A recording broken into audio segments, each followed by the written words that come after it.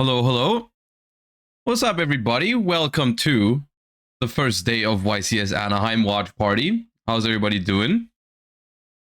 Sorry for no stream yesterday. I was a little sick. I'm still a little sick, but I think I'm gonna be okay today. I don't know if you can tell from my voice. I don't know if it sounds a little different than usual, but I spent all of yesterday and half of today in bed, but I'm doing a little better now, so I'm ready for some YCS Anaheim watch party action. The time zone difference to Anaheim for me is quite big. I believe I'm 9 hours ahead of California, so we'll see. We'll see how long we'll make it today, because I'm if I had to guess, I would say the first day is probably gonna be done by like 6 a.m. or something in my time. So I don't know. We'll see. But I'm excited for it because of a few things. So I mean, of course, I'm a fan of the format right now, so I'm interested to see what's going on over there. We had YCS Lille last weekend, and YCS Anaheim this weekend is going to show us the US side of the format, basically. Is it going to be similar to YCS Lille, or are there going to be some differences? And of course, like we've already talked about in a previous stream, this format is going to last a while. Like, this is basically the same format we're going to have for YCS Bologna as well in a few weeks. I think Bologna is like 7 weeks from now or something. So, yeah, that's going to be something. Just for the people that are wondering, we're gonna start soon. They posted this like 23 minutes ago, so it's supposed to start in 7 minutes. We'll see if they are on time, but yeah. So yes, I will be going to YCS Bologna. Yes. So before we talk about what to expect today, let me thank some of the subs that have gotten in here early. Thank you, Sawyer Cook. Thank you, Tagless. Thank you, A Rock. Thank you, Henbro, Jose TCG, Linus Link, the Robot Chicken MLP, Prickles, Echa Moppy, Awesome TY Dude, Stas for Real, Yumo, Kamalama, Alessio Pizzulo, Xenoy, Europa Boy, Terror Drac, Shadow of Maliss, and Voldemort. Thank you all so much for the support. I appreciate that. And Jordan. Thank you, Jordan. All right. Yeah. I bet the bounty duelists this year are really handsome. I thought you wanted to play Genesys, Stevie. Did you end up deciding to play the main event? I mean, I would honestly, speaking of Genesys, I was talking to Stevie yesterday, and Stevie said he might play Genesys over the main event because he's got some devious last turn shenanigans. Maybe it's better if you don't, actually. Maybe it's better if you don't do some last turn shenanigans in the Genesys Open. Speaking of Genesys, I really, really hope we're going to see some Genesys format on stream. I think we will, but I have no further information on that. But I would be shocked if they wouldn't promote it at least a little bit on this live stream. Like, I'm sure we're going to see some Genesys action. I've been playing some Genesys yesterday while I was sick.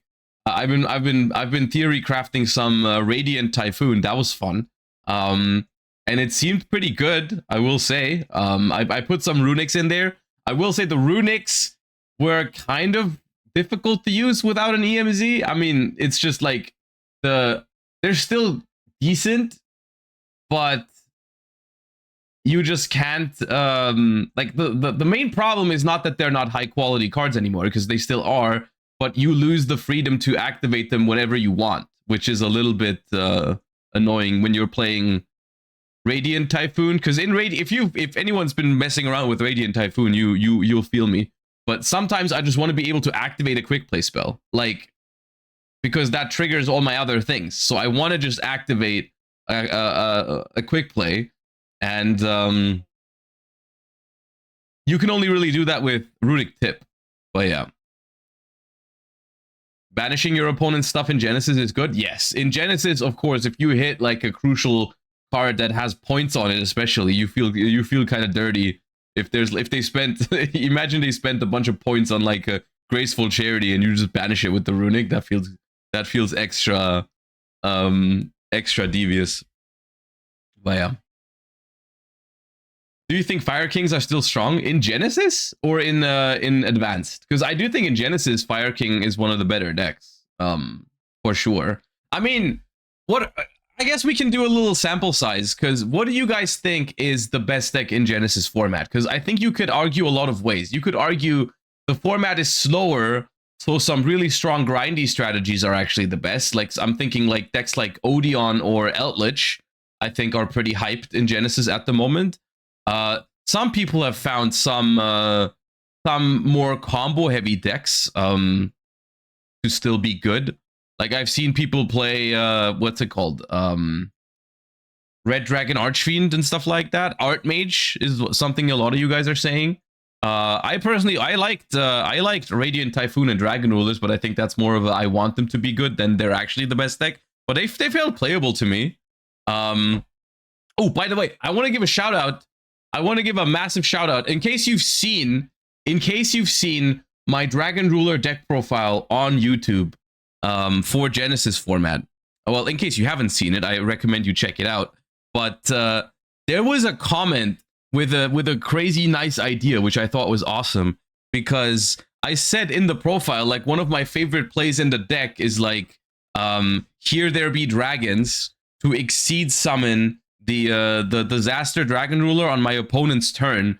And I said, like, unfortunately, Here There Be Dragons is not searchable, and even if you draw it in the end phase with Super Rejuvenation, which in theory is really easy to set up to draw a bunch of cards in the end phase, then you can't set it anymore because it's a quick play spell. Someone in my YouTube comments said, "Well, that's easy. Just play the new rank 7 from Doom of Dimensions." Hold up, let me pull it up, because I didn't know what I forgot what that card did. I know we read it at some point, but I forgot about it.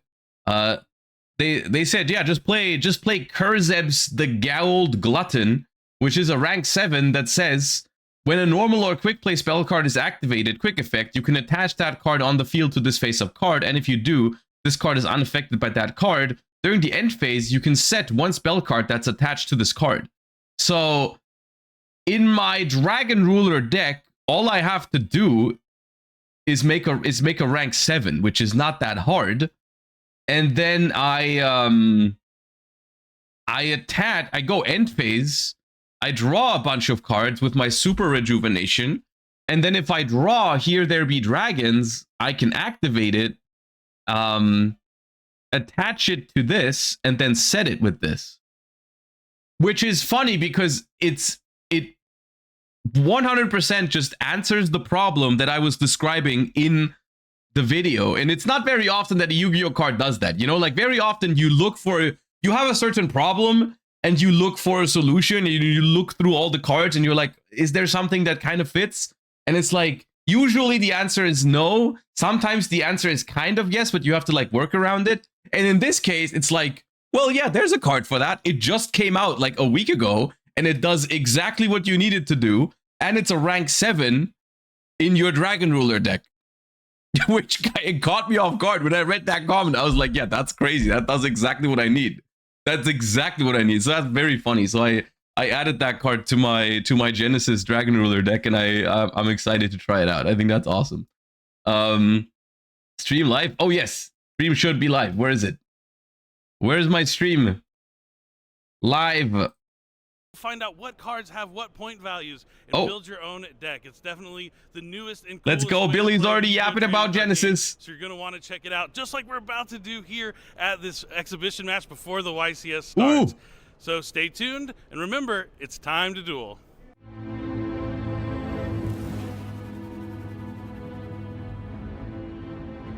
Dude, there's going to be Genesys content right off the bat. Let's go.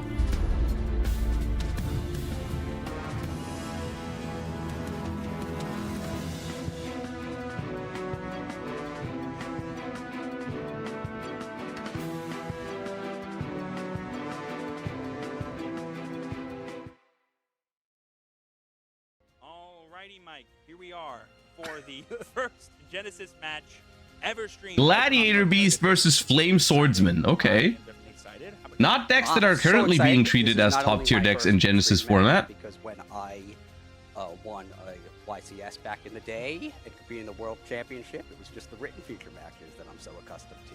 Dude, I think it's So cool that I'm Michael so Kohanem excited. is playing And Glad. I'm Didn't Michael Kohanem win a especially excited Shonen that Jump with you are Gladiator my Beast? first Genesys opponent. Well, now I kind of feel bad. Your first time on feature is going to be your first time losing on feature as well. Oh, Oh, I don't think so. no. As always, we decide, no matter what format it is, Advanced or Genesis, who's going first. High or low, my friend? High roll. That's a 3. Pretty average. for 3. dice. And that's a 4. It's a tough decision. Can be. But I will go first. Okay. I don't know the format well enough to know whether first or second is advantageous. But You're playing first is Gladiator Beast. safer. Surely you need a battle phase, Let's From right? the history of Yu-Gi-Oh. Right, y'all? Yeah, Gladiator you Beast can't go revolves wrong all with around the first, battle but phase. They're denies you the gonna... first opportunity to kind of interact with you, whether I have non-engine or not. Okay. So, I got a pretty good hand. Okay. Let's see it then. I open with Gladiator Beast Gistel, so I activate its effect by revealing it and... Oh, Augustus Gistel is special summon custom. both from my hand. I should have guessed the Glad Boy was on Glad. It still is custom. Summon to Gistel's fine. Okay, so Gistel and Augustus hit the field. Gistel's effect activates How does on the Glad field, even allowing work you to without add links? Gladiator spell or To, trap okay, from my look, deck. You got it, my friend. I know that's a valid question, but as a boomer, I just want it to be known that that question hurt me deep inside, okay? Because that deck was meta Right, so Gladiator Rejection costs for 6 years points. It was actually 20 initially. and got before rid of that. I feel like that's kind of disrespectful to the entire Gladiator Beast archetype. Are we in The question that you just asked right now. I want you to know I that your sure question is did. probably I think I'm gonna use one valid, of my pointed cards but and resolve roll and it lock. still hurt. It cost me a sweet 5 points, but now for the rest of this turn, neither of us can add cards to the deck. Bro, he got Not drolled in the first Not a Genesis problem, match the rejection immediately. was the only card I needed. Oh no. So I am going to activate Gladiator Rejection. So Right. now my Gladiator Beast can't be targeted except during the battle phase. And if I special summon a Gladiator Beast from my deck, I get to special summon another one that has a different type from the monsters I control. You know, I know we love tagging out, but tagging out for 2? Free real estate. All right, that's good. Well, it gets better because Test Bear does that. So Oh. I'm About going to getting normal 2 for 1. summon it. Wait, Yeah, So- normal summon Test Bear's fine. It's a lot like Test Tiger, except it sends the monster back as a cost. But then don't gets you have 2 to instead of control 1. a So I'm going to Gladiator tribute Beast that to was Test special Bear, from the Mhm. deck Send back Gistel. for Yes. Test Bear? And I ask the important question of, does it resolve? It does indeed. Yeah. Oh, just what I wanted. Bro. Oh, he normal summoned it. Ah. Which 2 do you get? I know you already have at least one high level one. And Okay. I was about to scream. So, there we So- see Noxer. Admittedly, it would have been crazy if literally action number 3 on the first official Genesis showcase match Yeah, so this one is would have been an basically illegal special summon of Gladiator Test Bear. Gotcha. Adarix actually sends But the yes, Gladiator no, Beast of from my course, main deck or he extra normal deck summoned at it. cost and My copies bad. the My level. bad. Copy. Okay. And copies the level and name as the effect. Gotcha. So I'm going to do Chainlink 1, Chainlink 2. Right. If you ask me as a boomer, none of these are actually Gladiator Beasts. Since I special summon both from the deck. Right. That's all fine. I don't so as a accept cost them as for gla- Adarix, as sorry, Gladiator Beasts. I do not. Well, I'm actually gonna Octavius send technically Esadari existed from my back then. Extra deck to the graveyard, so it becomes level Ooh, 5. Esadari, I know that Nothing one. to read there. Multi-rare. Look at that. Nothing to read. He has no effect. But he's pretty. He kind of has an effect. He's summoned by shuffling 2 on field glass Yes. into the deck. All that's fine. Chain resolves. Okay, so rejection will activate. Since I don't have a Sea Serpent, I'm actually going to special summon. You're telling me they're using the layout with EMZ to showcase Genesis? Bro, who cares? And It's I just the am regular going to feature match table that they're send- using for the YCS. Who cares that there's 2 zones? Let's see. I'll send Bestiary to the They're just not using them. Okay. Okay. Doesn't matter who I send with Noxious. He's level 5 either way. I'm Bestiari! going to fuse Adarix with Noxious. We're gonna contact fuse. Yep. By returning to the deck, I can summon my 20-point card, Gladiator Beast Tamer Editor, Oh, there he is. and it'll activate its effect. Wait, so didn't they put like crazy points on Gladiator Beast for some reason? That's correct. Alrighty, it's good. Let me... So I am going to summon Gladiator Genesis Beast. format, Right, and then this one, I believe. Gladiator Beast. Dude, guys, Zeris has It's a monster points effect that's and not destroys the card. okay. Gotcha. I also choose your attack target. Right, right. It's like a. What was the I name of that understand, old, okay, level 5 beat Tamer monster? Editor being some points, or Gladiator Proving Ground. Like, if Yeah. they've got crazy Cards combos, sure. 1700 Guy attacks, really Zeris? good on the playgrounds of Yu-Gi-Oh for me back in the day. I'll fuse Vespasius with... Geyserus has 20 points? There's and no I shot. actually am playing 2 Tamer Editors. Both It's fall. probably his fault. Okay, so that part is probably true, right? Because Yeah, 55 for points, a large actually. portion of the I like when initial points are list, in the like extra deck, or certain I cards think that it's you can because get of from their the effects. they have a can limited see amount those of point value internal cards more testing frequently. that they've done since they've had the idea of Genesis format, Yeah, and I some can- of I their can decks get like it frequently. So I feel like I'm some of the spending decks that points on they've something played well just worth it. Right. So I'm gonna use I the think next they Tamer assumed Editor. were pretty powerful, which I'm gonna be honest with you, I think the Gladiator Beast points are gonna go down It's a eventually. little tougher. I think I'm going to... Even though, I mean, this board does Part of me wants to this summon kind of look Arlecchino, so I can it use looks kind of nice. Like maybe it cards I is wanna send to powerful. my back row.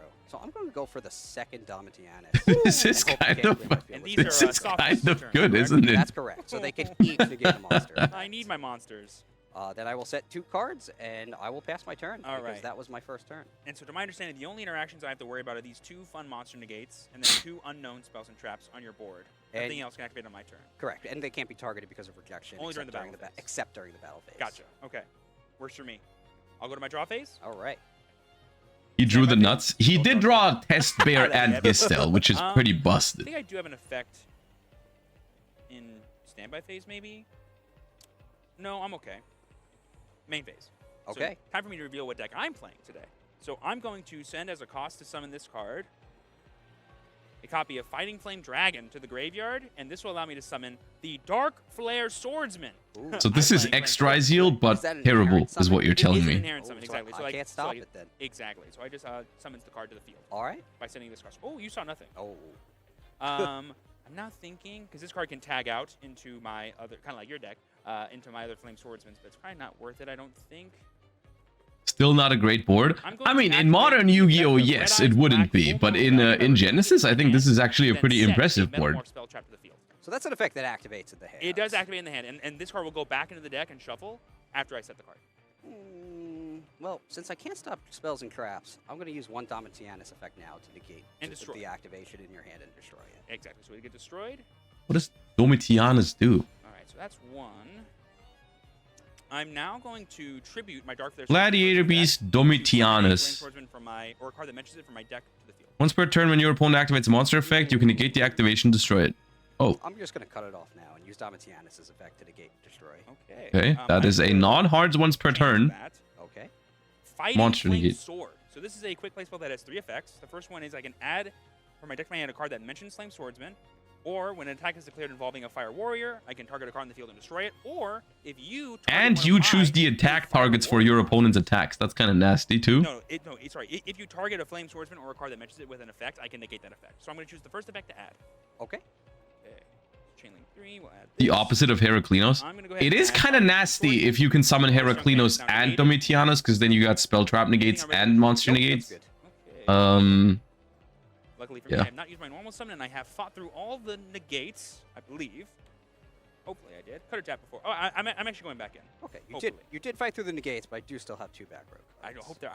hope they're very, very bad. I'm going to normal summon Fighting Flame Swordsman. So how many cards did we have I to can use add to a, make that Flame Gladiator Swordsman Beast spell trap board? to my Sure. hand. It was Gistel, Octavius, and Test Bear, and then like 2 unknowns in Flame hand. Swords Realm. So a This is 3-card the card that I combo. use to access Flame Swordsman without need to actually play Fire Manipulator or Masaki Legendary Swordsman in my deck. Basically has a lot of effects. The big one is that I can basically send any monster from my hand or face of field to the graveyard to summon Flame Swordsman. Also, when any attack happens, I can reduce one of my Fire Warriors by 1,000 to increase my entire board by 1,000. Okay. So it goes in my hand.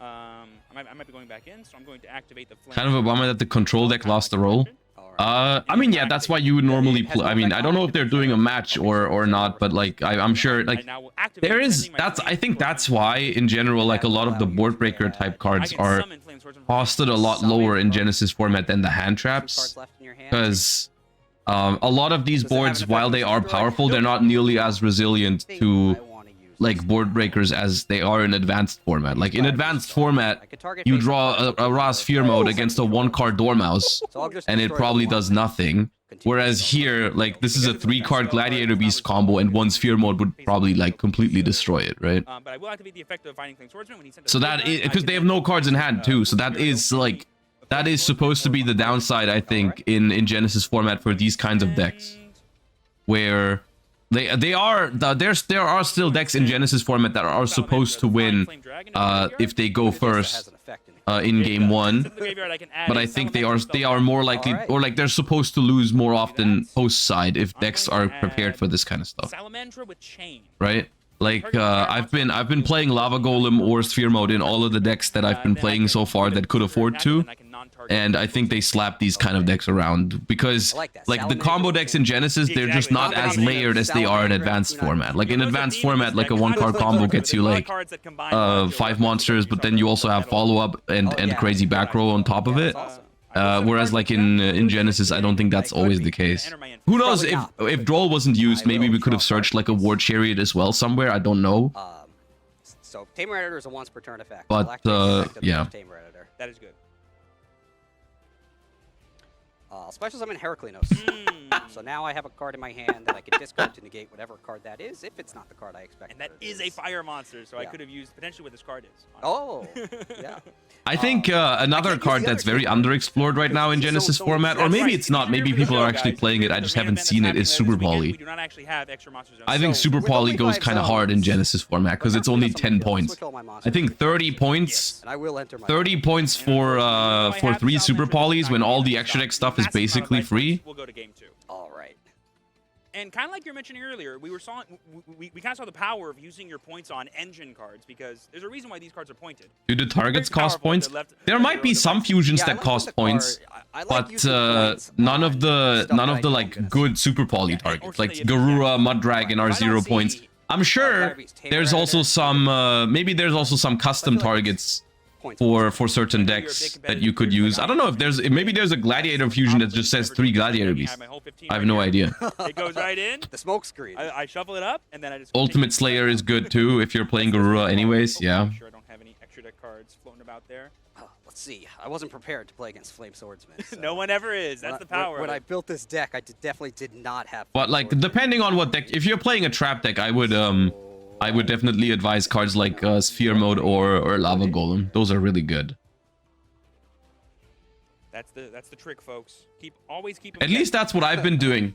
What I've been doing so far is like I've been siding back row removal for the trap decks like Twin Twister or Cosmic. I've been siding only my side deck cards will give me value. board breakers for the heavy combo decks like Lava Golem or Sphere Mode. But you could also do Dark Ruler or Ultimate Slayer or Super Poly depending on your deck. And then I've been using the last couple of slots for just like some good stuff like DD Crow, Skullmeister, Rescue Ace Impulse kind of stuff, right? That's been what I've been doing for a lot of my side decks. Because I was just like so terrified of all the really powerful things people can do with a quote unquote like. Thoughts about Hate Runate against trap decks? You could, but I feel like it would require your deck to be really explosive. You know what I mean? Like I feel like if you're Hate Runating and then you're not fully capitalizing on that one turn and then they get to reset all their stuff, I think that's kind of bad. Like you would have, if you're playing a combo deck, it probably makes sense. Consider it for future. I mean, I know you're confident after winning game 1, but we might go to a game 3. So you giving me side deck information? Well, if I lose game 2 and go first in game 3, Hate Runate into OTK sounds like a good plan. It does, yeah. Speaking of which, I would choose to go first in game 2. If your deck can do it, then yeah.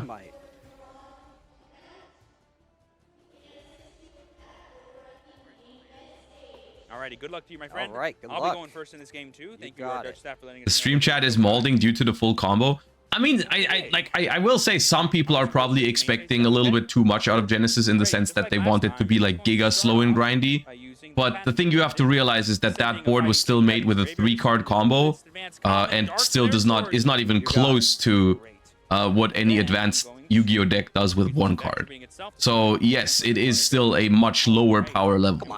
What happened there, even though it was a strong combo, but it is no comparison to any advanced modern Yu-Gi-Oh deck. Immediately activate it and sending my Flame Swordsman for cost to summon the man, the myth, the legend himself, the Flame Swordsman. And I want to tell you how much is Nibiru in Genesis? Nibiru is 10 points. because he's just a regular guy with a really big sword.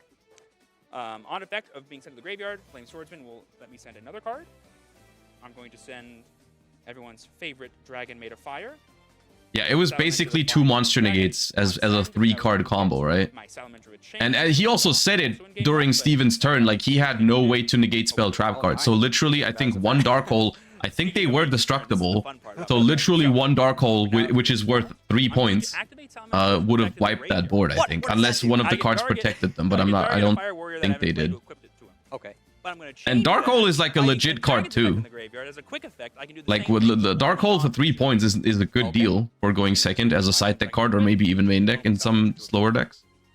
I'm then going to take both of my monsters. I could see people play Dark Hole. In fact, I have seen people play Dark Hole. Snake Eyes Doomed Dragon. Oh, I don't think I like when my opponent does that. Again, I played Dragon Rulers against a friend of mine, and I made Chasma and Eclipse, and they went Kaiju my Eclipse and then Dark Hole. That hurt. It's still a once per turn effect, but in the future I can Very cool. Does that have a quick effect?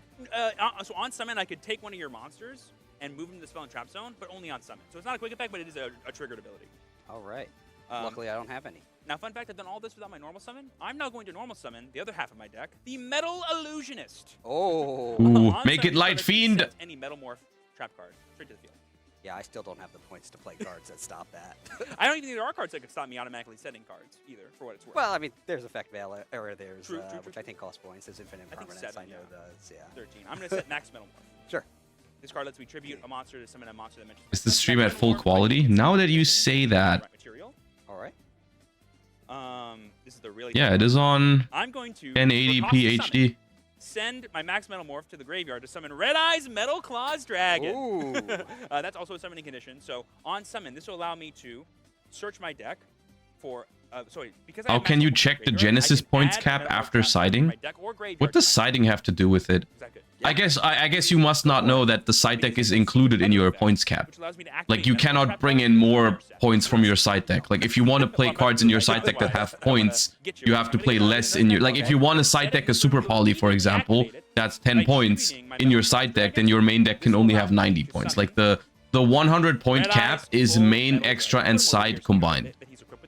Okay. He has a total of 3,800 attack and 2,800 defense. He cannot be the target of your spell cards or monster effects, and he can't be destroyed by your monster effects either, or spell cards. But Max Metal Morph can be. Exactly. This card is as weak as they come, but this card is kind of invincible right now.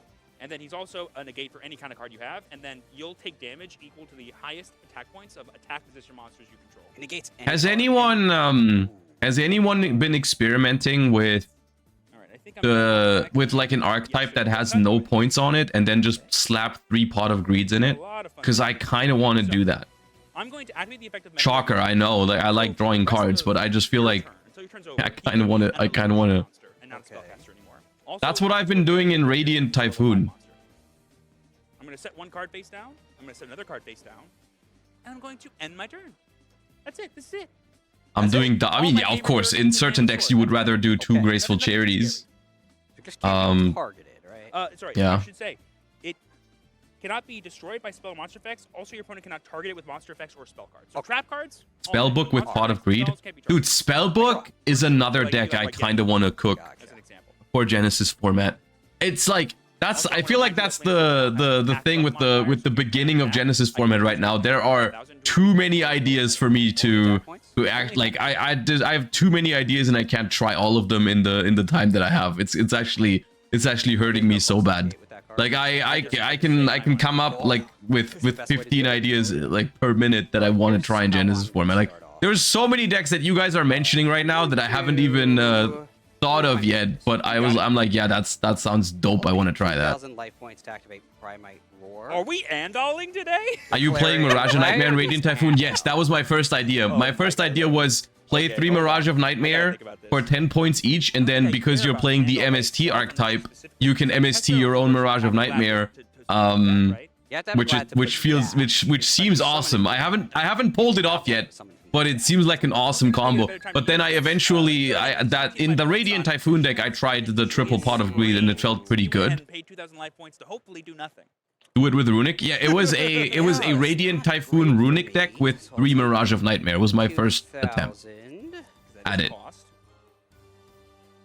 then Putting all your points on only 3 cards instead of a full engine, full lineup of non-engine. See, I don't know. It depends. If you're playing a deck that is very engine heavy anyways, and you can't, like, some decks can't fit 15 non-engine, so why would you play like 15 non-engine with like 5 to 10 points each if your deck doesn't even, like, if you want to play an engine heavy deck anyways?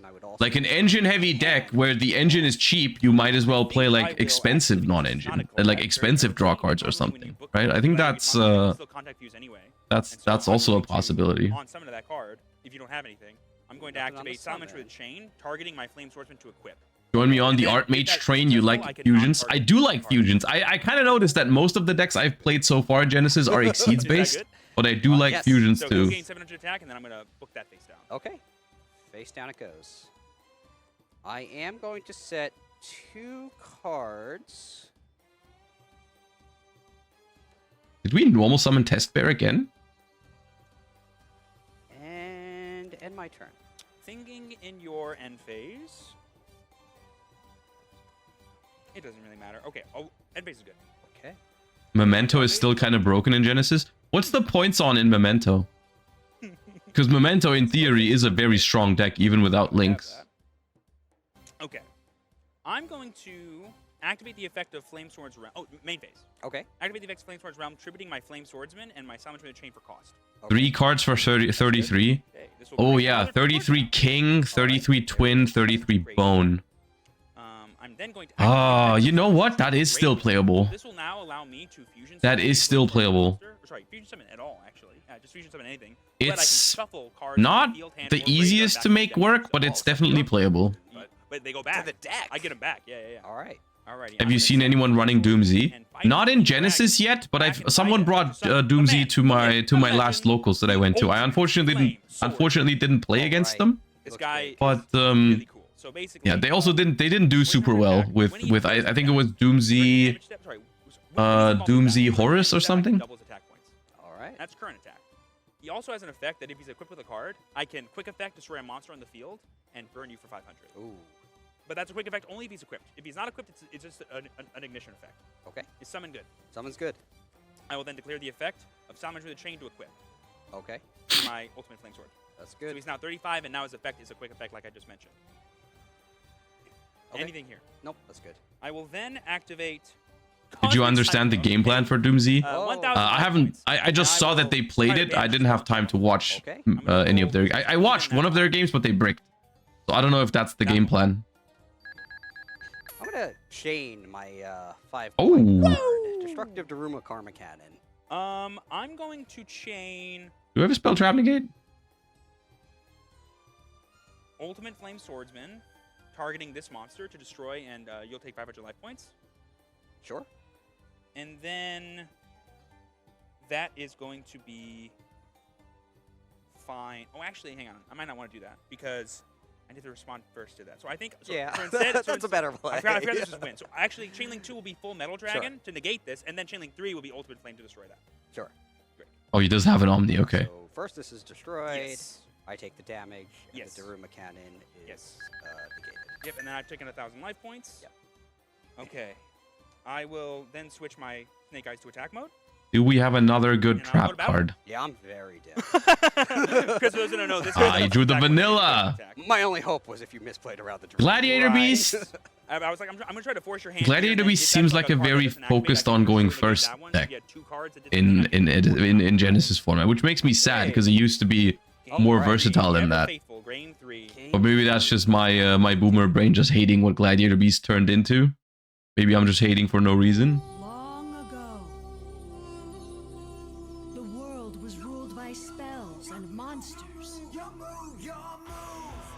What about traps? Thousands What is of this? years have passed, and the world needs a new champion. Who will be crowned champion? We will know your name.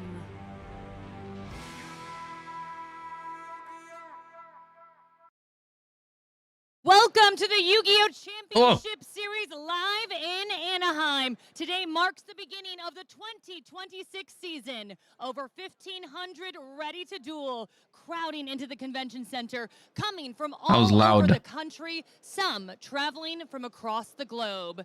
But who will make it to day 2? YCS is about so much more than that, though. So many reuniting here, taking part in public events like Yu-Gi-Oh! Genesys, a new way to play with an OG style. We got the Dragon Duels, win a mat. But hey, everybody, I am Jackie Jing. Super excited to be here. We're giving you a live look at the convention floor, and you can see duels already underway. But we got a big day ahead, so let's send it over to our casters. All right, thank you so much, Jackie. It's wonderful to have you here, and wonderful to have all these duelists in this room. How fast did playing he the get in the greatest booth? card game on the planet, Yu-Gi-Oh! I'm Billy Brake, and I couldn't be here without my good friend Michael Kahanam. Thanks for joining me here this weekend, Mike. Thanks for having me, Billy. It's always a privilege to do commentary with the legendary duelist himself, Billy Brake. Hey, thanks for hyping me up. You know, I need a little bit of that, a little boost before the morning. And I hope you guys are ready and got a little boost before the morning as well. It gets that coffee, gets you ready. We have a long day of dueling ahead of us. Mike, go ahead and walk me through the format of what's going to be playing out here at the YCS. So we're going to have 9 rounds of Swiss today. Oh, and each God, round 9 will be rounds. best 2 out of 3 with 50 minutes on the clock. Dude, it's almost 7:30 p.m. already. In day 2, we're going to have 5 additional Swiss rounds with 50 minutes on the clock. Only 14 rounds? Yeah, because it's less than 2,000 players. They say I think it's 1,600. Will be single elimination rounds, all of which are untimed best 2 out of 3.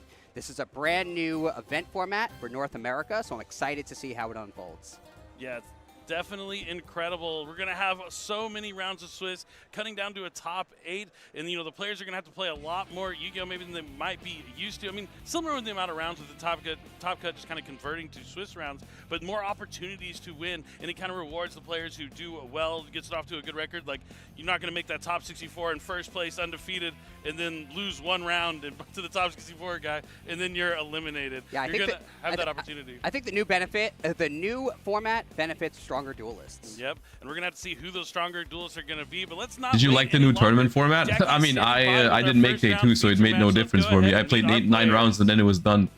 And we begin with the blue corner. Ooh, Clifton Land, let's go. Louisville, Kentucky, we have Clifton Land shouting out his wife, Kat. He says, "This one's for you." Some little cheers there, too.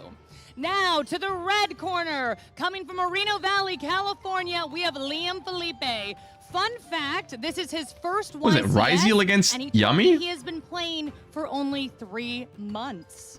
The novice versus the veteran. Was there another engine next to the Ryzeal? Thank you That's so just X much, Ryzeal. Jackie. That's right. Surely it's not pure Ryzeal. There's no way. Incredible start for Liam. Imagine that. First YCS, you're on a feature match. You're up against a veteran of the tournament scene. Clifton Land is one of those players who we have seen time and time again on the feature match stage. Even going back to just He's been playing Onomat online? Ah, okay. Onomat Ryzeal, huh? Win and go to Worlds, he lost. Onomat Ryzeal. But you know, he still had the main event, the NAWCQ, with a chance to go to Worlds, and he was once again in that win and in position in top 8, lost there, had another opportunity to win 2 more rounds to make it to Worlds, but ended up losing, but just mere inches away from going to the World All right, mods, can we get a prediction? Maybe we already have one. No, we don't. Numerous YCS mods! Events, gotten close, but has never had that opportunity. Do we have mods here right now? I have no idea. But he is definitely a duelist to watch out for here in the 2026 season. Yeah, he's a big name in the Yu-Gi-Oh! Community, and I think a YCS trophy this weekend might soften the blow of not qualifying for the World Championship and just barely missing out. But his opponent here has a tremendous opportunity to beat one of the titans in the game, after playing for only 3 months. So I think no matter what happens, this will be a very memorable match for Liam. Yeah, definitely. I mean, it could be a little overwhelming, but you got to approach it just like any other duel. The bright lights, the stage, your friends are probably out there watching. You see kind of like taking in the crowd, what it all looks like. We already have a crowd forming to watch this feature match here in our first round of the YCS, but he's going to have to take on just the Titan, the legend, Clifton Land. You know, I used to always call him Clifton, like the Midwest Master Land. That was the nickname, but maybe we just be Clifton the Legend Land from here on out. But we're gonna see. It's a good day for Billy. I can already tell. Liam is not. Billy's got the right energy today. He could have played a ton in those 3 months. He's bringing one of the more popular decks this weekend in Yummy. It's not an easy deck to pilot, so if he decided to bring it here this weekend, I'm assuming he's put the time and practice in. And, you know, we can look at their deck list. I'm not going to give away any of their secrets, but it definitely looks really solid here on the paper. Yeah, I think Clifton definitely has the advantage on experience, but when you look at the actual matchup, Ryzeal versus Yummy, which would you think is favored? Because I feel like we've seen Yummy decks displace Ryzeal in the metagame lately. It really has seemed that way. Ryzeal is a surprise. Not one of the decks that I would expect to see a ton of this weekend. Still, you know, a viable strategy. It had a lot of power on that last Forbidden Limited list, though. It did get that extra Ryzeal limited to 1. But, you know, Clifton's out here using it. He's kind of known for using not the best, or what the public views as the best deck, but he is more so gravitates to whatever strategy he is the most comfortable with. We've seen him use Branded a lot in the past. He was one of the first players to bring Memento to a tournament and have success with it at YCS Sacramento. But we're going to have to see how he's going to do with Ryzeal here in game number 1 of our first I feel like if it's actually Ryzeal, in order to really have a chance against Yummy, I feel like you have to go first. I feel like Yummy should... the Yummy board should be very hard to crack for Ryzeal. Looks like but we'll see. Are about to begin. I'm just so excited. The last time, you know, I was here behind the desk commentating, it was because the Yummy interruption, I think they fare pretty well against Ryzeal. The books and stuff. Well, booking and popping and bouncing back the hand, like it's really tough. So it's a brand new format, and I'm so excited to be here and be a part of the community and everyone watching at home. And we're hopefully gonna have some amazing duels here at YCS Anaheim this weekend. This is just the beginning. Yeah, there's new structure, new tournament structure, new end of time rules. And there we go. We go first.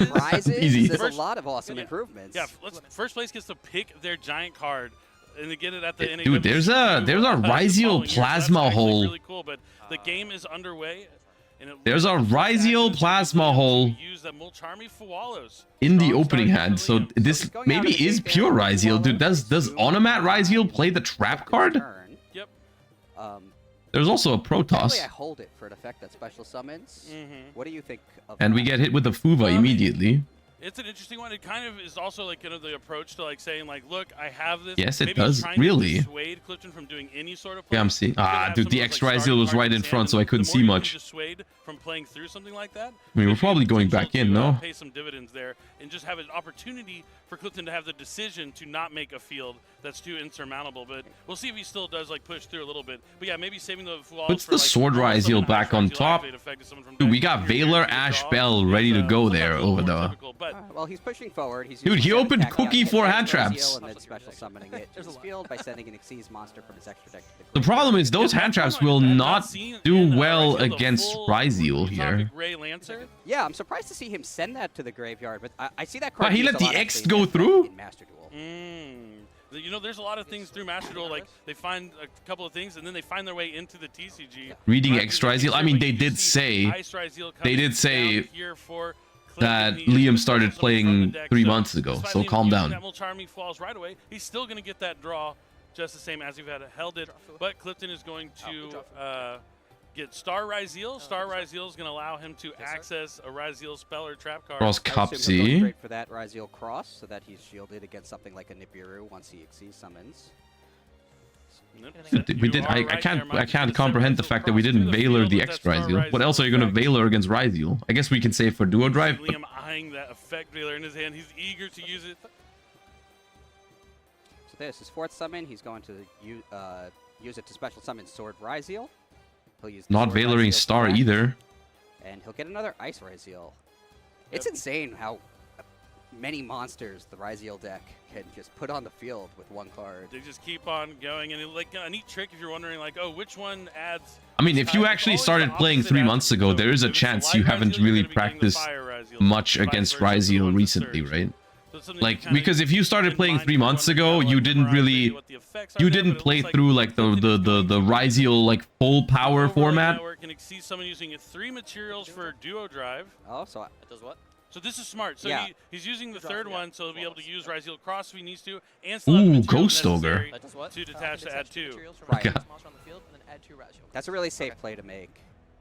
So now even something like Nibiru won't stop him. I mean, even that Effect Valor that we see in his hand, the Ghost Ogre in his he just doesn't use any of them. The cross could stop. Yeah, he does have a combination. He could. Bro, he's got Ghost 5 Ogre hand to traps. The effect Veiler here to duo drive. That's what I would have expected he do, because if the materials don't Do your attack, thing, he man. can drive the 2 cards from the deck. But it doesn't look like he's doing that. He could be saving his Ghost Ogre, so when Clifton uses the effect of Ryzeal Cross to shuffle back materials, he can use the Ghost Ogre on the cross, potentially, but then the cross would negate the Ghost Ogre. Yeah.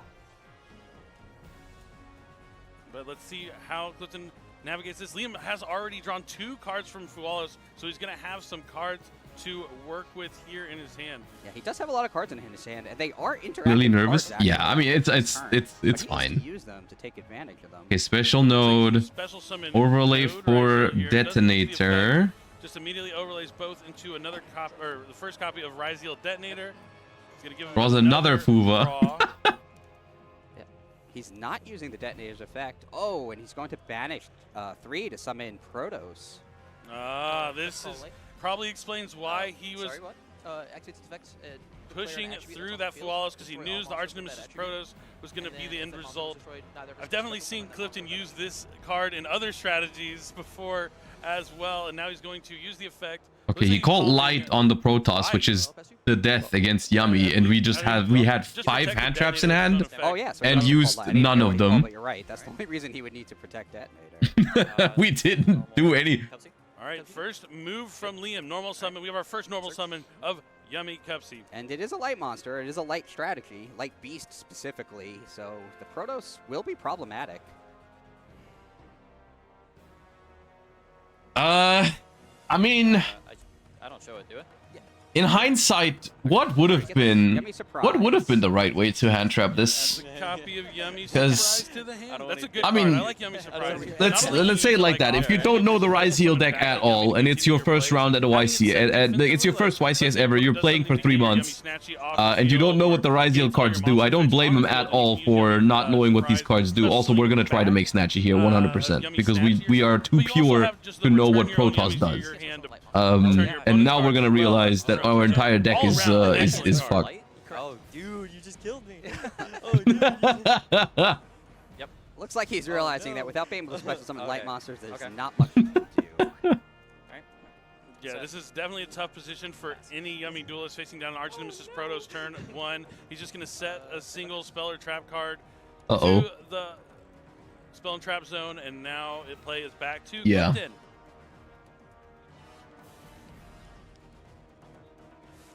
I don't think. Yep. Okay. That'll kill all light monsters. Yep. All right, so it's going to draw all light monsters, but of course Detonator will be protected. Those are getting where? They'll go to the bottom of the deck and I'll draw a card. Okay. Yep.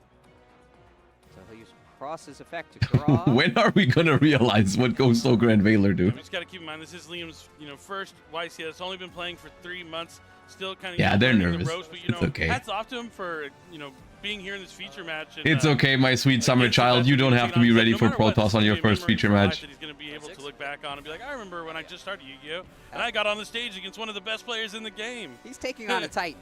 Yeah, exactly.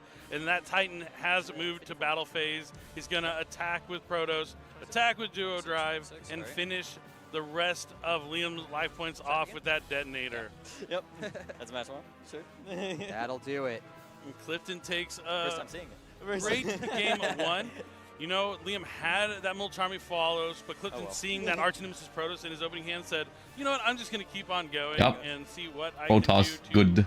get to that Protoss and hopefully stop your strategy. That makes sense, because no matter how many cards Liam drew, you have to assume the majority of them will be light monsters or cards that special summon light monsters, which the Protoss stops.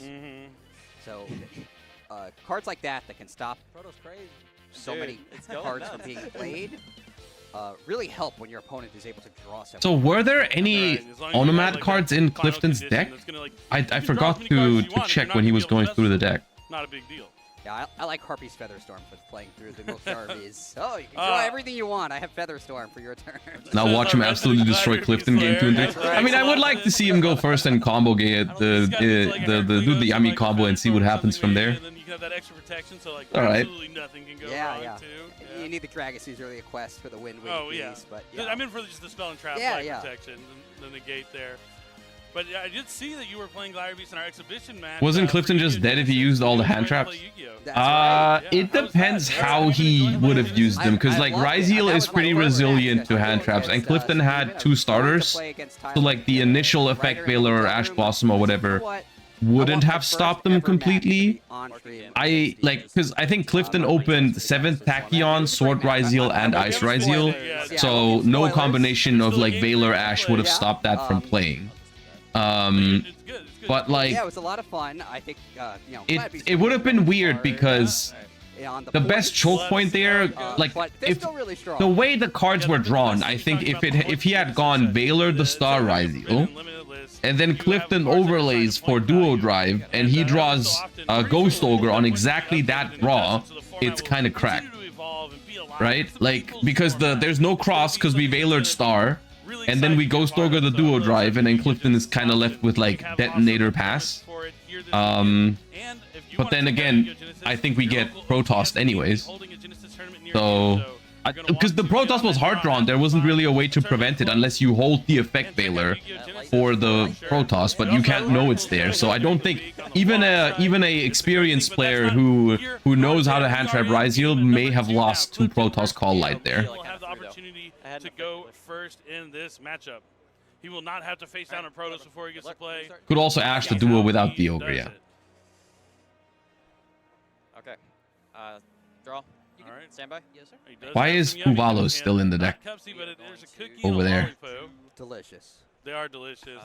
It's kind of like the Mendolce problem. Like when Mendolce's first came out, I would be hungry playing. They both have Fuva in hand, but Clifton's is going to be a lot better here. Always kind of have that same thing. Even though they're plushes, they still look cute and delicious. It's so adorable. Definitely. Cross-out target? It could be a cross-out target. It's not impossible. It's like the crane game, actually, like trying to like. Does not necessarily have to be a mistake. It's so cool. And then there is the crane itself, Yummy Snatchy. So he starts with the Lollipo, and it looks like Clifton used Wallows. How many points is Jackpot 7? What, in Genesys format? I don't know, actually. All right, Liam tried to use the effect. Not on the list. To place a field spell from the deck onto the field.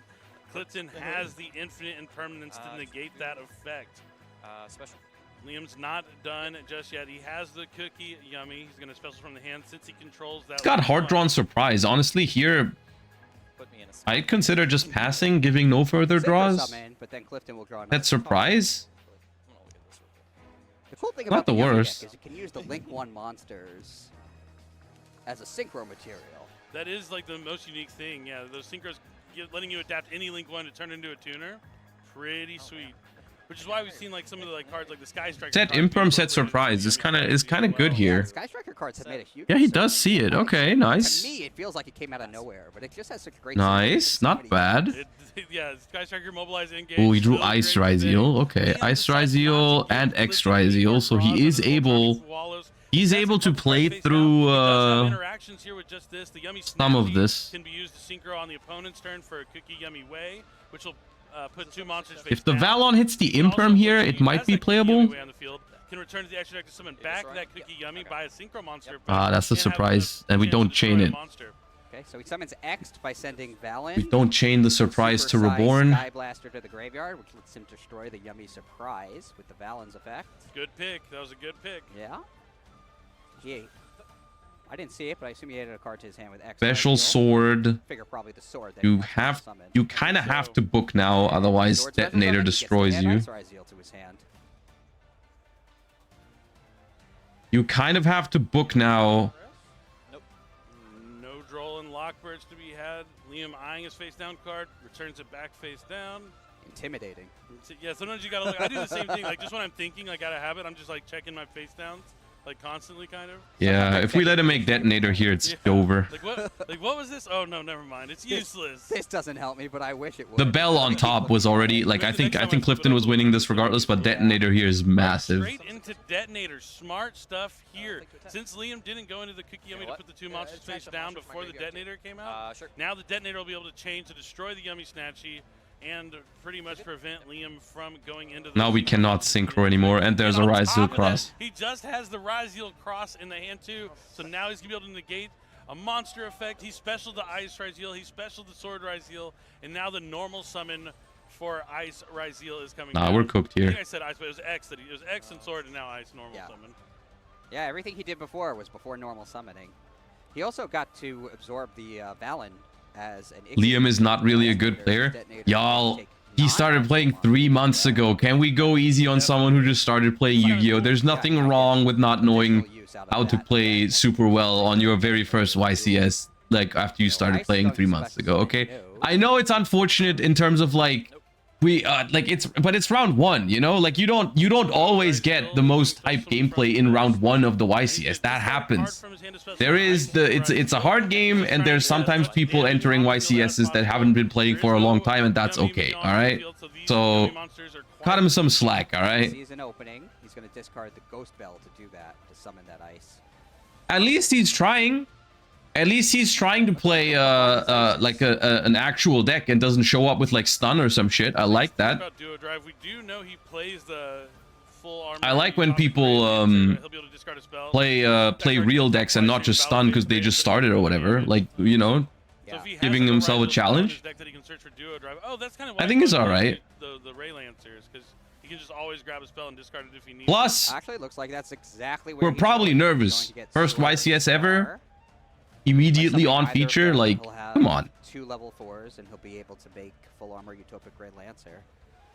Oh, he didn't take a spell though. Yeah, he would need to have like another spell in deck to do. Also, we're not interrupting properly here, but we did make the proper turn 1 play. I just want to say that. We did think about like, should we make a synchro after the Fuba, but we made the half board and everything. Like, that was fine. Star Ryzeal is going to detach a material from his Xyz monster, so he can special summon Star Ryzeal. Then he's going to overlay all 3 of those. For Laplation, Primathneck Laplation, similar to Trishula, it's going to take a card out of Liam's hand, a card off his field. I'll send the Snatchy. I'll send this. Oh, and a card in the spell trap zone I'll roll too. for the card in your hand. Okay. He only has one card in hand, right? One in hand. Yeah, looks like it. That's brutal. Tragic.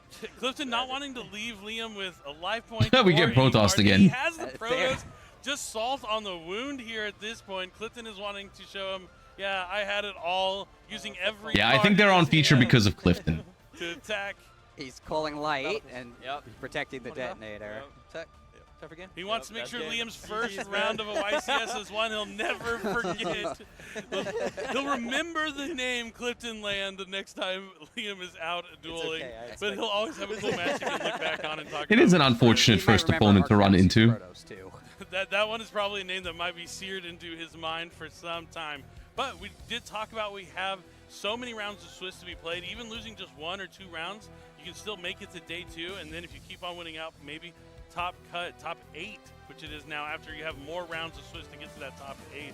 But this is just round 1, but this is where Clifton wants to be with that first round victory. Unfortunately, the fresh face, Liam, gonna have to move on with 1 loss, but he's definitely gonna be able to go back with his friends. Maybe his friends are watching. They kind of Okay, pure Ryzeal, huh? Where he could have improved potentially, things he could learn as the tournament goes, which is why Pure Ryzeal in this economy, huh? For the tournament.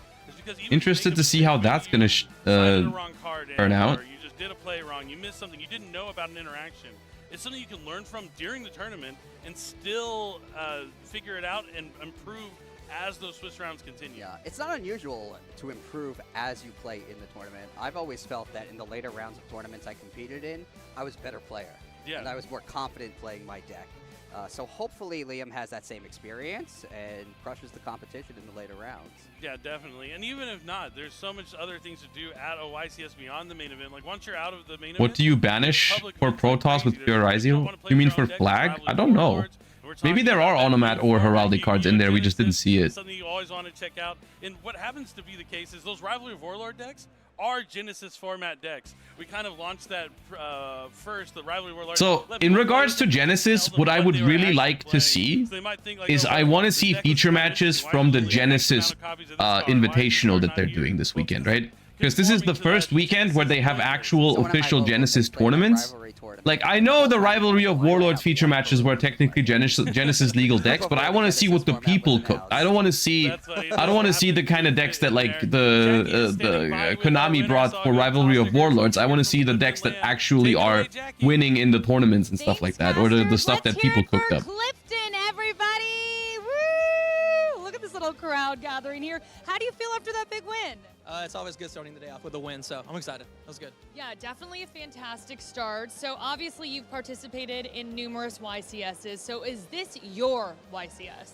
Every time I say that, it ends up not being, so I get so close. So I'm not going to jinx it this time. I'm not. What was No your comment, first no deck comment. you brought to a YCS? Okay. I do X wanna ask Sabers. you about It why YCS Ryzeal. A lot of book people taking that out of the 2010 The format's really wide or open 11? right now, 11, and I think. Ryzeal I don't know. can adapt to a lot of different game states, and it's super flexible, and it's very yeah, consistent, X-Saber. especially with the new tournament structure. I think that's very important. So I think it rewards good gameplay. So I think it's good for a long-round tournament. You're keeping it in the rotation. So Yummy, what were your thoughts when 2010, you saw yeah. it? A lot of eyes on that deck right now. Yeah. No, Yummy's super solid, but I really, really like the matchup. Detonator is super, super good into the cards. And also, that's why I'm main decking Protoss, as you saw in our match. Just being able to call light and murder the board is super, super effective. Okay, awesome. So what is your strategy then for the rest of the YCS? Did you go undefeated? Hopefully No, I just I made keep day 2 though. turboing I was pretty Protoss, happy with and that, but then, yeah. I'd been playing for a long time already because Anything you wanna say, we just Kat? I miss you, Kat. I wish you were here. we didn't Thank you have for all the support, YCS. of That was the very first And anything you YCS wanna in say to the Europe fans watching? in Thank you 2010. everyone for the support. You know, I'm getting closer and closer every time, so thank you for sticking with me. All right, thank you so much, Clifton. Gonna send it back to our casters. All right, thank you, Jackie. Clifton out here committing felonies on the feature match stage. But, great to see him, keeping that positive mentality. It can be difficult, to, get so close and not walk away with that trophy. But he has the right mentality, wants to fight back in it to win it, and doesn't want to, count his, eggs before they hatch, the chickens before they hatch. I don't know. However the phrase goes, he's definitely keeping cool, calm, and collected, not getting too big of a head You all before right? he gets ahead of himself. But we have something we want to share with you, some new information about upcoming events. That's right. We're going to, October 11th and 12th, Sao Paulo, Brazil is going Y'all, I need you to tell me when the first Genesys YCS is happening. I need more info on that because I might actually go, even though it's in the US. And then December 6th I'm kind of hyped for Genesys format. I'm thinking about going. For North America. What a great way to close out the year of 2025, but it's still going to be like the midpoint for the season of the 2025-2026 season. We're just underway. We're just getting started. We're just getting started with this tournament as well. We're going to have a lot of amazing duelists with exciting decks. It's in 2026, so probably not for a while. I mean, they get, first of all, 2026 is 2 months away, so, don't act like that's, an insane amount of time in the future. But, the US events usually get announced relatively far in advance.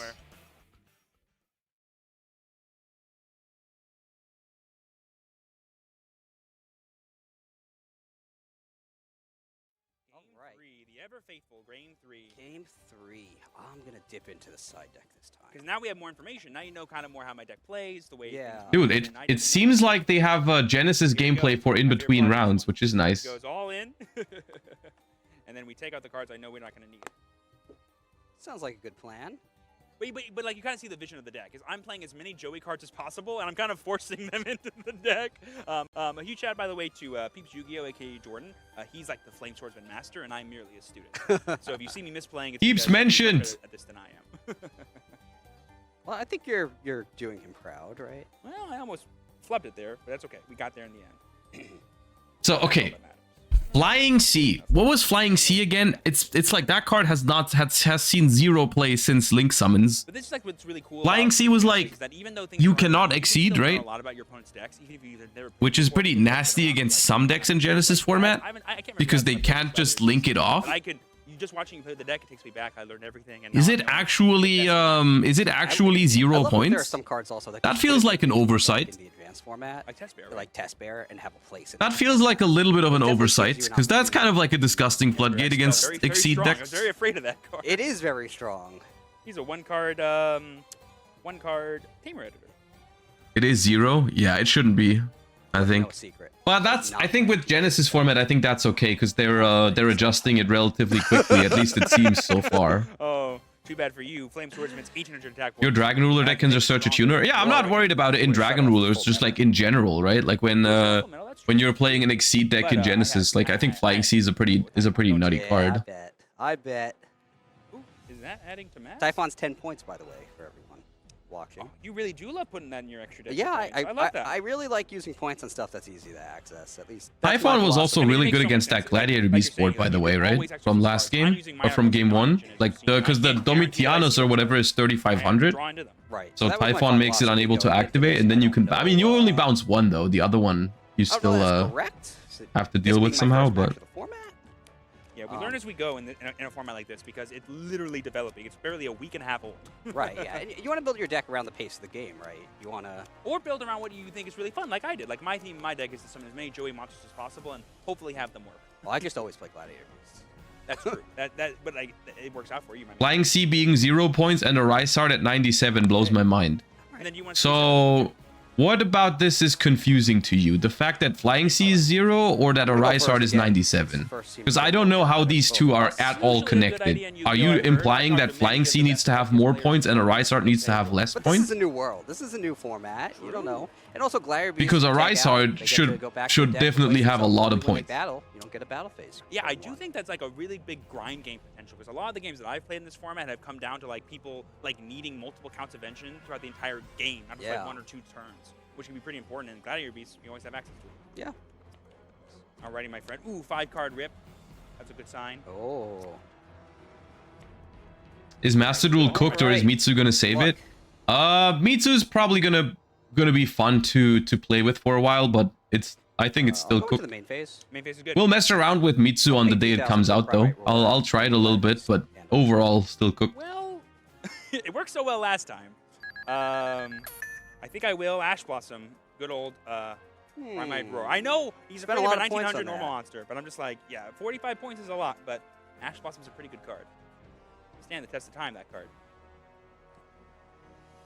Just reading my other copy to make sure I. Beamer, are you not playing in this Right, YCS? right. Might Those roar by life paying points. 2,000 Hang on, life is- points. Is the effect of Banish my normal summon, is that not once per turn either?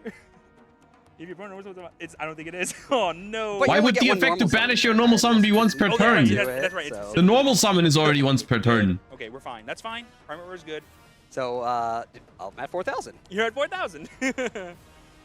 It's the Andal game. You know, one problem Oh. about now that I'm thinking about it, one problem about Wait, no, is this OG print? one problem about even know how many times Mitsurugi they in were. Master Duel is that I think Yeah, one that's Habakiri makes an exactly. Appaloosa I'm on like, summon say that 5 again? I can't remember. or 4, or 6. I don't know, but I like think it's Phantom. it makes an Appaloosa very early, Yeah, and you Andal can't came really later. Nibiru beforehand because then you're distributing Yeah, Mitsurugi obviously ritual came monsters after that'll come Gladiator's back. Assault and Phantom Darkness. Yeah, exactly. So, yeah. I'm going to. No, I'm pretty sure it's still cooked. Normal summon Wait, are you rest telling me Appo is a mistake? I'm gonna face down an army of Andals. Normal summon's fine. Activate effect. Yes, yes. Oh my Bro, goodness. what is the happening? Rabbit. Beautiful. Is this the QCR one? We're Rare playing too? Yeah, triple that's- Gladiator very Beast nice. Andal? Man, Yeah, this deck is so what's much prettier than mine. Now Oh I my have gosh. 3 Andals. So many bears. There's Test Bear and there's this bear. Oh my goodness. Okay. Where's the baller rabbit? Yeah, no football, bear, no dude. soccer rabbit. Oh my I god. can special summon it since I summoned a Gladiator Yes, Beast that's from my perfect. Oh deck. my That is god. perfect. Okay, we Yes, do have Lava triggers. Golem I'm though. gonna use Test Bear's effect to send I back did one of see a these. Lava Golem over there, so we'll see how That's that perfect. turns Well, out. it's not fine, but it's going to happen.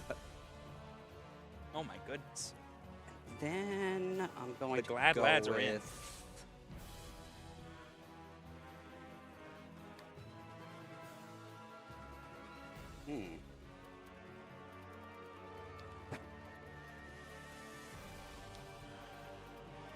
Like, Gistel's tempting because it gets me a card, but I think I'll just go with the simplest play here.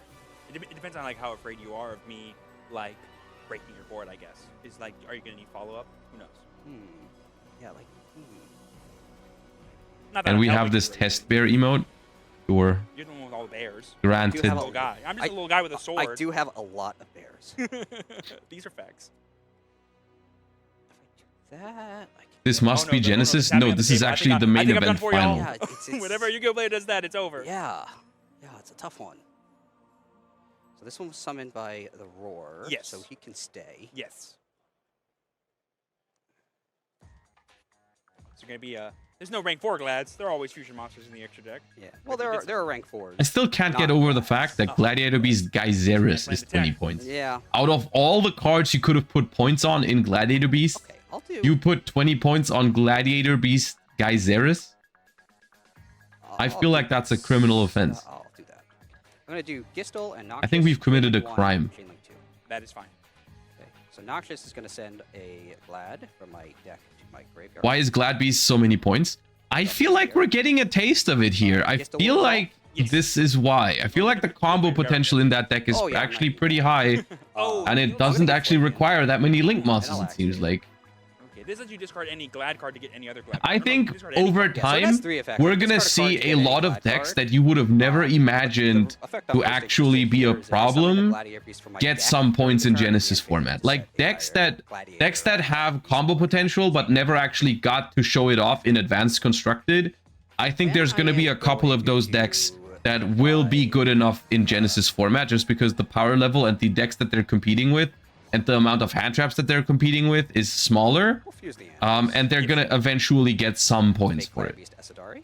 right? Like the Gladiator Beast deck is just one example of this. Like Yeah. what's going on He's right not gonna here? Like be here for long. No, because you can use him to make Tamer Editor. Because I'm going to use Esadari and Noxious to make the Tamer Editor. Look at the Master at work. And then I'll activate the Tamer Editor's effect. That is going to be good. And that lets me summon Domitianus. do you think they will give points to Paleo anymore? I think at this point that's just gonna depend on. I mean, we get And then enter the updates end phase? for. They said every 4 to 6 weeks, right? And so I think this like Gladiator weekend, YCS Anaheim is gonna be the first like. Let's Ooh, do counter we trap search as long War as it's Chariot? no That's Gladiator crazy. Beast that can negate the activation of a monster effect. This is gonna be the first weekend of Kinda like of Domitianus. Genesis events, right? Right. If Does it Archmage have a Gladiator Beast in play? wins the entire thing and like is the most played deck or whatever, I think they're gonna put some points on the Dark Archmage Hole's cards or coming. whatever. Like if Alright, people that is- play that's Paleo, it. then And remember Paleo is for gonna this, get points. I think that's the nice Gladiator, part about Genesis you format have if to it's get handled some Gladiator properly, Beasts for my is deck. they're gonna be relatively quick to adjust those decks. And the coolest part is that oh my god, we have Lava Golem Ultimate Slayer. I think that's kind of nutty. I think we might Okay. take apart this Tell me to board. do that. This is going to be a tough one, I think, team, but I think we can get there. Ooh. Gotta think about this for a second. You don't know my Dude, other I mean, background. Lava Golem, it might 2 of them, leave Oh, one of the that's the problem. fusions, activate Ultimate Slayer, send Garura or Entis, Okay. I guess it's a question of... pops off. No, this is nice. Okay. Stand by me. Okay. And that's only monster effects, correct? Monster effect, monster effect. Gotcha. So I'm going to start Don't off... forget, I have Primite Roar also. Yes. Oh, I got rid of my Andals. Yeah, because they go back to your deck. They my don't go in your mistake. graveyard. I need to keep him on the field to shuffle the Gistle back. Ooh. Oh. So this is not an effect. So I'm just going to go ahead and tribute these 2 monsters. To No, summon this why beautiful did you lava golem fusion on your this? side of the field. Why are we I'm, trip? Well, alright. dude, you, Actually, you, let's you make it just different. top decked an Ultimate Slayer. Ah, okay. Leave this one out there. Okay. Ah, Yeah, you can keep taking we're it. doing takebacks, yeah? We're doing takebacks. Okay, Alright. okay. So I'm I just see gonna how it set is. one over here. You got it. I see Then how it I'm is. going to activate Ultimate Slayer, targeting your Tamer Editor, What? to send for cost this Uh-huh, Garuda to uh-huh. shuffle it back into your extra deck. All right. It's Uh-huh. back. And now that we have no Gladiator Beast, Well, then takesies, I'll just also backsies. draw a You card draw a thanks card. to Garura. Interesting. Top deck Now there's Ash. no Gladiator Beasts, hopefully. No, So that's no gonna be glads. gone. I can't use the chariot. I'm now going to... if I've done it once, I've done it 3 times. Oh, you got I'm cooked. going to summon the boy Dark Flare Swordsman. Oh, man. Anything on summon. Nothing on summon. I will then declare the effect, tributing itself to summon a Flame Swordsman. Sure. Okay. That's exactly what I said during game 1 of this match. I said like Gladiator Beast is very likely to win game 1 going first, but there's very good cards in Genesis format to cook Got these it. setups. Because they're just not as layered. The combo decks in Genesis format are good, but they're not as layered. The myth, the legend. He's just the guy with a sword. I'm gonna summon Flame Swordsman. There he is. On effect to send. Sure. Let's go ahead and send Salamandra. Effect to add a Salamandra. There's one unknown trap card still. Also, I don't know what the field spell still does for Glad Beast.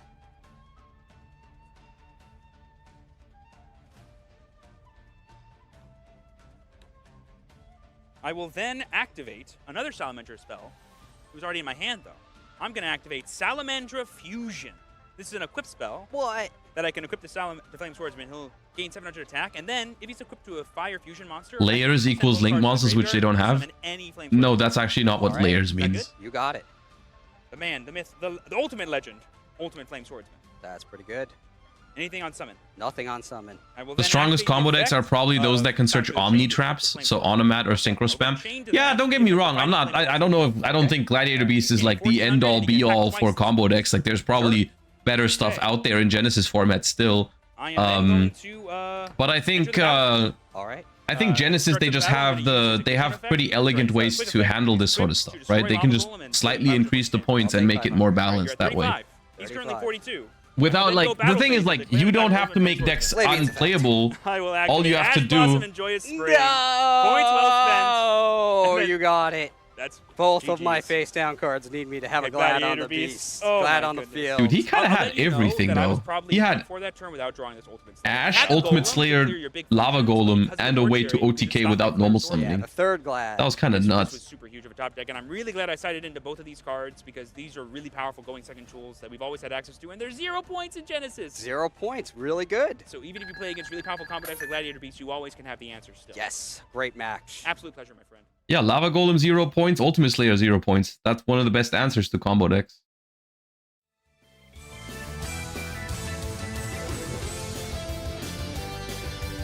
Is Gate Guardian good in Genesis? I would assume not a top deck, but definitely better than in Advanced Constructed.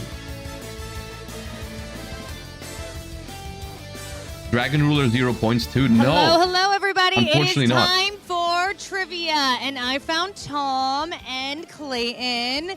Clayton, you were really excited to do trivia. You're like, pick me, pick me. Yeah, absolutely. So are you gonna win? Hopefully. Okay, not the most confident answer, but okay, hopefully. Okay, so feeling like good about it. Oh yeah, I'm feeling good about it. Okay, Tom, how are you feeling? I'm gonna win. Oh, did you hear that? Yeah, no, he wants to win more. Did you hear Stop that? it. Yeah, I did. I simply I heard wanted that. more. Okay, but will you actually win? That's the idea. Okay, all right. Well, Just let's ask get the started. question, We got a few Jesus Christ. questions here. So the first one is, what are the fusion materials required to fusion summon Dracotail Arthalion? It is 1 Dracotail monster and then 1+ monsters in the hand. That is correct. It is a 1 Dracotail monster plus 1+ monsters in the hand. Okay. Did Why you did they get both Tom's answer? I mean, yes. 'Cause Yeah, you did. it's correct, Okay, it's okay. correct, it's Low-key, I messed up because I have to see who raises their hand first. correct. Oh, okay. So, you know what? We'll give that to both of you. Is that okay? Okay, Jesus never mind. That was our warm-up. Okay. All right, I'm going to give you a 3, 2, 1 after I read this question. How many different yummy synchro monsters can you find in Justice Hunters? Whoa, I didn't do a countdown yet. Okay. We're ready. You all were ready. It's- I wasn't ready for the first it's question. I'm over, ready man. now. 3, 2, 1. Did you cheat? I think you went up on 1. All right. Okay. What are we doing? Dude! Do 3, 2, 1, and then it's the fastest person. He said- Okay. Okay, Oh. ready? 3, 2, 1. Kale. They're cheating. He went on 1. Okay. What is happening? Kale, you need to pick. You're picking. My stage manager is picking, okay? I'm gonna count down. 3, 2, 1. Over here. Sorry. Okay. Clayton, you get to go first. 3 yummy synchro monster. Okay. He's What right. was It it? is right. Okay. Ugh. Let's see. So 1-0 right now. Sorry. No, you're good. Your face, you look so disappointed. Oh, I thought we both- What the fuck is happening? We're gonna use that as our warm-up one. I'm sorry, I messed up. It was me. It was Dude, just me. ask Okay. them the question like. So let's oh see my here. god. We're going to go to our third question. Fill in the blank for this line found on a case for K9. K9 monsters you control gain blank attack. Not yet, Tom. During any turn in which your opponent has activated a monster Don't raise effect your in hand, the Tom. hand or graveyard. Okay, I'm gonna do countdown. You're ready? You're picking. Okay. 3, 2, 1. Dude, More confidence they over both here. clearly Leave it. know What do you the say? answer. 900 attack. That is correct. Okay. My producer corrected me and said, no, that first one wasn't a warm-up. So now you have 2 and you have 2. Oh my God. We are tied, okay? All right. Ugh. We're going to go to number 4 now. When you activate K2 Dracotail, you add 1 Dracotail monster. Then if your opponent controls a monster, you can do what? Okay, marinate on that. Ready? 3, 2, 1. I think Tom. Okay, what's the answer? You can fusion summon a spellcaster or dragon fusion monster using monsters from your hand or field as materia. Correct, Tom. Fusion summon. All right, so 3, 2. Okay, one question left. If Cookie Yummy is normal or special summoned, it targets and makes it lose 1,000 attack. But what can it do instead if it was special summoned by the effect of a synchro monster, okay? Percolate on that. 3, 2, 1. You're it. Target one monster on the field. Dude, Clayton is just Destroy not that good enough at monster. raising his hand. Okay, you win, Tom. Were you apprehensive on that one? I just didn't want to preempt the 1 count, but I mean, I think the case for K9, I didn't know the right number. So wait, are you saying I got in your head? A little bit, yeah. Is it my fault? Oh, no. You're so sweet. You guys are both fantastic. All right, everybody, let's hear it for Tom. Woo! Let's hear it for Clayton, too. Yay! All right, we got some more games ahead and some more YCS Anaheim fun. I We'll would be have back in said a little yes. bit. Is it my fault? Yes. You should feel bad.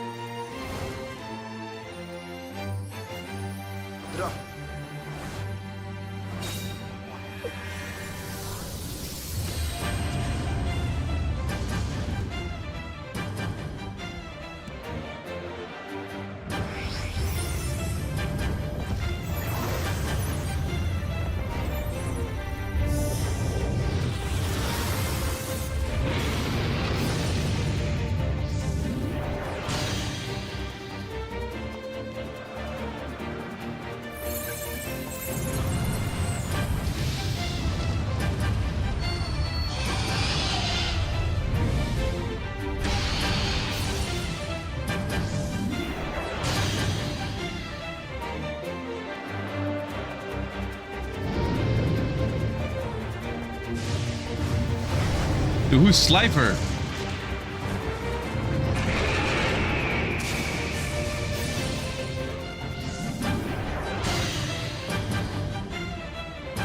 Okay.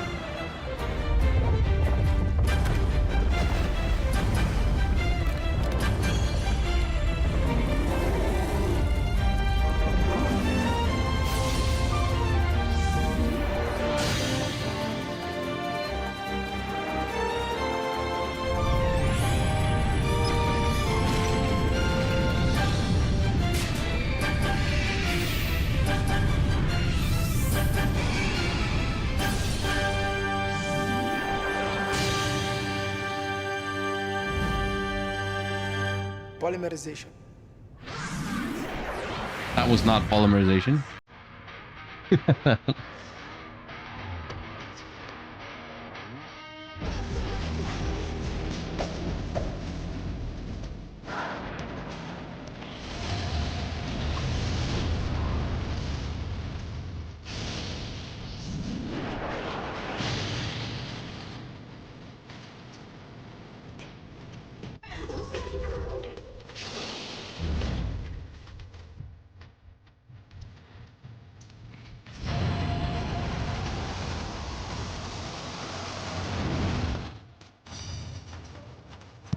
I have that token.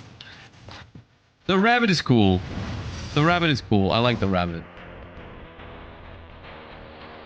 The rabbit is nice.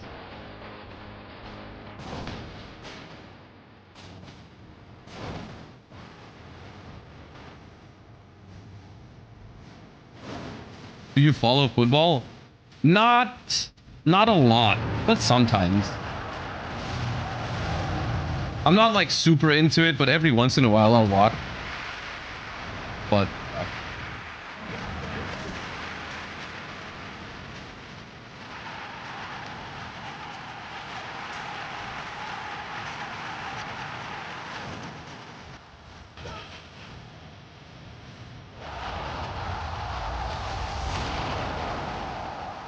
It's time to do it.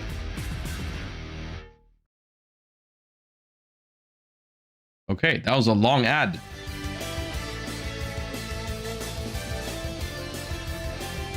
Looks like round 2 is underway, so we shouldn't be waiting for a long time, hopefully.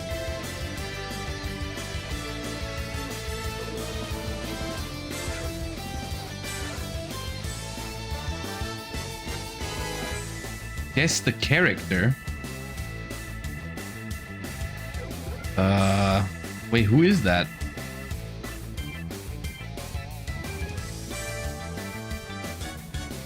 Yuri? Oh, is that the Predaplant? The Predaplant duelist? Yeah, I have him in Duel Links. Yeah. That's the Predaplant.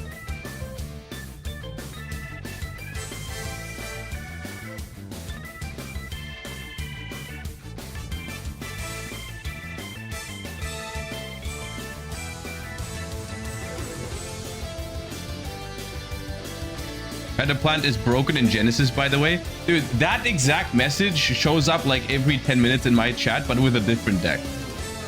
Oh, that's no, that's the Blackwing. That's Crow. Right?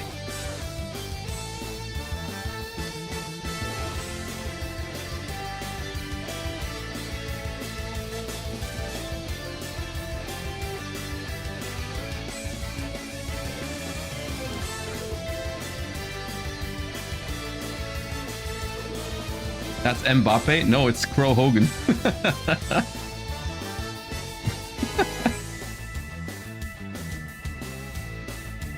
I hope the next one they just put Billy Break or something. That'd be awesome.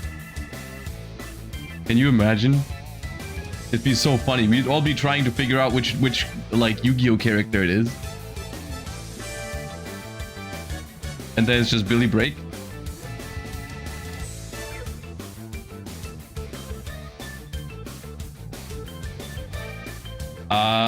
Is that Rio Castle? Shark? I think sharks.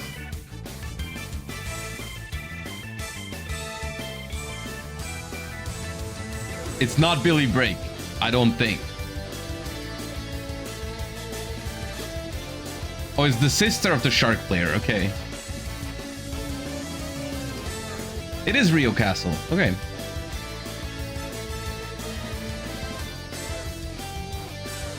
Now, if they put a character that isn't in Duel Links, I'm gonna have no chance.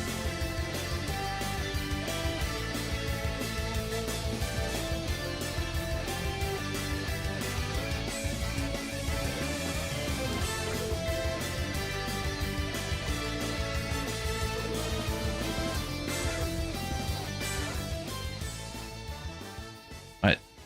Do we have more? You haven't seen the anime? Not all of them. I kind of want to eventually watch them, but I haven't seen all of them. No, I've seen the late. I have seen everything all the way up until GX, which isn't that much. But that's kind of like when I stopped watching when I was a kid, and I just played. But yeah.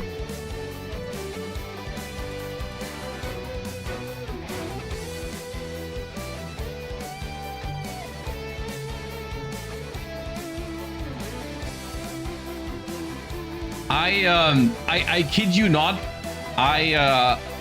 Do you know sometimes on the official Yu-Gi-Oh Twitch channel they run like Yu-Gi-Oh episodes? I tuned into that once. This is a couple months ago. I think I told that story on Twitch as well. But I watched it for one evening. I clicked on the thing, and I kid you not, the episode I tuned into, like immediately, the guy starts doing a freaking full-on Sunseed Lokai normal summon combo. It was insane. It was crazy. And welcome back to the Yu-Gi-Oh! Championship Series in Anaheim. It is great to be back, isn't it, Steven? Oh, it's always a pleasure to be here in my backyard playing the wonderful game of Yu-Gi-Oh, Steven. Really is. It was freaking, yeah, Spectre. Here is really electric. It was like Spectre against the Trickstar, so many people Trickstar Marincess girl Genesys, so, man, in some back alley. Oh, yes. Not only is the hype, he's like, you can't get past me, we have to duel, and he starts doing a freaking Lokai normal summon shit. Like, insane. Couldn't make it up. qualifier fights with brand new OTS, or sorry, a brand new playmat to be winning for happening on day 2. Blue Angel, yeah. At 9 a.m. to 2 p.m. We have the Duelist League, which is a really fun event you guys can do all day on day 1 here on Saturday at 12 p.m. and all day Sunday starting at 9 a.m. We have the Genesys qualifiers, the format everyone's been talking about, myself included, happening today, and then the actual invitational will be happening tomorrow. I'm so interested to see how But don't worry, if you don't happen to qualify for that invitational, there are still Genesys. I am so interested to see how on Sunday. All this popular weekend, Genesys is going to be today. Well. I hope that we can get some reports from people that are actually there to see how many like Genesys qualifiers they fire. Right? Promises kept there. A lot of speed duelists were worried that there wasn't still going to be organized play, but there is, and there are great prizes to win if you are a speed duelist. Oh yeah, 100%. And you know what? If you're not like so confident in your ability to build a Genesys Out deck, of curiosity, how good is Trickstar and Genesys? Warlord decks are basically those, which is pretty exciting. I have no idea. Then on top of all that, we have the tag duel tournaments of, again, 8 duelist fights happening. I mean, to be fair, the Trickstar deck originally, it does have link monsters, but it didn't really make them very often, so I guess you could play like the traditional like control-ish Trickstar style deck, but I don't know how good that would be.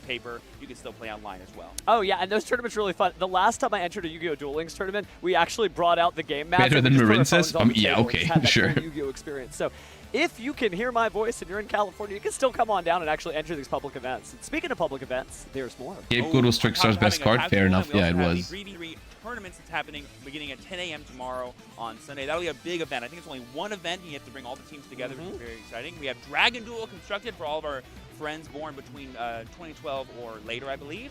And then we have the Dragon Duel Rivalry of Warlords again, very similar. They can build. I think it's amazing how many strategies can compete in Genesys. I mean, here's the thing, right? Like, eventually, over time, there's still going to be some strategies that are going to crystallize themselves as, like, the better decks in Genesys. Like, Genesys is still going to have a metagame eventually, right? Stuff is going to get adjusted a little bit quicker because of the more frequent updates, hopefully. But it's still going to have a metagame. It is refreshing to see the lower power level bring some decks to the top that you would never expect to actually see play. Because also, like, modern, like, TCG Advanced Constructed is a relatively wide format. Like, there's a couple of top tier decks, but you can still compete. Like, I mean, I think there's like 10 plus decks at least that you can compete with in Advanced Constructed right now. So like, it's not super narrow either. So I think the catch for Genesys is not exactly going to be deck diversity. But I think the catch is more so going to be the power level and the gameplay in general. Right? I think that's the main difference between the two. Like, yes, in the beginning, there's going to be an even wider variety of decks because no one knows exactly what the meta is yet, and at a lower power level, a lot of decks seem more playable. So like a lot of ideas are out there, and it's going to take a while to form a metagame. But once we have formed the metagame in Genesys format, I think the main thing that's going to differentiate it from Advanced Constructed is the power level you're operating at. So it's going to offer a different type of gameplay, right? It feels like the response, I think, to the 2 events that happened last week of like, oh, that's what did well over there. How can we take that, learn, and adapt in time for this event this week? And I think the players that do that the best are the ones we're going to see competing at the highest level. Think we're going to see any more Primite Apophis make the top cut? I mean, I definitely want to. I love purple cards in all forms, whether they're traps or fusion monsters. Oh, goodness. And I have to say, I'm hoping that we get to see some of the newer stuff, too, because, like, Dooms, there's got to be somebody out there rocking it, like whether you're doing, like, a first-turn version. But speaking of first turn, why don't we go ahead and cut to the stage here, because I think we're ready to go. Thank you, Stevens. And we begin with the blue corner, coming from Santa Rosa, California. Okay, I can see there's an Arthalion. What is next to it? Third YCS, and he wants to shout out his mom. Is that Regenesis? Now to the red corner, hailing from Los Angeles, California. Branded? We have was it Walter Albaz? Angel. Blue He's done Eyes. 15 YCSs, and he wants to shout out his mom too, Bridget. Go moms and go duelists. It is time to duel. Stevens, all right, we got Branded.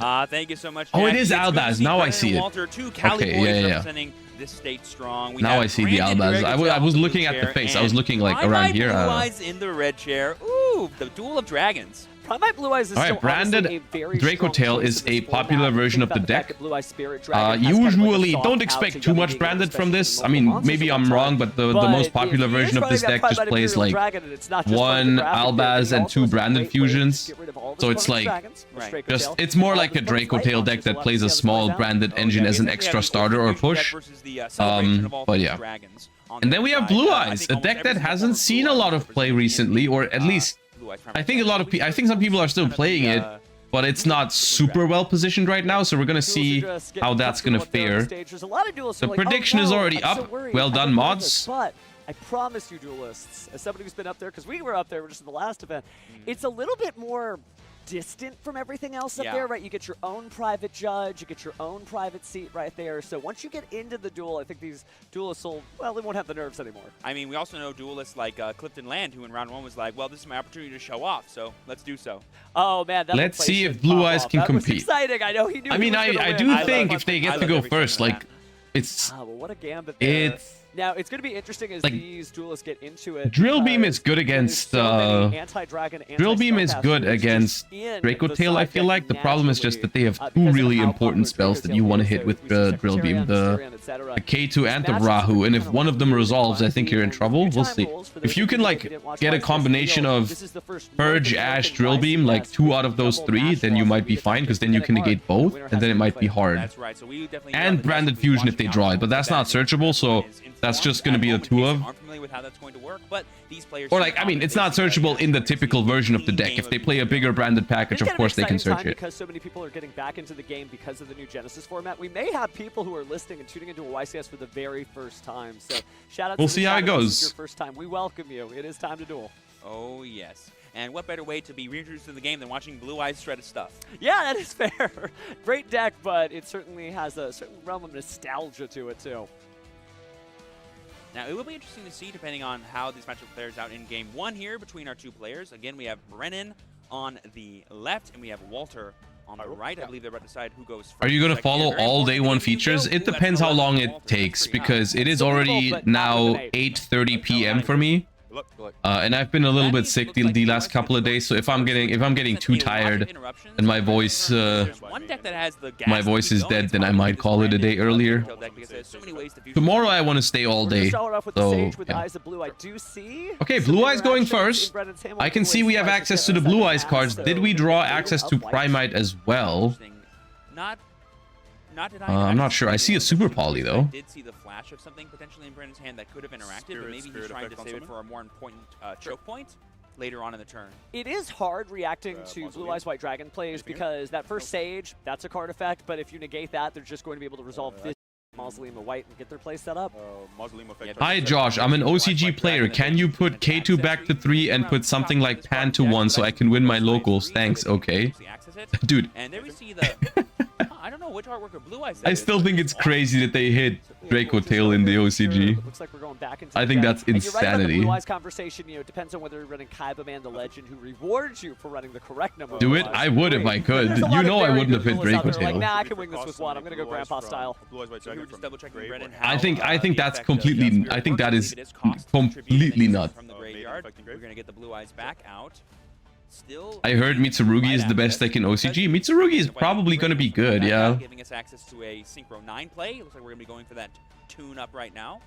I think it's got to be the Blue Eyes Spirit Dragon. Got a little bit of a peek there. I did see Lightstorm Dragon. I think that's really a good idea considering how many spell and trap-based decks are out there. Tophus, like we were talking about earlier.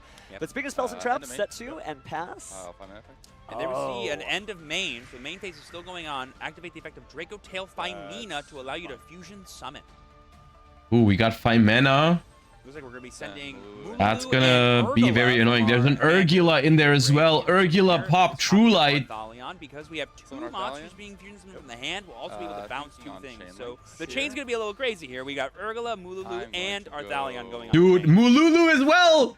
Jesus Christ. We can go Urgula, destroy True Light, Mululu, negate Spirit. Ah, dude, it's over. Ooh, and this is a really heads up play here from Brennan, making the Arthalion chain. It's over. Cannot respond to negate the effect on the graveyard because it's responding to a Chainlink 3 on the field rather than in the graveyard. Yeah. Wait, did he make... Dragon's certainly good, but not so good that it can avoid the rules of the game. So Brennan doing a great job ordering those cards so that he cannot respond. But oh, we got something. A fun interaction that we... Oh, that's Ghost Spell. Going to be targeting, I believe... No, that's fine. And the Urgula effect probably, because that would add, I believe that would have added back the Fimene. Okay, we go Chain Link 3 Arthalion, which is funny because normally you don't put Arthalion last. Because you get cards from the graveyard, of course. Which is really good. Normally you don't put Arthalion last. I feel like starting from Justice Hunters, it started to creep its way back into decks. First as an Earth, right, for K9 Vanquish Soul.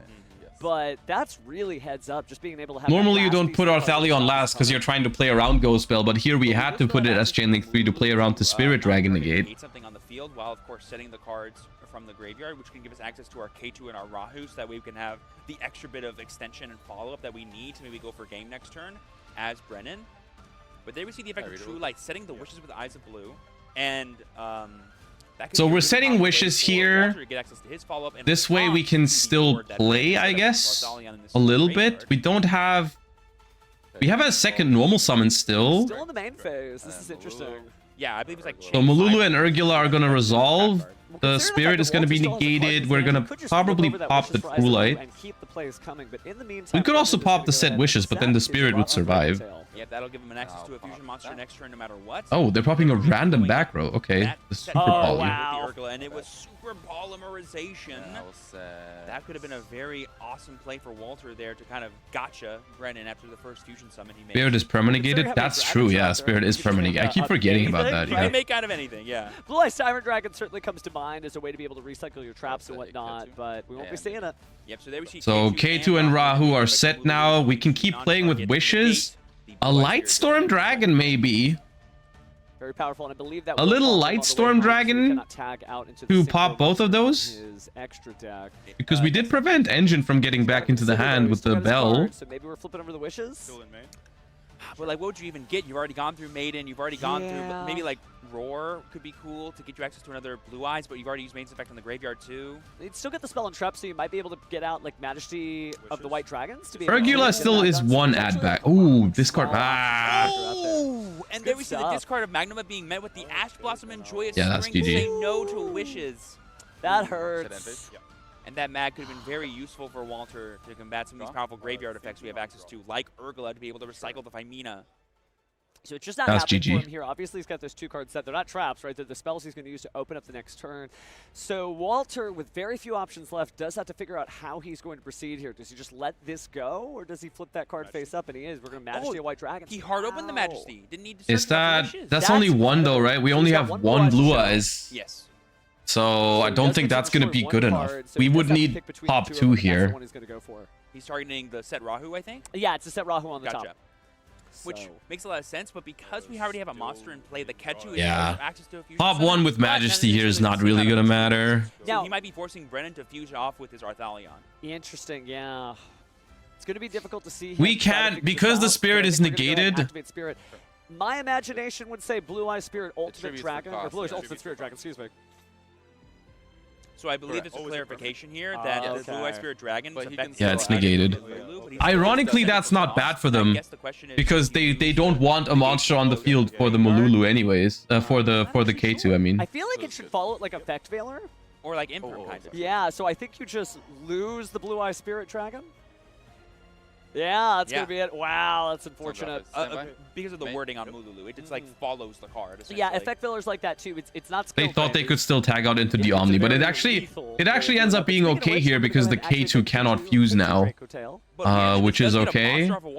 But of course, we know from the cards that we can see that Dracotail already plays here. Like, we have the Urgula in the graveyard to add back the Fimena, and then we have a Lucia, so that's already a play. So Blue Eyes loses the first game here. I mean, it was a pretty cracked hand, right? It was Fimena with 2 Dracotail names, 2 good Dracotail names to fuse off, and Ash. Shadow Fusion, I should say, is something that is That's a pretty crazy Dracotail hand for going second, I'm not gonna lie. That's actually kind of a heads-up way to do that. Good job. Yeah, especially when you know your opponent has a set Ketchu from all their Dracotail effects they did on turn 1.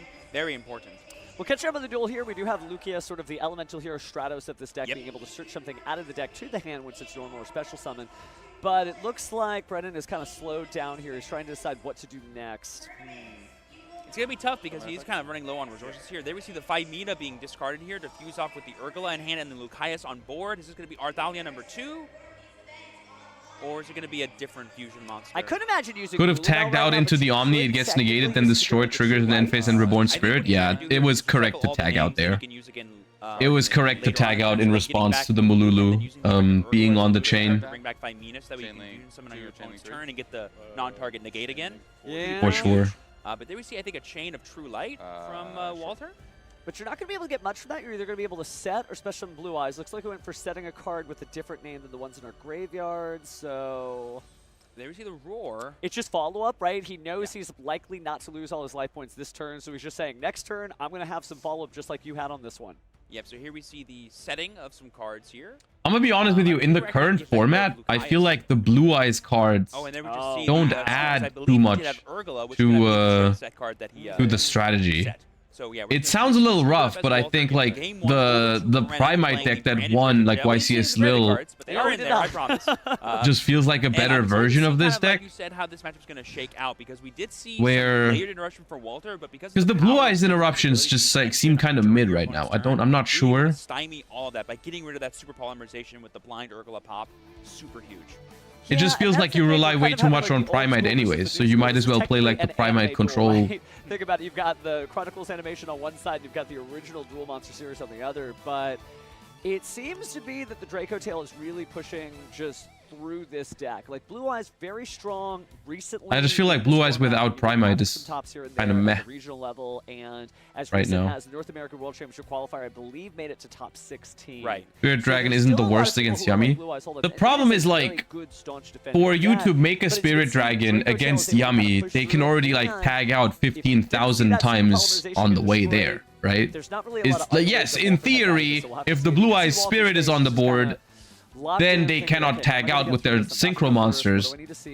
But how do you get to that Spirit Dragon? Like, you don't, because they tag out a million times already in the process of you trying to get to a Spirit Dragon. Are the spells.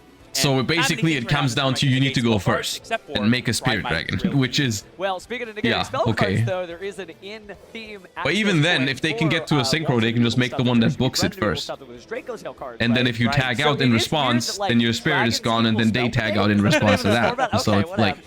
Magic doesn't work on them. Yeah, that is true. They're ancient beings. They're not afraid of spellcasters. The anime taught me everything, but... Jokes aside here, Brennan off to a good start here, but not letting his heart on his sleeve.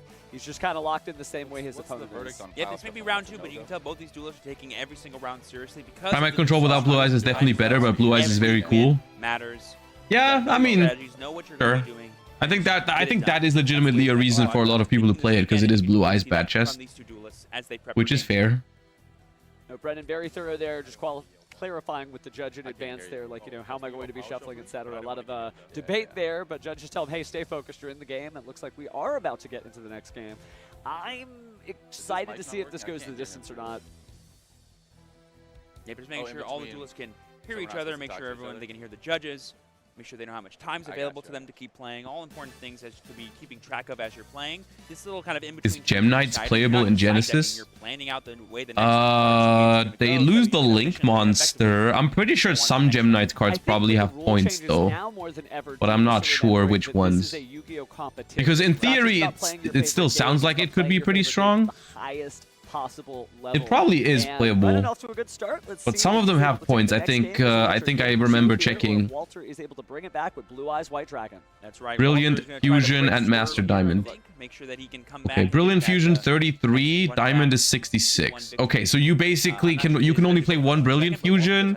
You can play one Master Diamond. Here we go. He's starting us off. We're right into main phase. We're going for that Primite Aether Barrel. Yep, I think it's going a little bit better, just like you talked about. You have a lot better access here. You can cut Master Diamond? Oh, do you just... Is that what people do? Do they play, Do they play 3 Brilliant Fusion, or...? Correctly, that Aether Barrel does set cards directly from the deck to the field, so he's kind of hard to interact with. Very well designed, doesn't trip off things like Ash Blossom and Joyous Spring, which is very nice. And certainly a nice little dragon as well, so you can link it off into Spirit with Eyes of Blue. Once we get this confirmation, we'll go ahead and resume play. You just play one because you can set it with quartz. That makes sense. Powerful for this deck and why it lines up so well. I think that's what I love about Blue Eyes is so many cards that it has access to turn out to be starters for their combos. Right. Lockbird, that's a starter for Blue Eyes for some reason. Hilariously. Even the non-engine can work. All right, we have Primite in this game, so let's see if it makes a difference. I see a Droll and Lockbird over on Brennan's side. Looks to the crowd, but I feel like it's got to drop right now. Primite Fusion. Okay, what are we up to there? Oh, we drew the Drill Beam, I think. Of this turn, neither player can add cards from their deck to their hand except by drawing them, but that might not matter for Walter. That Primite Fusion might be coming out of nowhere. So earlier I mentioned, you know, that Blue Eyes has some natural outs to Yummy, which is a very popular deck this format. I neglected to mention Primite Dragon Nether Brazilius, right? Based on the number of normal monsters in the graveyard, your opponent can't even activate effects with levels, ranks, He has or Wishes and Sage. of that same level. So think about this, 1 Blue Eyes in the graveyard, that pretty much just says no to all of Yummy's main deck monsters and certain links, and 2 Blue Eyes in the graveyard, say goodbye to the rest of it. So I see how Walter might have won his first game, but we'll see if it can come back now. Yeah, a card like that would definitely line up pretty well into this format. Yeah, we got some dead cards against Droll here, but we can still play. It's still at the very least going to be, it's still Seals, Drill Beam. Depending on what you're setting, you might be summoning anyway. Right, because you can get Roar and whatnot. But right now he has no Blue Eyes in the grave, so Roar would be Right, good access. there's still a little bit. There's a secret way to get multiple Blue Eyes out. You can tribute your Primite Dragon Ether Barrel sent to the graveyard to send a Blue Eyes from the deck to the grave, and then you can also use Primite Lordly Load to get another Blue Eyes too. So there's a couple of different ways to play around this, even though Droll and Lockbird's in effect. I really like that actually. And we're using the effect of Sage here from the hand to discard itself, and I believe it increases the attack points of Aether Barrel, if I remember correctly. No, that's the Mausoleum in the way. Ah, So thank you. This is actually going to send it to the graveyard to get another Blue Eyes. So he may be able to get out 3 Blue Eyes White Dragons all at once, but does he play them? We played I 3 will say Blue a Eyes, Blue no Eyes way. on the field is probably better than a Blue Eyes in the grave. 1000%. Because that will also trigger the Maiden of White to summon itself and gives access to our synchro plays, kind of like we did in Game 1. Walter is putting on some plays that I've never seen before with this deck, which I love to see. It's got a lot of flexibility. I know that for some duelists, right, they love to see just crazy combos, high skill ceilings. Blue Eyes is a little different than that. It's about mastering just these cards. What can you do with these cards? He's playing Kaiba Man. Blue Eyes duelists. You have to figure something out. Yeah, then you need 3 Blue Eyes, right? Because that says you have to reveal I'm not all trying 3. to blow people out. I'm just trying to make the best plays I can with the cards available to create value for myself turn over turn. A little bit of control, a little bit of powerhouse. We need to end it. Okay, in the battle Spirit, phase, but it looks like we're going to stop here. Drill Beam. Main phase? Yep. Let's see what Brennan's got. Oh, man. Oh, that's a lot of engine for Brennan. I don't know if 1 Drill Beam is enough to stop that. Yeah, I would imagine so. But does he play it? Let's see. I'm not really seeing a very monster-heavy hand, which usually these fusion decks kind of. I hope they stream Genesys. No one cares about Standard. Okay, first of all, a lot of people care about Advanced Constructed. I also hope they stream Genesys, but there's also no reason to be that I think negative was all purple. for the other format. Like, Advanced Constructed is pretty good right now. Throw cards at you. Certainly, Brennan having a little laugh himself for fumbling the ball there, but the card wasn't shown. Instead, he's going to normal summon. Oh, we have a normal summon Lucius here, which can access the other Dracotail cards we might need to. All right, normal summon Lucius effect.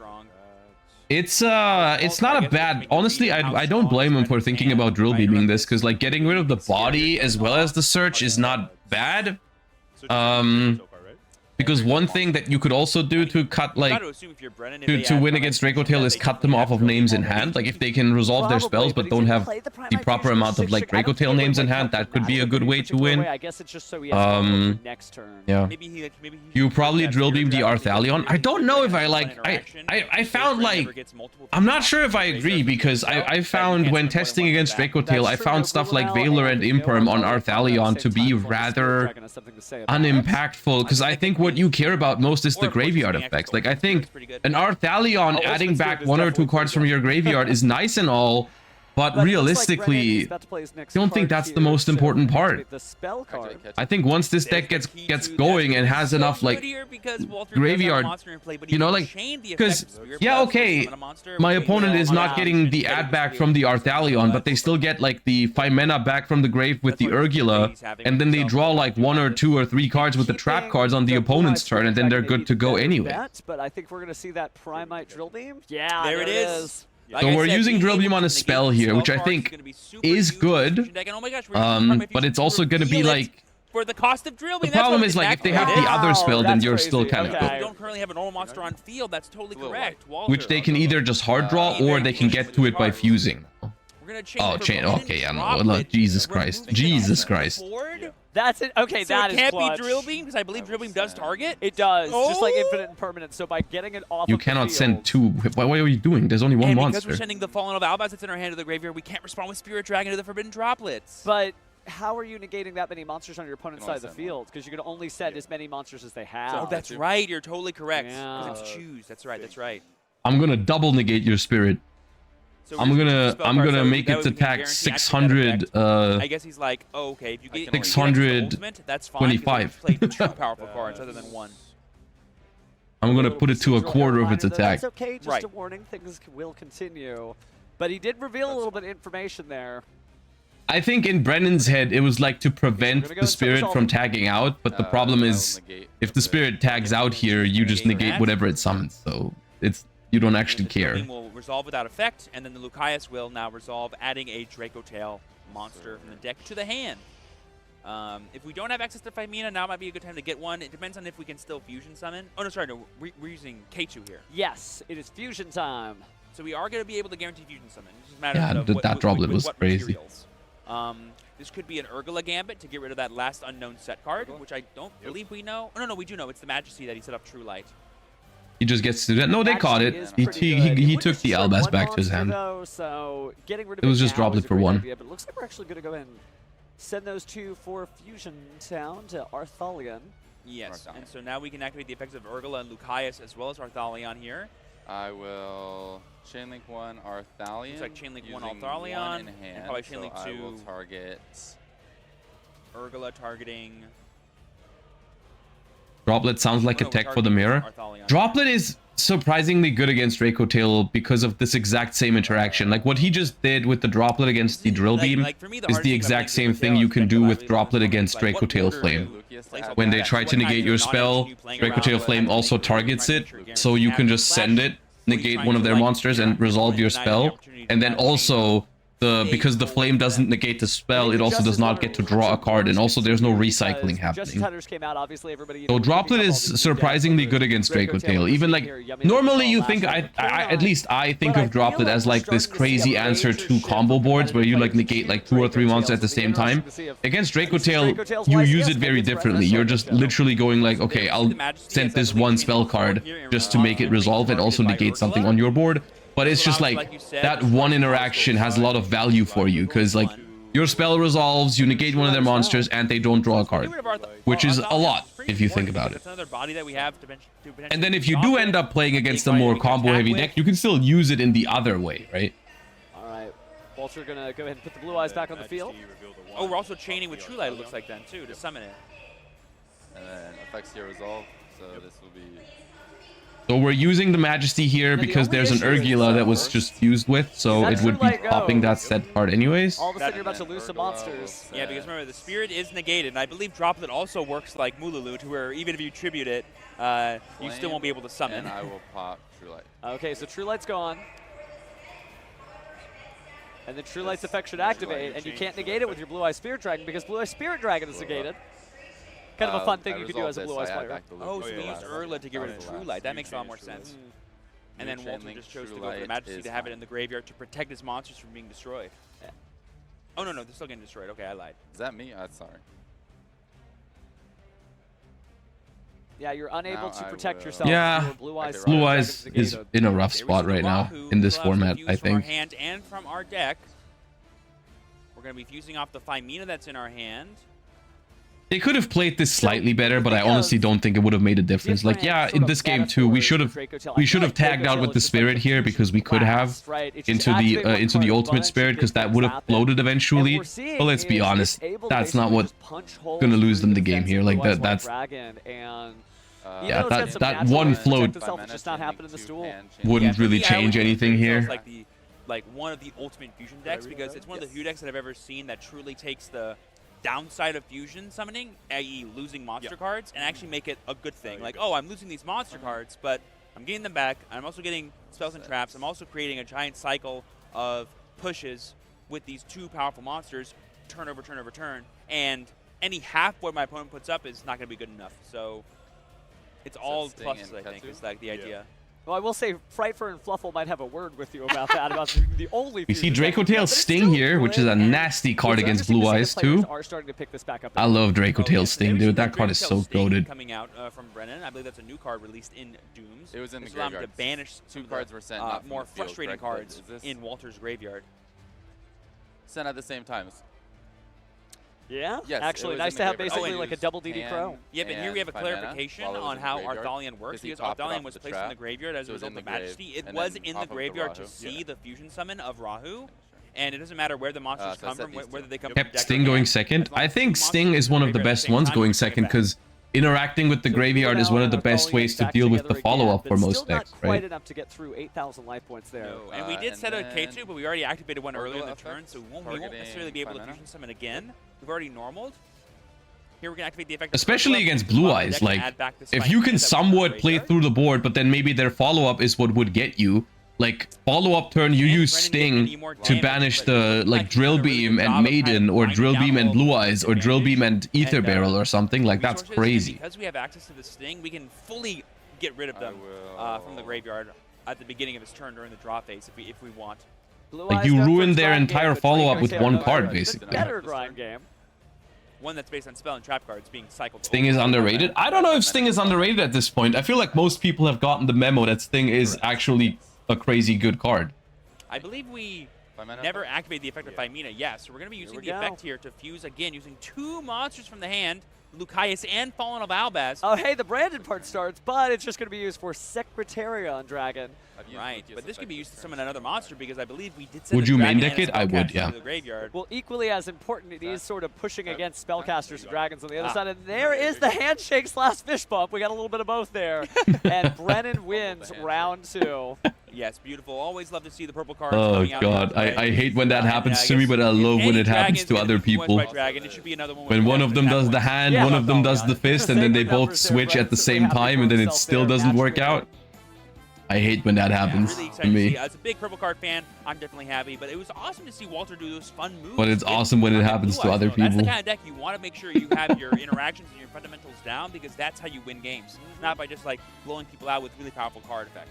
I like that too because, you know, different formats have different feels to them, and sometimes people get in their head that, like, no, there's only one way to play Yu-Gi-Oh, right? You put up a bunch of stuff that says negate. Free trap but gang, then just don't draw him, removal I all of a told sudden is you. something that gets through it, so it's nice Just to don't see draw that 'em. There's so many different ways to play, and Brendan did a great job in that duel. Oh yeah, if playing Genesys for the past like week and a half has taught me anything, it's removal's really powerful, no matter what format it is. Yeah, I was gonna say, good job on the flame swords for representation there. Thank Appreciate you. you. I mean, you're representing a bit better than I ever Oh, could. come on, come on. But speaking of representation, I want to say that Brennan did just a great job with all the Dracotail stuff, and he is You using just new commit cards, with the though. I think fist that's bump the first time handshake I've seen situation. I think Dracotail Farfa still on said that. this. And a little bit What, you because there's just a lot of wrap stuff your where, hand like, around I their like the fist? Dracotail deck. I don't need the new cards for Doom Dimensions. That's one way to do it, I Brennan, guess. Maybe going all the way with the new stuff. There's new support, new monsters, new traps, and not every duelist uses it, which is cool. But it is nice to I don't know if actually see that makes it better. used effectively. Oh yeah, especially when you consider like, oh, we didn't even see the branded part of his deck. Imagine if the Lubellion started flying all over the place, how crazy stuff could have gotten. I love how Albaz, his entire like part in that play was just, oh, I guess I'm a fusion material. I guess I'm a dragon. Huh. I guess I can break boards going second. Huh. That's pretty cool. Yeah, you know, just one of those things. Albaz known for quite a bit there. But I do think that the Dracotail matchup against Blue Eyes, the fact that it has access to the Secretarion naturally without having to rely on something like super polymerization is really powerful. I mean, there are certainly ways. We as a player base need to decide what to do at the end of the match to not have these problems. Yeah, I don't know if it's a problem we need to solve. I think it's something that we can just accept. That sometimes something slightly awkward happens in human interaction. Everyone's playing Yummy, having a deck that's really good at tearing apart half boards, which Yummy is known for making, like Dracotail, is going to be really, really strong. So I think we're going to see a lot more of that deck during this weekend, whether it's branded or pure.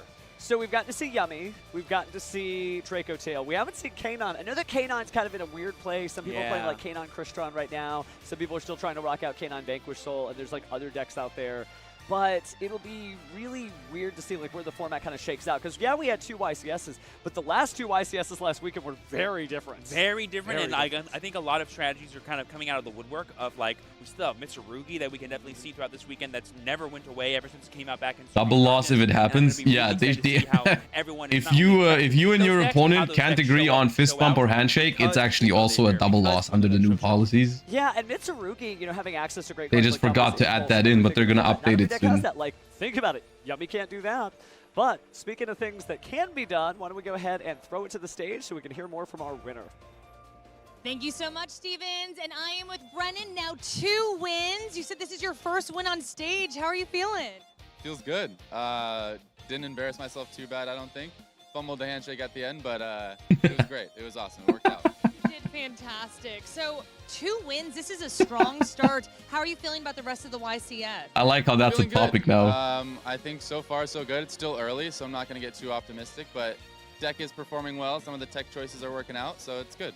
Okay, talking about your deck profile, it said branded Dracotail. So this is a fusion strategy. Can you explain it a little bit more? Yeah, I mean, the branded stuff is a small engine to complement the Dracotails, and I just felt like added a little bit more to the ceiling of the Dracotail cards and allowed me to play a couple bigger board breaker cards that I thought were really good into the meta. So. Hey, it's working so far, right? And then you said your brother is out here. Did you want to give a shout out to your mom, to your brother, everyone watching at home? Shout out my mom and dad, Kirsten and Steve. Shout out my brother here. 707 squad back at home watching. This is for you guys. All right, thank you so much, Brennan. Back to our casters. Oh, I love a fellow fusion enthusiast, and I know you guys were super excited to see branded Dracotail in action, and we were kind of alluding to the power of that deck against Yummy. I think we have another match lined up for you guys, actually. And let us go ahead Backup and get to it feature. now. So you may recognize Backup feature. Lucas Sacco on Mitsurugi. Yummy. Going up against Austin here. Austin Versus is gonna another be branded Dracotail. with, George here, Lucas Sacco, going to be over rocking the Yummy. Seems like we are just starting here. We got a Malulu on the field, and we are going to go ahead and set. I believe that was a Raku Dracotail. Also, it's worth noting that we're jumping here in the middle of game 2, and it appears that I think what we're seeing here, okay, we're seeing one of 2 things, actually. We're seeing one of 2 things, and I'm not sure what it is, because what I'm noticing is that it's 1-0 for Austin right now, but Austin's going first, it seems like. So either Lucas went first and bricked, or Lucas sent Austin first, which is something that against the Dracotail deck a lot of people have been doing, because the Dracotail board is actually not that scary, and that way you avoid cards like Uvalos and something like that, and your opponent might be like on some dead draws because they side in assuming they're gonna go second, so they put in cards like Uva. That's going to be the Fimina, which is a patented combo. Basically means we get our Fimina back, as well as getting some extra. I think it's a reasonable thing to do against Dracotail, actually. And I'm not sure what that other set was. I'm assuming it's another one. Because Lucas's hand gear is not a break. There was starters in there. Usually this deck turn 1 board. It's not the most amazing. It's not the most flashy. So I think we're going second after siding against Dracotail. It looks like. It's very consistent. Like consistently gets to negating 1 spell card and bouncing 1 attack position monster back to the hand, and that's pretty good. That may be all you need to shut out your opponent, and that also means you have a lot of synergy against rogue strategies. But I see prayers. I see Cupsy. Sacco draws for turn. Let's see what he does. Ooh, Mitsurugi. All right, we have a prayers without a tribute. And having it being coupled with Yummy is actually a really cool thing that a lot of top duelists have been doing recently. Basically, just 2 powerful engines. Not negating that with flame. I think there is a flame, right? I didn't pay attention to which traps we said, but surely there's a flame. No, it'd be adorable. It's like Habakiri effect. Jari. Oh, wow. Okay.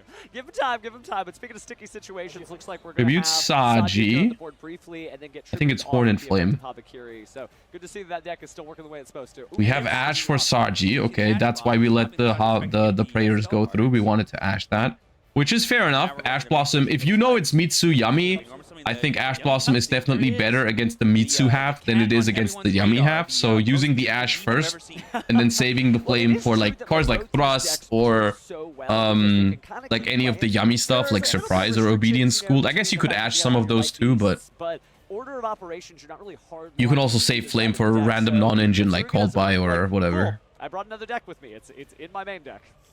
Yeah, it's definitely one of those like decks that are like, oh, if you can stop one thing, that's fine. If you can't stop, okay, we're using flame Horn on the Cupsy immediately like branded Dracotail before even waiting what they add, which is interesting. They Bell Horn. Speaking of which, well, Tillaments knows to fear Ghost Bell and Haunted. This is always an interesting spot for some decks because if the last set it's Sting. Oh, it's Sting and Horn. Okay, interesting. Could be playing interact positively into all these cards. Sting and Horn. With the graveyard, they all shovel things back. It's all so easy for people to have counters to them. That way in games 2 and 3, it's really challenging for a lot of players. It's certainly a well-balanced and fair deck, but it's very consistent, so in the hands of a right This is duelist game. man, they can get it done. But right now, Sako deciding what to do next here. Actually, no, it's not game. It's not game because we're using this too quickly. Mululu, I think we're fusion summoning? No, we There's we can still search Marshmallow to extend on an open board, or we can search Surprise and then Surprise summon from hand. Is what's happening here. Because then we chain the Yeah. Gulamel's effect to pop the Cupsy. Okay, great. I understand what's happening now.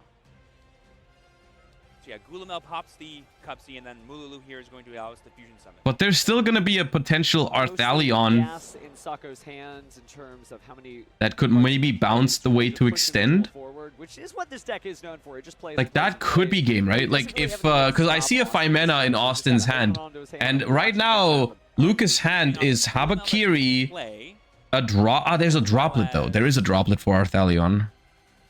The pan that's in hand. Okay. There's a droplet. Not going to be saving the pan's fusion effect to destroy Ooh, an opponent's wait. monster here. Using away We're gonna bring Pan back now? Arthalion. And then using the effects of Cupsy, which is going to resolve now to search. Okay.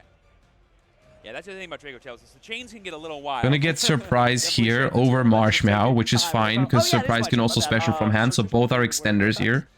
With Surprise, I guess you lose a card if they sting the Cupsy from the grave. Opponent back into the extra deck. Maybe not. Maybe just using that to special summon a card from the graveyard. 3 great effects, but he's only got to be able to choose one. So. Yep. So there we see the Oh. effect of pan to draw as the last part of the chain there. And there we see the Dracotail Sting going to be banishing. I believe the prayers was the target. No, yeah, the prayers and the Cupsy were the target. Yeah, it's going to be 1 spell or trap and then 1 monster, which is huge in this format. Yep, and then we're going to return the horn to the bottom of the deck to draw a card using the effect. I'm surprised we didn't droplet Arthalion, because now it's game, I should say. Trying again. right? 5-mana fuse away the pan, because Austin did something very smart. Austin did not use the pan effect in the graveyard. He just added the pan back to hand to use it later. So we can still get the pop, because at the time when it was sent to the grave the first time around, there was no monster on Lucas' side of the field, so we didn't have anything we could pop, so we didn't use it yet. Now we can actually fuse it. Extra deck for the brand Dracotail deck is very We can fuse it off and use it to pop the Cupsy, and then Lucas has no way to extend, which you had to prevent that with droplet. Thank you. Yeah, even Sako's gonna be like, what? Another big, beautiful white dragon. I was like, wait a second. I always hear her referred to as an honorary dragon maid. Sure. He has rages for another banish too, yeah, but now we just didn't end up using the droplet, because not everyone plays Filia Rages, right? Is there any synergy for Yamimitsu, or is it just one card combo both work? There is a small amount of synergy, I would say. So Yami can bridge into Mitsurugi via Herald of Arclight. So you can actually bridge the Yami combo into a Mitsurugi combo. Sometimes just have to be that guy in order to make it work, Yeah. and unfortunately, just in this duel, it just didn't happen. But still shows you the format is wide open. There's a lot of different decks out there. And there's a lot of intricate ways that players can like one-up each other, like the ordering of your chain links and whatnot against the Dracotail matchups. I think there's a lot of room that even if decks are maybe more powerful than yours, there's always a little bit of room for you to sneak in there and get the win anyway.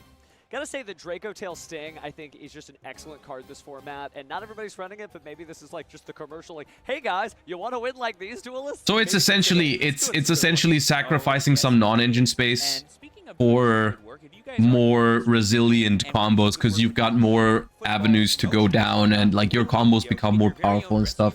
And I mean, I guess if you go over 40, you can even fit still an appropriate amount of non-engine.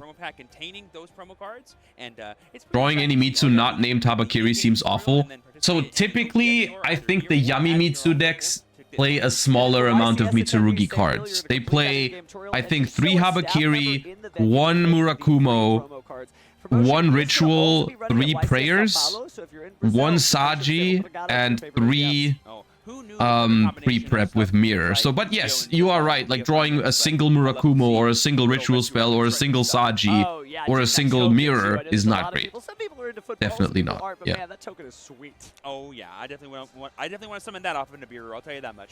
Well, I did download the app, so I'm gonna get mine. You got to do the same. All right, you got it. I will be a striker. You could be my guard. Okay, fine. Well, speaking of passing the ball, that's probably enough. Saji is fine with Almirage. That's true. Saji is okay. It's like normal summoning a hand trap, but slightly better because it might bait out like an Ashe.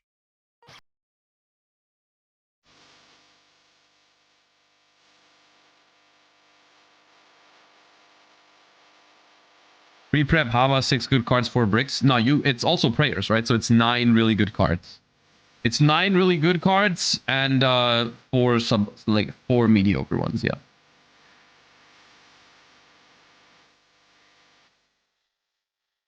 I guess the Saji is fine if you consider Almirage. So that's 10 decent draws. Like I think Saji is not a bad draw then if you can just normal summon it, bait like an Imperm or an Ash Blossom for free, and then go into a Link 1. Because the funny thing is, if your opponent doesn't know you're playing Mitsu Yami, and you just go normal summon Saji effect, they won't even Fuba on res, like they would if you normal summoned a hand trap, right? Like they're gonna wait for you to activate something before they Fuba, and then you can just make Almirage and special your Yummies and play around Fuba better, which is okay. I don't hate that.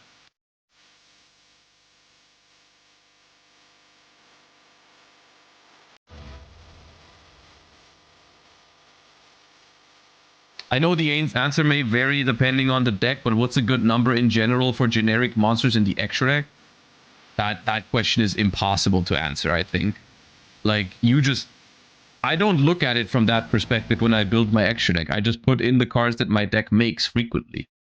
I don't care if they're generic or if they're from the archetype. Like, just put in the cards you want to summon. Forehead.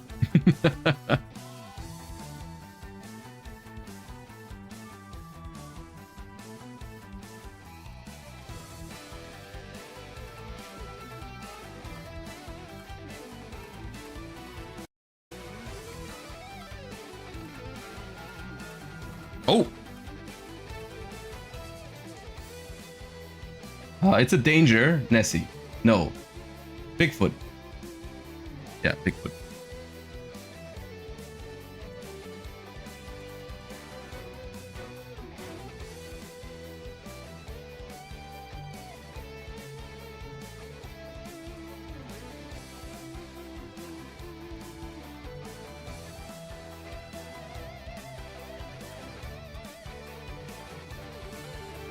Switch to YCS Switzerland? Do you mean the Swiss Open? I'm pretty sure that's already over. Someone said earlier that it ended and Vanquish Soul won.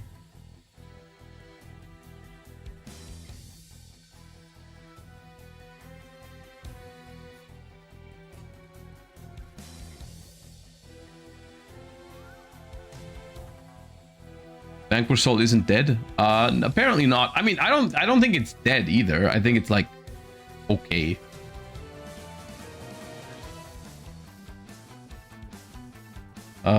This is Ixchel, Dark Lord Ixchel.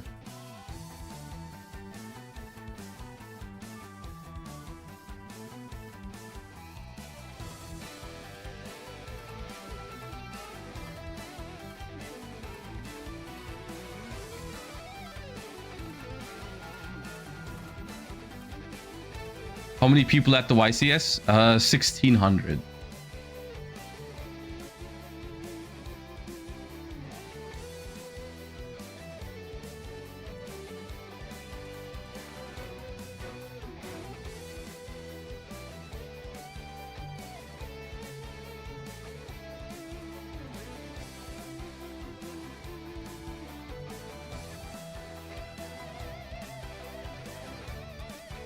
What do you think on the new Dark Lord support? It seemed good. I don't remember exactly. It's been like a few weeks since I reacted to it, but if I remember correctly, they seemed pretty decent.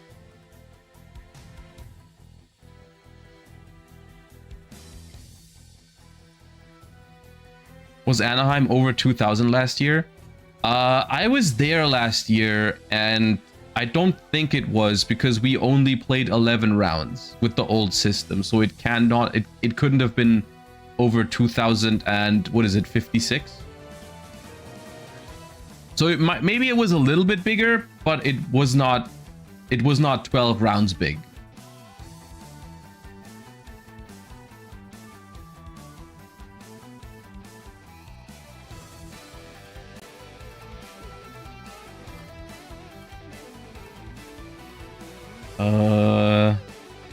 Oh, Insector Hornet.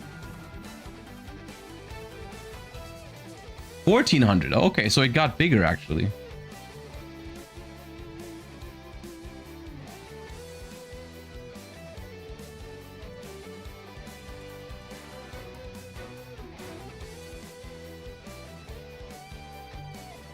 Would you change something on your latest yummy list? I would change how I played, because I don't think the problem was the list. I think if you want to play pure yummy, I like my list. I think it was decent. I think it was good. I liked my main deck. I would maybe side deck the Ibli over the Sangan. Even though it's cringe, but I think it's good.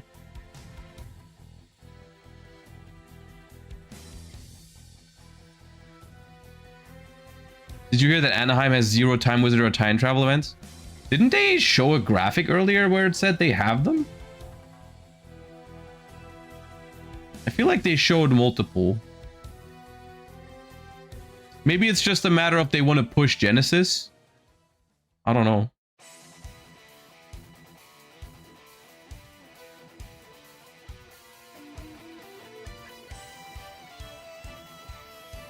Is Genesys being played in this tournament? This is the first weekend where they have the Genesys Invitational Tournament. So the way it works is on the Saturday, today, they are firing as many 16-man Genesys tournaments as there are people for it, I think. Like 16-man single elimination thingies, where the first 2 from each get an invitation to the Invitational tomorrow.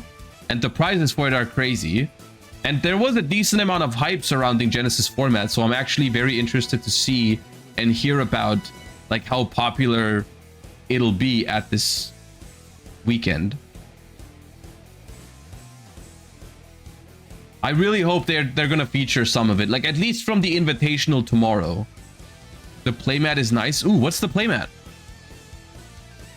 Is it on the written coverage? The OG mat re-release. Wait, the zone ones from regionals?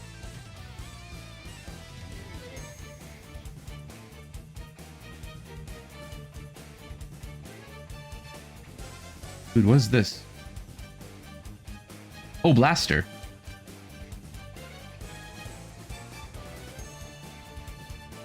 It's the original. Ooh, that's nice. I sent you it. Oh. Oh.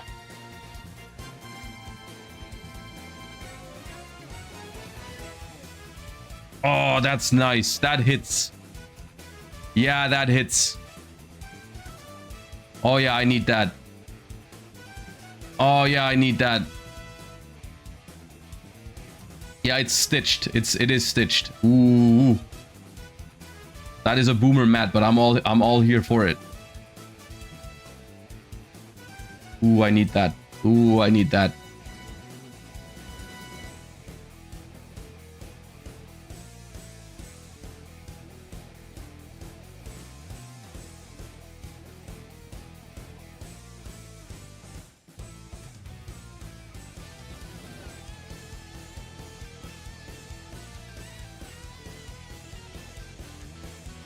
What is this? It's a tuner. Oh, Centurion Primera.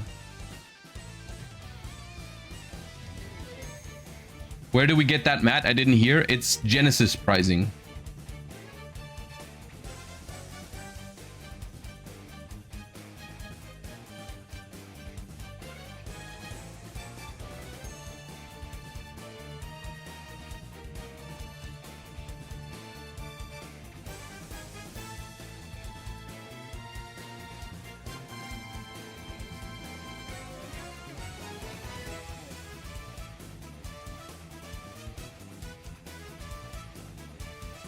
I really wonder if we can get some numbers on the Genesys tournaments, like how many they fired on Saturday and how big I mean, at the very least, we'll probably find... I mean, we can find out by simply seeing how big the Genesys Invitational is tomorrow. Right? Because it's 2 people per Genesys side event that'll qualify for the Invitational. But I guess some people might qualify multiple times.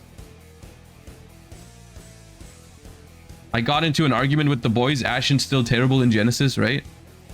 Yes. Probably. Less terrible than in Advanced Constructed, but still terrible. Probably.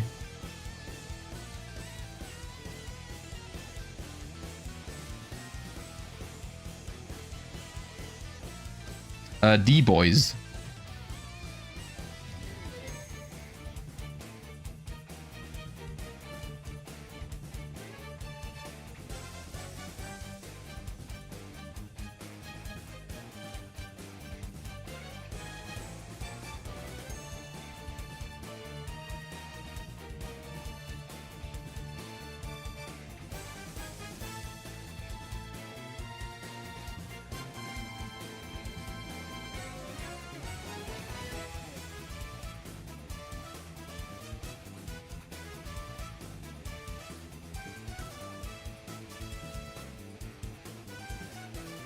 How long does it take for day 1 to end? Day 1 is 9 rounds. So 7 more rounds. So I would assume at least 7 more hours, but maybe a little bit more than that.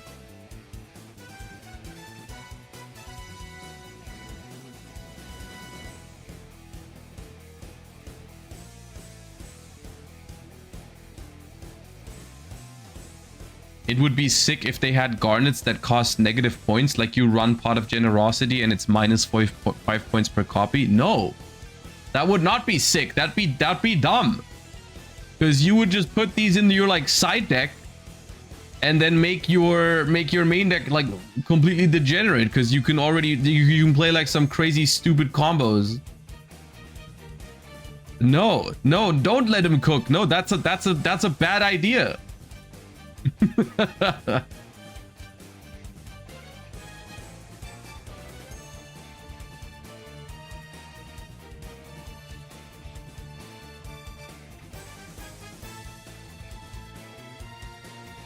Where's the runic goo since they have 0 points? I mean, of course they have 0 points. You have no EMZ. You can't use them to special summon. I played some runics in Radiant Typhoon yesterday, and that was okay.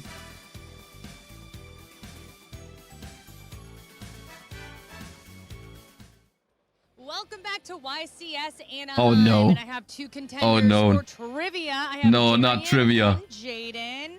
Are you feeling confident, Jaden? Yeah, I feel confident. Okay, okay. What about you, Darian? A little sus. I'm scared. We'll get there. A little sus. Why? Sus. It's been a long day, I guess. It's been a long day. Okay, I get that. I'm confident. What do you mean it's a long day? So it's 1 p.m. for you. Rule change here. As soon as I start reading, you can raise your hand, and whoever raises their hand first gets to answer the question, okay? All right, first question here. Fill in the blank for the effect of K9 Jokel. You can reveal this card and blank in your hand. Special summon. Okay, you raise first. Reveal 1 level 5. I have... Let's see what you're... 1 level 5 monster. I have... Okay, so it's close. I have 1 other level 5 monster, so I feel like I could...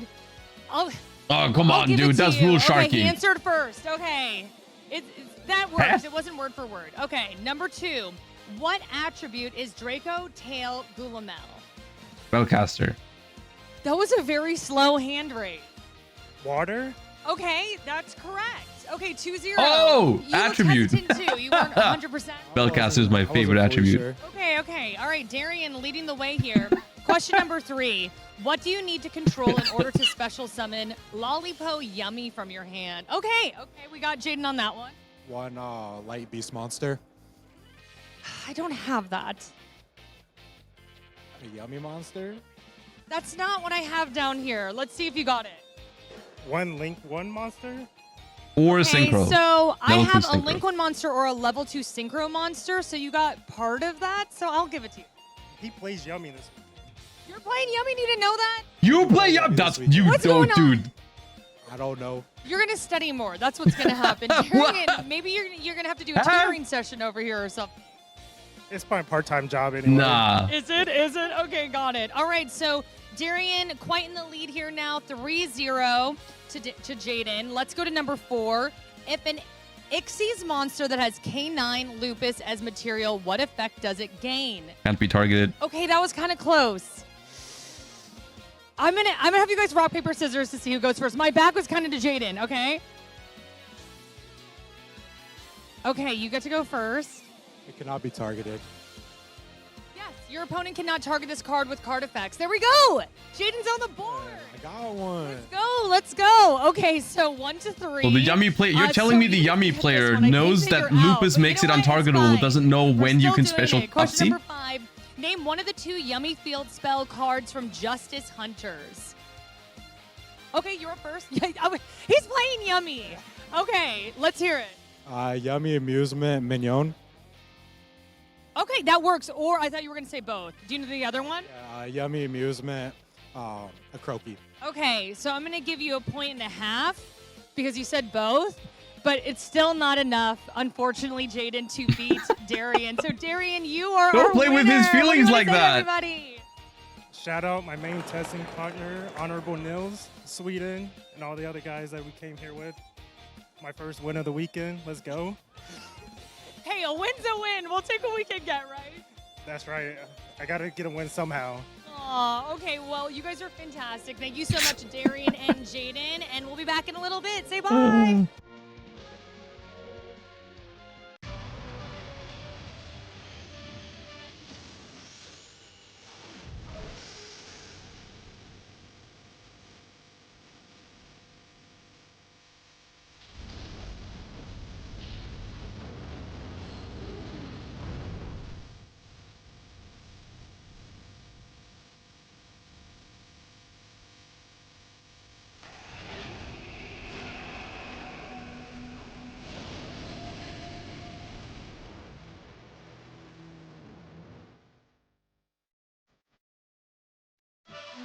8 years? 8 years is crazy.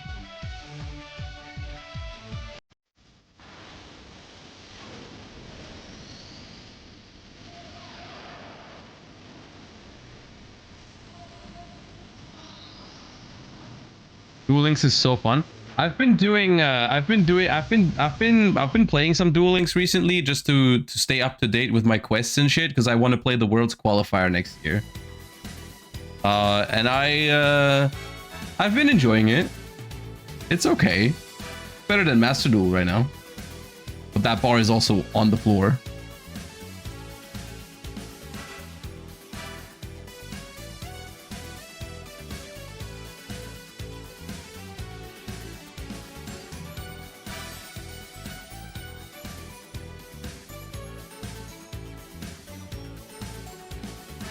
Yeah, getting cards is still a nightmare.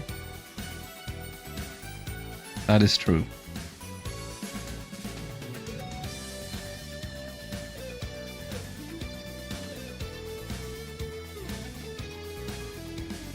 What's meta now in Sky Striker?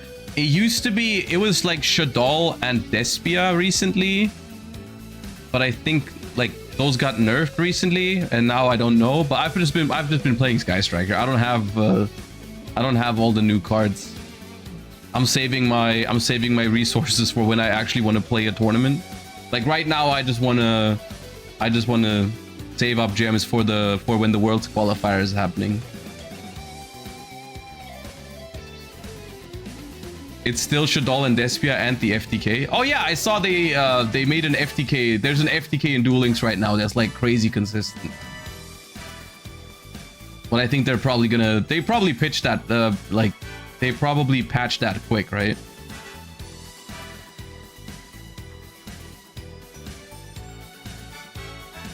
That's Bastion.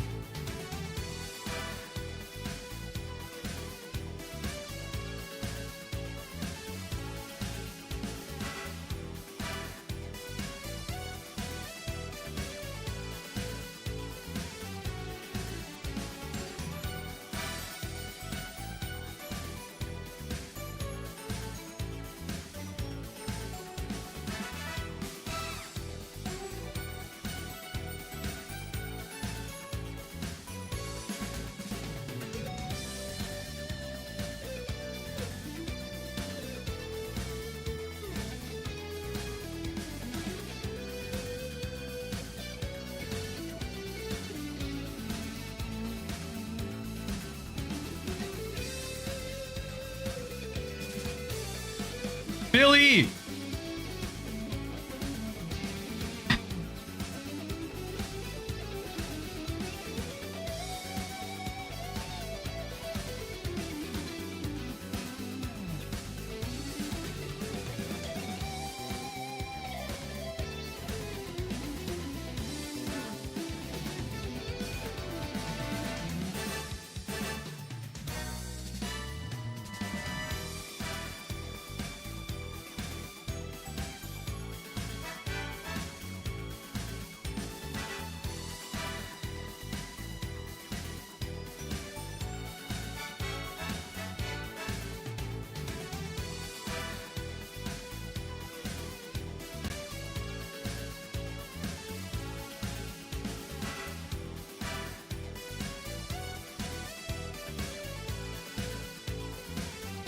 Is Ray playing? Raymond die? I think so, yeah. I think so.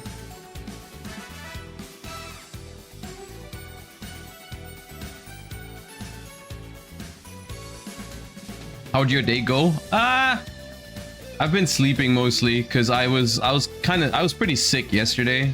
Or I mean, I kind of still am, but I spent all of yesterday in bed with a sore throat and stuffed nose, and like half of today.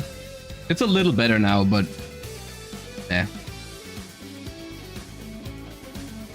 How's the cat? Charlie's doing fine. He was with me in bed today almost the entire day too.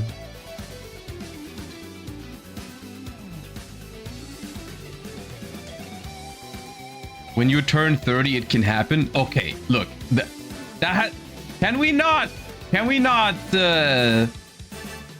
connect everything to the fact that I've turned 30? Because that definitely happens before you turn 30 as well. I found someone you might be familiar with out in the crowd, and that's Aditya, former NAWCQ World Champion, NAWCQ World Champion, let's go! NAWCQ runner-up, and you've been at Worlds the past 2 years. How was Worlds this past year? Worlds was fantastic, especially like being in Paris this year and getting to meet a bunch of different people. The cultural exchanges were something new. It was just a great overall experience, and I'm really looking forward to going back to, not going back to Paris, but going back to the WCS in Tokyo this year. I mean, you've been to Worlds the past 2 years. Not only that, you've been first with the Worlds qualifying point playoff, right? You've had the most points the past 2 years in a row, right? Yeah, that's correct. So the past 2 years are the first 2 years I started traveling to events. And how about you, Glaze? I kind of got lost along the way. I just kept playing, and I ended up in first in points twice. Okay, yeah, so you've already done the past 2 years. You're already looking at going to Worlds again for a third time. Are we going to see you at the top of that leaderboard again? Are you going to be grinding as much this year as you have been the past couple? I'm going to try my best, make it back into the top 16 playoff for the NAWCQ. That's all I can say. Why is the camera shaking so much? Because they're nervous to be recording the Billy break. If anyone has a good odds, it's you. You know, you put the time and the dedication into the game, which is important. So there's a new way to play Yu-Gi-Oh! Genesys. You're very focused on the TCG, but have you had a chance, or any of your friends had a chance to look at that format and what that kind of brings to the table?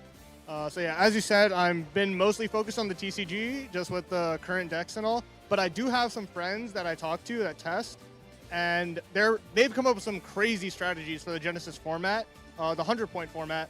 They're playing in the Genesys events right now, and I think I'm so excited to see if someone's cooked up something crazy, because I'm sure there could be something crazy. They'll probably just win the whole thing. So cheering on your friends while they're cheering you on in the main event. Now, are there any decks you're kind of looking forward to facing here at YCS Anaheim? What do you have your eyes on in particular? The decks that I've mostly prepared for is Dracotail and its variants. There's like a couple different ways to play it. You play it with the light end sublimation and dark end evaporation dragon. You can play it with the Magistus cards. You can play it with the Brand cards. And then there's also different variants of Yummy and Mitsurugi. I think it's a really, really wide format. And this is probably the most I've had so much interaction in my games that every game feels like a game. I always get to play. Yeah, that's what it's about. Those are the moments that are the most fun, is when you're having to decide, do I use this here? Do I save it later? And then trying to bait your opponent out and stuff like that. It seems like what you're enjoying for this format. So is there any advice you want to give to anyone that maybe is at home watching? Maybe they're too nervous. They have never been to a YCS. Any words of encouragement for those players? Just come out to YCS. Like any event that you can go to. If there's something that's coming close to your home, just go to the event. I promise you, it is a fantastic time. You will meet a lot of new people, make a lot of new friends, experience a different Yu-Gi-Oh! Than you've experienced in your hometown. Yep, and then that's the one way to grow as a player is to play against players from all around the world. And, you know, you've been all around the world. We'll have to see if you're going to go back to Worlds for a third time in a row this upcoming year. But first, The camera is moving because of Billy's aura. Good luck in the rest of the tournament. Hope Yes. you do well. Stay tuned. We're going to be back with round 3 very shortly.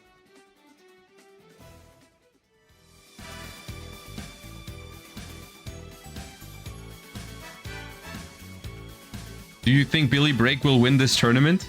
Yes.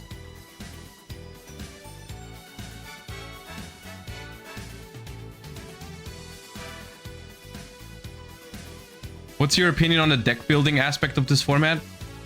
I think it's gonna be interesting because, or at least right now, the way I'm feeling about it is like I am more used to like, it's almost weird that the format is gonna last this long. Do you know what I mean? Like, because YCS Bologna is in 7 weeks, and the only thing that's gonna change, because I don't think we're gonna get a ban list, the only thing that's gonna change things up is the branded structure deck.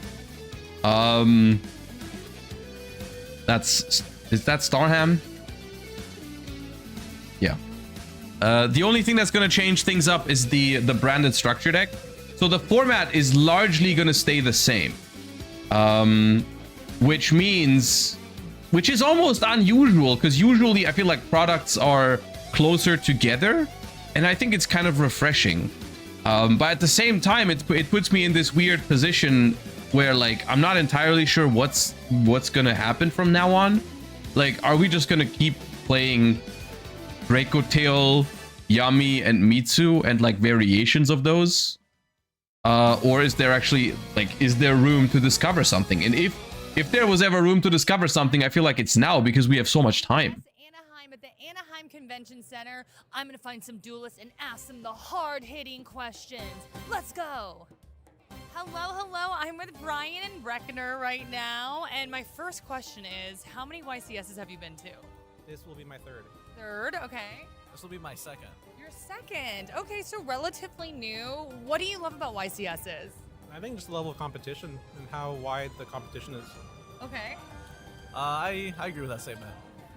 So describe the atmosphere for me here. Like, what is it that's so attractive? Is it about being with friends, meeting new people, the community events? Like, break it all down. Is this the longest time between Well, main for me, sets? it's, I don't really travel much, so it gives me an excuse to go somewhere else. I mean, I'm pretty sure the spacing is the Last same. YCS was 250th, so both.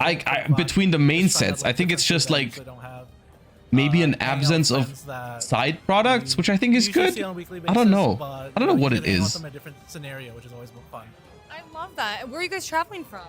How many YCSs have I been to? Dude. So not too far, but a little traveling. Okay. What about you? What do you love about YCS?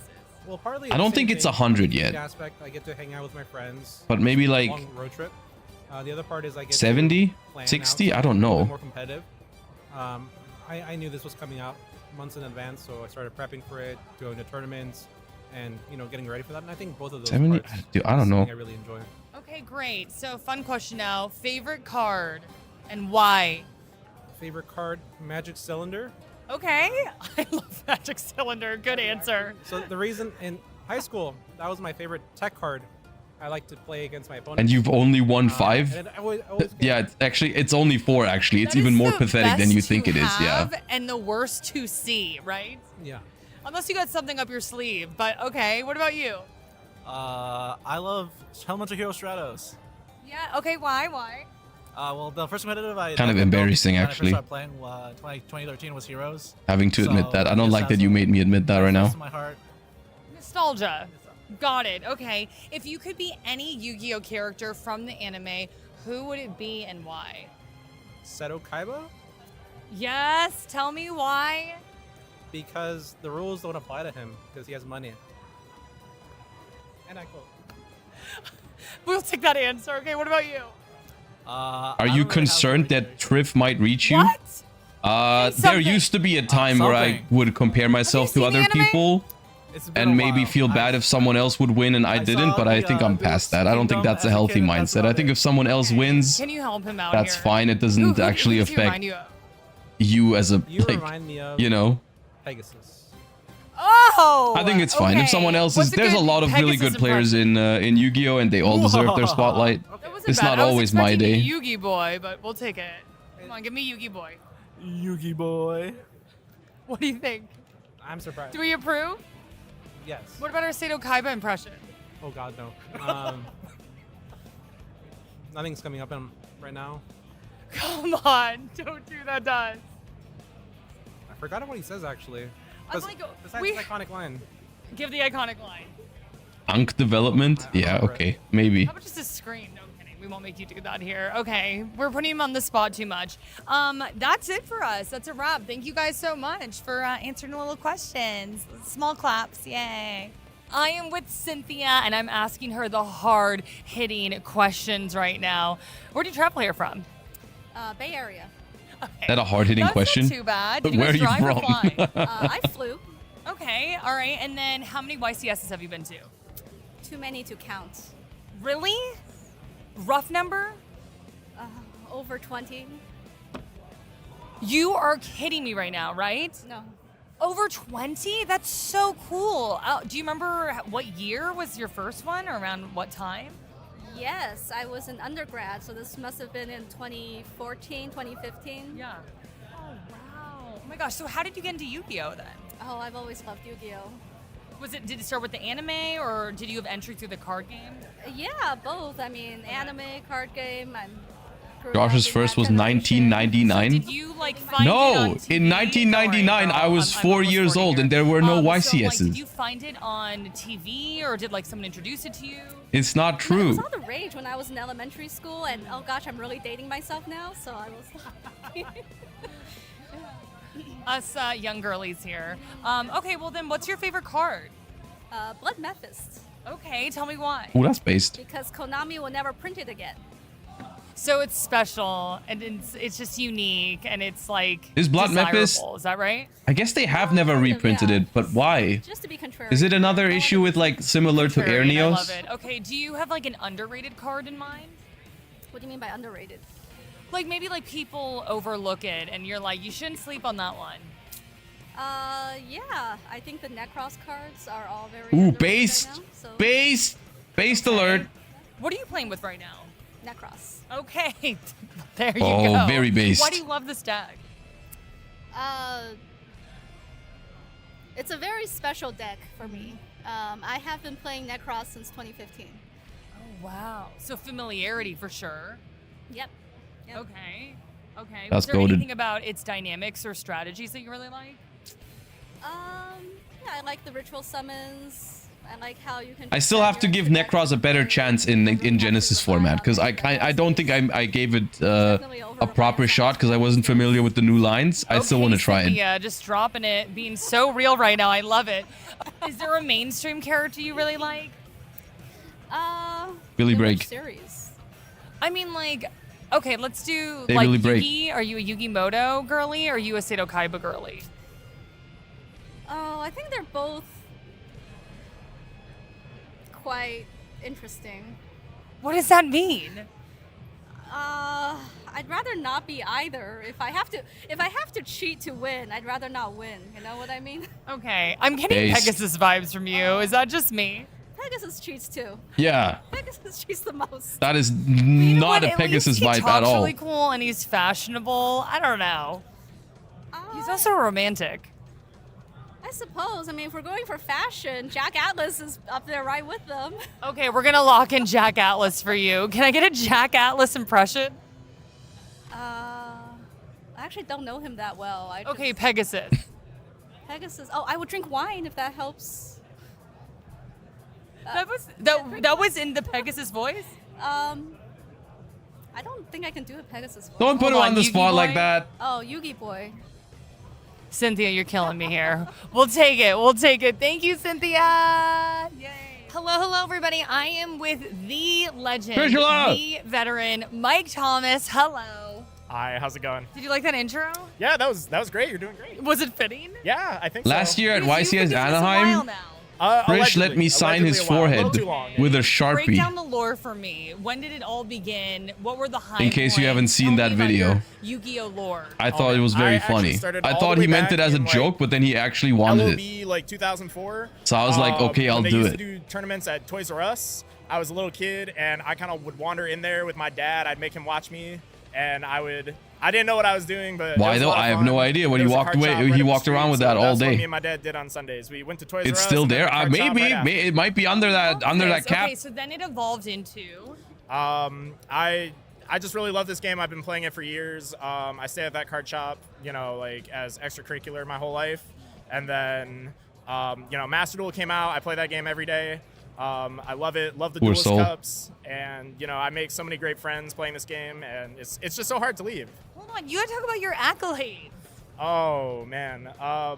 Sometimes I do okay. I like got second last year. I don't really know how at the NAWCQ. That's awesome. Yeah, and I just like to play Yu-Gi-Oh! Like, I don't know. What do you love about it? It's a lot of fun. It's a great community, and Stockholm there's no other Syndrome? card No, game I mean, that's Master really Duel is as awesome. It's just the involved format or that as, isn't. Master Duel as a whole is awesome. Even the Duelist love Cup that. It weekends can have get a kind of little grown on intense me as like a Okay, here's a fun 72 question. What's your hour, favorite like card? everyone's in it So together. It's a kind lot of fun people if will the think format that is it's something fine. Like Trishula, the Dragon of the Ice Barrier, or Chaos But Ruler, yeah, the Chaotic Magic surely Dragon. My eventually favorite's always been Baby Dragon. it's gonna the, be like, low fine, level right? 3 guy. Surely, Copium. He looks so happy. I want to be like him. We love happy-looking cards. Yes. Okay. Most underrated card. Ooh, most underrated card. Max C. Hold on, I need a second for this one. I don't have Appaloosa, Okay, Bowl let of the that Goddess. percolate. Let that percolate. While you're percolating on that one, if you could be any Yu-Gi-Oh character from the anime, who would it be? I think Tristan. I think he's just along for a good time. And you know. No, that's just me. I'm just dude, trying to show Tristan's up, an have a good time, NPC. and support my friends. I don't think we hear Tristan a lot. He's a little underrated. Yeah, a little bit. You know, but he's a cool dude. Like he's just there to support his friends. You know, he's not trying to be the best or anything. He's just trying to have a good time. I like that. Okay, can we get a Tristan impression? No. Okay, Like now that, you've just been say able no. to think on it. Most underrated card. More and people why? should just say no to that Can we cut question. this segment from the question? No, is there none? Is there none that comes to mind? My brain is so blank. You know what? Low key, I get that. Fried brain here too. But Mike Thomas, thank you so much. You were awesome, and we're so happy you're in the community and kicking butt. And I'm sending you good vibes because you're gonna just win it all, right? No. Stop! Oh my goodness! I just found Jackie. which is so cool because we have the same name, Jackie. Yes, I also just love Jackie. So I was really excited that you wanted to do this interview with me. So where did you travel from? Like 30 minutes away. Yes. So, yeah. That's nice, not too bad. Jackie and probably how out there many summoning YCS Infernoids in Genesys format, aren't you? I don't know, like 50? That probably. Is it really? I think I'm undervaluing it. Do you think it's around 50? Since 2010, so however many those are. Wow, that's so awesome. Do you remember your earliest one? SJC San Francisco was my first event. Okay, and then did you go with friends or like why did you decide to go? I got set up on a date and walked into a convention center. And I was like, what's going on? And then everyone was playing Yu-Gi-Oh! And then that's how I learned how to play Yu-Gi-Oh! Again. Is that really your lore? That is my lore. That is the coolest lore ever. Okay, so that is so fun. So then I want to ask you, what's your favorite card? Fabled Grimro. Tell me why. Because she's a goth girly, so. We love our goth girlies. Yes, we do. Okay, underrated card? Ooh, underrated card. It has to be Mariamne. Okay, tell me why. So in true Draco format, it's Search for Everything, and it was super underrated, and it was in my Nats deck, and now it's my username on everything, so. I love that. Okay, wait, what's your username? Mariamne. So you didn't have to add numbers or underscore? That's me. Look at that. I love that. So what are you playing with right now? So I'm gonna play in the Genesys format this weekend, and I'm playing Fabled. Oh, not Infernoids. Okay, fair enough. Trying not to interact or look at my opponent at all, just playing my solitaire deck. Okay, so this is a fun question. Like, what is your strategy like when you're dueling? Like, are you like casual? Are they having a break? No, we're waiting. Yeah, we're waiting for round 3. I don't know why it's taking longer than usual, but Last round, I'm singing Cotton Eye Joe to my opponents in the middle of comboing, and if I lost, I'm super serious. Okay. You never know which Jackie you're gonna get. I love that. Okay, here's a fun one. If you could be any character from the Yu-Gi-Oh anime, who would you pick and why? Joey Wheeler. I love that. Why? I feel like Joey deserves more love. Yes, because luck beats skill every time, and that man has luck on his side. So if I got luck on my skill, I'd win like 50 YCSs. All 50 that I attended, I would have won all of them. Okay, so can we get a Joey impression? Oh, God. Hey, Ayux. Is that bad? Is that terrible? okay, I've never seen it in English. Does he say that? That was so awesome, actually. That was incredible. Okay, Jackie, you're awesome. We appreciate you. Also, great name. Thanks so much. Yay. And welcome back, everyone, here to YCS Anaheim. 2 rounds in the books. We're here in the round at number 3. I'm Billy Brake. This is Michael Kahanam. And we are here just moments away from our 3rd round of Swiss at the YCS. But it's already been incredible so far. You know, lots of excellent duels just through the first couple rounds. And we got to watch that awesome Yu-Gi-Oh! Genesys exhibition match that you were a part of yesterday. Yeah, now everyone knows I lost. Oh, they had to see the conclusion. It was close, though. He had to have all those answers in the side deck. But it's cool to see 2 decks that you wouldn't normally see facing off against each other, but now there's like a home for those decks to play. Yeah, I think also now I better understand that the board breakers are 0 points, so maybe it's not the best strategy to set up a board that if the monsters are destroyed, you quickly lose with. So, you know, I have room for improvement, and there's still a lot of room for exploration in the Genesys format, which I think is one of the most exciting times to be playing that format. Definitely, and it's going to just keep growing as the game grows as well. But we are here at YCS Anaheim, and the main event is going to be playing the standard TCG. But we have some new prizes that have been incorporated into the tournament. So let's go ahead and take a look at what first place is going to walk away with. Of course, they're going to get that ultra rare. Dude, the giant card of winner's choice is crazy.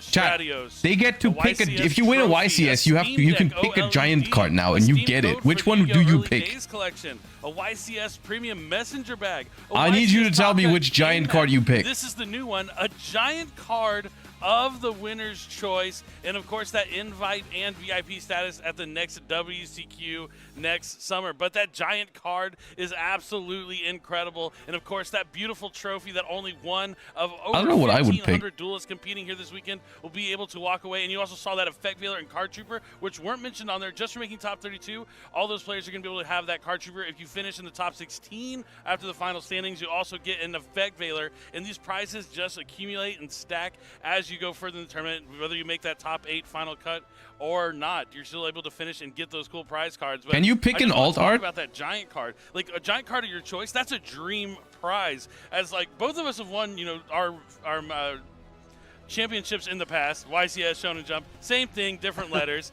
But if you told me like I could get any giant card and pick, like, man, do I pick like my favorite card, X-Saber Arabellum, or do I pick Masterpiece, something that looks cool and be nice on the wall? Who knows? But now the winner here this weekend will get to pick that, and they'll be able to pick it up at the WCQ coming up. And also cool, if you pick a card that has not been made a giant card, you will have as long as it has the correct trademark and is in common to secret rare, yes. Cool. So you couldn't pick like an old art from like the rarity collection, right? Because those were QCR only, for example. And we begin with the blue chair, hailing from San Jose, California. All right, we got Mitsurugi Hunsberger. This is his 2nd YCS, his 1st stage match. Now to the red chair, coming from Nice, France, we have Julian Kihon. All right. We got the reigning world champion on Dracotail. Masters, back to you. Wind Up Rabbit, favorite card. That's base as hell. Taking on the reigning, undisputed Yu-Gi-Oh! TCG world champion, Julian. And man, that World Championship was just a couple months ago, and I was there, and I can't tell you how exciting it was. The energy in the room was electric. Now, the deck he decided to bring here this weekend was actually a deck that wasn't at the World Championship at all. The 27 duelists who competed there, you know, it's kind of its own format where you combine the OCG and TCG Forbidden and Limited list together, but none of those duelists brought Dracotail, so it's not something we really got to see too much on the live stream.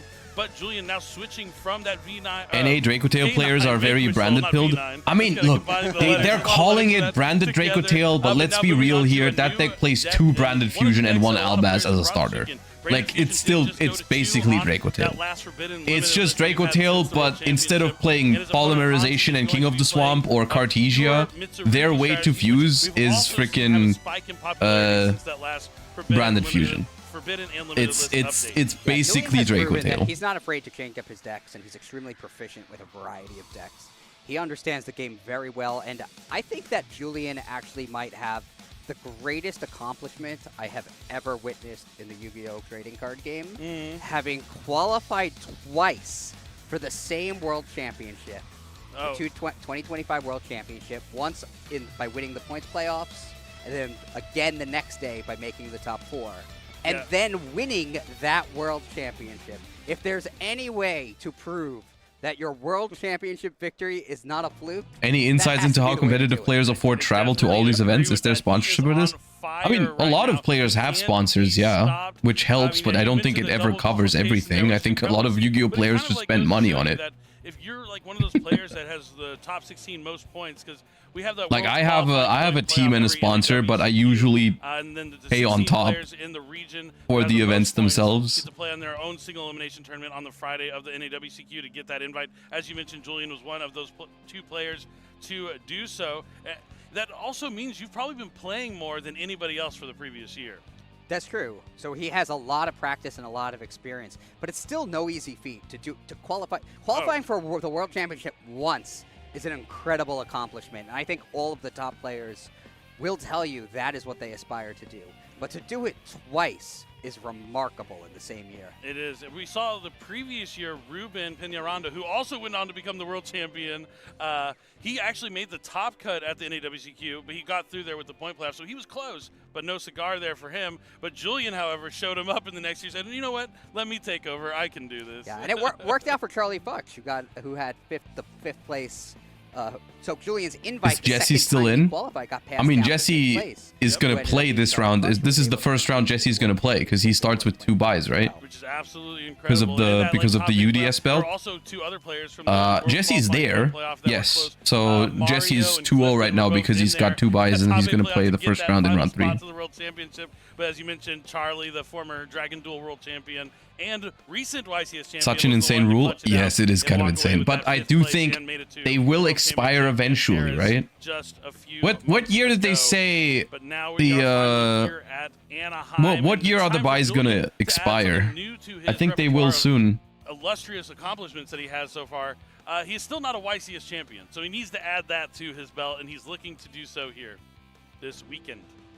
All but Jesse expire this year. This is the last so Jesse gets it longer because he won the ultimate UDS thingy. Can't be stopped. Won the world championship. He gets an extension. And now this is going to be Hansi's opponent for round number 3. But this is going to be an interesting matchup. Obviously, the branded Dracotail deck lines up pretty well into Yummy. We're going to have to see how it's going to do against the Mitsurugi strategy. But it's time to duel. It's game number 1 here of round 3 at YCS Anaheim 2025. It is very broken. All right, here comes the all-important die roll.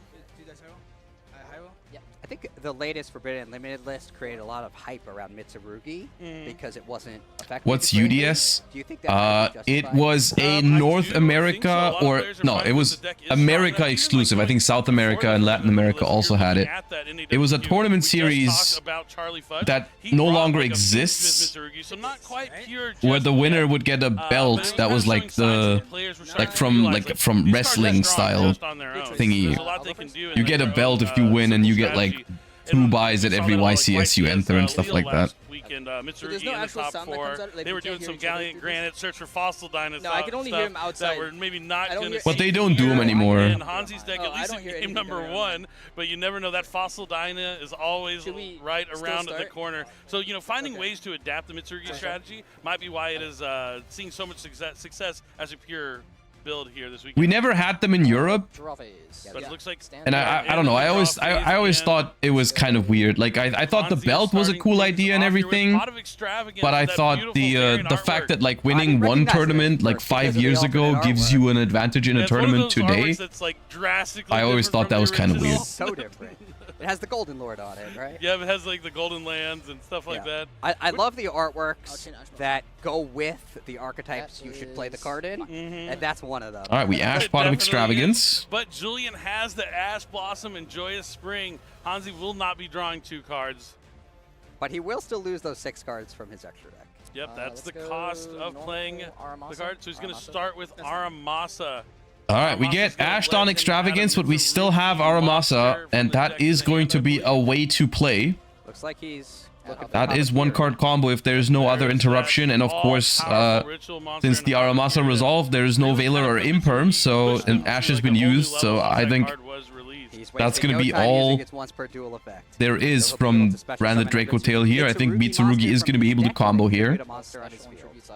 It's going to be the Saji. Saji's going to special summon and, as you mentioned, tribute it away, but gets the effect when it's tributed to add a Mitsurugi spell, and he's going to go for that Mitsurugi Prayers.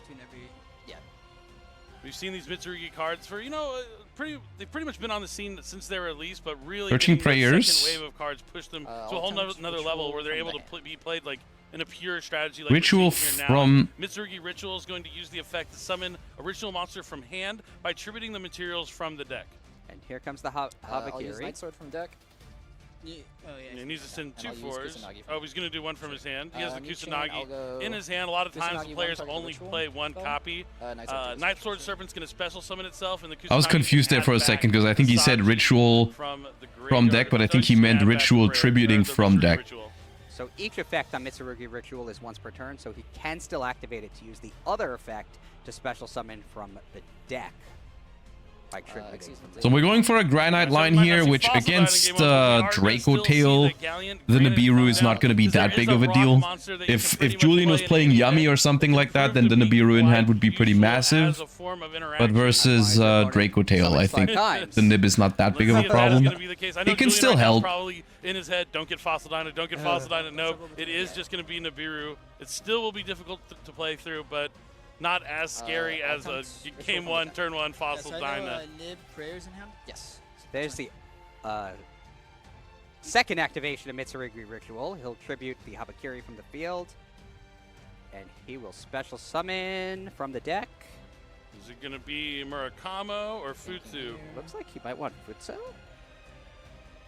I'll ritual out Murakumo. Nope, Murakumo. That's, I feel like more Probably common. Murakumo, Habakiri Strong one. Search, It has that effect that if it's tributed, it summons back and destroys your opponent's field. Magatama or Mirror, depending. I mean, we haven't gotten to Futsu yet. They want an effect to resolve.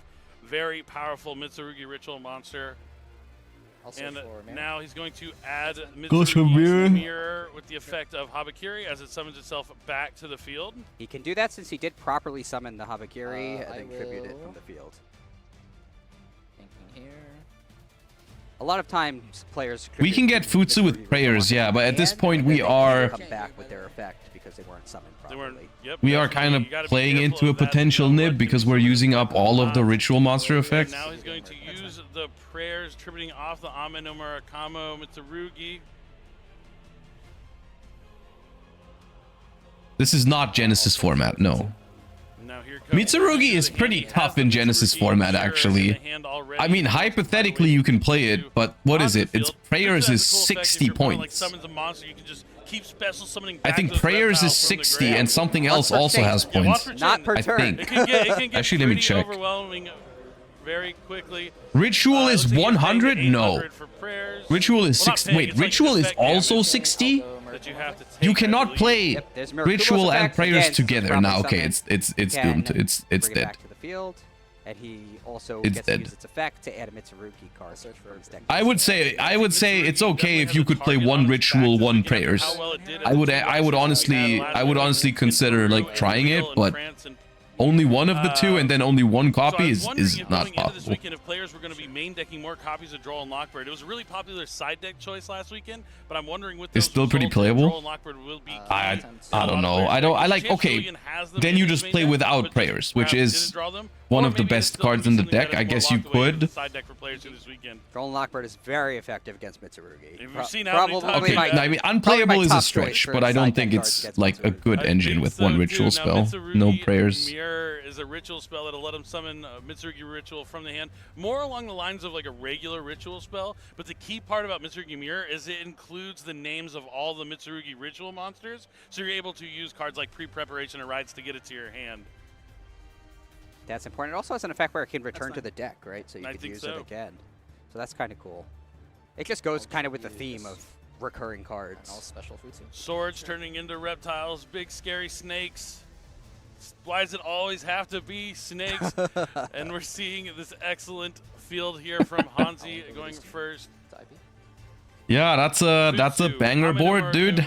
Pure Mitsu board. No Mitsurugi and IP Masquerena. One card face down, which we can assume is going to be Mitsurugi Great Purification, which can also negate a face-up card. There is a nib, but I think the Futsu is still unused, so that Futsu is still kind of cooking. Yeah, into the main phase. As we're trying to proceed to the end phase, he's going to try and tribute off. That's fine. Hanzi's going to use Amenumara Kumo, and is Julian going to discard? He's just going to discard the Nibiru itself. Oh, that's incredible. So everything gets tributed, but nobody gets a token. That's actually, that helped him. Search and special. I think that was helpful, right? Kind of, just a little bit. I can hear him through like the outside. Yeah. Now it looks like the Futsu still has not been tributed yet, so he's going to be able to add prayers. You know, I forgot it works like that, but it's the old Nibiru Stovey Torby trick. Yep. He waited and didn't chain to mirror. Once it's activated, I think you have a point. I think chaining Nib to mirror there was a potentially really strong play. The problem is then, like, very cool. They can always still resolve the mirror, right? Because then think what happens, right? The Nibiru tributes the rituals on the field, then mirror resolves, and then we can tribute the Futsu from hand to revive one from the grave, but then we don't have the Futsu on the board.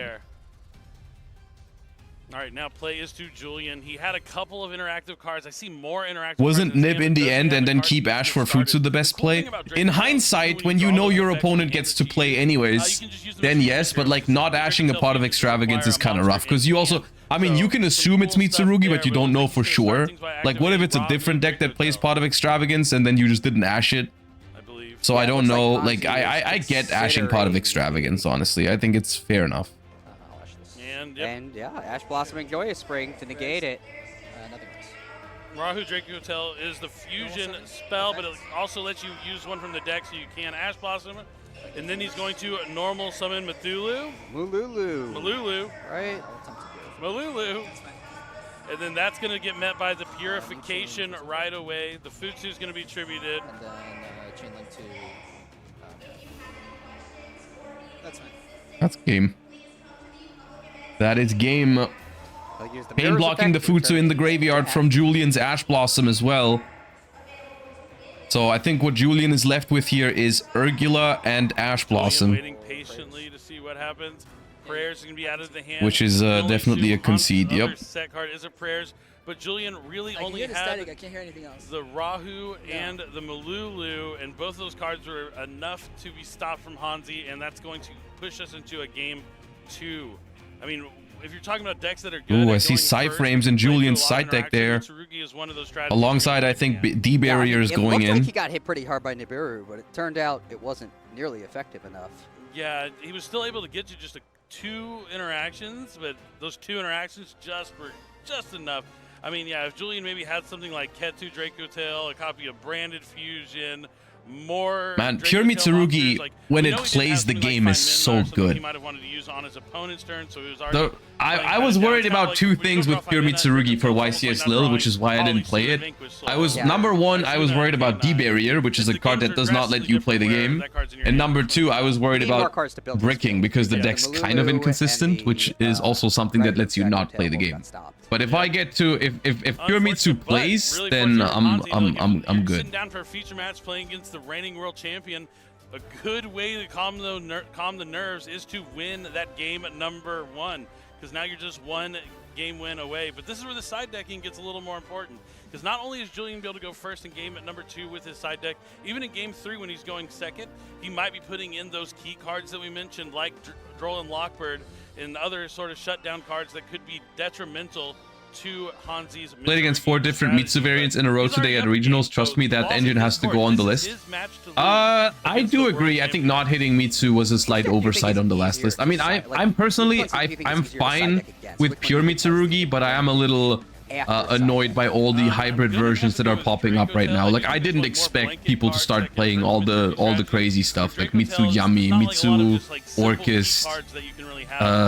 Dude, I watched a feature match earlier when I was laying in bed. I was watching a feature match from the Swiss Open. It was freaking Mitsu Yami against Mitsu Maliss, and I'm like, yo, what the hell?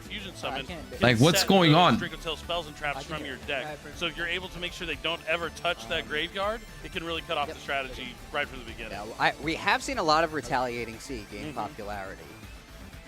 Definitely. It's definitely a card like you don't want to leave home without at least being in your bag. What would you even hit without completely killing it though? I don't know. It's hard. I think you gotta hit prayers probably. I never wanted to be in a position where I decide to use a card and I don't have access to it. And we're gonna have to see what cards these players access from. Prayers or Habakiri, I guess. As we dive into this second game here in round number 3. Yeah, I do the same thing, Billy. There was one year at the North America, I guess it was national. Hutsudu Zero? No, Hutsudu Zero is like the dumbest thing you could do, because that only kills pure Mitsu. All the hybrids are still full power because they don't play Hutsu. I need to pack cards that I would at least consider playing in case I decide I need it. Oh, I remember those days when DD Survivor was like a solid side deck option for like the anti-decks, the removal decks, even stuff like Bottomless Trap Hole. Honestly, I'm gonna be honest with you, this is one of those instances where the ban list is not the best tool to solve this problem. The best tool would have been proper card design. I can't believe it. Shifter is actually really good against Mitsurugi. Or even more they should just errata, honestly. That would be the most elegant solution, would just be to change like Habakiri into locking you into reptiles or some shit. Like that, because that was the only solution from the get-go. Looks like he started with a Lucius. It's kind of cringe that they didn't do that. There's any reason to hold the Shifter? No, I would just do it right away. Just nah, I don't like the Shifter. You're gonna do it anyway. Why not just do it during the draw phase? I don't like this Shifter. I think Shifter is crazy against Dracotail if you chain it to something, because they lose so many resources. Chain it to a card like Branded Fusion. I think now, yeah, Julian just sets D barrier and chills. It's yeah, this Shifter is not good. They would not have wanted to play, but you're probably right. I mean, Shifter on its own is stopping them completely. I mean, no, I think there's a solid argument for both. I'm a big believer in there's not one right line of play. There's multiple different paths you can get to the same conclusion. And it does look like Julian is just going to summon, set a spell and trap, and pass.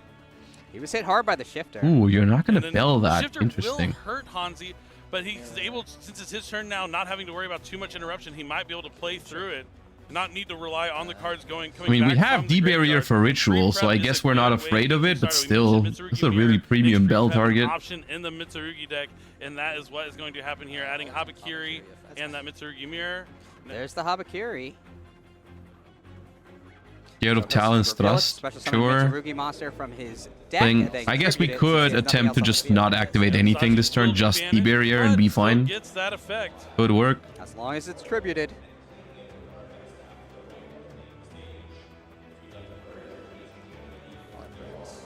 He'll add prayers to his hand. Hanzi really showing the power of Mitsurugi. Can you bell under Shifter? Yeah, you can.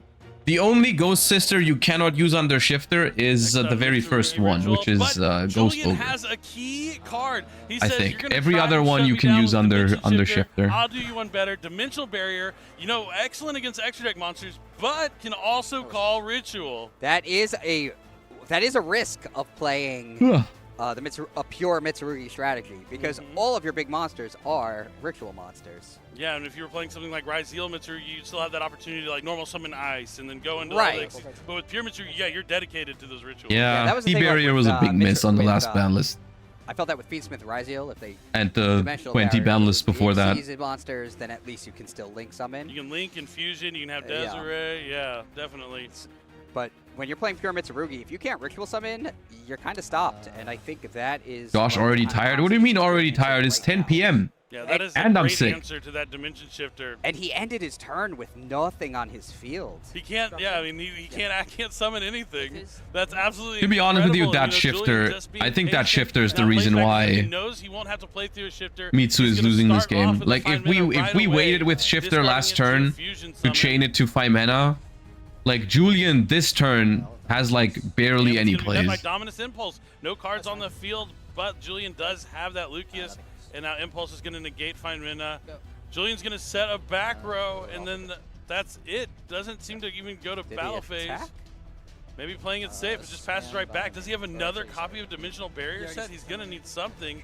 He just hasn't had any of the right cards he needed. I think we He really forgot need to that 5 mana attack. resolve Yeah, to be able to whatever. fusion summon. It doesn't seem like he has any other fusion spells or any way to get to him. I can see Playing around Gores, y'all. the Urgola in his hand as well. Now Mitsurugi Prayers is going to be the first activation for Hanzi. Julian's deck just not working for him right now. He's going to need something from his side deck face down. Special Kusanagi. It could be another barrier. He might be waiting for the activation of any sort of Mitsurugi I'll go spell. Habakiri 1, Kusanagi 2, targeting a ritual spell. All right, so he'll he's use the using effects of both Kusanagi and Habakiri. He's bringing back the Mitsurugi ritual. We'll see what he gets with Habakiri's effect.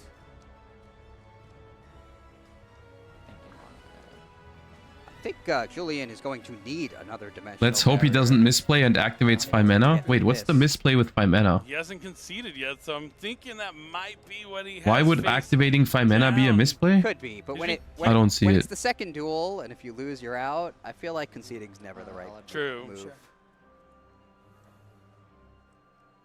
We'll see if that is what it is.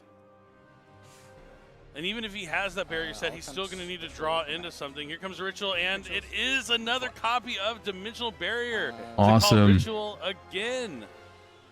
No rituals. They're going to be stuck behind that barrier.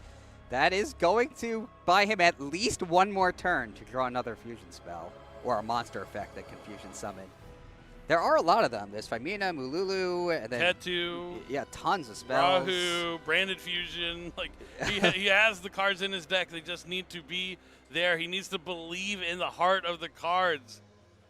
I think as world champion, he might have some of that heart of the cards magic. To be fair, What he I needs think most, which is Mitsurugi right is now. losing here not to the D barriers, but to the misuse of shifter. Like, if Julian have to has imagine 2 that less cards in hand here, Hansi doesn't think have of it. much Think more about it. Like, you than he had literally, last turn after he got barriered. you're in no danger if he has to fuse away 2 cards on his first turn with 5 mana. Like, he loses 3 cards. He loses 2 cards because Arthalion can add 1 back from the grave. But like, if we wait for activating 5 mana's effect and then we chain shifter, like, Well, notice some of the Fualos. I guess he's not getting much more use out of the Fualos. he would probably be fine and be able to play next turn. Baguska's not bad. All right, that'll not bad. that'll definitely slow things Okay, why down. didn't we 5 mana? He's a terribly tired Tapier, and now every monster that is summoned is going to go to defense mode, and monsters set in defense mode can't activate their effects, but he does have another 5 mana in hand that he's going to use during Hansi's turn to fuse the Urgola and the Lucius. Oh, that might be the breakthrough that he needed. I didn't see he had the Femina in hand. He just couldn't use it on the previous turn because he had already used. How would he out the fusion under barrier? He doesn't have to out it. Maybe He's he was not in under better any shape than I was giving him threat. credit for, even without the dimensional barrier. It's just an Arthalion with 3,000 attack. That's not going to kill you. He's going to set the Ketu Dracotail and Rahu Dracotail since he did use the monsters, and the Urgola is going to destroy the face down super polymerization.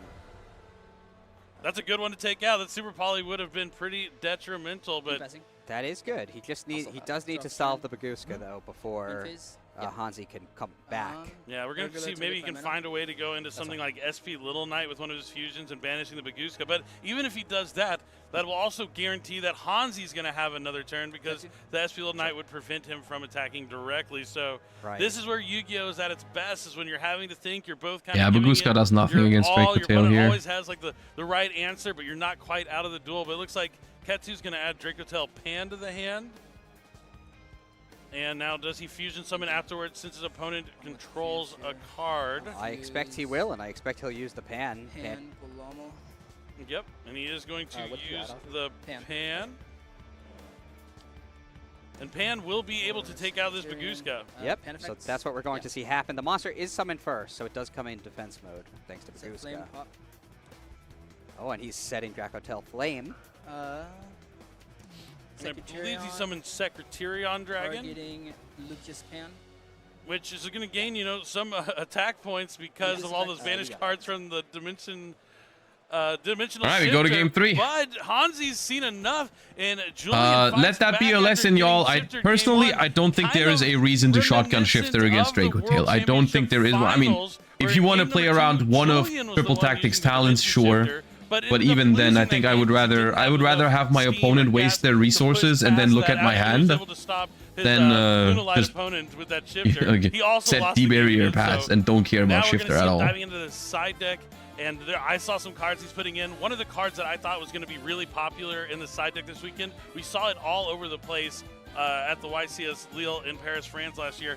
Like, I'm not going to say that specific card, but we just saw the Super Poly. That's another card that was really popular. But I do think there are some meta trends that we're going to see from YCS Lille that are going to carry over into this weekend. Yeah, without a doubt. I feel like every YCS event. Scared of Mululu Fimena? Oh, definitely. The format's always growing, always changing. Even but when like, a deck that everyone thinks is it really smart to play around I don't a think there is 2-card combo over a 1 D-barrier? Even like the little text, I don't think so. You can do to get an edge and evolve from just learning from what most people are playing. What if they go Ketu, Chain Shifter, Chain Fimena? That requires them, that's like a 4-card combo. They need Ketu, Fimena already with another Dracotail and another monster. And then the card also that Julian could be siding in. There's so many different ones, but Mitsurugi in particular has kind of brought some other cards back to the forefront that used to be used. I think a big one, where if we look at like the Psy-frames, if you're able to use like Psy-frame Gamma, right? It's limited to 1, but it's something you can put in. There is another Psy-frame that's pretty useful if you're going to want to put in Driver. That's Psy-frame Delta. It's able to negate a spell card. The difference in quality between game 1s and a lot of game 2 and 3s, this format is kind of disgusting. Yeah, I mean, it's just reiterating over a topic that we've been talking about like a lot of recent tournaments, is like the side deck being used for some pretty unhealthy shit, which is why I'm happy some of those cards are really harshly hit in Genesys format, which makes me wonder, like, if you have the understanding that something like Dimensional Barrier should be 100 points in Genesys format, which is literally more than some of the banned cards, I don't understand why it's legal in the TCG, but but obviously they're really strong effects when you pull them off and special summon the driver from the deck. So. And Delta especially is really cool because being able to stop a spell card on your opponent's first turn is pretty huge. Yeah, and that's relatively unusual. Yeah, like, just negate a spell. We have like Herald of the Green Light. Yeah, like that might be like the only other one. There's really not a lot of effects that can do that. Generically hitting all spells. Would people want Bagooska banned in TCG like it was in Master Duel? Genuine question. I personally don't think Bagooska is as much of a problem as other cards are, because it is a little bit easier to out, but I also would not complain if they banned it. Like, I think Bagooska is like probably more like number 10 or 15 or whatever on the list of cards I would ban. It's relatively low priority, but I still wouldn't be mad if they did it, you know? It's like an all-out war with monsters that obey. Yeah, it's an incredible dueling world out there. As we're jumping into game number 3. Now, Hansi did win the last time when he went first in game 1, but we've been talking about it. The side decking can play. Then the Revolution, thank you for the community gifts up. I appreciate that. Also, everyone else who's been subscribing recently, thank you all for the support. We're going to be here for a lot of hours this weekend, so if you want to enjoy the stream without any ads and also support Mr. Streamer Man for sacrificing my entire weekend and my nights as well, then you can even make Hope a sub would be much appreciated. There's a lot of scary implications in the Mitsurugi strategy that we could see. Shuffling takes longer than the duels. Me, when I make stuff up that isn't true. Players have in their opening hands here in game number 3, round 3, YCS Anaheim 2025. Will the world champion be able to come back from losing game 1? All right, we have Ash, we have Bell, we have Nib. And he's starting things off with Dimensional Fissure. Talk about Shifter stopping monsters from going to the graveyard. That's another great one, but he doesn't have any Mitsurugis, so he's just going to set a All right, they're both not playing. Pass. Julian's going to draw and immediately activate his Ketu, Dracotail, and Hansi has the Ash Blossom. The Ketu gets to go to the goes to the grave, yeah. Monsters, not as bad as Shifter. Or Macrocosmos, which would hit all of them. Indeed. But what is... All right, Mitsurugi has bricked. However, it's going to take a while for Julian to out this D-Fissure. I'm not sure how you're going to. Yeah, it would have to be some side deck cards, but also just a long process, maybe with an SP Little Knight or something like that. But Julian just passes right back to Hansi. Pass again. Another pass back. These decks both Dracotail Sting, I believe. And it's another pass back. Your turn. Your turn. Dracotail Flame could have done it. This is what you want to see. But I think that was Dracotail Sting. It's at least a somewhat even playing field, but now whoa, that's massive. The Mitsurugi Ritual is being activated. Oh, we have 2 Ash Blossoms and a Bell, but the Ritual hard draw, we cannot stop them from accessing the engine now. Oh, it's gonna break his deck open. It's over. Yeah, he's the first one to get a big monster on the field. He's going to tribute Kusanagi and Saji, and it looks like he's going to use the Kusanagi to try and add back. Ooh, Sting here, kind of nice actually. Julian has Dracotail Sting, I believe. Sting kind of nice to banish Ritual. To draw a card. Didn't chain Murakumo either. Draws a Lucius, I think. Some hope for the next turn. Yeah, that's really key. We're talking about the difference between macro and dimensional fissure. Getting those Dracotail spells and traps into Shifter, D-Barrier, Fissure to speak Yu-Gi-Oh! I'm not gonna lie to you, this is what I've been saying about the TCG for a while now. Like, the archetypes are in a pretty fine position. We need to handle some individual cards. So. No. Well, I guess he didn't need the ritual because he had another copy. And now he's gonna try we really need to handle some of these cards. D-Barrier, Shifter, D-Fissure as well. Like, it's just... Nope, he's gonna there shouldn't be a place in Yu-Gi-Oh! For these cards. Tribute off the Murakumo. Like, unironically, pure Mitsurugi going at it with pure Dracotail is a nice match of Yu-Gi-Oh! But, like, these cards just impact the game too much. He's gonna save the effect of Ash Blossom instead of stopping the ritual to stop the ad afterwards, because he knows that the Ame no Murakumo is going to be banished. But then he's going to be met by the Purification, the Great Purification, which is going to stop Ash Blossom. So he's going to be able to continue his plays. That's nuts. He's only at 2 summons right now, so he's going to need to summon a few more times if he wants to. Only win con for Julian right now is if Mitsurugi plays into Nib now. If he does not play into Nib, it's over. Habakiri effects. Now it looks like he's going to be using the Habakiri effect. So he'll add another Mitsurugi card from his deck to his hand. I mean, we saw Nib in game 1. I think if you have some level of foresight here, I think you are not gonna summon into this Nibiru. See what he decides to go next. That Dimensional Fissure is like, just the key card, making these. Julian was not able to play last turn. The card that Julian is going to have to worry about, but with the. If you set up prayers. Oh no, he searches a normal summon. Oh god, no.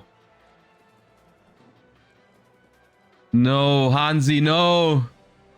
And the rituals, yeah, just summon themselves from, even though they're banished, it just says they special summon themselves when they're tributed. Doesn't have to be from the graveyard.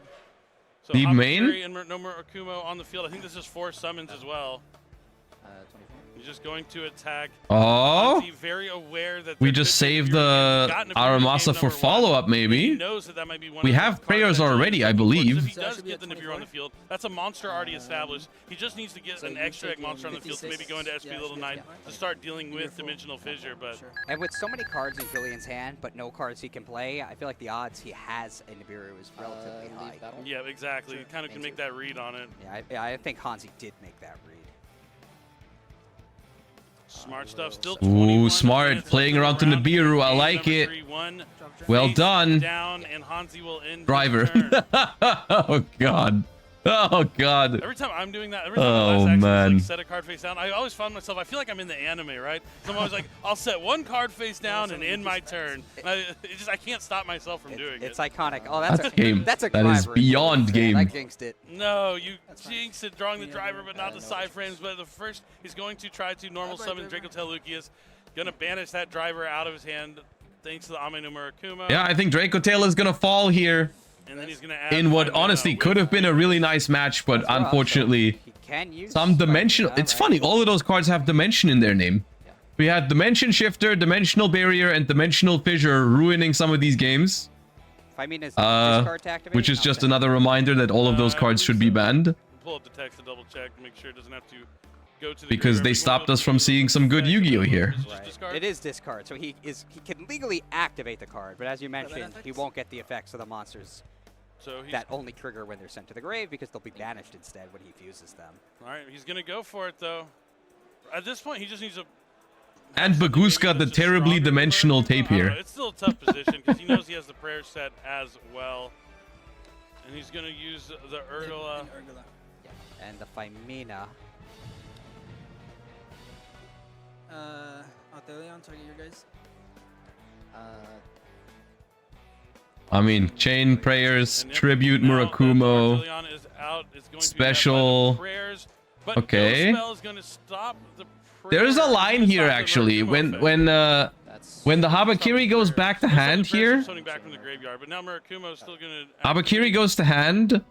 New chain, you're gonna activate Murakumo. It gets ashed. Now because of the Artelion, he gets to return one since he used a card from the hand. Attack with these two. So he clears the field. He goes to the battle phase. I think he missed out. Can Mitsurugi play next turn because Kusanagi is banished and Saji is banished? Didn't matter. But now he's going to attack with Artelion and. Are we gonna SP banish? For some damage and now make seals? I don't know. I don't know if I like making seals. Oh, I see. He can go spell the prayers even though there's no monster in the graveyard because maybe the best chance. Habakiri wasn't used, but the problem is Habakiri cannot get you to a ritual spell right now because Kusanagi and Saji are both banished. Julian did a great job turning this around. Well, we have Aramasa, but Aramasa also doesn't get you to a ritual spell. Like, Hanzi has 4 cards in hand. I don't know if there's a ritual spell there. I don't think there is. If there's a ritual spell, the game's over. If we can perform a ritual summon next turn, the game ends. No matter, even if you make SP here, if you make seals here, it doesn't matter. If we can ritual summon, you can beat this. It's game. Yeah, you gotta believe in yourself and believe in the heart of the cards. And that is what Julian is trying to do here in the game at number 3. And he's by no means in the clear. Wouldn't have had enough cards in hand to turn this around if opponent used Murakumo last turn. Also true, yes. It's a game right now for sure. And then the normal summon of Kusanagi is going to let... Alright, Julian does the only reasonable thing here, I think, which is just pass and hope that the opponent cannot play. I'm sorry, Aramasa. Not Kusanagi. And Kusanagi's GG. one that adds from the graveyard. Aramasa is the second wave one that adds a monster from the deck, and he's going to use that Mitsurugi Mirror, tributing the Habakiri from his hand to summon a Murakumo. And as we mentioned, Julian is not out of it just Those go to the banished pile, but yeah, it's game no matter far what. from it. He has no cards in hand, no cards on the field. He's going to take a couple of direct attacks, and I think that's going to be it. And yeah, it looks like Hanzi's going to We're not offering the handshake to the Dimensional Fissure user. Champion here in round number 3. Dimensional Barrier. Remember, Dimensional Barrier is ethical, but if our opponent uses Dimensional Fissure, we do not shake their hand. Their dirty, dirty hand that activated that Dimensional Fissure onto us. When he gets home, he's going to be able to talk about the time he played the World Champion in round number 3 with his pure Mitsurugi strategy and walked away the winner. Yeah, once the Murakumo wiped out the field, banishing the monsters, it was easy for him to close it out. Yep. I mean, just on the backs of those side deck cards, we talked about how important side decking is in this format in particular. You want to have cards prepared for when you go second, cards prepared for when you go first, and that Dimensional Fissure, despite not having a great hand, was just enough to slow Julian down, so he wasn't able to get anything going, and after a few just Mitsurugi off the top, I mean, you're eventually going to draw the cards that you need. Things lined up for Hanzi, and Julian is going to be moving on 2-1. Hanzi's moving on 3-0. How is this better than Master Duel? Yeah, think about that for a second. How is this still better than Master Duel? Because it absolutely is. 5 more tomorrow before we cut to the top 8. So it's going to be a long journey for Julian to win his way back to try and find his way to top 8. But plenty of opportunity. Plenty of chances to do so. And this is one of my favorite phrases. I always talk about it. Luck is when preparation meets opportunity, and that's when you can get lucky. But, you know, you got to congratulate Hansi here. I mean, that's a scary thing. Not only getting a feature match is intimidating. The only thing that could have made this match any better if they also played their turns under Maxi. Yes. It's completely okay to make mistakes. We all make mistakes throughout, you know, every game when we're playing Yu-Gi-Oh! It's just a lot more vibrant when everyone can see it. But the important thing is to learn from them, you know, whether everyone can see them or not. Exactly. It's always better to learn from your mistakes, but he'll be able to brag to his friends like, oh, did you see my feature match when I took on the world champion and won? And he's going to have those bragging And if the rights. floodgates are activated in best of 1, it's also much better, right? Jackie is standing by with our winner, so I'll let her take it away. Thank you so much, casters. Congratulations, Hansi. 3 wins now and just defeated the reigning world champion. I can only imagine what's going through your head right now. Yeah, it's honestly incredible. I've always looked up to Julian, so it's been an honor to play him against him in a feature match. What was it like sitting across from him? What was running through your head? It's honestly pretty nerve-wracking. This was my first, actual feature match to be on stream, so I was very nervous, but, I'm here to play Yu-Gi-Oh! And that's just what I did. Yeah, I was going to say, second YCS, first time on stage. What has your mindset been then? How are you staying composed and collected? It's honestly kind of surprising to me, too, because I've always entered a kind of like, I guess, a flow state when I'm playing Yu-Gi-Oh! And everything else kind of just fades away and I'm just playing the game. I love that answer. Okay, I got to ask you about Dimensional Fisher, though. Just explain to me. Yeah, so, I mean, that was a kind of a meta call at this event. My first 3 rounds were all against Dracotail, and it's come up in every single one of them, so I have nothing to say, but I'm sorry. Were you feeling it's not confident his fault that the throughout, or card's were legal. there times where it felt rockier for you, or were you like, I really feel the momentum? Just, like, take me into the duel. So, honestly, as soon as I won the die roll, it felt pretty good, because, going first is always a nice thing to have. But in that second game especially, it was a little bit rocky. He played really well. I mean, of course, he did. So I was a little nervous, but, we were 1-1 at that point. I was confident going into Game 3. The hand in Game 3 wasn't the best, but, part of my strategy was adapting to the meta, and the Dimensional Fisher helped kind of adapt to that. So. Okay, great. And I really just want to ask you for the last question, anything you want to say to the fans out there? You guys had a giant crowd watching. Thank you everyone for watching. Shout out to my friends Stanley and Jaeyoung. They're 2 of my only friends that help me play Yu-Gi-Oh! So. Aww, we see them waving and cheering. Hi everybody. All right. Well, thank you so much and congratulations again. Gonna send it back to our casters. All right, thank you so much, Jackie. That was awesome to hear from our winner. Kind of what we expected to hear. Nervous, excited, wanted to do it for his friends. Really cool to see. A match he'll never forget. Definitely not. But we have some exciting stuff we want to share with you. There's going to be something coming up where you can meet either of us. Mike, let them know about it. That's right. New York Comic-Con is set to take place at the Jacob Javits Center in New York, New York. And Konami will be in attendance during all 4 days of the convention from October 9th through 12th. Duelists attending New York Comic-Con can enjoy a variety of activities at the Konami booth, and these include demo experiences for Yu-Gi-Oh! Digital games and the Yu-Gi-Oh! TCG, free giveaways, the opportunity to create a custom token card by getting photographed at the token card photo booth, and a chance to bring a constructed deck to duel against top that duelists. Billy's father?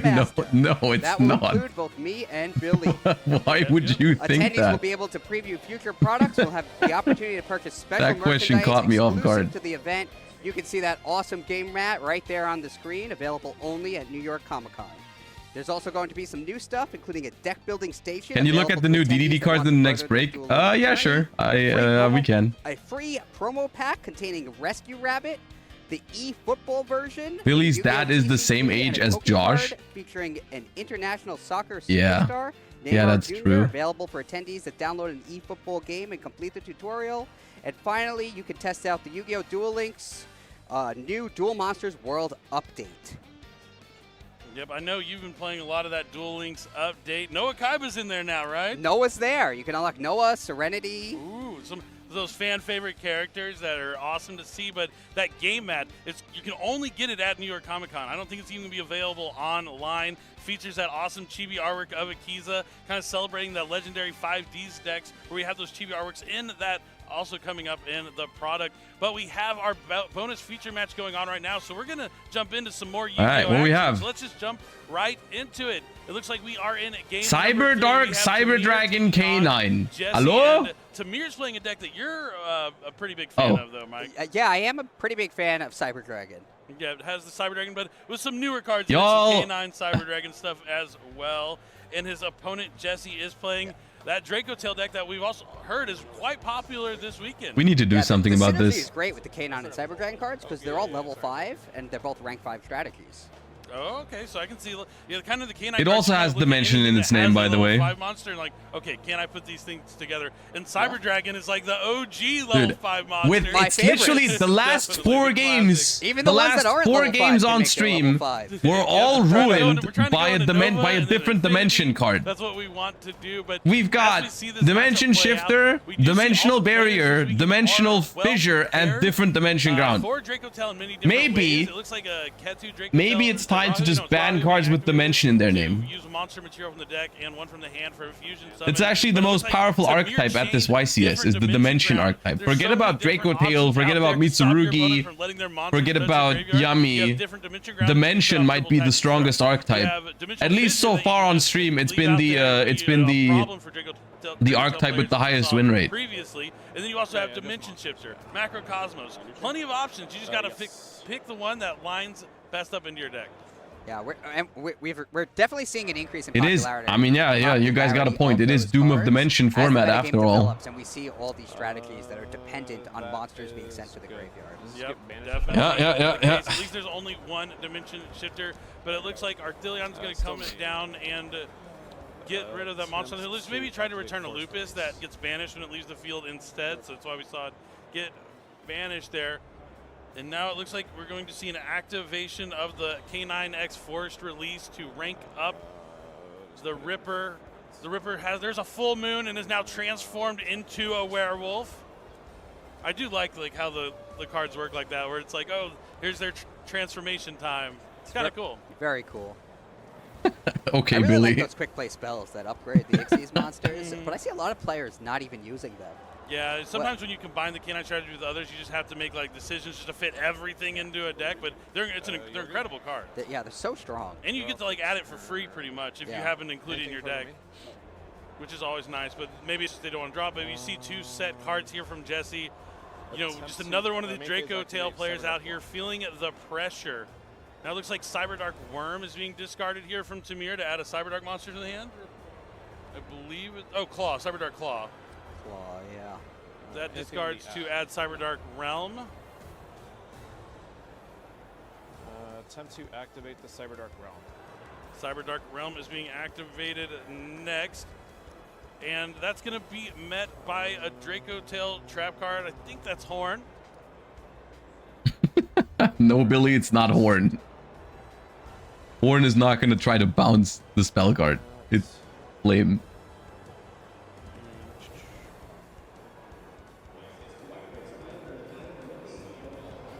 Oh no, that's not Horn, it's Flame. It's Dracotail Flame that is being activated. That's the one that can target a face-up spell on the field and negate its effects. And that's what he's trying to do to the Cyber Dark Realm before it can resolve. And then he's going to return a Dracotail to the bottom of the deck to draw a card. I can do it just to be safe. Makes sense to cut off the realm now. That'll prevent him from getting the Cyber Dark monster from his deck if he successfully destroys That draws a card for the Flame. We'll go activate Lancer. I guess it didn't resolve. Realm is still there. I maybe just resolved without effect, but I feel like if you chain it would still go because it never resolved fully. But either way, it's negated, I believe, for the turn. Now it looks like Izuna is. Wait, what happens? Coming down A continuous spell, if you negate it with Flame, it still stays on the board, right? It's still a continuous spell. That's kind of a thing for the Even if it didn't resolve its effect. Usual big screen we're looking at, so I'm trying to. You didn't negate the activation. We're doing it here, but you can see it at home better than we can. Azuna? So yeah, it looks like the Lantern's adding Azuna. Yeah. I guess Okay, so yeah, Lantern brought back Jokal, and he's getting Azuna. They got it confused. I think they might think that Flame just negates the spell. For K9 from the deck to the hand. Period. That's like an epic card name. A case for K9. It is. It's really cool because they're on the case. They're gonna sniff out any sort of mishappenings, misbehavings. All right, now it looks like Jokal is going to be activated, revealing another level 5 monster to special summon both of them from the hand. They're doing what, Billy? Werewolf goes into attack mode. The field is clear. Tamir is going to attack. Attack. He's not going to stop. Cyber Dragon K9, huh? And Tamir's with his Cyber Dark with a little help from Dimension Ground. Is going to take down the branded Dracotail deck that we've seen a lot of this weekend, but really cool deck here from Tamir. Dude, the art of this format is probably going to be finding the deck that people don't cite floodgates for right now. Like if everyone is on different Dimension Ground, you just can't play Dracotail. If everyone is on the barrier, sometimes you're using one of those, then you can't play Dracotail or Mitsu. The problem is what happens if everyone is on the barrier and the fissure. Now that you don't have anything, here come the K9 cards. Yeah, that's one of the main benefits of running multiple beats. Bait out all of that disruption with one. Yeah, definitely. I don't know what you do then. So how do you feel like seeing like Cyber Dragons here? They were both 2-0. So now Cyber Dragon's moving on 3-0. I think that's awesome. That makes me very happy to see. I really like Cyber Dragon. I guess you gotta find a deck that doesn't get floodgated by either. One of those decks that I think people are looking at in Yu-Gi-Oh! Genesys as well. Even though they lose their Link monsters, you can't play Links or Pendulums in the Yu-Gi-Oh! Genesys format, but you can still play Cyber Dragons. They have a lot of good Maliss? Yeah, I'm not doing that. Looking at them in the Genesys format now. Yeah, maybe that's where you're going after the Gladiator Beast. I definitely want to have more than one Genesys deck, so that's the I best can part. alternate between them. Yeah, and you can also just keep changing your point values of your cards to kind of try different things out. That's one of the greatest parts about Genesys. But let's go and talk about YCS Anaheim here this weekend. Every YCS, before the tournament starts, we have 10 players that we pick as a bounty. And those players, as they win, will accumulate more packs. And when they're defeated, their opponents get to take all their packs from their stack. All right, we got Aditya on 2-0. This is going to be before round 3. This is probably Triff 2-0. There on the graphic. But Aditya and Steven. This is Stevie on 2-0. We got Kangas playing in the YCS 1-1. What is this, Team Stevens? Elise Davis 1-1.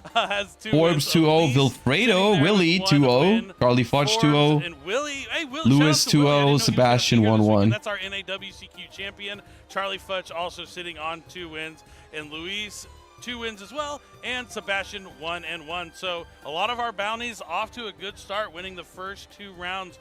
And as I said, as they win, they get to bank packs. They get 2 packs handed to them, and then 2 more packs go into the bank. And every round you kind of do that until the end of the tournament. And after all the Swiss rounds, you have all these banked packs that maybe you can open like basically a booster box worth of packs at the I end. was a bounty duelist at last year's YCS Anaheim. It was nice. I pulled an ultra rare Sangan. It's a double-edged because they gave me turbo but packs. Adds a little bit more intensity to your regular Swiss rounds for those 10 bounty duelists. But with 3 rounds in the books, I still have round it. 4 is coming up shortly.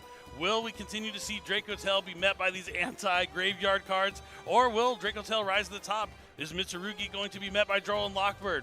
These are the questions that remain to be answered, so stay tuned and don't go anywhere. We have more action coming from YCS. Could have been an Anaheim ulti dad, shortly. yeah. Isala pulled an ulti dad, I think, last year. Duelists Advance is just around the corner. Bro, you know what that means. A duad opening? Come on, man, show me some Genesis or something. So let's just see what we get. Duad. The like button. We are back once again, opening a brand new core set. We got Duelist Jesus Christ! All right, I'm gonna grab some water real quick while they're opening this brand new Duad product. We pretty much know all of the, or most of the TCG exclusives. We got the new archetype, we got that revealed, so that was kind of cool. We've seen the new ritual support. We know pretty much all of the secret rares and ultra rares as well at this point, although I am curious to see how the Starlight rares are done. So with quarter century secret rares, every ultra rare and every secret rare was a quarter century secret rare, and then you also had a 25th QCR that was exclusive to that rarity. However, unless I read it wrong, I don't think it said that on the product description. Maybe it's just random. I don't know. Let's hopefully pull some Starlights and find out, baby. In terms of like cards I want It would be really cool to pull the Kaiba Man the Legend card. Like, dude, Kaiba. It's just going to be fun to experiment around with different Blue Eyes builds, and Kaiba Man the Legend could be one of those. So, we got the Starham, Valon, the Super Sai Sky Blaster. Oh, is this a set with all the new Psychic stuff? Heroic Champion, Magnum, Excalibur. We got Miasma, Dragon, Testina. Ooh, he's a big boy. Level 10. Of course, that kind of makes sense in Testina, right? Oh, okay, right off the bat. Oh, dude, it's stamped. That's cool. RB Valkan Rocket, one of the new TCG exclusive archetype cards. I love the fact that it has a little stamp in the bottom corner. Almost makes it look like one of the new prize cards, like the YCS Effect Veiler. We got the Valkan RB Rocket. Let's go, dude. Vanquish Soul gets some new support in here as well. I forgot about that. It becomes a really strong deck. Vanquish Soul Start. We got Field Spell. Regenesis Cycle. Layer 19, Sudden Incursion, Super Quantum Black. We got the Super Quant stuff in here, and the new Novels Recipe Book. Dude, there's support for so many different archetypes in here. I completely forgot. Duelist Advance was just not on my radar. Like, in the lead up to Nationals, I just completely forgot about it. We got Therealize. That's kind of cool. It's a cool name, and it's cool artwork. Dark Flare Swordsman, very nice. I love Dark Flare Knight, dude. Lunalight Silverhound is a common. We knew it was low rarity, just not exact rarity, so common. Very cool. We got Archmage Masterwork Succession. The Archmage stuff looks really, really cool as well. Galaxy War Drake, level 4 Light Dragon. If you have a level 4 Light monster is special summon to your field, you can special summon this card from your hand or graveyard, but banish it when it leaves the field. You can target one other level 4 Light monster you control, make it both that monster and this card at level 8 until the end of this turn. Seems pretty good, actually, in Galaxy Photon specifically, because you do have that Light Lock. Yeah, cool card. Teleport Fusion, Psychic Fusion monster. Spirit Poacher. Yeah, we caught the Amethyst Cat. Jesse Anderson will not be happy about that one. Return of the Duelist. And we got Psychic Omnibuster, one of the new Psychic Synchros. It's Wind. Okay, interesting. Moving on. What do we have? We have Prototype Psychic Blaster. Valon the Super Sai Sky Blaster, rank 5, level 6. Okay. Gaia Stream the Graceful Force. You know, Curse a Dragon. Got a little bit too much of that H2O. What does this do?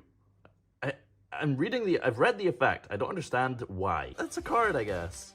Yo, we got more Ignister stuff. We got Link Slayer at Ignister. Oh, baby, let's go. Okay. Kaiba Man, the Legend. Is our first higher than super hey, yo. Pool. We got Kaiba Man, the Legend, with his 3 Blue Eyes White Dragon in the hand there. Blue Eyes White Dragon in the background. Dude, what a sick looking card. Does require you to play 3 Blue Eyes White Dragon in your deck, which is not ideal in terms of like competitive ratios. And it's a warrior. I do think it's hilarious so you can't go that blue with this card. this wave of Blue Eyes support, they felt like the best way to improve Blue Eyes was to incentivize people to play 3 of them things. Experimenting with it at some point. Spring or summer and autumn and winter. Spring, very cool. That's very pretty, actually, very calming.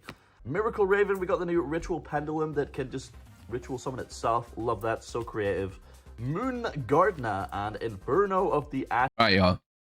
I think it's a good time to look at the new DDD card.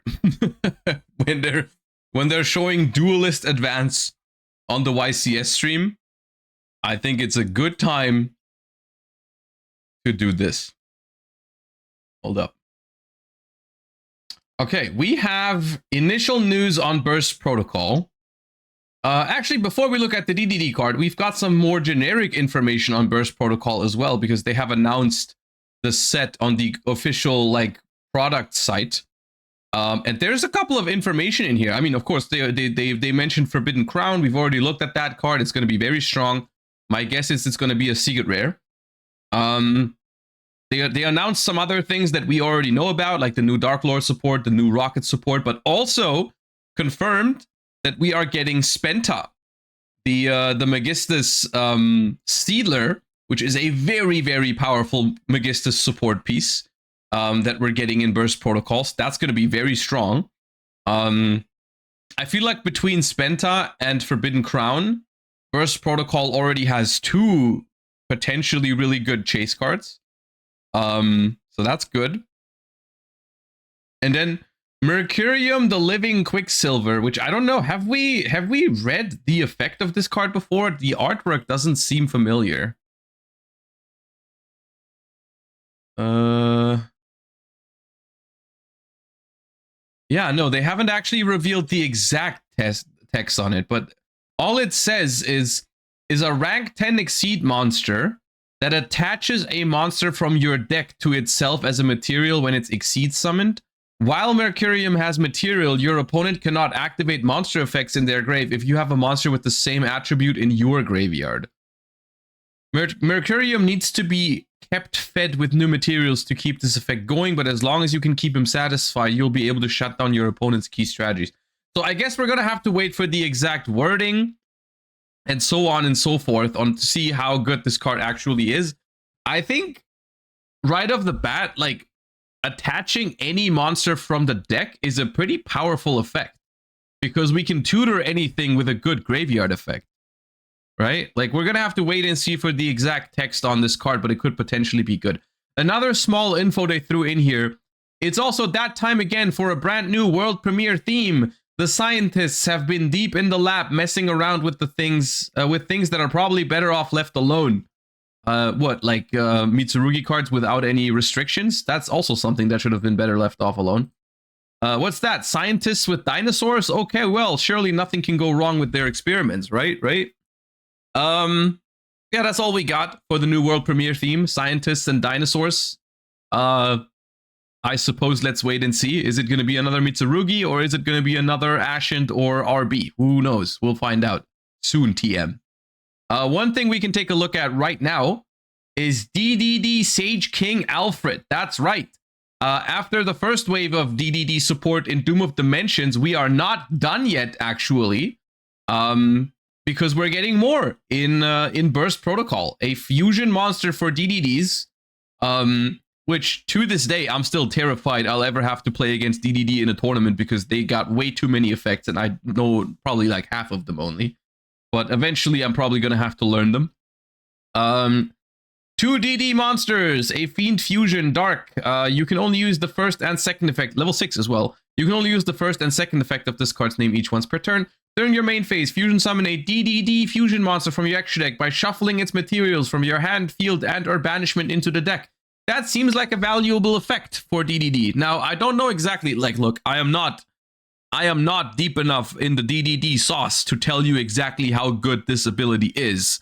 But it seems pretty good to me.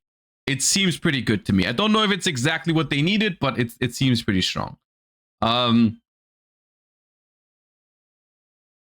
If this card becomes banished, you can target a Dark Contract, continuous spell traps in your grave, and or banishment up to the number of DDD monsters you control. Place them on your field face up. Okay, that's a potentially crazy follow-up effect. Yeah, no, I don't have much else to offer here, but seems good. Seems very good. I don't know if it makes all the difference for DDD, but it gives the deck grind game. If it is that, was that an issue for DDD? Was grind game a problem? Did we was DDD like not great with follow-up and stuff? Yes. Okay. Well, if that actually is true, if that was an issue, then that definitely solves that problem by shuffling back monsters to fuse and then also having the ability to recover Dark Contracts. So yeah, I mean, look, I honestly I think DDD is already a scary deck. But that's also like 50% of me is scared of DDD because I don't want to have to read all the cards. Actually, more than 50% of the reason why I'm scared is that. I have to look into it eventually to not be so scared of it anymore, probably. But some part of me thinks it's already a good deck, but I don't know it well enough. But yeah.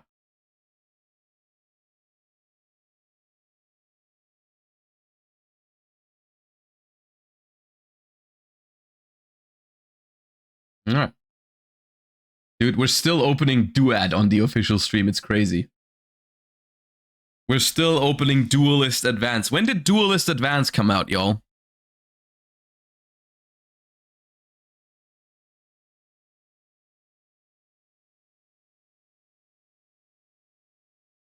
They couldn't use a Doom of Dimension opening? Surely there's been influencer openings for Doom of Dimension, right?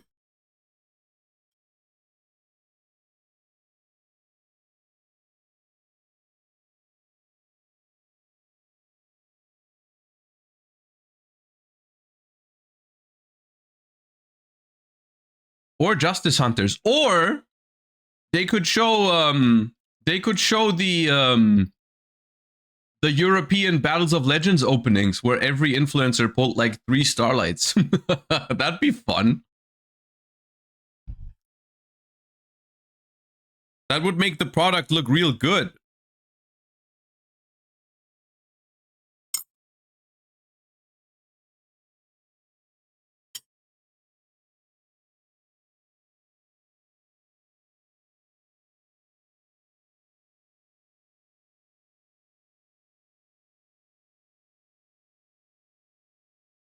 Or a Genesys match? Yeah, that'd be cool.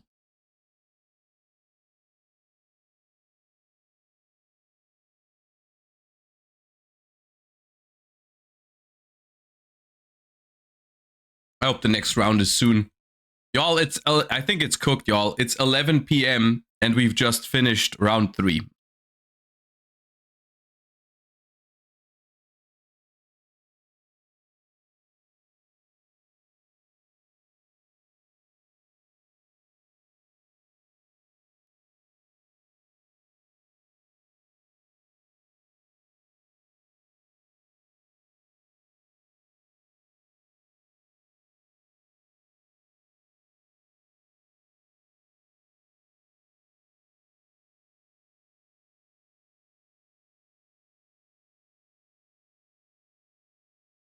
I thought the time rules would make it faster. To be fair, I think the purpose of the time rules is not to make it faster. I think the purpose of the time rules is, I think, genuinely to get rid of the like stall for time and win with a couple life points scam shit. Like, I think that was more so for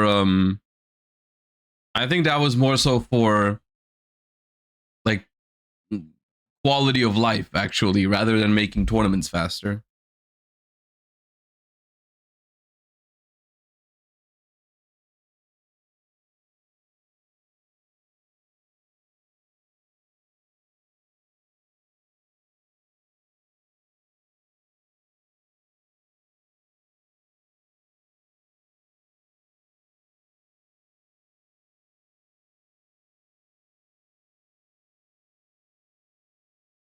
What do you make of Mitsu releasing on Master Duel? A 1-card Appaloosa with Habakiri. How about that?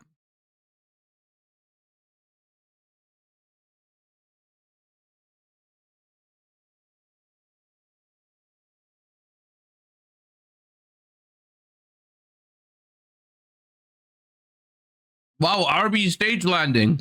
That card's gonna go crazy with the support.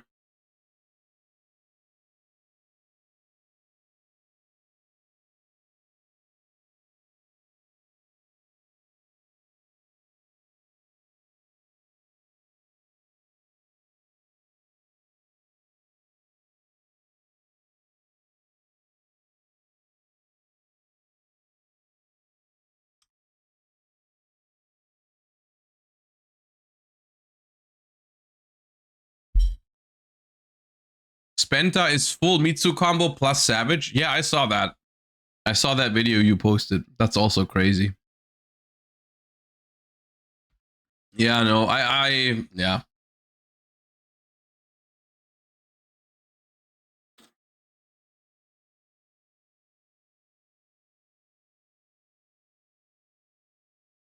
Oh, look, Ref's cards pulled a Starlight 5 months ago. Isn't that exciting? Which one is it?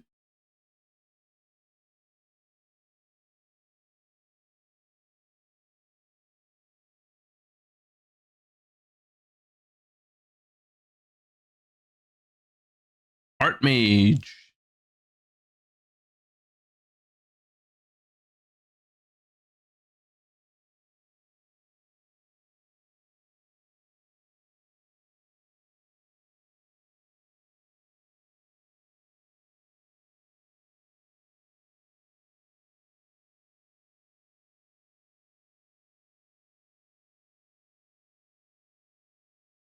It's more interesting if Revs is not pulling a Starlight.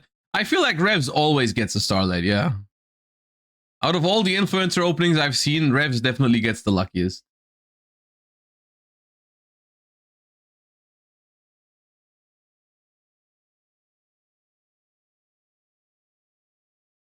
More like Art Midge. Dude. It's supposedly pretty good in Genesys format. I haven't tried it myself yet, but it does seem pretty strong. I want to, now that I'm seeing the psychic cards, I've been wanting to mess around with psychics in Genesys format. Has anyone done that? I don't hear about it very often, but I felt like I have kind of like a sweet spot, not sweet spot, a soft spot for the psychic cards for the most random reason ever. But I played them, I had a lot of them at the sneak peek for Duad, and I thought it was really fun. So of course, not a really good reason to pick up a deck, but I thought the playstyle was fun, so I've been wanting to play them, but like in TCG, like in advanced, of course, it's not possible. But yeah. I mean, the thing is, like, teleport is 40, but that deck can search teleport, right? That's what I've been, like, thinking about. It's like Might Master, also Might Master is 1 point. There's probably something you can do with that. Do with that information whatever you want, but you can do, like, I've been thinking about it, like, okay, you play 1 emergency teleport because you can search it, that's 40 points. Psychic End Punisher is 20 points. But there's your win con, right? I don't know how reliable of a win con Psychic End Punisher is in Genesys format, but it seems like a good one. And then all the other psychic stuff is basically free. Except for Mind Master if you want to do something with it. Right? I thought that was neat. Did anyone try Plant Synchro? Dandelion is 0 points. I feel like people are really overstating how crazy Dandelion at 0 points is. Because Dandelion really only, like, okay, Dandelion is like semi-limited or limited in like Edison/Tengu Plant format, but let's be real, the real reason why Dandy is crazy is because it was not once per turn link material. Like, without links, Dandelion is just an okay card. Like, legit just an okay card. I thought about trying it in Dragon Rulers because it's a good discard for React then, and then maybe synchro with the tokens or something, but like, without link monsters, I think Dandelion just isn't a problem. But yes, you can do some synchro stuff with it probably. Like 0 point Dandy is something you can probably cook something with. What about some of the good level 1 tuners? Like, what is Glow Up Bulb on there?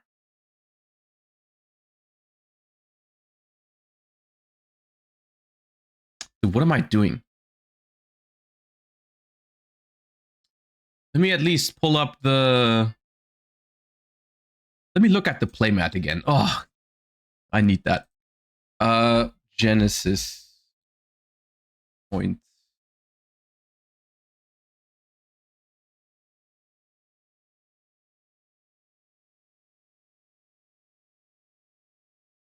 All right.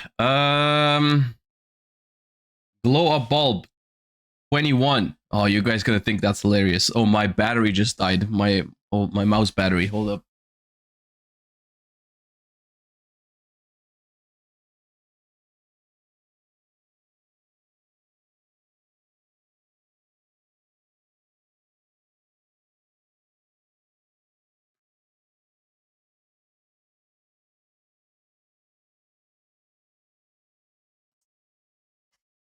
Pro streamer, by the way. What is that supposed to mean?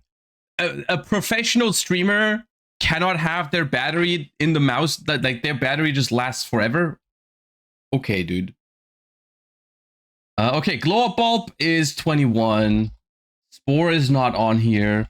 Lone Fire is 33, man. 33.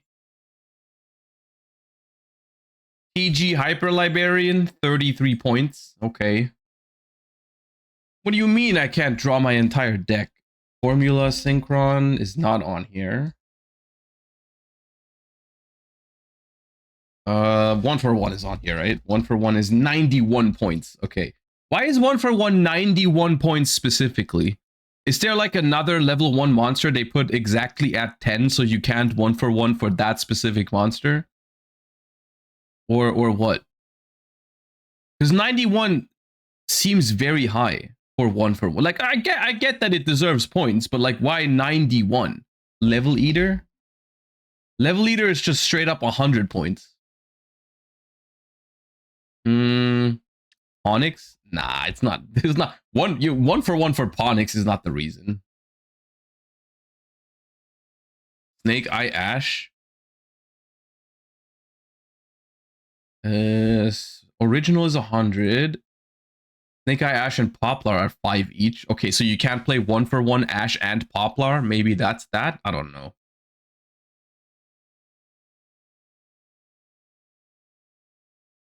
Any plans for Duel Links stream? Not really. But I mean, I will stream the Duel Links Worlds qualifier next year. At least that is the plan right now. That is still months away. But I'm planning on attending the next year's Duel Links Worlds qualifier, and I would stream that. But yeah.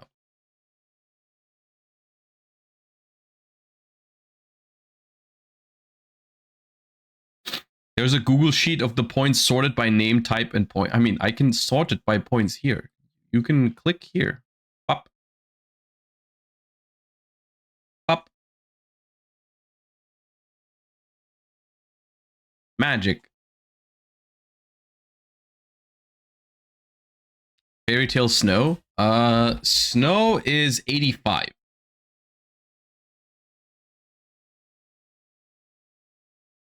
Would it be Pearly? Pearly is 15 for Sleepy, 15 for Pearly, 10 for Pearlily, and 5 for Stray Pearly Street. So you can't play a full Pearly lineup. 45, yeah, it's pretty rough.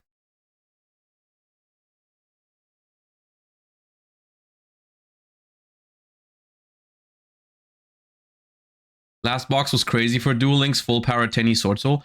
I saw that. I saw that it had full power Sword Soul. Like, they legit have Sword Soul in Duel Links right now, and I don't think it's that good. I played against it. It's probably good, but it still feels kind of mid. But to be fair, I only have Sky Striker, and I feel like it seems like an easy matchup for Sky Striker.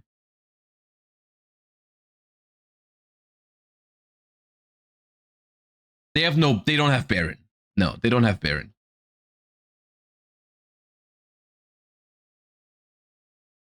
Oh, Bakura.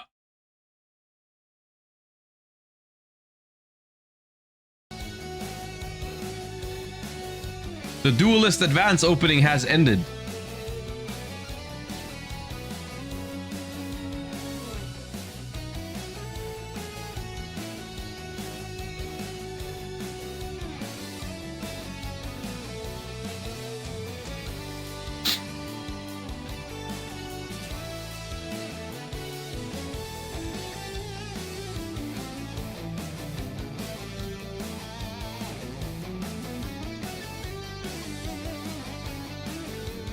Now we got Rico over there, representing Europe.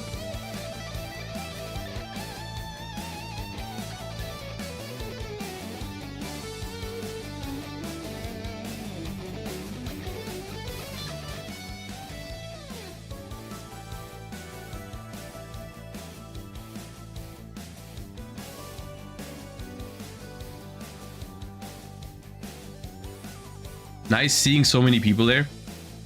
I mean, I've been feeling pretty positive about Yu-Gi-Oh! In 2025. Of course, not everything is perfect, as was demonstrated in the last match, where we saw cards like Dimensional Barrier and Dimension Shifter and Fissure and whatnot.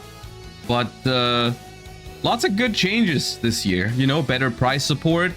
Generally, I would say 2025 archetype design a lot healthier than 2024. Decent battlelist decisions. Genesys format is pretty hype.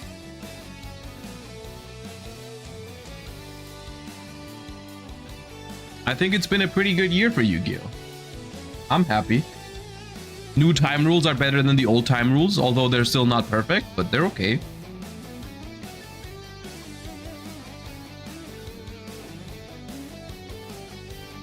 if they could just fix the products. Yes, I agree with you there. I will say I do think if Genesys actually takes off, at least I've been noticing in my recent reactions to some new archetypes or some new cards, I caught myself thinking like, yeah, this card is not good in modern Yu-Gi-Oh, like advanced constructed, but I could see it being good in Genesys. Like, I think if, like, because think about it, if Genesys gives these cards a home that aren't good enough for advanced constructed, like if it's actually a popular, if it becomes a popular format, which we'll wait and see, but if it becomes a thing, then maybe that'll make product a little bit better, because then like an archetype, let's use Archmage as an example, right? Like Archmage was an archetype that was like decently valuable because people thought it had future potential, but immediately it didn't really pop off. But apparently it's really good in Genesys right now, right? And if Genesys is a genuine reason for some people to pick up these cards, then that's going to increase the quality of the product. Or like Radiant Typhoon. Yeah, I mean Radiant Typhoon is a decently high quality engine, but hasn't really made an impact in the TCG. But I think it will in Genesys format. So if Genesys format becomes a mainstay, then I think that's going to increase the product quality automatically a little bit.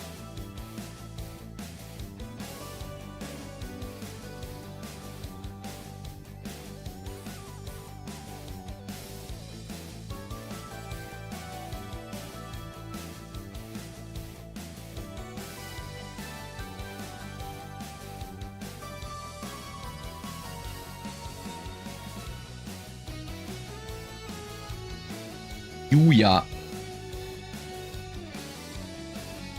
Yuya is Arc V, right? Handlum.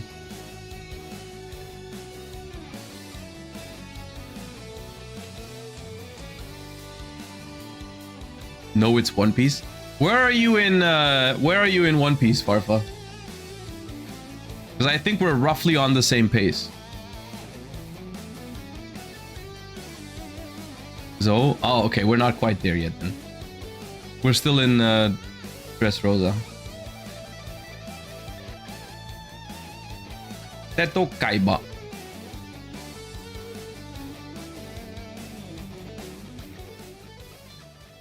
I'm way ahead. I don't know. Isn't that just the next arc after? I don't know.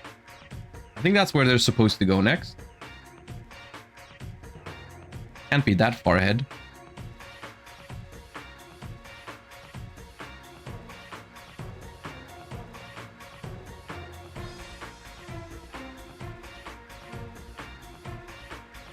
Rosa is like 400 years. I like it.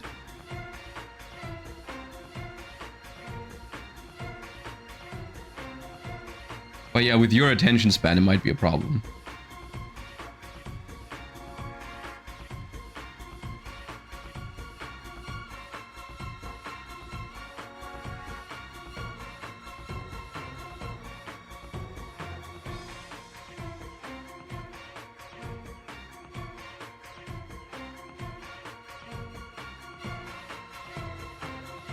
Who is this?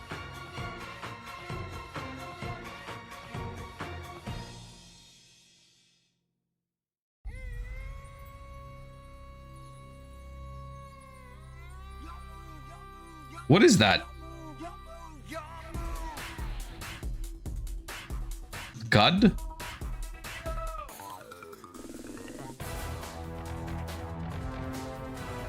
Yeah, good call.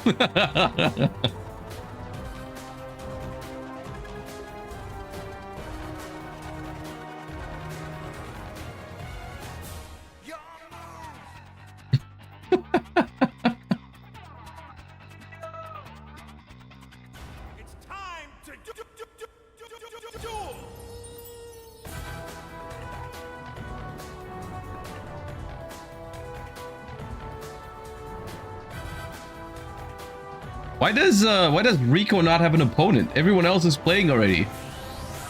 Where's Rico's opponent?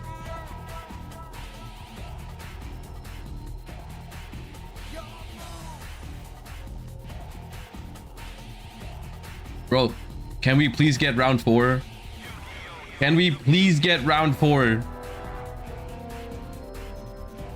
Yeah, that's Yusei. Yusei Fudo. But I need round 4.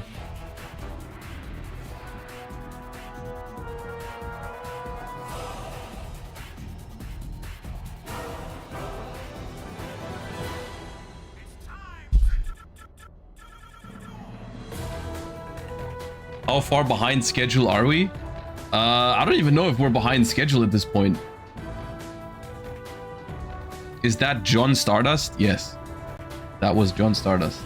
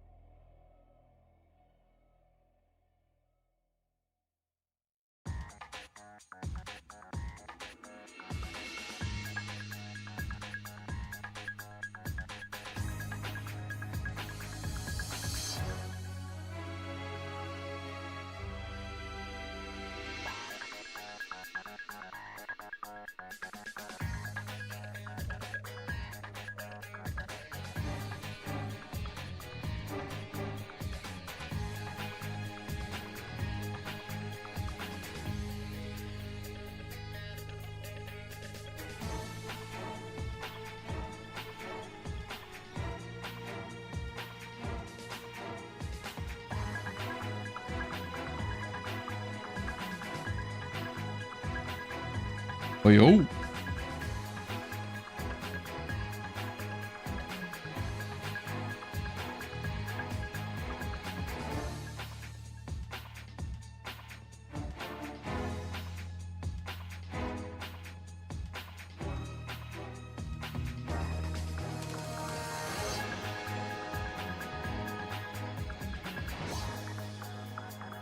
Welcome back, Duel fans, to YCS Anaheim. As always, my name is Steven. His name is also Steven, and we are here to talk about the Genesys rules. That's right, the brand new format that was released about a week and a half ago that all the duelists are talking about. Okay, I thought we were going to get another Really has been round. the talk of the town. People were really excited. Just going over the rules in brief so you don't have to read the entirety of the screen. Again, no Okay, link y'all, monsters, I know no the pendulum rules for monsters, Genesys. No forbidden and limited list, which also means no extra monster zone or no pendulum zones. But it's using a points-based format where cards have a point value. And here at the YCS, our Genesys tournaments are using a standard 100-point cap. But you can actually ask your tournament store to just run it at 0 points, 1,000,000 points, anything in between. Yes, it is very much a custom format, but with a standard baseline. I can't wait until my local starts doing Genesys, because apparently they will. YCS happens next year. Apparently we will have Genesys. Guidelines. I'm so excited. I'm going to record you guys the play shit a lot out of of Genesys it. games Quite while a we've been lot. here, and I've been streaming some of the Genesys matches too. The format feels really different because, at least on my end of things, cards just seem to resolve. Sure, yeah, there's a lot less room for non-engine because essentially if you play a lot of non-engine things like Ash Blossom Joy Spring, Effect Veiler, all these easy ways that players have sort of stymied other strategies in the past, that makes your main deck a lot weaker, and so it's harder to beat the decks that are just more powerful than yours. And so it's this interesting kind of balance of, oh, do I want to be more controlling or do I want to maximize my own deck's consistency? Yeah, that's the weird thing is that if you decide to include things like Ash Blossom and Joy Spring, which I think off the top of my head is 15 points, right? Per card. card. Per card. 45 of your 100 points on just 3 Ash Blossoms. So you can't just do what you used to do of just like, I'll put all the no's in and then I'll build the rest of my deck. Yes. But that also means if you do that, Why is it people can spelled kinda with suss you Y? out. They're like, wait a second. I don't know. he's They playing, thought it was like, cooler that Stop way. Me. That means his deck doesn't Is do the anything. Genesys system. I think it's from Even system. though my combo got stopped, I'm probably going to be able to live for a few more turns. Maybe just do it again. Look, it is what it is. I don't know. Been seeing a lot of weird Genesys builds out there too. I've been playing something fun. Ryzeal is still 0 points, by the way. It's both What do you legal, mean it's still TCG, 0 and points? built There's to also been be good one Genesys format. singular Just like update. one The deck format's box been for out for both not even formats. 2 weeks. Well, first of all, I love traveling to tournaments with that stuff, so I love the way you're thinking over there. Thank you. Right now, as we all saw in the exhibition match at the beginning of day 1 today, I am playing Flame Swordsman right now. That can be all you're cooking, right? No. I'm working on some stuff in the lab right now, trying to still figure some stuff out.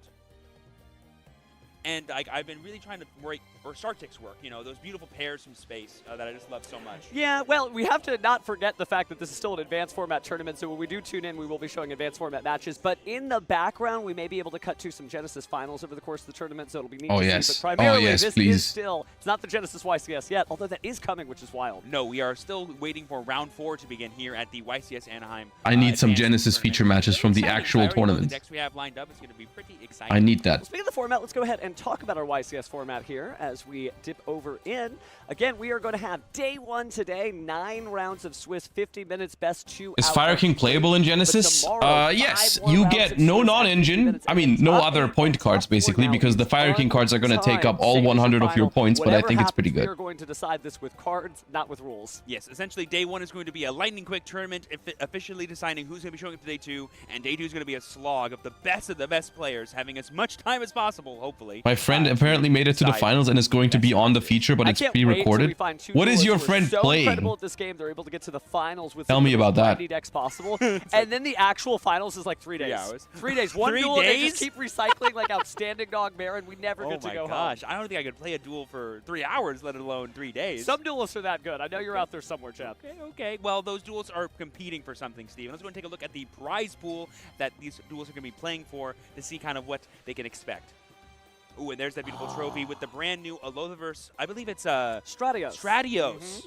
Very gorgeous. And then, of course, we have the top cut pricing for YCSs of Effect Veiler and Card Trooper for all of our top 32 and top 16 duelists. Also, those amazing dice, that OLED Steam Deck. But, man, that trophy and the title with it, that is what most of the duelists are here for. They don't want to just have some stuff. They want to be the guy. They want to be our YCS champion. I want that on my nightstand, 100%. It is a very, very cool trophy. And any one of our duelists that we've had in the featured match, those people could be the one to win it. And it's neat because this is the first Stratios that we're giving away in North America. No, only in the United States, because I think we did give it away for this competitive season. Yeah, anyway, for this. Well, no, because I think maybe we gave it for YCS Vancouver actually recently. That might have been. Oh, the first you're one. right. Yeah, right. So. That North America region for sure. Yes. So this season just kicking off so fast, right? We've had Vancouver, we've had Lima, Peru, we've had Lille. Now we're here in Anaheim. We've got Pittsburgh coming up, Sao Paulo, Brazil. Yugioh is happening, man. Oh my gosh, it's so exciting to see. And like you said, there's not just amazing things happening in the format, but as we were mentioning earlier, Genesys is kind of the talk of the town. The invitationals are happening today, and then tomorrow will be the big event itself. I'm really curious to see like what actually makes it, because the format in Genesys is so wide open. There's no like one deck you can play. We talked with some duelists who are just like, I'm not sure how I'm going to like actually play in this format because I don't know how to prepare. I don't know that you can prepare. I think you just have to be ready for anything. Yeah, for me it feels like a very kind of cyclical format, meaning like if control's really good right now, like all the trap decks like Odeon and Eldritch, that means maybe more of the mid-range decks like Centurion or the grindier archetypes can come out of nowhere and start winning. But then that means the Will you play Ice Barrier in Genesys? It's basically full power at 0.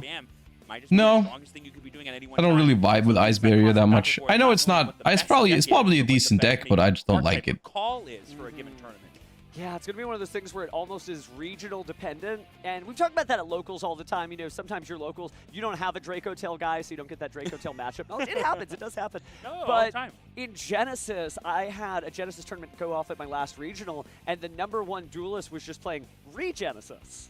Like the actual Regenesis cards from the last set, and it's so weird to see like nobody would ever have a tournament where Regenesis was #1, and that's the beauty of the Genesys format. Everything works. We love no extra deck monsters. It's a great time. Yeah, it's pretty cool. It's pretty cool. I think as we continue into these different formats, it'll be nice to see. And this is like the level of surprise and support for this has just been so humbling. Is Sword Soul any good in Genesys? I think they actually put points on Sword Soul, which I think is kind of funny because I think it would just be okay. Maybe full power Sword Soul would be pretty decent. But I don't think it would be that big of a problem, but I think it's too expensive in Genesys. It's half for advanced, that half for Genesys. Yeah, you like pull back, you're like... I think for certain archetypes, we're going to see the points go down, and then for others that they missed, we're going to see the points go up. That's the advantage of the faster updates, is that we have... like it's fine if some stuff is maybe too expensive now. It's going to get reduced in the future. All your favorite cards and actually get real use out of open, real impact. Yeah, all the Extra Sister pages are going to be going skyrocketing from now. Yeah, Extra Sisters and Dimension. Yeah, I think some of the decks that people immediately spotted that that are very strong and popular right now will probably get more points on the next update. Like I'd be surprised. I mean, I guess we're gonna have to wait and see for some results from this weekend. But I think like I'd be shocked if we don't see some success from Odeon and Vanquish Soul. And I think those decks are probably gonna get some points. I still think this is very open. Yeah, exactly. And I also think that's... Oh, I just got word that I believe we are good to go on the stage. Let's go ahead and throw over to our players and talk about what these duelists are playing for round 4. That is right, Stevens. We are ready to go, and we got Jeff Jones coming to us from Royal Oak, Michigan. K9 Mitsurugi. Okay. He's been playing since 2006 and actually won a YCS in this very room in 2009. Now to the red chair, hailing from Tempe, Arizona, we have Jared Perez. This is his 4th YCS. What is this? Is this DDD? On stage. It's time to duel, casters.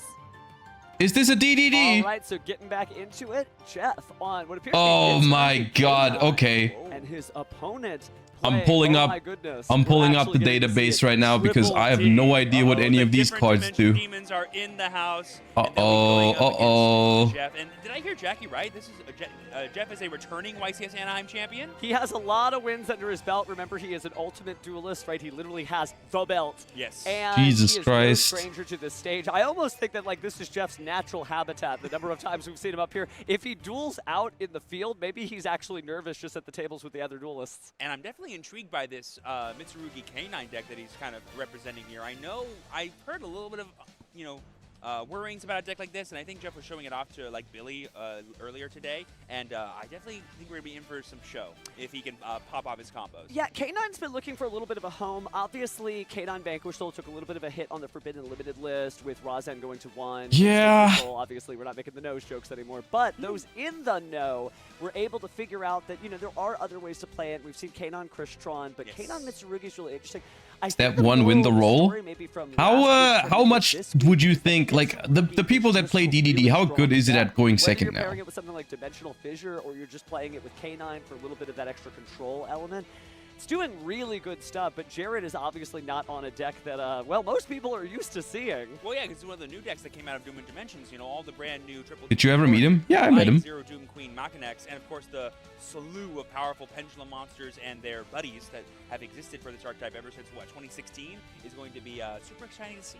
Well, I won't give away any surprises, but Jared definitely piloting what I would say is a very streamlined version of the deck, and a lot of duelists who are on Double D, Triple D starting to simplify their combos, running some less of the contracts and just kind of focusing themselves. And it's very, very good. It does a lot of really interesting different things and plays around a lot of stuff. You were mentioning Zero Doom Queen Machinex. She just goes around Ash Blossom, Androl, and Lockbird. Like, there's a lot of good stuff that this deck just got today. All right. I mean, Mitsu K9 is also an interesting thing. I've been kind of focusing on the DDD over there, but at the same time, Going to be exciting to see whose giant dark monsters are able to topple. Let me make a prediction first. This is just a slug match, right? We've seen a lot of little monsters going at it, right? Things like branded Dracotail. Dude, I put instead of starting a prediction, I made it sub-only chat. Hold up, I fixed that. We've got Jeff versus Jared. They may be small in attack points like Savant Kepler, but they are big in impact when they hit the board. Oh my goodness, Savant Kepler, maybe one of the most insane cards of all time. And it's going to probably lead to some fireworks happening if left unfettered. But I know Jeff. He's not going to just let his opponent play unfettered. He'll be like, no, I'll try to stop you. I know what's going on. No, Jeff is a very thoughtful duelist and deck builder who's thinking about every single card in the game. Did I put? I wrote Jess instead of Jeff. Okay. But it's going to be really interesting. Well, you know what I mean. If he is ready for any of the surprises that Jared may have in store for him, because even just playing this deck and getting this far, remember we are in round 4 right now. I missed the key. Jeff. By He's 2. gonna have his work cut out for him because Jared's got 3 wins under his belt. And let's not forget that Jeff is playing K9 Mitsurugi, a deck that I don't think is on Oh, yeah, anyone's it's radar. he might be making some fireworks today too. We'll just have to wait and see. It's interesting too because you don't see K9 and Mitsurugi always play together, but you're familiar with K9, you're familiar with Mitsurugi, so you know that. But those are both very controlling and oppressive decks with Amenomoto Kumo's discard effect. And Chat, stop making fun of me. I'll do sub only chat again. But the infinite resources that Double D Triple D has, but like you may not be able to push Stop calling me Unc. Matchup knowledge is going to be one thing on Jeff's side, but just grit and determination on Jared's side as he sort of whittled away. I've discovered a powerful tool, and I will use it. But are they going to be like the constant back and forth reusability like the K9 cards and the Mitsurugi cards are? Definitely nice to see that Doom Dimension's having an impact. Whenever a new set Do comes it, out, I'm we always dare just you. excited to I can people see on the this sub stuff. symbol next to your name. Why would you be scared of the sub only, chat? Playing like the new Black Rose Witch, Bramble Rose Dragon stuff, because new cards are there for a reason, right? They're there to accentuate the gameplay, make it more exciting, and this is nice to see a duelist of Jared's caliber make it in this way, and I guess we'll see who makes it out of this duel with their life points intact. Yep, both duelists look ready to go. I believe their decks are shuffled. They're just waiting for the go-ahead to actually begin. Decide who goes first. And you can tell they are... 5 gifties for sub only? Now, For how it's long? funny, both decks have a pretty decent go first. I'm listening. Matchup. I think the dice roll is almost irrelevant here. It's just whether or not the duelists have practiced or have a preference. Yeah, and it also come down to kind of like the layering of the interruptions, because that's something that Mitsurugi deck's really good at doing is, oh, my stuff on field has stuff when they're sent to the graveyard so they can come back and do it again. 5 minutes? I don't know. That's a long time, man. I'll miss my chat. Stuff is just super strong. But here we go. Game 1. Jeffrey Jones versus Jared Perez. Jeffrey on the left. All right, it's time to do it. Good to go? Oh, the layers on that joke is so great. Alrighty, it looks like they... I must have already dice rolled, yeah. Yes. Who's going first? It's looking like... Alright. Jeff is starting off? Oh, Jeff's going first. And I'm not seeing too many points of interaction, except maybe a stray Dominus Impulse in the hand of Jared there. Okay, that is worth noting that the entire DPs are dark, so... 1984 and bribery? I know, right? It's awesome. So we're starting with a main phase prayers, it looks like. Could be Ash Blossom and Joyous Spring coming down here, and yep, it is. Okay, that'll be just stopping all of that, but is that a... I think I saw a very funny card in Jeff's hand that I'll be excited to mention. All right, we ash the prayers. And we'll see. Okay. Of course, we have K9 cards, so we could punish that. Ooh, chaotic elements. So chaotic elements. Really So, and that confirms we're playing a big K9 package. Actioned, but caught in the crossfire are the K9s because again. Sub only for 10 seconds, please. Okay, sure, 10 seconds is fine. Do we have the other level 5 in our hand to make... Oh, no, that's Lantern. All right, we're in 1984 now for 10, 9, 8, 7, 6, 5, 4, 3, 2, 1. Because we did lose access to our prayers. All right. I think he'll be just fine. That was kind of fun. I like that. I like that feeling that that gave me. Engines coming having an impact. There we see the K9. The power. The field now. But I think we want to stop it. Yeah, that ability to summon is pretty powerful. Naroi has kind of like an Ice Ryzeal feel. If you don't get rid of it and stop it, it just feels like you're giving your opponent so much advantage. Yeah, and here it looks like we're activating land. Bro is trying to hand trap a K9 deck. So much search power in this deck. Even though people have been kind of, sick of the woes of K9 because it lost Vanquish Soul, it's just a good deck by itself. Oh, a case for K9 here being searched is going to allow us to get access to pretty much the rest of the K9 engine. Speaking of a joke with a lot of layers, right? This is a case for K9. Yeah, exactly. Why not Impulse Jokul? Probably because we're trying to make legal plays. Do you need a tribute first or no? I send it to the graveyard. Yeah, so we're sending to the graveyard as a result of the effect. So we got Double D, Savant, Kepler. Yeah. Jeff noticing, okay, it's time. Jeff's reaction is like, okay, good to know. Oh, DDD. And I want to say the Octhros in there as well. Or Orthros, excuse me. Yeah, the Pendulum monster, right? Yeah. Well, there's a lot of Pendulum monsters in this deck. The one I think you usually search off Gilgamesh. Oh, really? Yep. Activate effect. Why are you revealing your hand, just Scoop? I feel like there is also some... I mean, the thing is, like, Jeff is going to see what even if DDD is probably going to lose this game, I think there is some merit to try and see where this combo goes. Right? Like, because so far you've seen prayers, you've seen K9 cards, but you still want to find out, you know, is this artifact lock? Is this whatever? Like, what are we doing, right? I think. Activate a monster effect from the hand. This will now allow us to send to the graveyard another K9 card. This is usually always the Lupus that these decks play. Great, and that gives us access to a quick XZs during the opponent's turn, which could be anything, as long as it's rate 5. Looks like we're gonna go ahead and How is this full Mitsu combo? Yeah, I don't know. How does K9 bridge into Mitsu other than make Saryuja? Ooh, River Stormer. Really? So yeah, what a clutch card here. Yeah, this card is super cool. We see it a lot in the Crystron versions. You make River Stormer, you add a magic key, and then you make Ashland. I suppose, but I wonder what he's going to be getting. Is that? Okay. Wait! Whoa! Hold on. Hold all phones ever. That's Magic Key Mech Border Goddess Glasser? I believe it's Garrus Glasser. But it's a machine ritual monster, for what it's worth. Yeah, and I mean, that works perfectly. Okay, I'm listening. You have my attention. The K9 to summon out Lantern. I'm just I lost for words. I did not think a Magic Key card was coming out today. Yeah, I was gonna say he's not gonna summon that. Okay, that makes a lot more sense. Wait a second, are we Ashland U1000. The River Stormer and the Lantern back? So let me explain this just as Jeff is doing the same.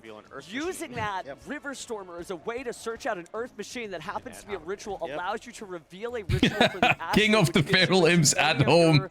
Ritual monsters, including Habakiri. That's insane. I just saw K9 bridge into Mitsurugi. Oh my gosh. Using Magic Key. Using a Magic Key. That is King of the Feral Imps at home. We've seen Magic Key cards up on the featured match stage, and typically they're not used in rogue deck. They have like these nice tech usages. In that's funny. That's genius. Do you think Jeff plays the Magic Key ritual spell? If he does, because I mean, if you have any way to ritual summon that out, Genesys Glasser does allow you to have a negate for every attribute in your graveyard. Yes. It's just one, and it has to match. So if your opponent activates something dark on the field, then if you have darks in your graveyard, you do get a negate and destroy. And now we just do full Mitsurugi combo with the Ripper next to it after we've already baited 2 hand traps. Raisin died for this? Yeah. After adding to the hand, it now comes back, and we get to add another Mitsu card. I mean, I've said it before. The problem was always K9. What are the odds? I know I should be professional here, but oh my goodness, it's Magic Key cards on the featured match stage. And we have pre-prep rights, which can get us Mitsurugi Mirror. Oh my goodness. if we have it. I'm not sure which spell he might be getting, but... Well, I think we're seeing why this deck works so well is not only do you have the control and power of the K9 engine, but at a moment's notice, you can basically just pivot into Mitsurugi in a way. Yeah, these archetypes need locks, man. Yes. K9 should have locked you to rank 5s or exceeds at least. Mitsu should have locked you to reptiles. The world we would live in if that was the case. Away from the Crystron K9 players to make all this happen. Some wild stuff. Oh my goodness. Okay, but focusing back on look at this board. Can Mitsurugi bridge into K9? Okay, I'm gonna hit you with a cautious I don't think so. Well, partly. We can still ritual summon. But that is true. I guess the question we have to have out I don't think so, but maybe there's I mean, look, I wouldn't be surprised if there was something, I don't know. Zombie vampire? Oh, okay. Sure, I guess. Yeah, right. Right. Okay, but I guess with that argument, they can bridge into everything. Drawing 4 cards and putting back 3. Yeah, sorry to just like lose my train of thought there, but what a wild way to do that. Can 7th Tachyon search a K9 monster? Is there? I guess there is a rank 5.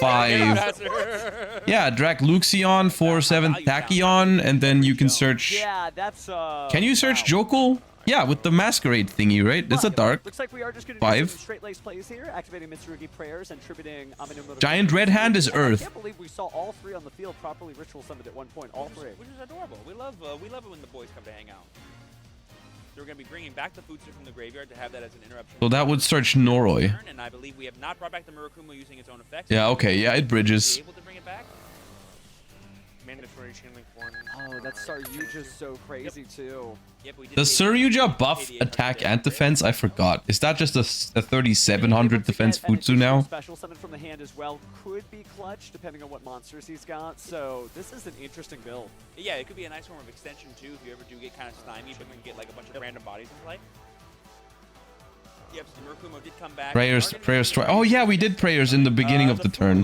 I guess it's not. I mean, his board is so full, it's not activating anytime soon.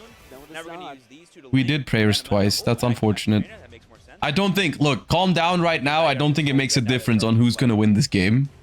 I'll go out on a limb and say I don't think it makes a difference here. But yes, we did use prayers twice. Yeah, and I think we can assume that Jeffrey has access to another copy of something like prayers that we can bring back to Murakumo from the graveyard.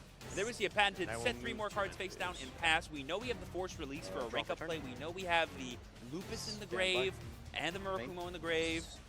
Okay, let's see what Jared can do. Now, if Jared breaks this, I'm gonna lose my shit. Okay, never mind. But that's not enough. 4 cards. He's out of this duel. Yeah, he was like, Jeff, your combo was so cool. I don't want to show you mine. It was close. Go first. Wow. Okay, so Jeff Jones takes the first game of round 4 here in his feature match win. Wry little smile there, knowing, okay, I showed everybody what the good stuff is. Let's see what happens. DDD going second, sure. I mean, look, the problem here was not that it was DDD that we were going second with. The problem was what we were going second against. Like, sure, maybe DDD is not the best deck at going second, but I don't think there is a deck that beats that. After having Ash Impulse already and still being presented with that board. Right, being able to see your opponent's hand. I know this sounds really silly. That is not a deck issue whatsoever. And I had Ceremonial Bell as the starter. Because you get to see their hand and decide, oh, they're on Yummy, well, I know what to do. Or the alternative, oh, they're on K9 Vanquish, so I will leave the Ceremonial Bell on the field. So fun stuff you can do just by seeing cards. Oh yeah, information is power in Yu-Gi-Oh! And that's why I've always said that games 2 and 3 are the games where stuff really, like the rubber really hits the road, you know, because Jared's deck is going to be perfectly tuned to try to combat everything that Jeff is doing, and he gets to go first and do whatever his deck is geared to doing. Well, now he's going to have to figure out what to do next. Both duelists still side decking here. It's still a straight lace duel again. A lot of surprises there, but they're still in it to win it. You don't get to round 4 undefeated without being a cool, collected duelist in moments like these. I'm very curious to see what each. So what's the magic key ritual called that we use for this combo? You don't usually see this every deck. Magic key mech mortar gears glasser. Past few years knows that it's one of the most blatantly powerful combo decks of all time. The ceiling of this deck is in space essentially with how strong his board could essentially be. And so Jeff knows, oh, he's kind of like my deck where if left unfettered. So this card is, I mean, it is just a brick in the deck, right? But if you have this in your hand, you can reveal it for Ashlan and then search Habakiri. Because what does Ashlan do again? Hold up. Certainly the dream deck box, but they're not here to dream, they're here to win. So Jared and Jeff just shuffling up for their next game. Ashlan U1000. You can reveal a ritual in your hand or add a ritual monster with a different type and attribute from your deck to your hand. So because this is a earth machine, we can search a light reptile. Okay. It's a question of if you can build your board and have Droll as backup, that will that still be enough to stop all the K9 cards? Yeah, you get it off of River Stormer and then you make Ashlan. Has various ways to play without having to access any cards out of the deck. Although they love doing that, of course, you can still. So that way, K9 makes the Mitsu deck more consistent, makes your end board even stronger, and makes it more resilient to hand traps. That's true. Sure. I guess you have less non-engine space, but that still seems pretty powerful. Well, duelists are still getting ready here. Crowd, certainly happy to see you out here. We'd love for you to be out here at YCS Anaheim. Still time, too. Plenty of public events firing all day and tomorrow. You can play a little bit of Genesys and all the rules you were talking about earlier. But right now we're focused on advanced. As we head into game 2, Jeff Jones 1 up to Jared. Let's see if he can break swerve and make a comeback here. All right, going first. I will attempt to start. All right, good luck. Good luck. All right. He's going to attempt to start, by the way. Still not sure if he can get his combos off, but hopefully we see a master class of Double D, Triple D. Anything can drop. Alrighty. I got a little glimpse of Jared's hand. I'm not sure how gassed it is, but I definitely think we can see something pretty fun.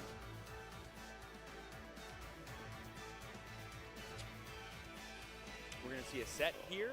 Could that be a sign of the, oh no. Set 2. Oh, that's painful. Ooh. And a pass. Oh no, we're not going to see What an awesome DDD combo. I'm seeing that. And so is Jeff, so this is a case for K9. This can be the fear that can happen with a deck like Triple D because basically your starters are so specific as to what you need. It's either Kepler or like Gate or Bust. Yeah. So it is a pretty strong That's a set problem. of engine, though, in Jared's hand. I saw what appeared to be an Ash Blossom, a DDD more like XDD.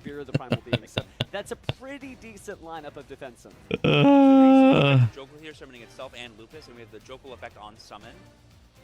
Jared's deciding how he wants to interact here. Yeah, the good thing is I don't have to read all the cards now. He's gonna let it rock. Decided not to go too hard in. And yeah, I think I can respect that. Like, now he knows what's up about Jeff's deck, so he's like, I know when the most scary thing is. I'll stop that. You just getting access to another K9 card right now is not the worst thing in the world. Well, counter summons, we're at 2, and that's 3. Yep, so here we see the Noroi coming down. Oh, that's so difficult. The Noroi effect on summon is going to be met with Ash Blossom, negating its effect. But now the world's kind of Jeff's oyster right now. He has all the level 5s he'll ever need. What's your favorite DDD? Cards have been activated out of the hand. Was debating like, oh, when do I start activating? I've played DDD once in my life, which was before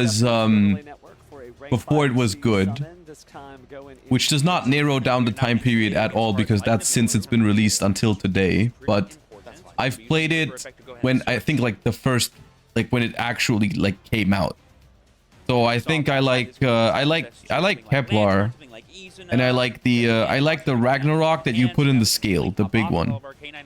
The DDD, I mean it's called like Abyss King Ragnarok or something, but I know they have like 20 of those.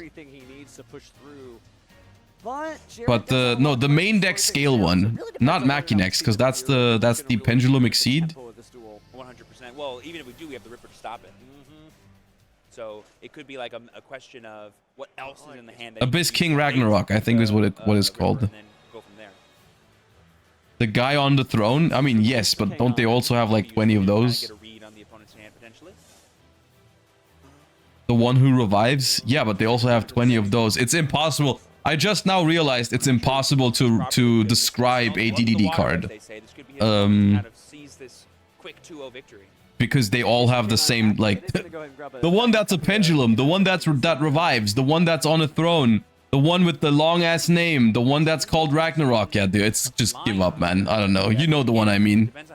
The one with too much text. Yeah, that one. For him to get the damage required to go. You know which one I'm talking about?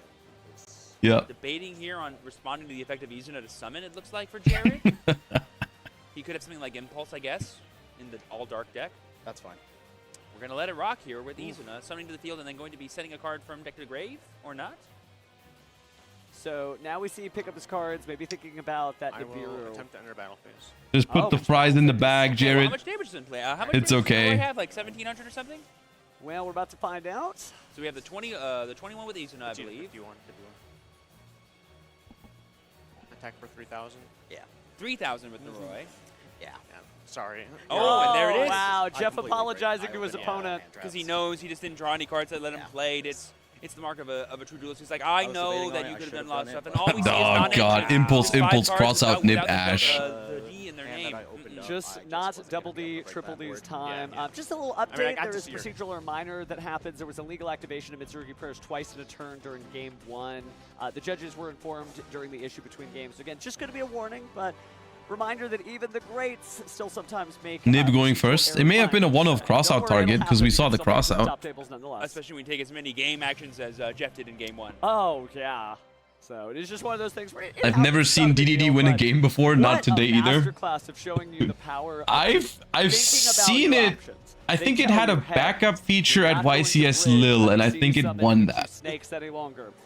One of them. I think it had multiple, but I saw it win one.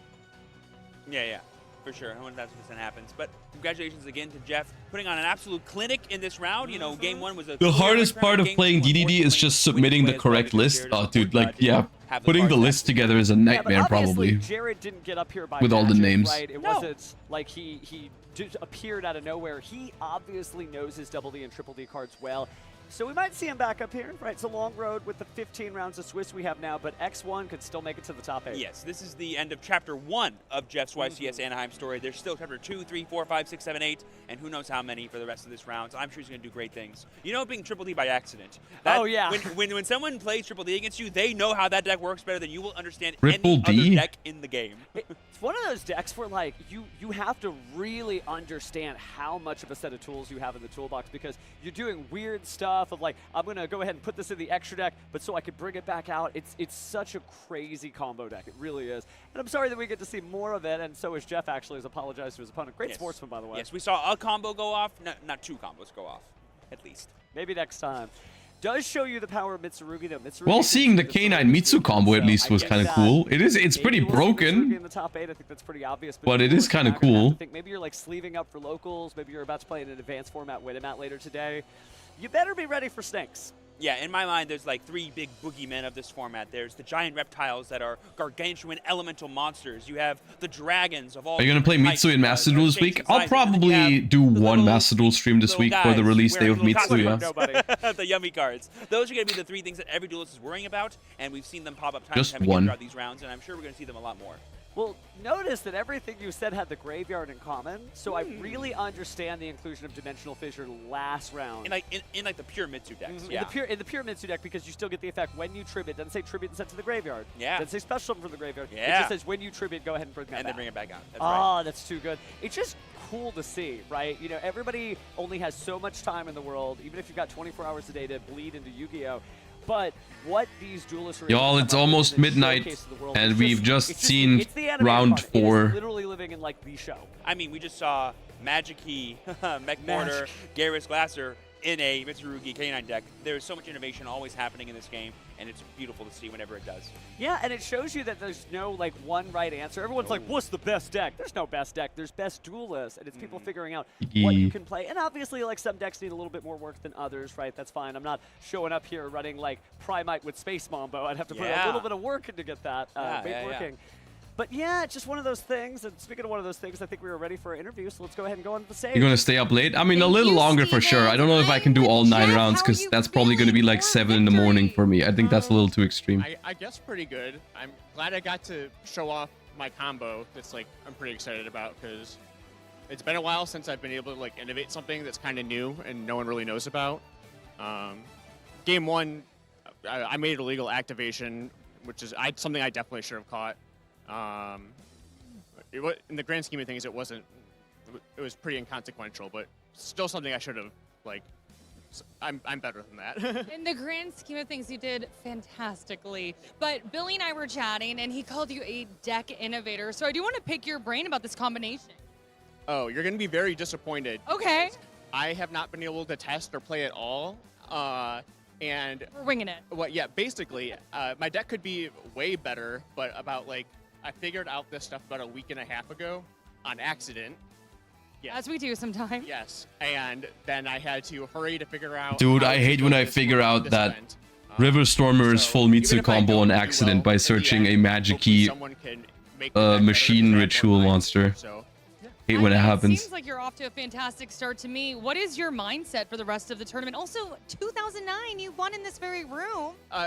Yeah, I did. It was my first win back then. I am a gajillion years old. Stop Me that. too. I am. I'm very old. But yeah, going forward, always the mindset is just play each round. It's just Yu-Gi-Oh, no matter what. Just Yu-Gi-Oh, I love that. Any shout out? Yeah, shout out to all my friends back home who messaged me on Discord that they were cheering me on, and shout out to my wonderful partner Max, who is spending right now. Oh, love that. All right, thank you so much, Jeff. We'll send it back to our casters. Oh, it is so beautiful to see. Jeff is really his own worst critic, you know? He's like, I should be better than that. I'm like, oh, it's okay. Everyone makes mistakes. I should have caught this. This deck is awful. Somebody else is going to fix it up.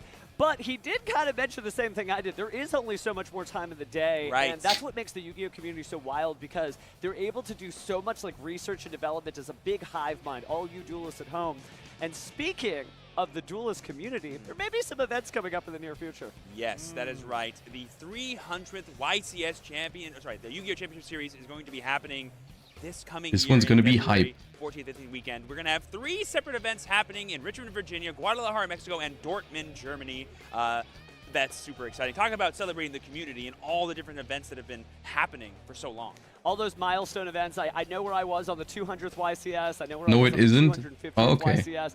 And I hope to see us in Richmond, Virginia, right? That's my Valentine's Day play. We're gonna date some duels. Who wants to be in Dortmund? Jokes aside, it is really cool. Okay, fair enough. But it's kind of close for me. Macro tournaments. So It's kind of unbelievable if you really think I like about that it, it's how in many Dortmund. duelists- Like, imagine how many duelists have played as a result of those 300+ tournaments. It And just then you takes me add up 2 all the hours. SICs and all the future events that's going to happen So- afterwards. Like, Yu-Gi-Oh! Is just so big, and it's better than I think what anyone could have ever imagined. Can anyone attend? Yeah, Well, if you have a anyone ticket. imagined that we were going to a break, they're I don't think they are wrong, on because it sale turns yet, the out that We tickets. actually have a backup featured match for you that we're going to jump into as soon as we can, right? And you'll notice something very interesting Genesys! as we jump into it. It is a Genesys Genesys! match between Jet and Tariq, and you can tell it's Genesys because Dude, of the the game master play, playing man. on no extra monster zones here. Just good old, I believe it's 12 zones today. Is that the new Genesis game, Matt? The I Win need that mat. I need that mat. looks, dude, it looks just like the very first regionals win mat, Oh or the my very gosh. first regional mat. That is historic duelists. That is so beautiful. So, as you can tell, we have Punk Centurion. Punk versus Centurion Toonkeeper, and I believe versus both duelists are already Odeon. I'm not going to call it guaranteed, if I'm Toonkeeper. not mistaken, to be in the Invitational tomorrow. Yes, so first and second go to the Invitational tomorrow, but first place gets their choice out of the giant set of Starlights, and these are no joke Starlights. No. Brand new Starlight cards, older Starlight cards, so let's get into this. Okay, we're playing Droll and Lockbird in the Centurion deck. Jet won game 1 playing the Punk Centurion deck, and Tariq is now going first in game 2 playing the Toonkeeper deck. A lot of Also, extravagance. Odeon Okay, on so we are going to basically play trap into that card Droll and land Lockbird, but I'm not sure. I mean, how good is Droll here against this deck? Like, sure, they're going to draw up to 6 cards. You're going to go down to 4. Is it really a good Droll situation when they're just going to set after? Run maximum copies, hope you don't banish them, and then draw. Ooh, I see in the Odeon deck we're using points on Dominus Purge. Droll and Lockbird being played as on resolution of this extrav, thus denying Tariq the ability to add any more cards from deck to hand without drawing them. And Droll is what, 5 points, right? Yes, each As has the 5 points. field And there we see spell. The Temple of the King's field spell being played there by Tariq. This will let him access even more of his Apophis trap cards if he has access to any set. Okay, I was thrown off a little bit because the camera on the right is frozen. I was like, that threw me off for a second. Like, Odeon has found himself. This was a deck that did okay during YCS. I was like, how is he resolving his cards The advanced format without moving? last week, and now might secure Tariq, if he's able to come back twice here, a spot in the Genesis Invitational. He's already got the spot, actually. All right, Centurion Punk. That's right, so there we see Tariq setting a second card and passing the turn. Centurion Punk. Set face down, which can access more of his Apophis trap cards.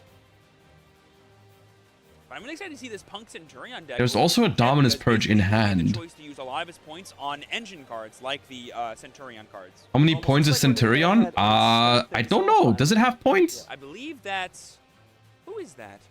I can't quite see it. Is that a Spriggan's card? No, Is that's that a- Trudea. No, I think it's a Spriggan's card. No, it's Trudea. Well, before that happens, we're going to go ahead and chain our Apophis the Swamp Deity. Oh, they have points.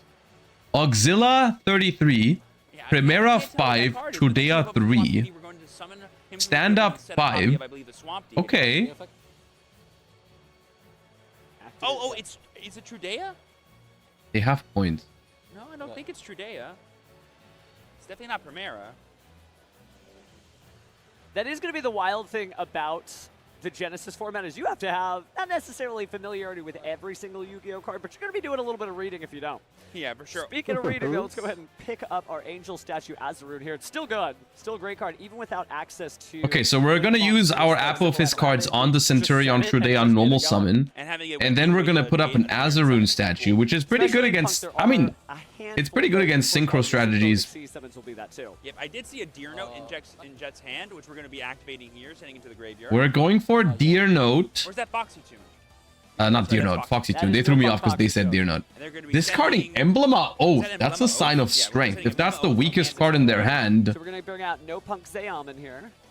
So the weird part here is that we have Dominus Purge, but because none of our trap cards have hit the graveyard yet, It's true that we with the wouldn't be change, the destroying, Tribals which make makes life this a points little bit never felt worse, better because I because think the if we only were life that popping matters here, now is the last then we would one. probably have There's done the it. Rising Scales coming down from the brand new Battlefield Legend Monster Mayhem. Dominus Purge Beautiful, is... the beautiful Oh punch wait, Dominus insignia Purge is the on it. cheap one. Dominus Purge is only 10 points. Dominus Impulse is 30. Wait, Dominus Purge is a pretty good deal for 10. I'm positive that card is a Spriggan's card. I'm just not sure what Springan's card. Yeah. So I'm not sure which one it is though. It's definitely not a punk card. They were going to be bringing out the Deer Note. This will give us access to more synchro plays too, if we like. It's really nice to see Punk hit the limelight again. It's done good in a lot of different formats, but never a top contender. But it is kind of So we're going into the extra deck Genesys here. into the format because none of the cards have any point values assigned to them. We're making the Centurion, the Punk Synchro. You should Azarun this. Oh my gosh. So Stephen Kangas, a fellow friend of ours and commentator, loves this deck. The amount of times I've had to stare down Punk Jam Dragon Drive. Wait, Azarun? A commentator loving a deck about the performing arts. Azarun can send others? Interesting. Also, it is worth noting here that I don't think we've seen any pointed cards from either players besides that Droll and Lockbird. That's a really interesting thing to see. I do think if we start getting into the Centurion side of Jet's deck... Oh, it can, but it's once per turn. Things like... I didn't know that. ...and Trudea, as examples, have points. Now, even though that monster went to the graveyard... Oh, its summon was negated. Never mind. I was about to say that it could be brought back with its own effect, but maybe not so. It's field spell time, though. I think that's Spriggan's Watch. What the hell is that field spell? No. That's a normal spell. So maybe it is the... It's Great Sansi Gold Golganda. That's what it is. That's so wild. Like, we're also bringing an Golganda? awesome Spriggan's engine in Jet's deck. I guess it just lets him access Merrymaker. more, What is happening? Merrymaker, exactly, like Spriggan's Merrymaker to access XZ's plays. That is just wild. Well, it looks like we may be about to synchro summon here. You could do a Psychic End Punisher or an Amazing Dragon, and he is looking at the Amazing Dragon right now. Yeah, that seems pretty good.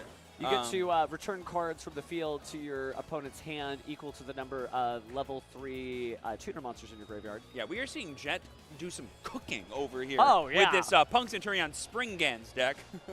Yeah, they didn't have enough font on the screen apparently to fit all those. Is the Punk? I mean, Punk seems pretty good. Is Punk all 0 points? Is there no Punk card on the list? And so far, like you kind of talking about, like the thing I love There's about Punk no is pretty Punk much every card. single card is both a starter and an extender in its own way. And That's so gotta you be combine good. it with other decks that are very self-sufficient, like the Spriggan's cards, all being based around spell cards, is pretty sick.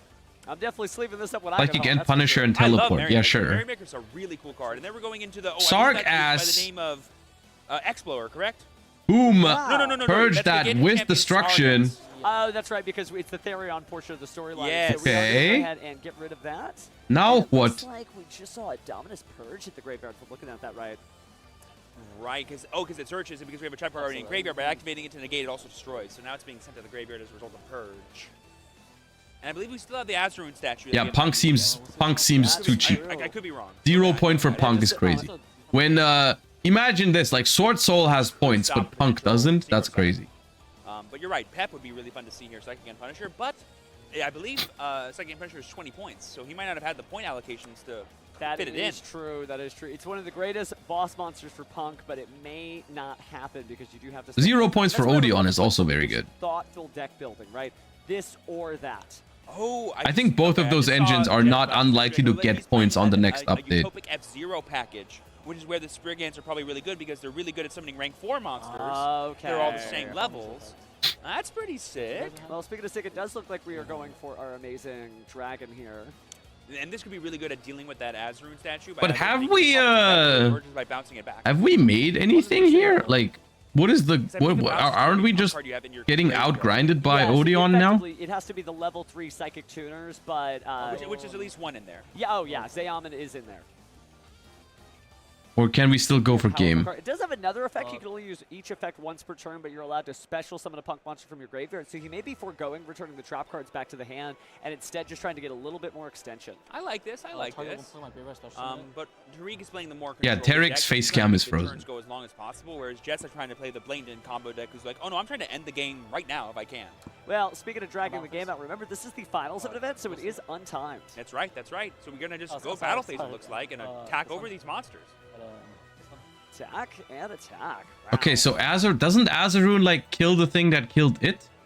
So overall, just Or incredible can stuff so the far. Punk See Dragon not be how destroyed? Jet was able to secure that first game win, and he might be able to do the same thing here as he continues to extend his combos. Looks like he's going to put on top of the Dragon Drive. He can't a use physical it? Copy of the Punk Jam Fever because it why? does allow for that sort of one-card Xyz summon, and it can attach a material for a monster to gate. Not as relevant in this particular matchup because there's not really a lot of monsters in Tariq's strategy. And if they are, they're trap monsters.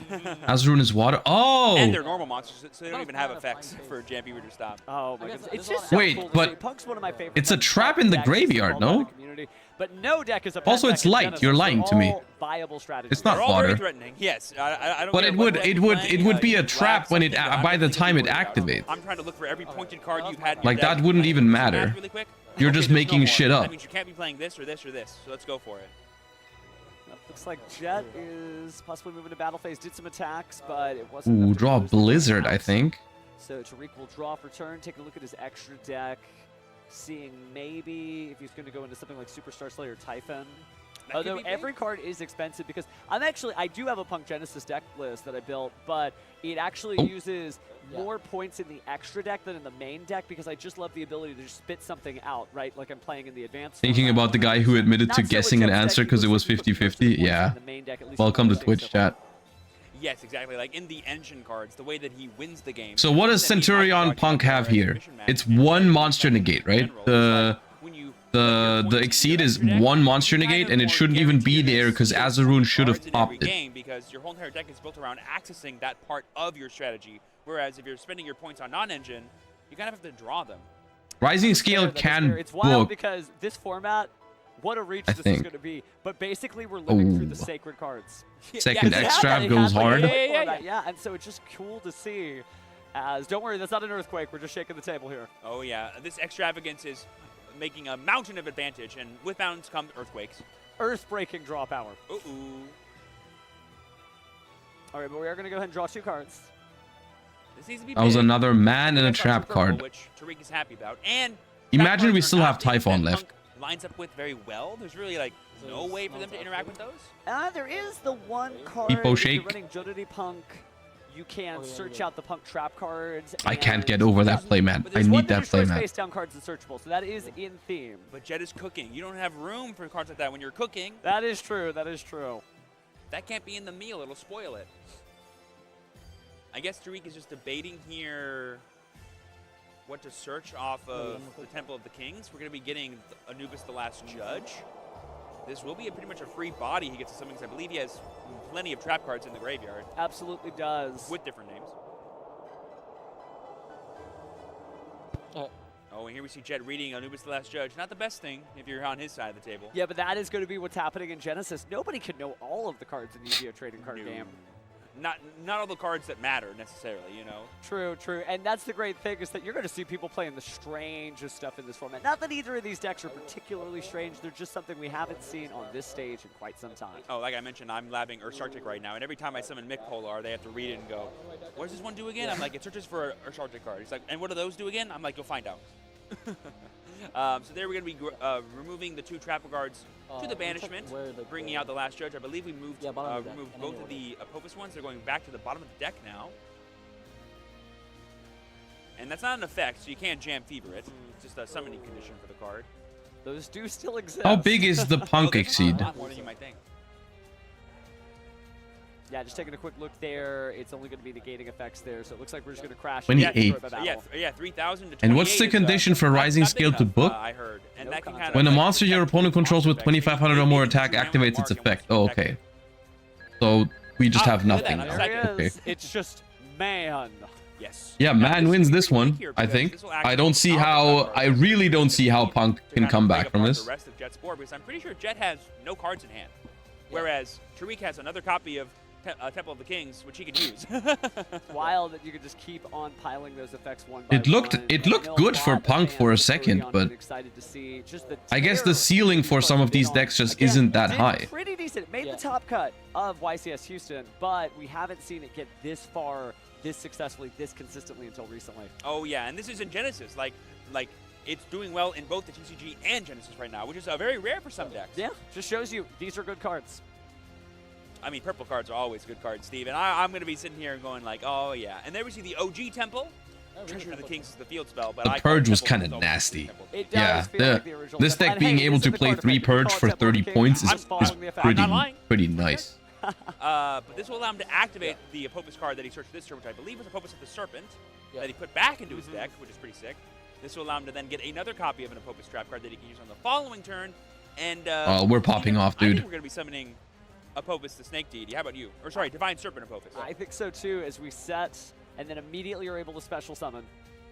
Yep, because the Serpent allows you to activate it at the same turn you set it. We've all seen the song and dance before, and here comes Divine Serpent God. Apopus. This is the only monster that matters, and we activated 2 extravagances and didn't banish all the copies of it we had.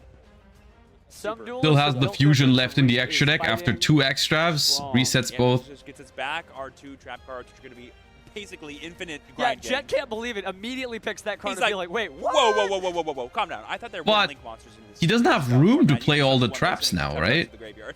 I know it's a fusion monster. He doesn't have room to actually negate because he can't summon. 2 more cards. This is what happens when you play decks like this, where you're just like, Can't summon both of them because he only has 1 monster now slot. turn 4, set 5 more cards. They're like, how'd you get 5 more cards? It's like, it's because they're purple cards. I got plenty. Well, and he still has that open slot and able to bring out, you know, another card, either a trap monster, perhaps a negation effect, etc. So there's some really good stuff coming his way, but it looks like right now... I guess we can activate both in the same chain, and then one of them is stuck in the spell trap zone, right? Like, if you go... I mean, you'd have to go Chainlink 1, the one that doesn't negate, Chainlink 2, the one that does negate. Okay, wrong order. Are we going to chain anything to this? Probably not, because we only have 1 zone available to us. That's the one bummer, is that we couldn't summon this Apopus to the extra monster zone because there ain't That was one. the wrong order. Now we can. Certainly the thing that got most duelist attention when Genesys... Wait, why can't we negate now? No links, no pendulums, no forbidden limitless. No, it doesn't. Yeah. Okay. Yeah, we did it in the wrong that order. was Trudea Nice. the whole time. It was Trudea the whole time. I just couldn't tell. But there we go. Primera going Awesome. to the spell and trap zone. This all makes sense to me now. Okay, well now we got monsters that are traps and traps that are monsters. Hilarious. But only one of them stays in the spell and trap zone. I believe now that his spell and trap zone is considered open now, I believe. Oh, is it? Okay. We're not living in the dark days of Yu-Gi-Oh! It doesn't have like that little continuous symbol to tell you can't play there. Also, heads up here from Tariq targeting the field spell and not the trap card monsters with Apopus the Snake Deity's effect because he can't destroy them right now. But the field spell Golgonda, yeah, that's gone. All right, so let's go ahead and advance some Centurion support here. Yes.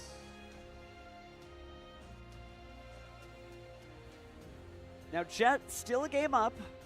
I think we still have the Verdict counter trap face down, which is pretty busted. This is going to happen until it is So we done. have Verdict of Anubis. I think it's when your opponent activates a spell trap card while you control 3 or more spell traps. Negate the activation if you do destroy that card. If you control Temple of the Kings, you can destroy as many monsters your opponent controls as possible. If we activate a spell trap card, we explode right now. We advance our Centurion monster from the spell and trap zone, maybe trying to figure out why we would do that, but instead... If you activate a spell trap, you explode. Yeah, we're going to be sending the Trudea to summon the Gargoyle, it looks like, and this will give us access to a level 12 Synchro Summon. Weirdly, Tariq, if he has any more trap monsters, can't activate any of them because his monster zones are full, so... Oh, we're actually using a rank...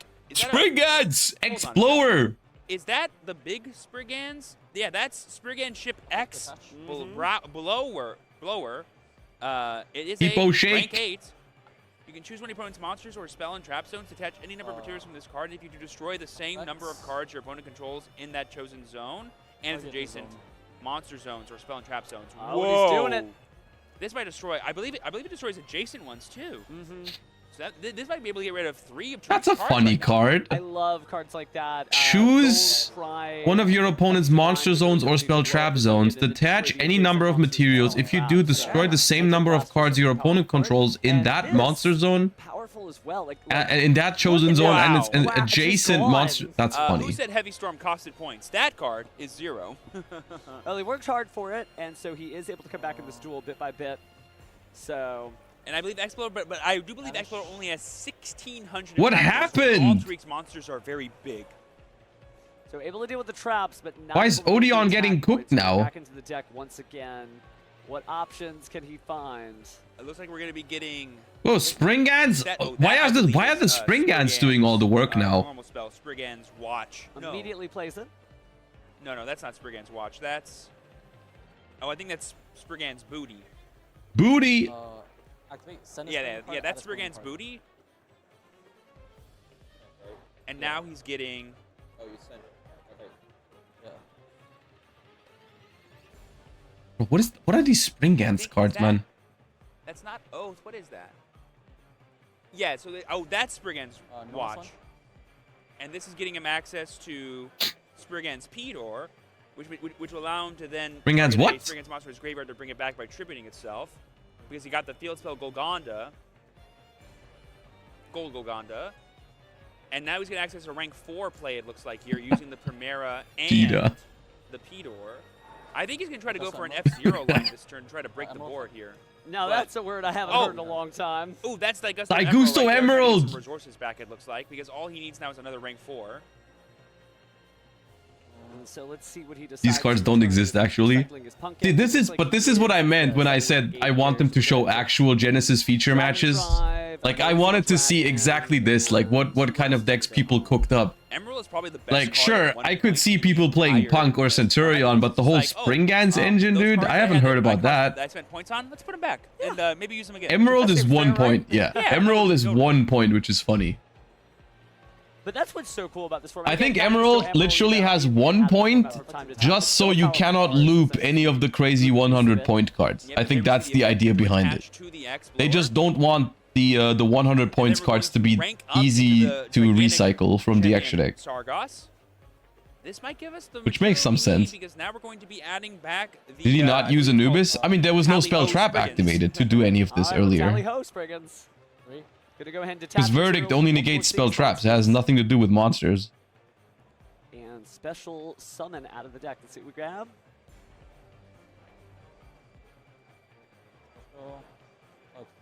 Yeah, so basically he can add a Spriggan's card and then he can special summon as many Spriggans as he detached for the effect.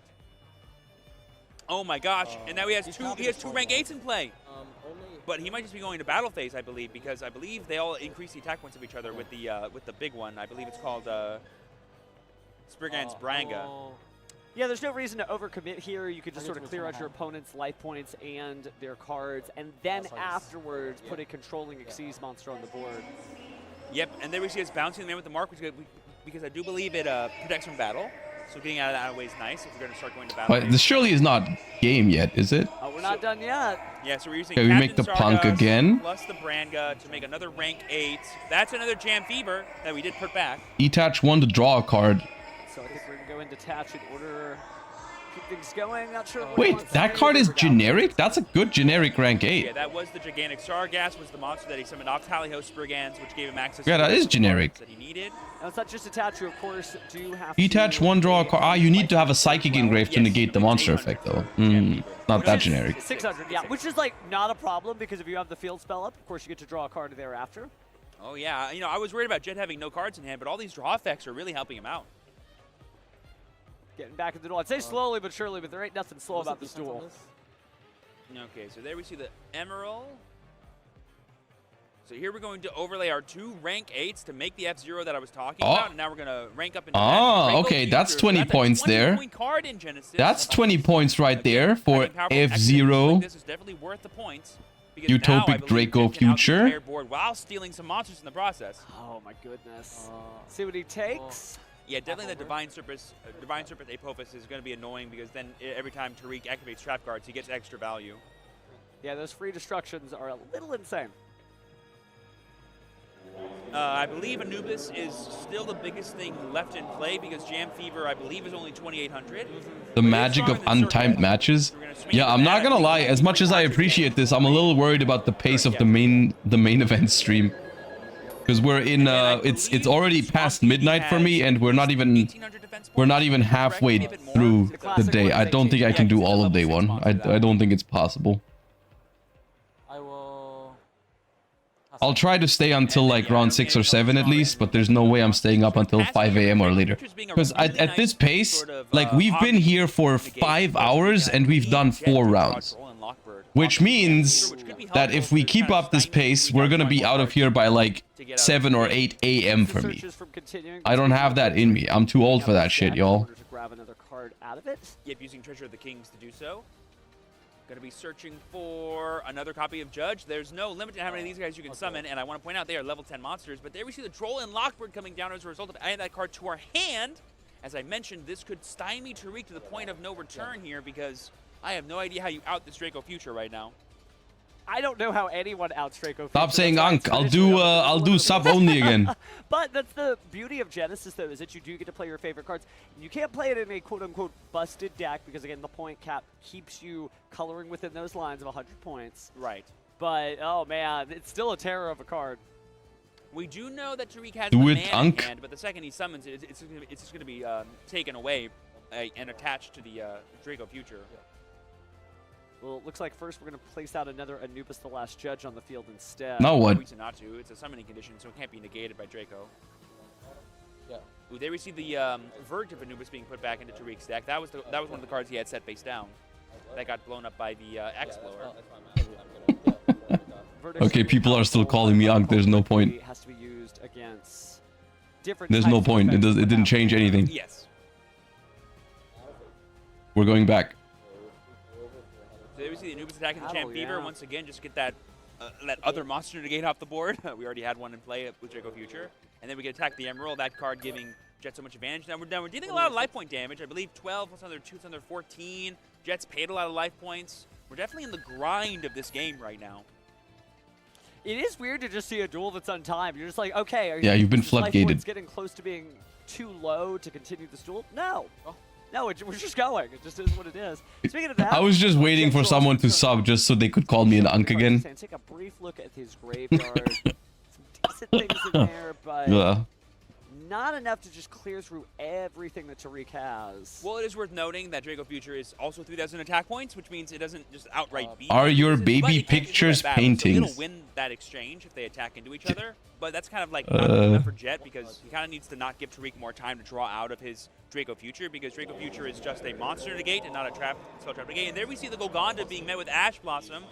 And there we see the effect of Foxy Tune being discarded, paying another 600 life points, most likely. Sending away, I believe that was Spriggan's Watch again. So no Punk Zayaman back on the field again, maybe paying some life points again. Never been a better time to play Punk because your last life point's the only one that matters. So paying 600 life points, go ahead and grab anything out of the deck. We're going to get another Torn Scales there. And Ash? Oh yeah, I think they purged like Basically just all 2 these years centers, ago. You know, like everything bridges into everything and everything leads into everything. Ah, so I see you know what a Punk deck does. But it's also Spriggan's and yeah, the friggin' Spriggan's, Centurion. okay, Like all those things add complements to those other things as well, because the levels line up, the attributes line up, the super types line up, being tuners and whatnot. Like, I'm seeing some real synergy here. No, you're right. My tongue-in-cheek attitude is Dude, this Springans deck kind of cooked though. Can we talk about that? How did it outgrind an Odeon deck, going second? It's very much just go, go, go. They resolved 2 Pot of Extravagance. Control deck like Tariq's is holding in there. Good on him. And still had the fusion monster left to reset the traps. XYZ extenders. do you know what I mean? Like, of Yeah. all the things they could be doing, I didn't think they'd be doing Are that. but I'm Springans super happy to see goated? it. We haven't seen any synchro summons from them at all, which is what they're known for. Yeah, here we see the Punk Amazing Dragon being down, I believe. I feel like this has to be the bounce. Last time we went for the special summon, but this feels like a prime opportunity to go and clear the cards. Because now we have 2 Zayamans in there too, I believe. So we can bounce multiple things. And that can clear the Anubises, but they just get summoned back again. You know, like if you're not going for game this turn, it might not be too valuable than putting the life point pressure onto Tariq. So he's going to bounce that one. And then we can attack into the other one. Okay. It'll just be a crash because It's not over yet. By battle, and then Yugioh Punk is going to be destroying the Swamp Deity. But yeah, basically, we know kind of most of the cards in Tariq's hand. We know one of them just can't be played because if he normal summons Man and it gets taken by Draco Future, it's just not gonna work Tally out. ho! And the Last Judge kind of can't attest anything. on the Detach board one, because, adds it back to hand, Yugioh Punk Amazing set. Dragon is bigger than it too. But then we see the set Bro, of can you summon? Can you summon the materials under Draco Future with Tally-Ho? Is that how it works? Do we just get like the free F-Zero and stuff? Or can it only summon Springans? With our Utopic Draco Future. Yep, for the Talio Spriggans to then Only summon the Springans? card that we have in Okay. hand. I believe that was another Captain Sargass. I could be wrong. It could be Brothers. It could be Bronga. We know it's a Spriggan card of some kind. Then we're going to be bringing back the X-Blower from our graveyard. And I believe it has like 3600 defense or something. It's like, it's pretty big. Okay, we're getting the X-Blower back, though. And just good Yu-Gi-Oh across the board here as they continue to resource loop each other. 2500 defense. Oh, so a Genesys target. Gotcha. Now what, Odeon? Or Dragon's Maw. Man. Fleur-de-lis the Thunderbolt enabler. Oh, you're right. Oh, no, attack. Not Negate defense, and take man. Well, he took the man with the mark, just like you said. Yep, it is. I think we have third Extravagance in hand, but we can't use it. And that is Tariq's normal summon gone. And then we see a pass, switch to attack mode. Does Draco Future steal forever? Jess is going to make sure he dots his I's and crosses his I T's. forgot. He knows he has untime, so he can go ahead and make sure he gets this right. Expo's effect to attach.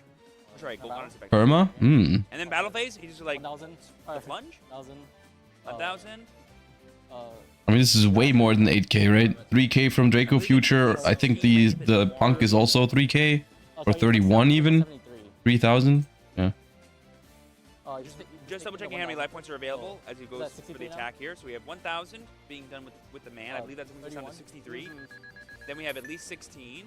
Is this not just game? More. I'm at like 3,200.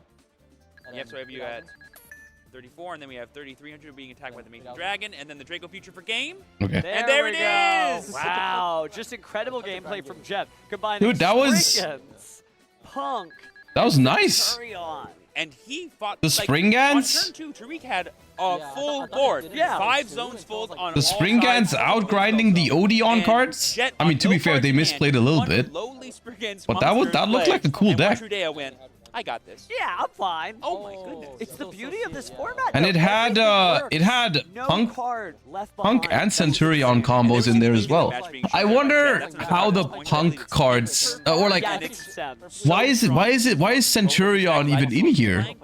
Isn't that just like more normal summons? Well, we promised you Genesys duels, and it's time we paid up, so I hope you enjoyed that because, man, that was cool, dude. Yep, so Jet is our, I believe, first person. Is Genesys a single format? No, that was game 2. Congratulations to him playing a super awesome deck. The Brewer in me for decks is very pleased. That's historic. Nobody can take that away from him.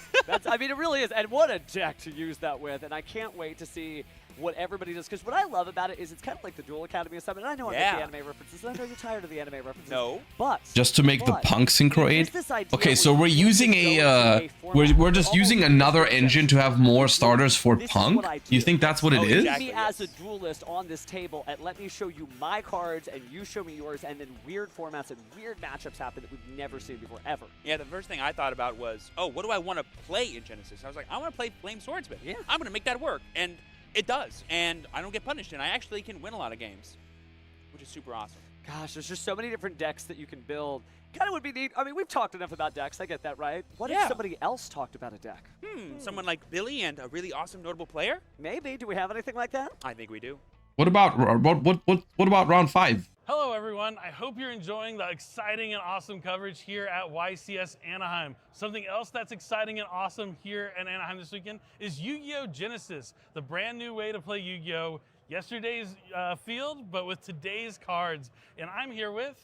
Hi, I'm Forbes, otherwise known as a sous chef guy. I'm not in costume right now, so I look different. This is what I look like. Oh, is it sous chefs for Genesys format? There's a dude down underneath. Okay, well, congrats. Thanks for being here. I'm excited that you're here to play Genesys. Why did you decide to come? Did you just say congrats for being here? I wanted to play something funny. I wanted to be able to play with that. And the format's a little more simplified. I did play during Master Rule, I think it was 2, right? And I played during that time, and I did like that format. But being able to play my main deck in this format is actually quite appealing. Okay. And all the cards cost no points. Like, the main cards cost nothing, so. And your main deck is typically sous chefs, as you mentioned. You are the chef. You're out here serving up sushi to the other duelists here. It is sous chef, okay. That's awesome. Okay, so you're here playing sous chefs, and this is Yu-Gi-Oh! Genesys. So the biggest differences between TCG and Genesys, no forbidden limited list. Instead, the cards have point values assigned to them. A majority of cards don't have points. So as you mentioned, the sous chef strategy, lack of points, you know, maybe not as powerful as some of those other strategies like K9 or Sword Soul, some of the things we've been able to see. K9 or Sword Soul. Those are the two.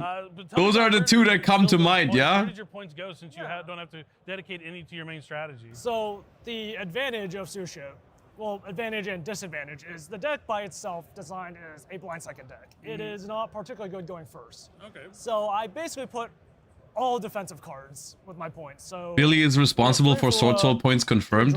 Billy probably played one game with Tengu Plant against Sword Soul and lost, and then put then the rest of the points 30 points on because if my opponent makes me go first, yugioh or whatever.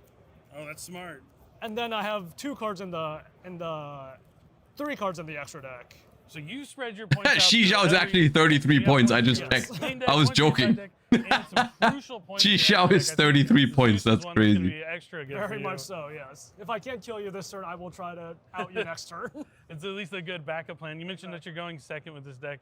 But yeah, so these seem like really good cards to put your points values into. I like that you have these cards in your side deck. So these are for when you're going first, you said? If I'm getting forced to go first, I have to play something. Because this deck doesn't really have a win condition going first.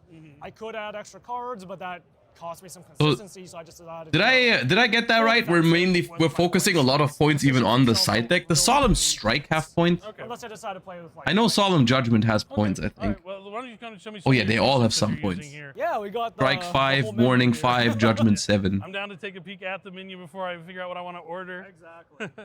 So we've got the classic, obviously the best card. Yeah, this is the one I have to read every time I see it. I'm not sure if this card has the most text. Really, that's a vanilla. Out of every vanilla in the game, it might be. Ooh, in terms of non-effect monsters, yeah, it might be up there for sure. We've got the one with flavoring with some vinegar in it. The one that I still can't pronounce correctly, unfortunately. And then we got some salmon roe. And then this is a card that is very weirdly coded in Master Duel. So. Well, oh, Gunkin Sushib Catch of the Day. Catch of the Day, that's a cool one. Yeah. So basically, you just try to see any combination of this or this with any of these, and you basically have your entire combo. Okay, and you're just trying to get multiple rank 4s Trying to get as many on the field as possible to try to... I think I saw another card in your deck that's also good with rank 4s. You're going second. There's a little bit of a... Oh, Utopia double. Okay. We're going a little crazy. Now we're talking a win That's con. awesome. Nothing wrong with a little bit of double or nothing, especially when you're playing a rank 4 deck like this one. So with Yu-Gi-Oh! Genesis, you could either, there's no pendulum or link monsters, so that kind of like takes a lot of strategy for a lot of decks out of it, because like they rely on a lot of link monsters, but there's other decks that don't heavily rely on link monsters, and this is the deck you play on the Main deck Lightning Vortex? Yeah, that's a crazy board breaker. and turn it into 0 points though. Genesis deck. I mean, I do think Suship is a blind second OTK deck. Is basically untouched. If I was playing a pure, I wanted to play like hybrid stuff, then it'd be like, okay, I can't really do that because now the points get all over the place. So I was just like, you know what, I'll just play pure, see how it goes. And there's a card that I'm surprised didn't cost points for the most part. Ooh, 7 Tachyon, yeah. 7 Tachyon's pretty good for no points. Cards out there that might be 0 points that like you want to take a look at, and 7th Tachyon is that one for you? So much consistency for this deck, yes. And then we've got the other consistency card, which is Painful Decision. Hey, that's a classic. I used to love unironically, like loved using that in pendulum decks back in the day to put. You get the scale, you get to put one back in that you could bring out later on. Nice. Yeah, but yeah, so you found a way to take the deck that you love most. I mean, that's my favorite thing about Genesis, right? Yeah. If you have a pet deck, there's probably a way you can get it to work in Genesis, and since the power level of all the other strategies has kind of been brought back down a little bit, it gives, the lower level decks a little bit more of an advantage because they're able to use those non-engine cards as we see. What's a pendulum? Yeah, I don't know. I don't know what Billy's talking about. Are there any other decks you're excited or expecting to play against? I'm expecting a lot of FTKs. I'm expecting a lot of evil. A lot of people trying to take advantage of those 3-pot I'm expecting a lot of evil. Okay. Is there like a viable FTK? Or has it, I mean, a lot of evil afoot. I'm sure there's some potential, but I haven't really heard of many FTKs running around. I heard that there was an Exodia deck before they put points on some of the draw cards. There's a lot more exciting action going on at YCS Anaheim, so stay tuned. Don't forget, it's time to duel. But they handled that really quickly, which was cool.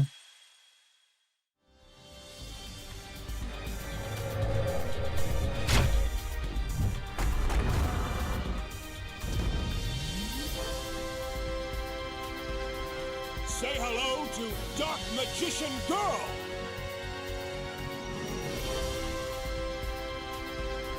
Wait, is this still a thing? The platinum card or whatever?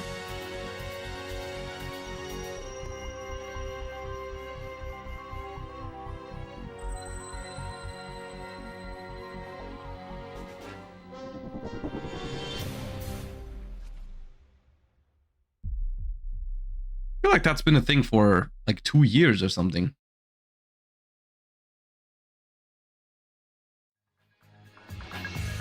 Okay, round 5's underway.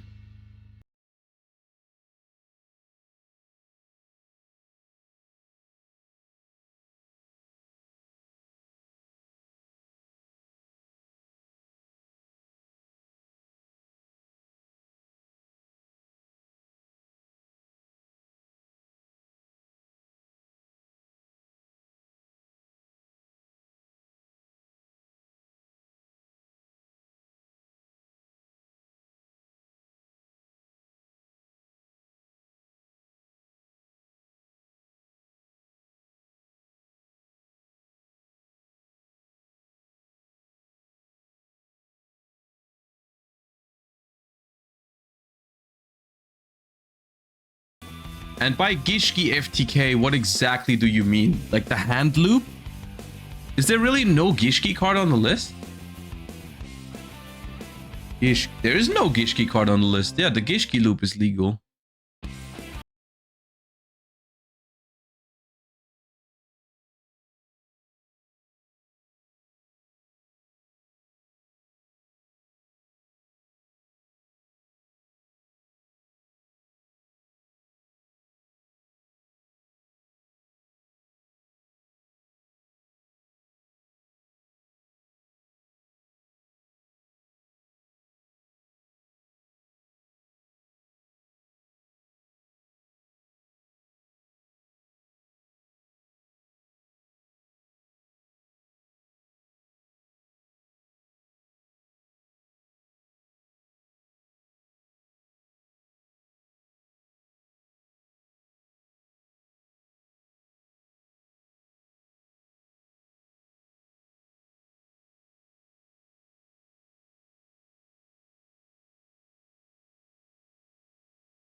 But like Pearly is still expensive enough to the point where you get no non-engine basically, or like not the ones that cost points. And then I do think there's a fair amount of people playing cards like Lava Golem and Kaijus from what I've seen in Genesys format.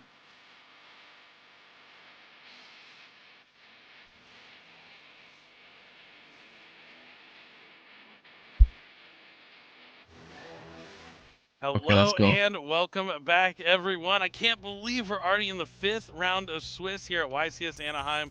I'm Billy Brake. What do you mean already? And we've had a great day of dueling. You know, Doom of Dimensions came out not too long ago. We've seen an impact here on some of the decks. We just had Bro said already. Feature match, triple D, double D for those who, you know, watch the show. Quadruple D now. Quadruple D now. Unfortunately, it, you know, fell just short to Jeff. We also had that awesome Genesys match from one of our feature matches that you got to just watch, which is really cool to see. Genesys is the newest way to play Yu-Gi-Oh, and it's a lot of fun and brings a lot of opportunity. My pet deck is unplayable even for Genesys. What's your pet deck? You're not going to deck? see a lot of times in the advanced format. Yeah, I love that you can play the deck you like. And because the points will change based on what's strongest in the metagame, if you just keep playing the deck you like, you can keep adjusting it, and it should remain at some level of competitiveness because the points will adjust to accommodate you. Definitely. That's why I got to apologize to all my, you know, ninja enthusiasts out there. I was a ninja duelist myself back once upon a time, you could say. Still, even with the points on the ninja cards, a viable deck in Genesys. You just mentioned like going to your pet deck. That's one of my personal pet decks that I love to play is the ninja strategy. So even though they have pretty hefty point costs on there, you're going to want to check that deck out for sure. Yeah, but the invitationals have been firing as well, many of them with an amazing array of diverse decks. So many. Everyone's kind of bringing their own. Dude, I would love to be there. I mean, if I was there, I would probably still want to play in the main event, but I think the first weekend of Genesys tournaments is like so exciting. In the 5th round of Swiss, we're going to have 2 excellent duelists facing off against each other. But before we get to that, let's go ahead and talk about our bounty duelists. Before the event starts, there's 10 players that get the bounty crown. They're walking around with the lanyard, a cool little thing, and as they win, they accumulate more packs. They get 2 packs and they get to bank a couple more. And at the end of the day, they get to take all those packs that they banked. But if someone manages I'd love to play Fire Fist in Genesys, but Penki is 40 points. Yeah, that's kind of rough. At the same time, you're probably the only deck that can search it. Have been doing so far. Right? Aditya, Stephen T, Wilfredo F, Charlie F, and Stephen L, as well as Luis C, are all still undefeated with 4-0 records. And we have Elise D with 9 points, so that would be a 3-1 record. And the remaining duelists have 6 points, so they are currently 2-2. Absolutely incredible. I mean, you see Aditya, Willie, Charlie, all 3 of those. Lula I can too. By making a Fire Fist card. Are you kidding me? A month ago, and now they're here doing well at the first YCS of the the season for us in North America. Of course, we had a couple of YCSs last weekend. YCS Lille and YCS Lima, Peru, and they had some, you know, excellent results. Those being our first big tournaments after the World Championship. What kind of well actually is that? After the last Forbidden limited list update. So we're still in a pretty wide open format with a lot of things still to be figured out. But one thing's for sure, Mitsurugi is popular. That's for sure. Is Mikanko viable in Genesys? Maybe, but they did put, I think, 33 points on Ohime now. These players. So we're going to go ahead and take a look at the rules for Yu-Gi-Oh! Genesys. We're talking about how you get to play your pet deck, and you might be wondering, why do I get to play my pet deck? What makes Genesys different from the advanced format? So let's go ahead and look at these Genesys rules. No Link monsters or Pendulum monsters are allowed. All other cards are, and the original Arabesque is also 10. Ooh, okay. No extra monster zones or pendulum zones. You gotta be careful when you make the power level lower for the boards that people make. You also have to tone down the power level of the OTK decks, right? A little bit. Usual limit of 3 copies max, but there is a catch. Deck construction uses a point system. Some cards are assigned a point value. Most cards cost 0 points though. How often do they want to explain the Genesys rules?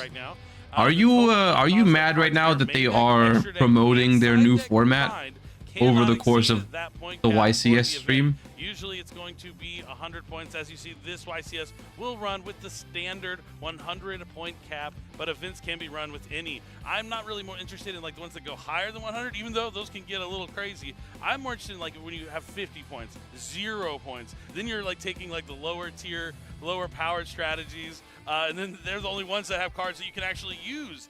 So that can be quite interesting, but the standard will be 100 points. So if you're focusing on going to a YCS or maybe your local OTS is preparing for a YCS.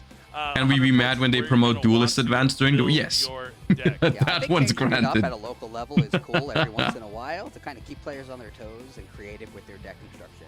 So you can encourage your local OTS to do that if you think that the players there will enjoy I think lowering the points cap is interesting. I think increasing it is kind of whack. Because it's all it's supposed to be balanced around 100. So like if you want to go lower, sure. But if you want to go higher, I feel like you're just starting to look for the most degenerate thing you can now do with the extra points. The Tomb Keeper cards, the Punk cards, Flame Swordsman. Flame Swordsman. I learned that the hard way. Gladiator Beast, as you were able to use. Glads have tons of points.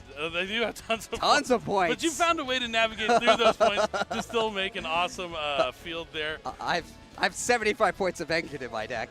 Well, talking about all these points and all these cool decks that you can use in Yu-Gi-Oh! Genesys, this round we're actually going to show you a Genesys match. Our 5th round of Swiss feature match ended in a concession from one of the players, but we still have more ways to play Yu-Gi-Oh! Than ever and more ways to show you Yu-Gi-Oh! Than ever. And so we're going to jump into I'm down. We're skipping round 5, I suppose, because one of the players didn't want to play. Dracotail. So Archmage is one of the newer strategies out of Duelist Advanced that, you know, is Archmage versus Shaddoll Dracotail. Some of the other strategies that we have in the Advanced You have my format, attention. But it really excels here in Genesys. Dude, polymerization with Shaddoll Headshock and Molulu into Arthalion. Knockout vibes over here from Rudy. For sure. All right, looks like Hazel's already off to fusion summoning. Polymerization on a couple. That's already, what, 25 points? Arthalion is 20. Molulu is 5, I think. How do we still have room for Droll and Lockbird in the deck? I saw Droll and Lockbird when they were going through the deck. How do we have points? It's top 2, right? Actually, will qualify. So they both have because Dracotail to compete tomorrow. Dracotail has it rough in Genesys, let me tell you. Dracotail, Arthalion 20, Phimena 20, Molulu 5, an original Shonen P2 10. Dark End Dragon Ultra for the winner. rare. Ultra rare, very That's expensive. It's a good way to describe it. Is expensive. And the scarcity of that card. It is very rare. Really cool prize to have. You know, Konami unlocked it out of the vaults. We found one there that we could be able to give away to have an awesome tournament here. Roll is only 5 points. Yeah, but still, if you want to play 3.15, it's still and you see the beautiful new game kind of heavy because like it's kind of heavy because Arthalion you probably have to play at least 2, right? Original game that's given out at regionals many years ago. But refresh here for you have to play at least 2 Arthalions, which is 40. Do we just play no Ketu or just one Ketu? Zones, no need for those extra monster zones in the Genesys format. Nope. Back to our roots here, but we see this high-powered fusion strategy really going off here for Hazel. A couple of fusion monsters on the field, a Dracotail trap being set onto the field, a full hand. I guess we just can't play Winda. Oh, there is Ketu, at least one. Dracotail, so this is going to be able to add a Dracotail from the deck to the hand. maybe trying to find something like Dracotail, find mana. Oh, it's going to be Lugia. So a lot of times you're going to have certain cards in your deck that are going to have a lot of points. Find Mana is one of those cards I do believe has a decent amount of points on it. But the We play just a one of Find Mana or something? Yeah, there's one Find Mana. The copy of Find Mana. So just wanting to get that extra monster on the field. Smart stuff here from Ryzeal. Yeah, I know this format was described as today's cards with... I think I saw a Crowley in the deck. Ooh, does Kaliga have points? And you can see some of today's cards on the table right now. Oh, Kaliga has 90 points. Okay, Jesus. But it still has that old feeling of play. We have fusion monsters, effect monsters, and no link monsters in sight. Yep, and we do see... Oh yeah, also without Artemis, we can't search I it. think it went to the graveyard for a fusion summon, so it's going to... Add Find Mana back. That's what it was. Yeah, so many fusion monsters on the field here for Ryzeal, continuing the onslaught. Okay, I mean, pretty good board. Going to the bottom, Malulu coming out to the field and a pass. Now it's time for... All right, let's see it, Artmage. Let's see it. Artmage. Probably, if I had to guess, Artmage is more likely to be on board breakers because they have synergy with the spell cards, right? Points, I think. Maybe 3 to 5, something like that. Very low. I see a lot of spells in their hand. No more at 0 points is a big key. And I know you're familiar with... all right, Medius the Pure. We saw how key those cards can be, but... 0 points each. So, but those are usually typically regulated to the side deck. So, but Rudy's first move is going to be summon Medius the Pure. And now Chain Malulu to fuse. Malulu to be able to quick effect fusion summon. Chain Gulamel to pop Medius. Yep, it's going to fuse it away. Malulu going to summon another Dracotail fusion, and now Rudy is going to resolve the Medius the Pure. Its effect wasn't negated, so it's going to be able to special summon out Power the Patron. Owl. The Owl is a pretty cool one. And let's see if Ryzeal's going to have interactions. We've got plenty of cards being activated because they were sent there for a fusion summon. Malulu can negate a face-up effect monster. Shadal Beast is going to allow her to draw a card.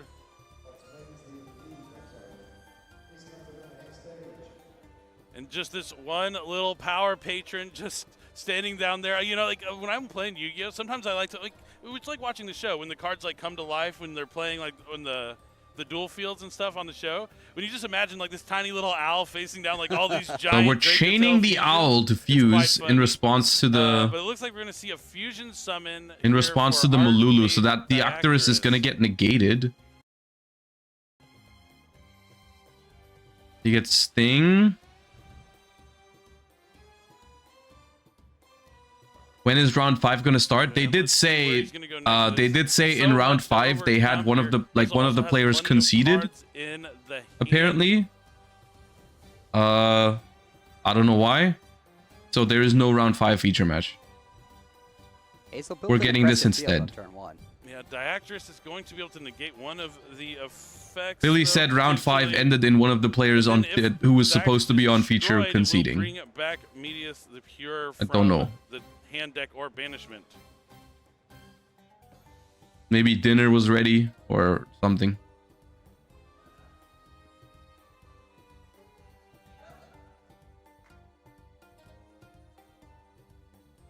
I mean, yeah, Artmage. This is like Artmage. I think is one of the perfect examples of a strategy that is. All right, really so good we're in searching Genesys, the but, like, Artmage it's field strong in spell. TCG too. I think it is actually kind of like overlooked as one of a decent deck in the standard format, but it can really excel in something like Genesys, providing like a home to some of those other. Maybe we can strategies pop that you off might now. not I mean, get a Genesys, chance like to play with Artmage, in honestly, standard TCG. really And also strong because engine the in a lower points are power gonna be format. changing quite often. Because all of the cards just special summon themselves from the hand for a free +1. So that's nice. If the field spell can be established here and resolves properly. This card is incredible. It's the school. It is the. Did we get a Dracotail Flame by any chance? Artmage Academic Arcane Arts Acropolis. I love alliteration. This one takes it to the limit for me. During like the set premiere intro, I was pretty worried about having to say this card, 5 times fast and jumble up all of those A's. But it is an awesome school. It's able Okay, to we take activate. roll call I and think that is add Artmage any Artmage Varnish. that isn't in your graveyard or on the field to your hand once returned at the cost of losing a card. But they have some cool new spell and trap cards they got in Doom of Dimensions that, as you send them to the graveyard, can add back the other cards that you've sent previously. So you actually don't lose anything out when you use those new spell and trap cards they got in Doom of Dimensions. I like the flavor of the school taking roll call. It's cool, yeah. Oh, yeah, I've been holding that one in the chamber for a while. And next up, it looks like he did use... Okay, we go one of the Graph Layer. Archmage spells. I think it might have been... I can't tell which one it was, if it was Vandalism or Varnish. But he does have more monsters. I think Graph Layer is the one that sets you a I want to ask, spell? it has to be a Declan Akaba cosplay, right? It can't be a Or coincidence. adds a... I'm not sure. I think probably, right? But Maybe. You never know. It could just be like the red scarf, because that's... I think that's... But you're the- replacing... Well, that's what- I mean, that's- you were that's setting the certainly field what spell again. I would Okay. wear if I want to look like Declan. Yeah, right? But he's not playing the triple Ds. Yeah, and maybe he is in regular TCG. So- That's Ooh. possible. 'Cause, you know, Did, you can't play the Genesys. They got... I mean, Did you could play some of them, but a lot Mululu of pinball monsters, negate the also known Deactorus for or using, what? like all the summoning mechanics. Right. You're down to, Fusion. You're down to fusion. Oh, is Graph Layer a spellcaster? Synchro, Ixies, right? No, they have a Yeah. Caesar Synchro You that's have- pretty good. You have 3 of the 5, actually. Yeah, You just not lose too bad. Pendulum and Link, but yeah, But they do have some pretty good Link monsters. Gilgamesh. Yeah. And obviously they have. Oh, Dragon. Okay, well, the same outcome, actually. Incredible. Can't Well, that's activate like we were right now talking because of about, The Secretarion. new Ultra that came out of Doom of Dimensions and how good that card is. I just felt like There are it no gave me more of a triple Ds here spellcaster in this vibe. tournament. Rudy is going to try and navigate this field still with his Art Mage strategy in the finals. As we said, both these players will be competing tomorrow at the Invitational. But you want to win this because the winner of this will go and find Jerome and be able to grab a Starlight Rare from him. It's pretty cool. All right, this is the finals of. I saw This that is the briefcase. finals It's of one of the awesome. tournaments already. So look this at all is those basically Starlights. both of these are already guaranteed into the Invitational tomorrow, and they both already won the play mat, but they're playing for a Starlight of their choice, right? Which is still pretty sick. Now the Deactorus is going to put the Secretarion into defense mode. He just has this effect that he can change the battle position of the monster on the field. It's really useful because one of your fusions, if you don't summon it properly, you can summon it by banishing monsters from the field, I think, or sending them to the graveyard. It's one of the two. Ooh. It comes out in defense mode. So then you can use Ooh, it okay, super Super Poly. This But Rudy card's has super polymerization. one of the Art Mage That's the perfect card spells. for breaking a big field like that. So he's going to fuse away at least one of Ooh, the two Chorozo. monsters We out can of the definitely way. make Chorozo. Using, what is that, 1 Gulamel? What is he going to summon? Looks like he chose 2 of Hazel's monsters. Chorozo This is Chorozo. should be a spellcaster, so now the Graph Layer can activate, Onto right? the field, but this is going to be summoned properly just using those extra deck monsters as material. Let's see. So Chorozo uses a fusion synchro. Now the Graph Layer should be able to activate because the Secretarion is gone. There's Yep. plenty of those in Dracotail. Yeah, that actually works really well for Dracotail. And it also has like that alternate summoning condition, which is how we normally see Magis's Chorozo. Chain 5 mana in Showing hand. that it's also a pretty useful super poly target at the same time. Cool stuff here. This back and forth King gameplay. of It the looks like Swamp, there's gonna be a Hedgehog, fusion summon, and Lucius on the one board monster on the field, 2 monsters into in the another hand. Arthalion, so it confirms we're playing 2, so that is 40 points. Hazel used 2 monsters from the hand, should be able to return 2 cards here. It's looking pretty strong with 2 fusion monsters on Rudy's field.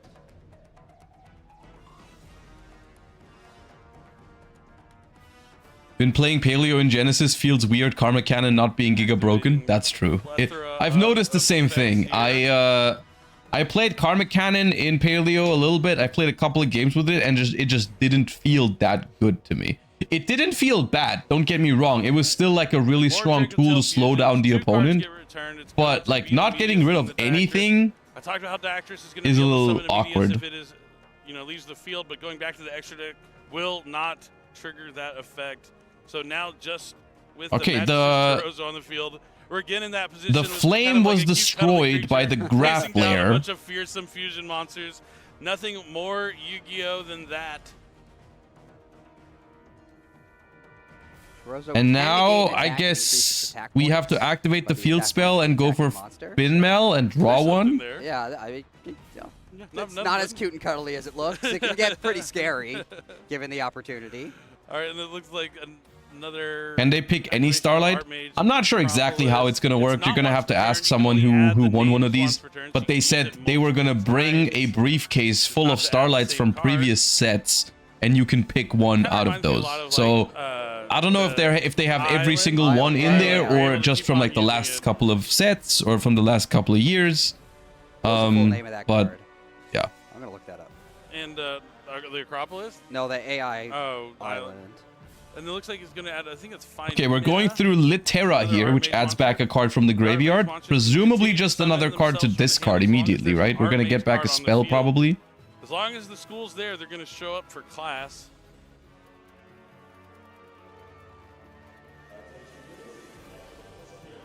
Yeah, Ignister Island. That was Ignister Island? Yeah, I remember that card because that whole deck revolved around using Ignister Island over and over and over again.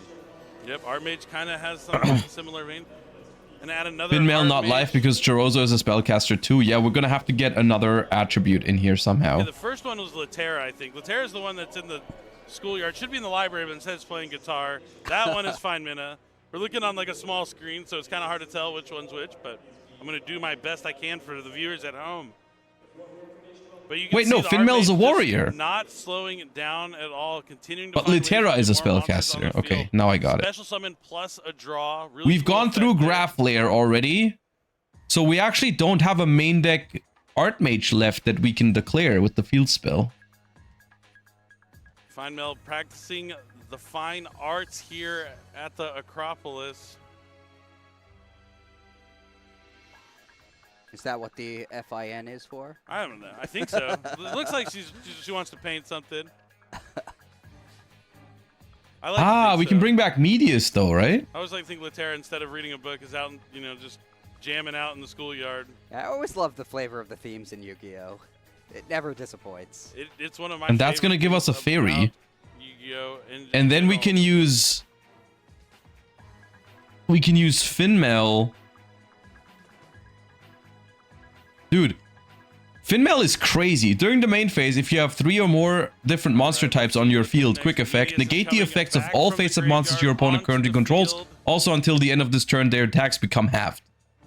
Bro, monsters. This is just really showing everything becomes negated and halved. We can just run over everything. Decks that can really put a lot of monsters. I don't know why the Litera is chilling in defense mode. I mean, she only has 400 attack. Okay, that's why. Have any points of like Torrential Tribute and other It negates forever. It negates. in the standard TCG, but can really throw It off negates your forever. So a lot of times when you're Yeah, building your deck, the you're attack going for the attack decrease only is until the end of the turn. They're going to have Dracotail fusions. They're going to have this. They're going to have that. But you don't account for those other oddities, like a Dinomischus, Torrential Tribute. Even a Mirror Force can catch people off guard sometimes. And those are cards you have to think about when you're playing Genesys, because there's no telling what is in their deck that they're trying to compensate. That can be activated in damage step. It should be able, yeah, because it also changes the attack points. It should be able to be activated in damage step.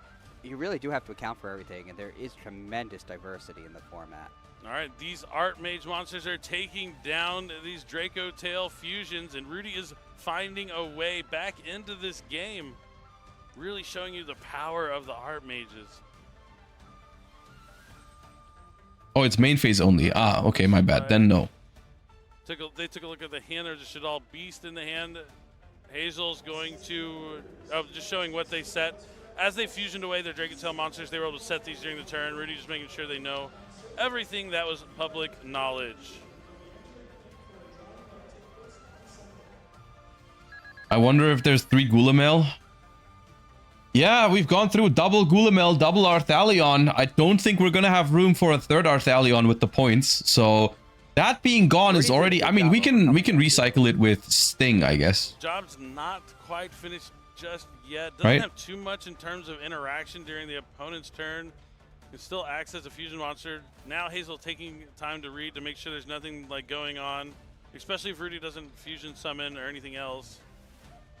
Just to make sure they don't have any quick effects that could be detrimental to Hazel's. Why are we not attacking Gulamel? Because we attacked over 2 Arthalions instead, and the Chorozo is not big enough because the Gulamels are halved, so they're 1100, right? And the Chorozo is 1000. All right, draw phase. Ooh, a little Cosmic Cyclone onto the Rahu. Ketu Dracotail, so wanting to banish Confirming that we're playing some board breakers or utility spells in Archmage, which makes a lot of sense because in general, I think a lot of the power spells are lower cost in Genesys format. Like Super Poly is only 10 points, Cosmic is free, and they have great synergy with Archmage because you need discards for the field spell anyways. So this build seems synergistic. Also, did we just top deck another Rahu? That's criminal. I have 3 on my side deck. Dude, okay, there you go. we just Cosmic Cyclone the Rahu and they top decked another Rahu. Yeah, as a 0-point card that does take down, you know, certain archetypes that rely on continuous spells and traps, it's definitely very useful. Yep, and I think... Okay, yeah, so they're banishing the Rahu Dracotail that was set. Thought it was Ketu, but it is Rahu. And now they're going to activate another Dracotail trap. It's going to be Dracotail Sting. And Sting can banish a monster and a spell and trap from the graveyard. And then it was an illegal activation of the Rahu. Okay, because we don't have a Dracotail in the extra deck, so we need to use Sting first to recycle. Do the Archmage cards rely on the effects? Thank you for streaming. Thank you for watching. Or is this more so used to draw a card? And no, yeah. I mean, they can summon back from the graveyard and summon themselves some certain cards, but like I think no right fusions now, left. Yeah, Rahu needs to fuse. Find more options at the start of the turn. Rahu needs to fuse into a chain the effect to bring back the power into a Dracotail. That's one of the good things about the Dracotail spell and trap cards. They can each draw a card when they resolve. Yeah, that's really neat. So even if you're not getting optimal use out of the rest of the effect, just replacing it with a new card. So we're using Littera's quick effect here in response to save the Archmage Power Patron, the Owl. And with the Owl being on the field now, we can set up fusion summons here as a quick effect on the opponent's turn, right? And we also still have the Finmel to negate and have the monsters. It's not looking great for Dracotail here. And I'll be honest with you, I think it's refreshing to see a deck like Archmage have a chance against Dracotail all of a sudden. Because the Dracotail cards, even though they were just released, are pretty heavily hit in Genesys format. It has a quick effect to be able which is kind of nice. Summon. I mean, it's not over yet, during but... your opponent's turn, and that's exactly what Rudy's going to do here. He's going to use the Power Patron to summon the Archmage Diactorus yet again. I like to think of him as like the director of the school. Like, yeah, but I'm not. That's just, you know, my own personal thing. I like to think of him like, you know, commanding his students. You know, he's here to save the day. He also has that effect. That is a quick effect that if you have 3 or more different monster types, as you can see here, he already meets that condition. He's able to negate the activation and destroy a card. So that is going We're searching for the Archmage Trap card. That's going to be something for future turns, not for now. So Diactorus, remind me, does Diactorus negate anything or just monsters? All right, now it looks like there is another. We do have 3 different types, I believe. Spell being activated here to fusion summon, but Rudy looks like he is going to anything on the field. Okay, looks like we're using it here to negate Rahu. Since he has those 3 different monster types. Yeah, nice troll and Lockbird, Dracotail. That's a little late. That seems worthwhile to negate. Cards that fuse from the deck are typically pretty powerful. Usually, yeah. Usually want to stop those when they're able to use that material from the deck. A lot of different stuff that can happen there. I got a peek at Hazel's hand. A couple cards that aren't quite useful now. Looks like they drew in a Droll and Lockbird a little too late.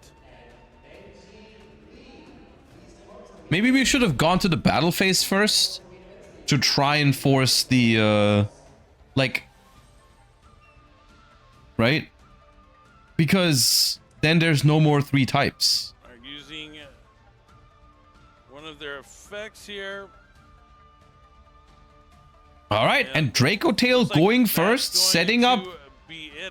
I mean, starting with a very strong hand there, including they had Poly, Shaddoll cards, and access to the Dracotail engine. Still taken down by Archmage. And well, we're moving on to game number 2. All right, and game 2, we're starting it off with a polymerization again. We're fusing King of the Swamp with Mululu. King of the Swamp could be anything, but yep, it's going to be another. That's a Gulamel. Okay, no Arthalion this time Which around. I don't think you can make with 2 monsters from the hand, but if that is Gulamel, right? Maybe they summon the Mululu? It's a Dracotail monster plus a monster in the hand. Oh, monster in the hand. Oh, so okay. You could have a Dracotail monster in the hand. Oh, that was the plus a monster Mululu. in the hand. Okay. Yeah, so that works. That does work.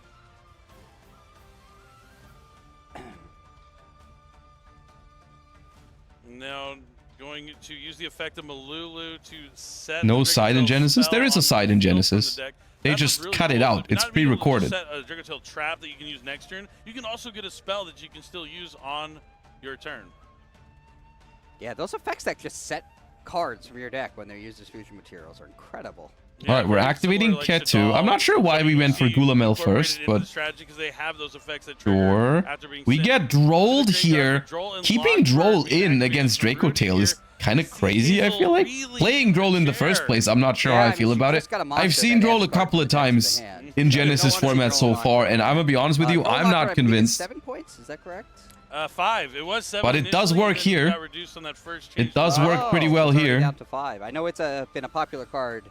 Obviously, it's been a popular card in the main event for the advanced format, but it's also, from what I've heard, been a popular card in the Genesys. All right, let's see it. Yep, we definitely saw it in Fusion deployment. Using it here, and they're both in the finals. That's a way to Medius. Yeah, no, I mean, that's something that you don't see people play in Advanced Constructed, because you don't want to be locked out of Link monsters, but you don't have those in Genesys anyways. With a new artwork on so you just play that as another way to Medius. You're not going to want to miss that. And the triple tactics thrust. All right, and then we go Power Patron, fuse with Medius into Diactorus. Diactorus is not online yet, but the Power Patron will search. We're just seeing the battle of these fusion boss monsters going at it, and it's so cool to see just 2 fusion decks having this fair fight. Yeah, and fusion deployment is another card that it's kind and of that gets us to the field spell. It locks you in for the whole turn. Activate the field spell. Other than fusions. But in a format where you're not using Link monsters, it's a lot more competitive. You have to discard spells for it, right? Ooh, Finmel already live. Okay, special and draw a card. Because it means your monsters, they have to be more meaningful. You can't just have monsters that kind of special summon on the field and transform into these powerful extra deck monsters. You have to use the cards to make the transformation possible. Yeah, I feel like the kind of like how strong Link monsters became was so gradual. I didn't realize how significant it was. Oh my god. Oh my god, this is a slaughter. To the Genesys format and saw there are no Link monsters. Oh my god, get that Dracotail deck out of here. Jesus Christ. Ultimate Slayer is one of those incredible. This is Genesys format. Archmage is the boss here. Rura to return the fusion monster. Rudy's going to get the draw. The Archmage Acropolis is going to be activated to discard the Archmage spell to add a name that's not in the graveyard. We're taking roll call. Who are we calling to the front of the class? And it's Graflair. Archmage Graflair is going to be added to the hand. Then, since there's an Archmage card on the field, Rudy can special summon Graflair to the hand, or to the field.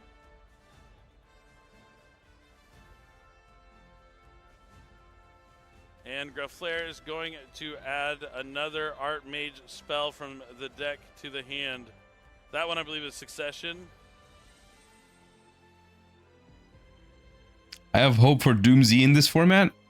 So, in direct comparison, if you just play the engines, which one's better, Doomsday or Archmage? Because Archmage seems pretty good in Genesys. Another Archmage card from the deck to the hand. Rudy sees this open field, and he's just going to try and get as many monsters onto the field as possible. in a lower power format seems pretty high quality. Like what I'm seeing right now, it wouldn't be enough to beat like an advanced constructed deck, but I think for this format it's kind of perfect. Damage if we don't already have it. And I mentioned some of the spell and traps have the effect if they're sent there from that field spell. You're going to be able to add back an Archmage spell, and that's exactly what Rudy is doing here. Yeah. The Ultimate Slayer cleared the way, so he only needs 8,000 attack points. Yep, Medius the Pure is going to be able to summon itself back from the graveyard by sending a card from the hand back into the deck. I'll say one thing. Then, yep, that's going to be a lot of these combo decks that I've been seeing in Genesys format, just combo like there's no Nibiru in the game. Both these players will be competing in the Invitational tomorrow. Which I guess is fair enough, because I haven't really seen people play Nibiru much. But maybe maybe there's going to be a time where spending 30 points either in your main or your side deck for a playset of Nibiru just to catch some of these combo decks off guard could also be the way to go. Like, 10 points for Nibiru is, like, considering how there is a lot of decks in Genesys format that don't care about Nibiru, I think, like, it's kind of hard to justify 30 points on it. And they present you with the Kaiba Corp suitcase full of Starlight rare cards. Yeah, it's kind of like reminiscent of Kaiba, like from the show. It would beat some of these decks really hard. But maybe it's gonna go down if no one plays it, and then all of a sudden, like, if Nibiru is 7 points, maybe you'll think about it. Yep, it is or 5 points. But you know, at the end I of the think day, you would what's more spend 21 on Fuba first. Yeah, at the same time, Fuba doesn't really do anything to Archmage, for example, right? I always find it so fascinating. The core value, At least not as just much. the first episode of the Yu-Gi-Oh anime are ones that live throughout to the ages to this day. Yeah, the power of friendship, the meaning of cards. I assume they know there's no way Dracotail can pay for Nib. That's fair enough, I guess, right? If you play against Dracotail, you see the 5 mana, you see 2 Arthalion, you see a Droll and Lockbird, you basically know there's probably there can't be Nibs. Which that's another interesting aspect of Genesys format, I guess. That just happens when you play a full match against someone and you can slowly add up the points in your head of what they're playing, and you figure out which cards to play around and which cards to not play around anymore. Archmage seems to be one of the top ones, but these are 2 other decks a lot of players have been talking Which about I think this is cool. weekend, and it's Generators up against Vanquish Soul. And I happen to know the first fight was won by Generator as well. Oh yeah, Generator actually was recently added. Wait, Generator good now? Ooh. And it's a pretty strong deck in there. Yeah, I'm not. Vanquish Soul against Generator, huh? What they do overall, I know Vala is really good. It can summon itself from the hand or graveyard and special summon another Generator monster from your deck. But the big key is it opens up those access to those rank 9 Generator monsters good now? Exactly, and it's stronger in the TCG, I'd say, because you have the 5 zones to put the tokens in from the field spell. Whereas you only have 3 in Duel Links. Oh, really? You have 3 main monsters. I didn't even think about that, how it goes out like that. It makes the field spell not quite as impactful. It's still like the heart of the deck. That doesn't change, but it's just not as insane. But here comes the... Do they play VFD? I have no idea. Maybe. I don't think any of the generators are points, so I guess you could spend your entire... What is... VFD is probably... It's gonna be K9 Werewolf. You can actually just summon him the normal way. He is a rank 9 monster. You don't have to. It's 100 points. Yeah, it would be your entire budget. Him out to the field. Wow, that card is definitely not in Duel Links. Not yet. Wait, did you just heart make the K9? But kind of cool to be like, this is the cool stuff that we don't get to see in advanced format. Getting to see here in Genesys. I've never seen someone do that. Very cool. Vanquish Soul also, though, I was surprised to see how few points were assigned to the archetype from the get-go. Yeah, and definitely. I think Holly Sue gained points later, right, in the first revision? Yeah, no, it had 0 points and then went to like 10, I think. Yeah, but that's the cool thing about Genesys as more tournaments happen, more data, more players are out there playing it. That's how the points can evolve, and they'll be updated frequently. And that, you know, we're here, we're enjoying Yu-Gi-Oh! Genesys. We're still waiting on our 6th round of Swiss to start, but in that time we're waiting here, we get to enjoy this brand new way to play Yu-Gi-Oh! And it's a lot of fun. So if you're still wondering what's going on at the main event, we are waiting for that 6th round of Swiss to start still, but we didn't want to leave you hanging, so we thought we would enjoy some Genesys matchups with these multiple. Why did they turn it into a Genesys stream? So I don't think this was planned, to be honest with you, because if what they say is true, then they were planning to do a regular round 5 feature match, but then one of the players that they selected for the feature match like conceded. Vanquish Soul Snow Devil, I don't know why, which is able to but this is basically the backup plan because the feature isn't working out. So he's not gonna get the ultimate effect there. Yeah. I believe the ultimate effect would be to clear the field, right? Yeah. So he's missing out on the effect he really needs. And you'll take 1,000 damage cumulatively. Yeah, he's just going to do a little bit of damage. His Vanquish Soul monsters can't be destroyed by card effects, but there are none on the field. Not entirely sure what that activation accomplishes. Yeah, that's sure. So I think he might be able to special summon a Vanquish Soul from his hand. Oh, does he have Xiaolong? Is that Xiaolong? He has. Oh, he has. Is it a Caesar Varius? Yeah, I think that's a Caesar Varius. Recall the attack for you.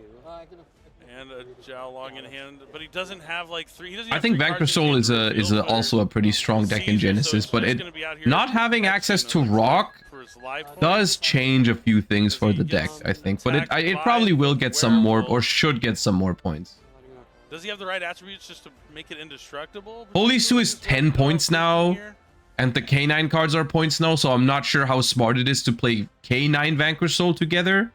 I honestly think the best way to play Vanquish Soul is probably with Pot of Extravagance and maybe 7th Tachyon for consistency, so it doesn't break. But then you also have to, you do have to worry about like your grind game a little bit, because without Rock, it's surprisingly inconvenient to recycle stuff from your graveyard. Perhaps, yeah, could be the case here. But it's you can work around that. You can play like Vanquish Soul Continue or second copy of Caesar. The field here. It does have a quick effect during the main phase. You can tribute a generator monster to summon. Extrav being free is insane. I think Extrav is going to get some points. That's really what generators are all about. Is I think Extrav is going to go to some points eventually. Gives you a bunch of tokens. Then you can summon whichever generator. I'm pretty certain Extrav deserves some points. It's going to be hella. But like 5 or 10 at least. You have all those free tokens. It feels like a 10-pointer, to be honest. Coming from the field or from the deck onto the field. And the boss stage. Thanks to the boss stage. Like if Desire, I'm just checking the points. Desires is 20, Pot of Greed is 30, Pot of Prosperity is 40. It feels like Extravagance deserves to be 10. And even at 10, I honestly think people are going to consider playing it. Right before we jumped into this game, because Noel went first, didn't really have much going for him, set like the trap card with just not the right attributes. Vanquish Soul still a strong deck, but it has the same kind of key weaknesses that when you just don't draw the right attributes, the cards you need, it can kind of fall apart. And without Rock of the Vanquisher, it's actually a lot harder to get the number of cards in hand that you need to be able to reveal the cards that you always want to reveal. Yeah, that's a really key thing to indicate there about the Vanquish Soul monsters. A lot of time, yeah, if you start with Vanquish Soul Rosin, you're able to add a Vanquish Soul monster, so you get the attribute you need. You make the Rock of the Vanquisher. You get to add that fire back from your graveyard to your hand. That's why the points are cool, because then you have to give up 30 points from somewhere else. I think that's the, yeah, I mean, that is why I like this system as well, because by putting Pot of Extravagance to 10 points, you're not telling people how many Extravagance they can play. You're not saying like, okay, this card is now at 2 or at 1 or at 0. You're just saying like, if you want to play this card, you have to remove other cards from your deck for it. You have to evaluate how much is it worth for you to play Pot of Extravagance. But I've also seen generator decks that they put all their points into that True King of All Calamities and have nothing else in their deck and are just trying to summon that rank 9 that has been... Haven't seen any Exo Sisters yet. That was another deck that I've heard people are messing around with. We've seen Vanquish Soul, we've seen Odeon, we've seen Art Mage, which are all decks that people are... So I've heard people make an argument for any of those decks to be the best deck in the format. Like some people are saying Vanquish is the best deck, some people are saying Odeon's the best deck. I've heard the same about Art Mage. Looking at those 100-point cost cards. I like the generator theme also. I like that everything is a boss fight. Right? Yes. And it has that feel of like. I understand why they didn't, but I kind of wish they just switched advanced to the point system, because I like it so much more, but I miss links. Yeah, I mean, at this point, this is just going to be an alternative way to play the game. I don't think this is something that's going to be advanced constructed anytime soon. They describe themselves in the artwork, which is cool to see. And that just doesn't work. There's not a second fire for Xiaolong. There's no dark for... Now it looks like they're getting ready to go into a game number 2.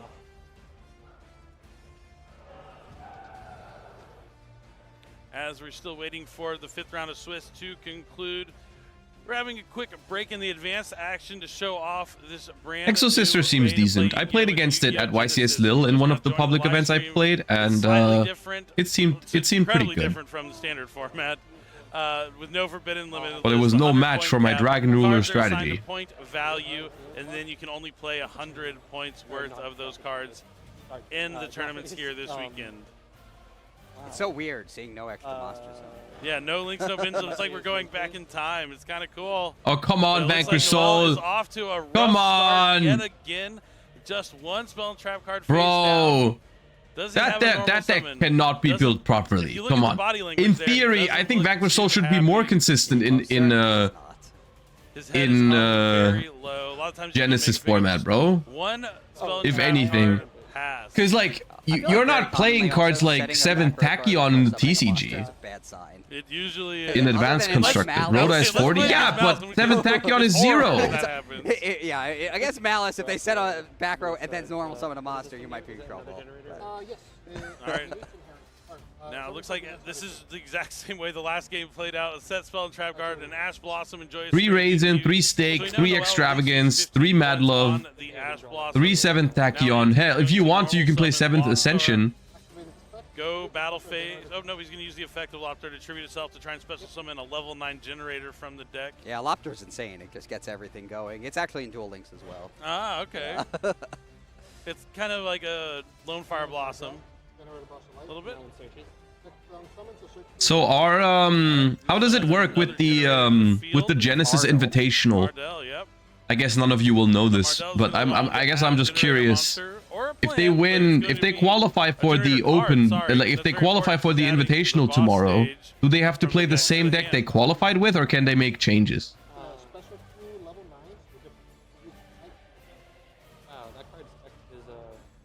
Yeah, I remember that card. All right, looks like next is activating World Legacy Monstrosity. Is that what that is? I believe that is, yeah. I would assume you're locked. Good in a high level deck. You think so? I feel like it'd be weird if that was the case. 2 level 9 Right? It's just like you earn your right to participate in the Invitational. That's already on the field. And Why now not we're just seeing have all people these able level to 9s submit get on another the deck field list? fast. Wow. It's like Ties That Bind, but stronger.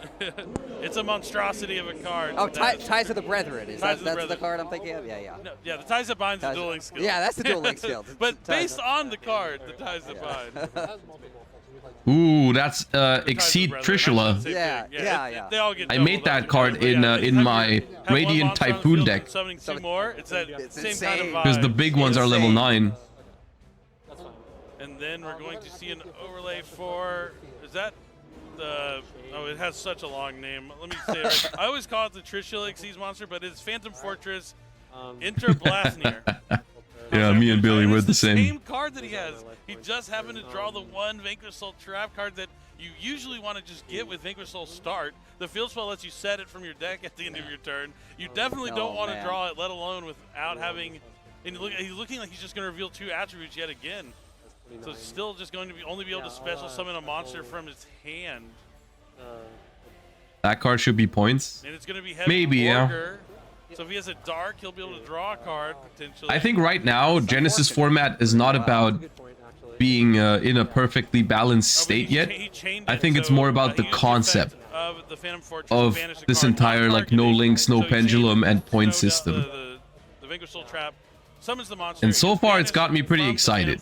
I know there's going to be problems with this initial list. You know, someone's going to find some decks that are going to be too powerful, 100%, and some individual cards that are going to be too strong and everything. But Anthony's going to win the Genesys qualifier finals with Generator. So it's at least won 2 qualifiers here so far, because I know it won the first one as well. So Generator might be the deck to watch out for in Yu-Gi-Oh! Genesys.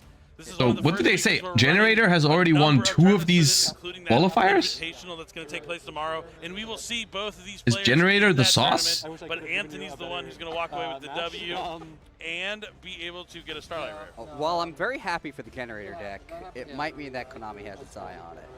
Could be. Like I said, this is the people's format, so as things get more and more popular, sometimes those points will get assessed to those cards, and maybe Generators is one of the decks to look out for here in the early stages of Yu-Gi-Oh! Genesys. It's an ever-evolving format. It's going to be alive. It's going to continue to Is change, Generator weak to grow, Nibiru? Be fresh, keep the meta going. That's one of my favorite parts about Genesys. Yeah. And we saw that beautiful logo too. Like, let's talk about that logo. Love the logo. On the transition. Just really cool stuff to see. But yeah, Generator might be one of the decks to watch out for.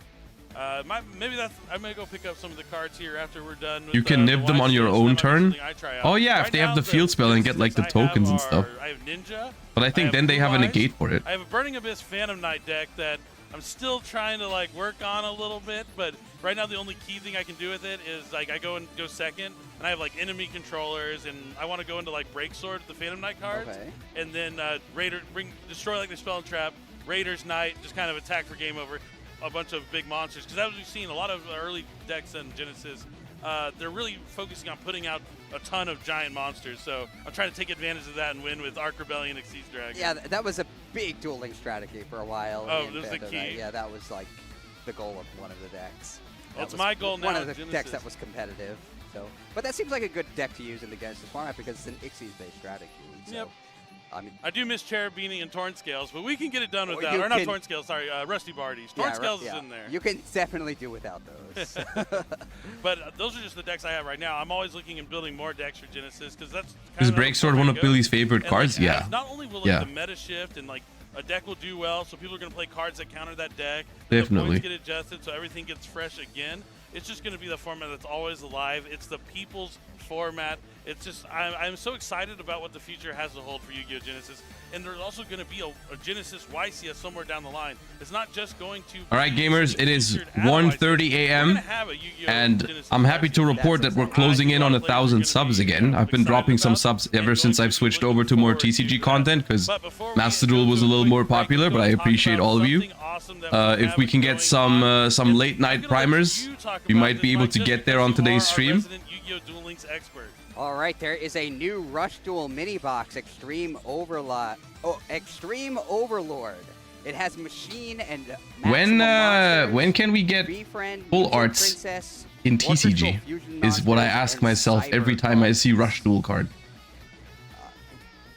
There's one of the key cards is Supreme Machine Burning Overlord. As long as you have a face-up machine. Ooh, there we go. Semtex, Fragiles, Corona Mortis, Reckless, Talon, the Angry Chicken, Mr. Trevor. Thank you all for the primes. I appreciate that. To boost this monster's attack points. Sometimes all you need to do is remind people that Prime exists. Till the end of your opponent's turn. This effect can be put to great use in Yuga's Magnum Overlord deck. Full art D-Barrier? Yeah. Out.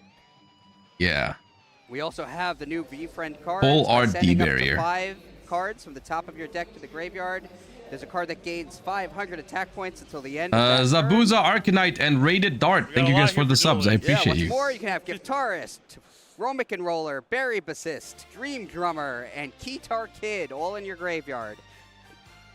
If you have those all in your graveyard, you can destroy one more card. Wait, what are we talking about? Opponent's field and seize victory with help from the entire band. Yep, I'm going to jump in here too. There's so much here for this Duel Links Pro. This is something you're going to want to check out. There's a lot in this Yu-Gi-Oh! Duel Links Terrestrial pack, including Divine Breath, the Orchestral Music Fiend.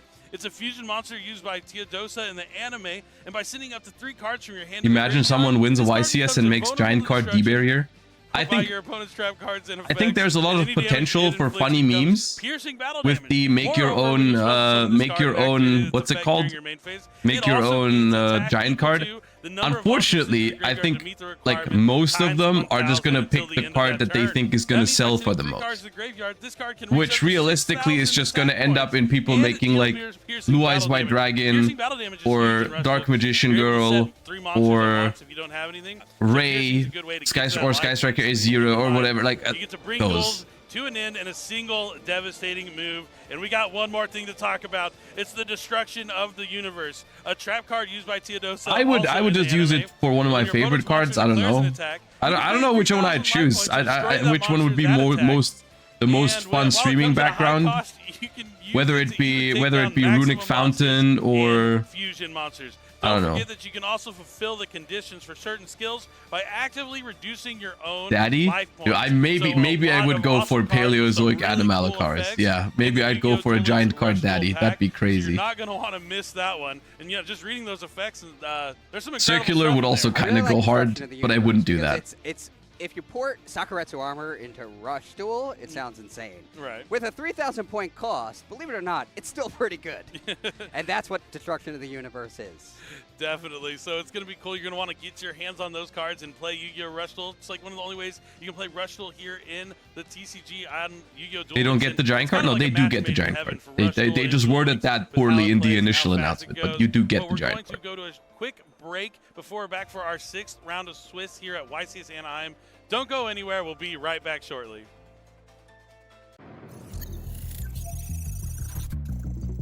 Oh, dude, let's go. The Maliss trailer for Master Duel. Yo. Let me open Yu-Gi-Oh! Master Duel right now. Just so I can get the satisfaction of closing it.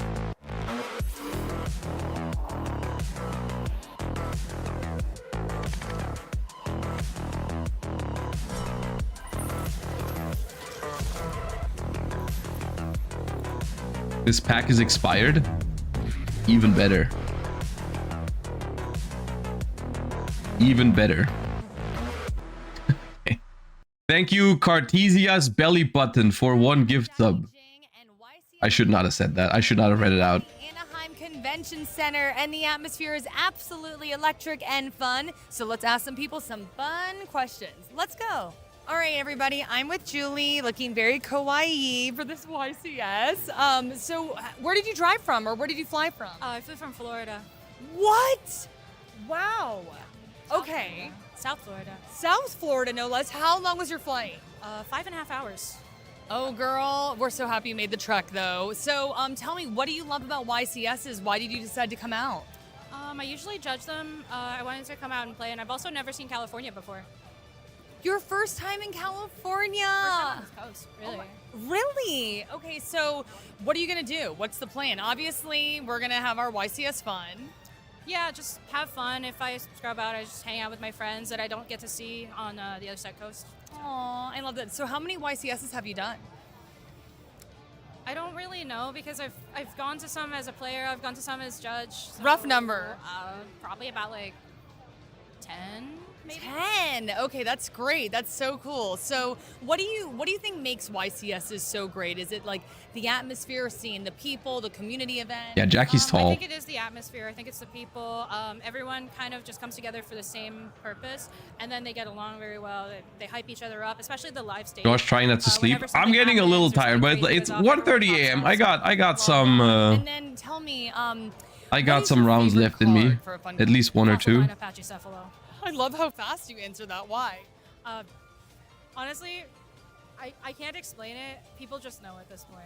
Like, okay, yeah. Just know. I want to know. Do I not want to know?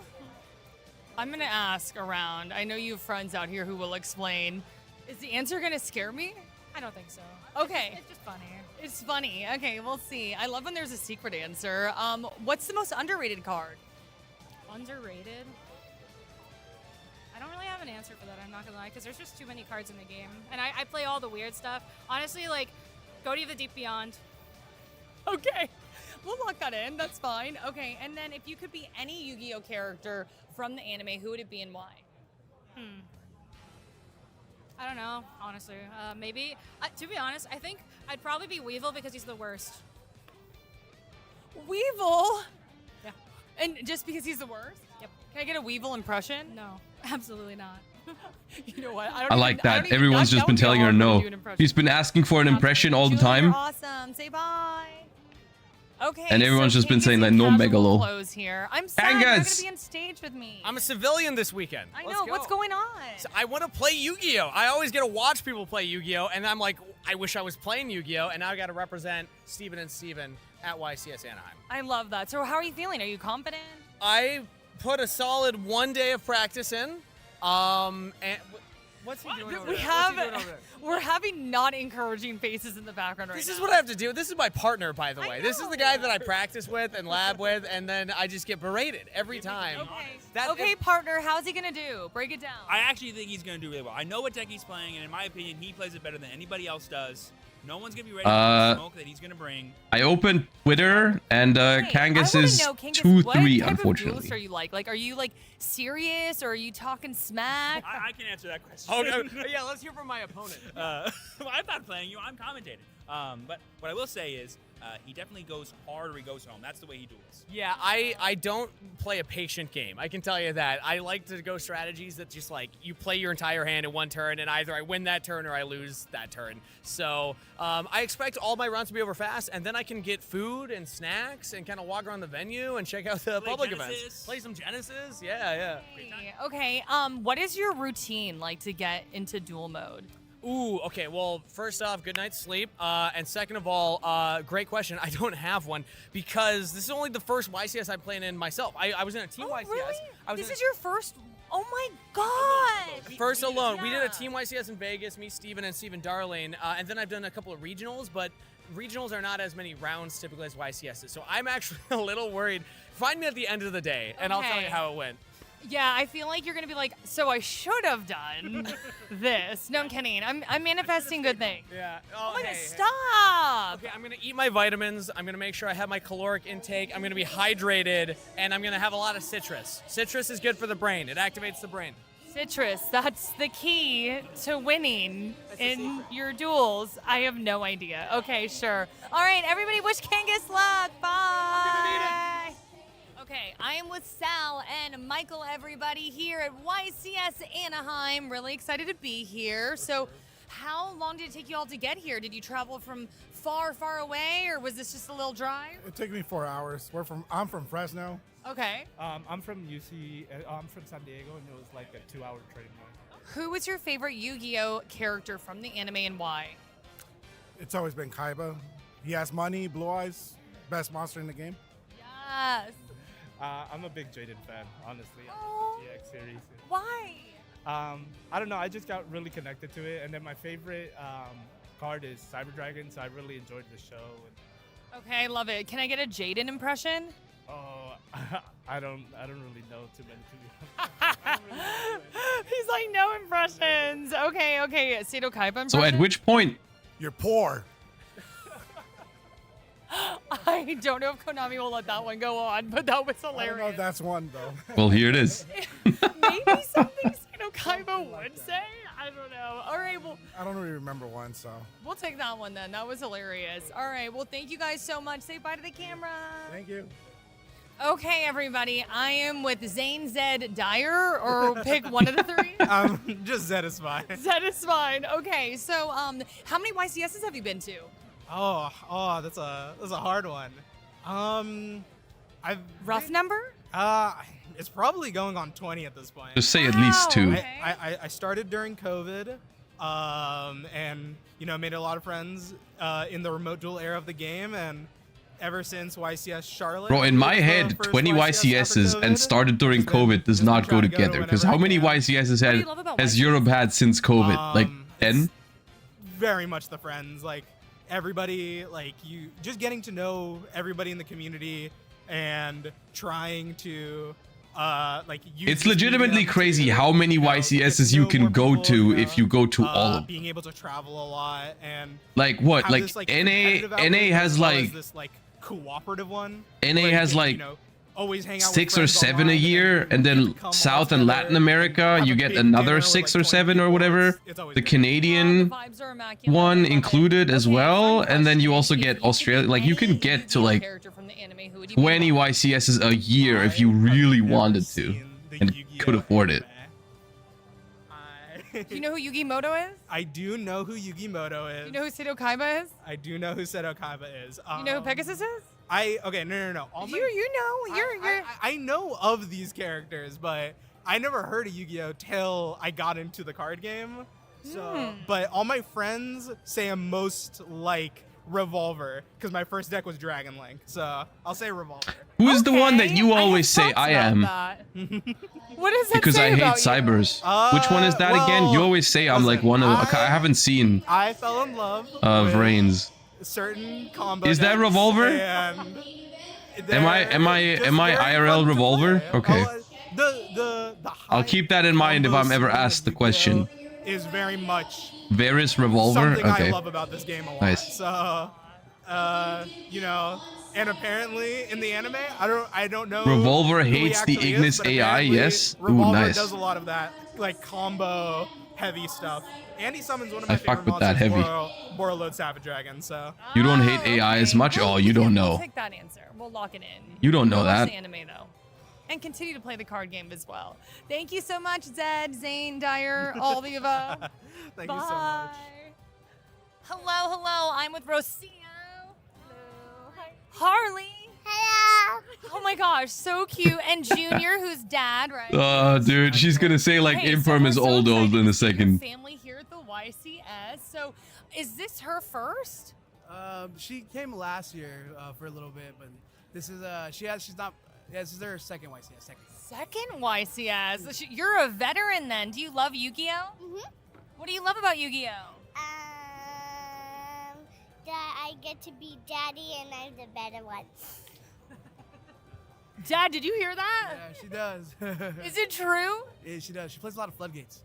I love that. Do you play too, or are you just here for the atmosphere? I just support. I love that though. Is it like, what do you like about the atmosphere here? Honestly, just everyone's like super cool. I think I like being here to like support him. Usually it's me carrying the bags around so that he can go, and I'm like, oh, you're going to this table, or you're going to that table, so he doesn't have to worry about it. He'll just go straight there. So you're keeping everything on the rails. We love that. Okay. So how long have you been teaching her Yu-Gi-Oh? Or like, what's the history here?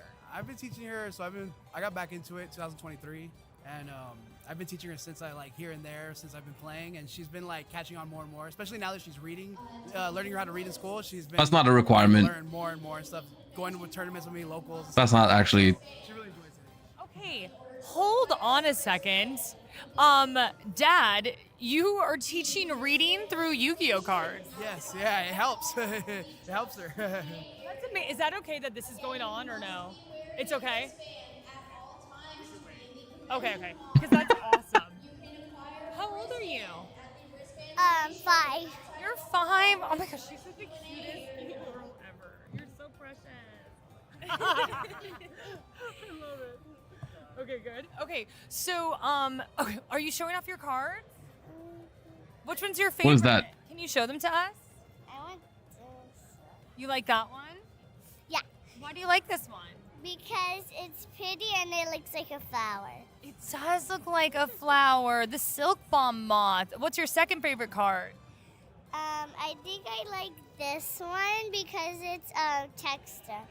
Oh, You're just using the top card of the pile that you just opened. It's okay. I'm not complaining. He only has a head and he has tentacles. He does have tentacles. Oh my goodness. Okay, so we were talking What's about your this a little bit favorite earlier, card? but It just okay, happens to be best the pair card hack that's ever. You're at the top of this teaching pile that I just Yu-Gi-Oh. opened. And what's your second favorite card? Oh, it's actually funny you ask, but it's the card right behind it in that booster pack. And the biggest thing, like, she like recognizes which one's like the spell card, which is the monster. That's awesome. It's like Billy. Okay, so you have a little genius on your hands, apparently. Why did you think Yu-Gi-Oh was so important to pass down? I think it's a really good social thing for kids to get into, and like I said, it helps with just math and reading and social. You know, those are like the big things in life you need to work on. So I think it's just a really wholesome, all around good thing for kids to learn. You know, that when I played when I was younger, it helps me learn, make friends and things like that. So that's why I like teaching her. Oh, I love that. Is there anything you want to say to the camera? You want to say to everybody watching at home? Everybody watch at home because this is gonna go live. You're right. We're live, everybody. Face. Thank you guys so much. You're awesome. Bye. Why did they include that? Because it's awesome. Bye. Why would they not include that? That was great.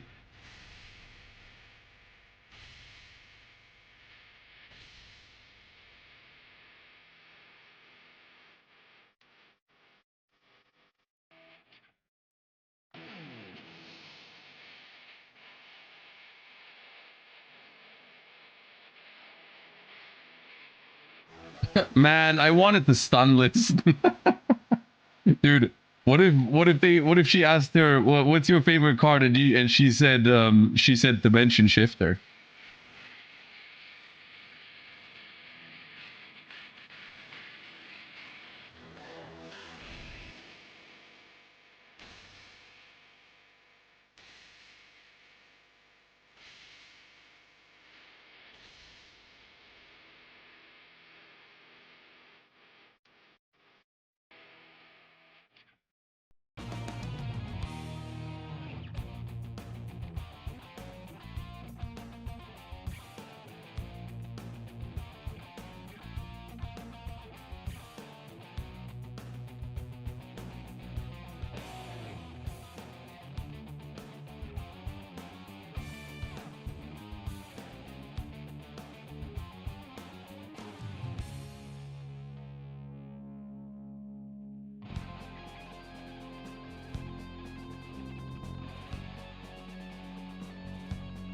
Stun daughter or Cyber's son? Oh, that's a hard question. I think I would prefer the stun daughter over the Cyber's son. Yeah, no, actually it's not that hard of a question. It's an easy answer. Yeah. Easily the stun daughter. Not even close.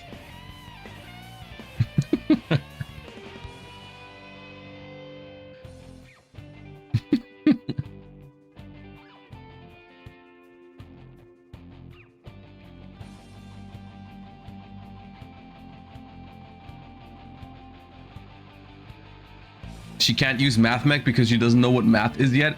Actually, you could argue that not knowing math makes you better at playing Cybers because the math does not fucking math in that deck anyway. Bro, 2 equals 5 and stuff, like you don't need proper math to play math mech. It's probably better that way. Like, cause then if you don't know math and you actually play math mech, you probably don't even notice that something's off. You don't even notice that something's wrong here. You're like, yeah, that makes sense. That checks out. It's just like you have like 2 monsters on the field, and then a second later you have a Link 5. You're like, yeah, that's correct. Correct.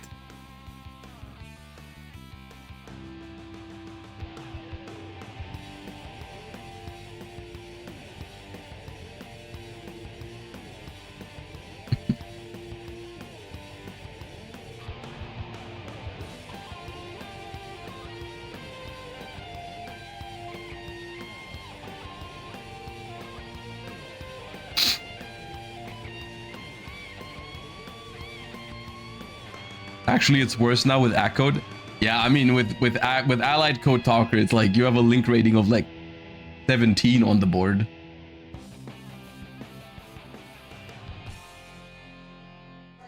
All right, welcome back to the Yu-Gi-Oh! Championship Series in Anaheim, California. My name is Steven, and for some reason, his name is Steven too.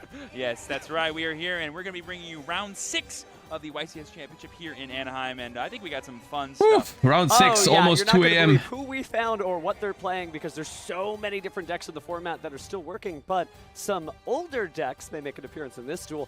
But which will be the last round until I go to bed. I don't know. I'll see how I'm feeling. Right now, I'm still hanging in there. I'm okay. But here's the thing: I also want to be back tomorrow for the second day in full. So. And it's kind of different than it used to be. I know a lot of people, they're like, oh, what happened to top 32, top 64, right? Because it's just top 8. But now, for the first time ever, if you happen to lose somewhere earlier in the tournament, you still have a chance, right? Used to be you get to round 12, you make top 64, which is technically round 13. You lose, and you're out of the tournament. Not so today. So these duelists are going to be in for quite a marathon. But I'm excited to see every single round, especially like all the Genesys gameplay we've got to see too. Oh, so much, and I love every second of it. And something I've been telling all my friends who were kind of worried about this event was, oh, hey, as long as you make it to day 2, you have a shot. Just keep playing. The game never changes. Just keep winning. And the plan never changes, but it's always ready to go. Let's go ahead and toss over to the stage and have Jackie introduce our players. And we start with the blue chair, hailing from Versailles, France. Oh, okay, we got Jabri. He has attended 20 YCSs. Random Dracotail. 2022 in the Netherlands. Now to the red chair, coming from Valence, France, we have Damien Vala. He's been to 10 YCSs and is the reigning French national Yu-Gi-Oh! Champion. France versus France. It's time to duel, casters. All right, French Yu-Gi-Oh fans, Maliss! because we have, again, 2 players here from France. One just rocking his World Championship jersey.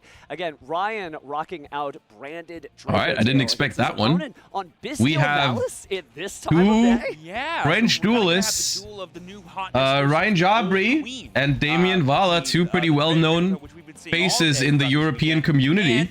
Bystial Maliss has been a tear, both here Both and on 5-0. many formats now. I could certainly hear French fans in the chat screaming, "C'est l'heure de duel." But Yes. it's true, it is time to duel, and it's so cool because here at this particular event, I have seen duelists from the OCG, literally people from Japan crossed over the Pacific Ocean to be here. We've got people who crossed the Atlantic here, both of these players not only being on that really long flight, but still managing to do so well. So it brings all duelists from all over the world here. Oh yeah, it's going to be super shiny to see. I'm sure both of these players hate finding themselves here against each other in round 6 because they probably both want to do well for their country, but because they're both undefeated, they'll have plenty of opportunities to do so, no matter who wins this match. Maliss shouldn't even be a surprise. I mean, I also don't believe that the deck is like dead, but I don't see it very often anymore, which is good. I'm not complaining. He himself has been there, but he's But I haven't properly tested it because of course not. And as I mentioned, For YCS Lil, so I don't know how good it actually is. I know it's playable, but I don't know how strong. Putting Dormouse to 1 and forbidding Splash Mage, a lot of duelists kind of put it aside because it's a lot more vulnerable now.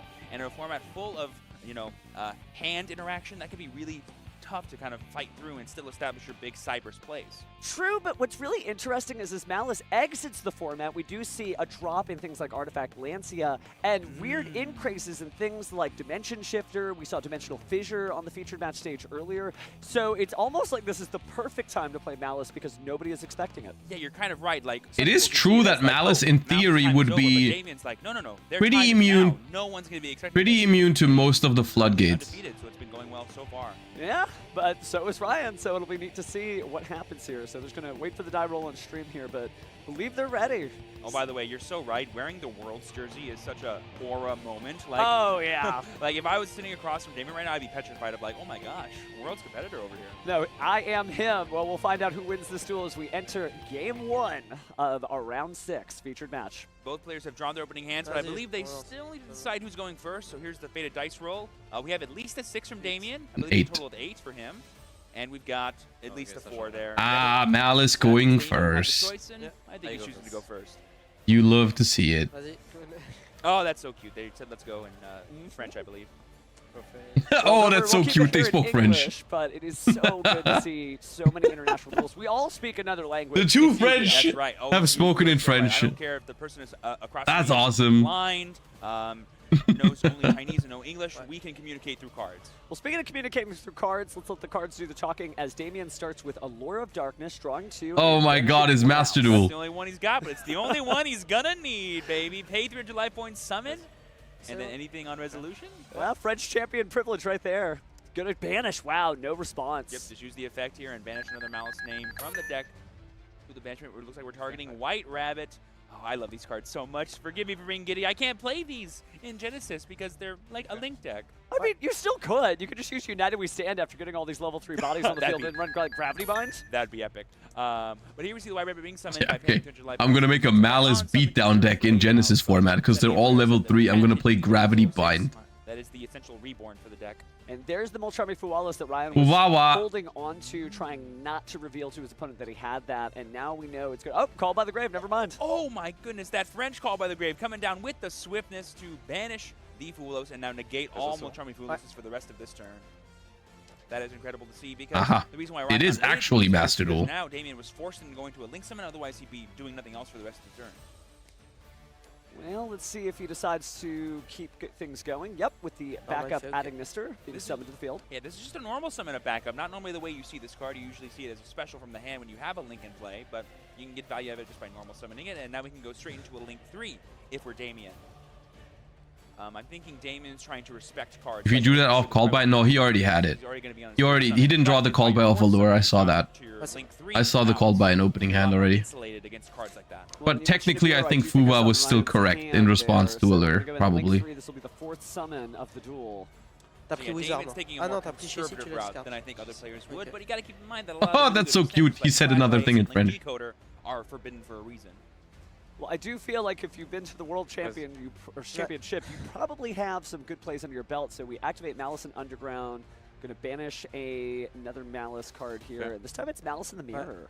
Yeah, so here we get access to the 2 powerful Malice spell cards. just by Okay, going next through step, Red Apple, Ransom. right? And we're going to be using the effect of Malice in the Mirror to banish the copy of Chessy Cat that we Right. sent off of the backup to then go ahead, banish and get the search for the March here because it's the same type of card as Chessy Cat. That's how Malice in the Mirror works. Good stuff there as we see the Malice B Chessy Cat special summon to the field. Their life points. Link decoder and then furiously goes Apple. down, but don't worry, they'll go back up as soon as you can say GWC06. Yep. And I guess the question is, what is Damien kind of building towards? Because we still have the powerful boss monsters of the Cyber stack like Allied Code Talker. Forgot to make Link decoder. It's okay. We can recover from that Dragon, misplay. Lots of things that Malice is known for, but you can also just use in-archetype stuff like Heart Scripter and the GWC06 to have plenty of ways to interact with your opponent on their turn. With Now Appaloosa. Even a Firewall Dragon in this format would be pretty strong because we know how good Dracotail is, because Dracotail Arthalion being able to just sort of recur resources from graveyards or return cards on the field back to the hand. And we're getting a little closer to that as we bring out Cyburst Wicked, which does have that arrow pointing down, but it's more than that. It is protection for all these cool Cyburst cards, so we'll see how Damien establishes his field. Yeah, you can also get him access to like another backup Agnister if he wants it for follow-up, which could be pretty interesting. So here we see the effect of March here. Going to go ahead and banish itself to summon. This is actually a quick effect that he could have saved for Ryan's turn, but is choosing to use it now. We're going to be getting rid of the red ransom here and try to summon it back out and get an additional banish this turn. I believe we've done all the main deck monster names. Awesome. Depending on what Cyber's monster he wants to banish, could be later. There we see the Wicked using its effect because the March Hare was summoned to his own at points to go ahead and search for that backup. Ryan looks like having an awesome time. Ransom paying 900 to summon itself out and banish another Cyber's from our deck. Ouais, c'est ça. Je vais rien bannir. Life points getting low, but cards heating right up. If we see a Dotscaper right now, I'm gonna go crazy. Okay, we do not get the banish of Red Ransom from the deck. Casters acting like Malice is suddenly interesting. We're just gonna see a go ahead link here into a link 3. That's a White Binder. This card on summon will allow him to potentially banish 3 cards from his own graveyard if he wishes, but I think he's going to maybe choose to save that effect. Yep, we're just going to go ahead and use the Ignition effect to go ahead and set a Malice trap card. That's going to be the MTP07. Already setting it down, meaning we need a little bit less work on Ryan's turn to start getting some more interaction. Well, Damien Y'all, when is the Nibiru choke point coming? Kind of rubbing his beard there, thinking, man, that is a lot of monsters I'm going to have to press through. Ooh, but here we see the GW6 coming down now. This could be in a bit of a trouble here for Damien because if Ryan does have access to Nibiru, basically without access to GW6 again through White Binder, it's harder to play around that card if you're Damien. Right here? So we could see a big I guess so. I guess right here, after the White Binder comes back and they only have 7 cards in hand, yep, so there we see the is the Nibiru choke point. Back out and drawing a card. 65.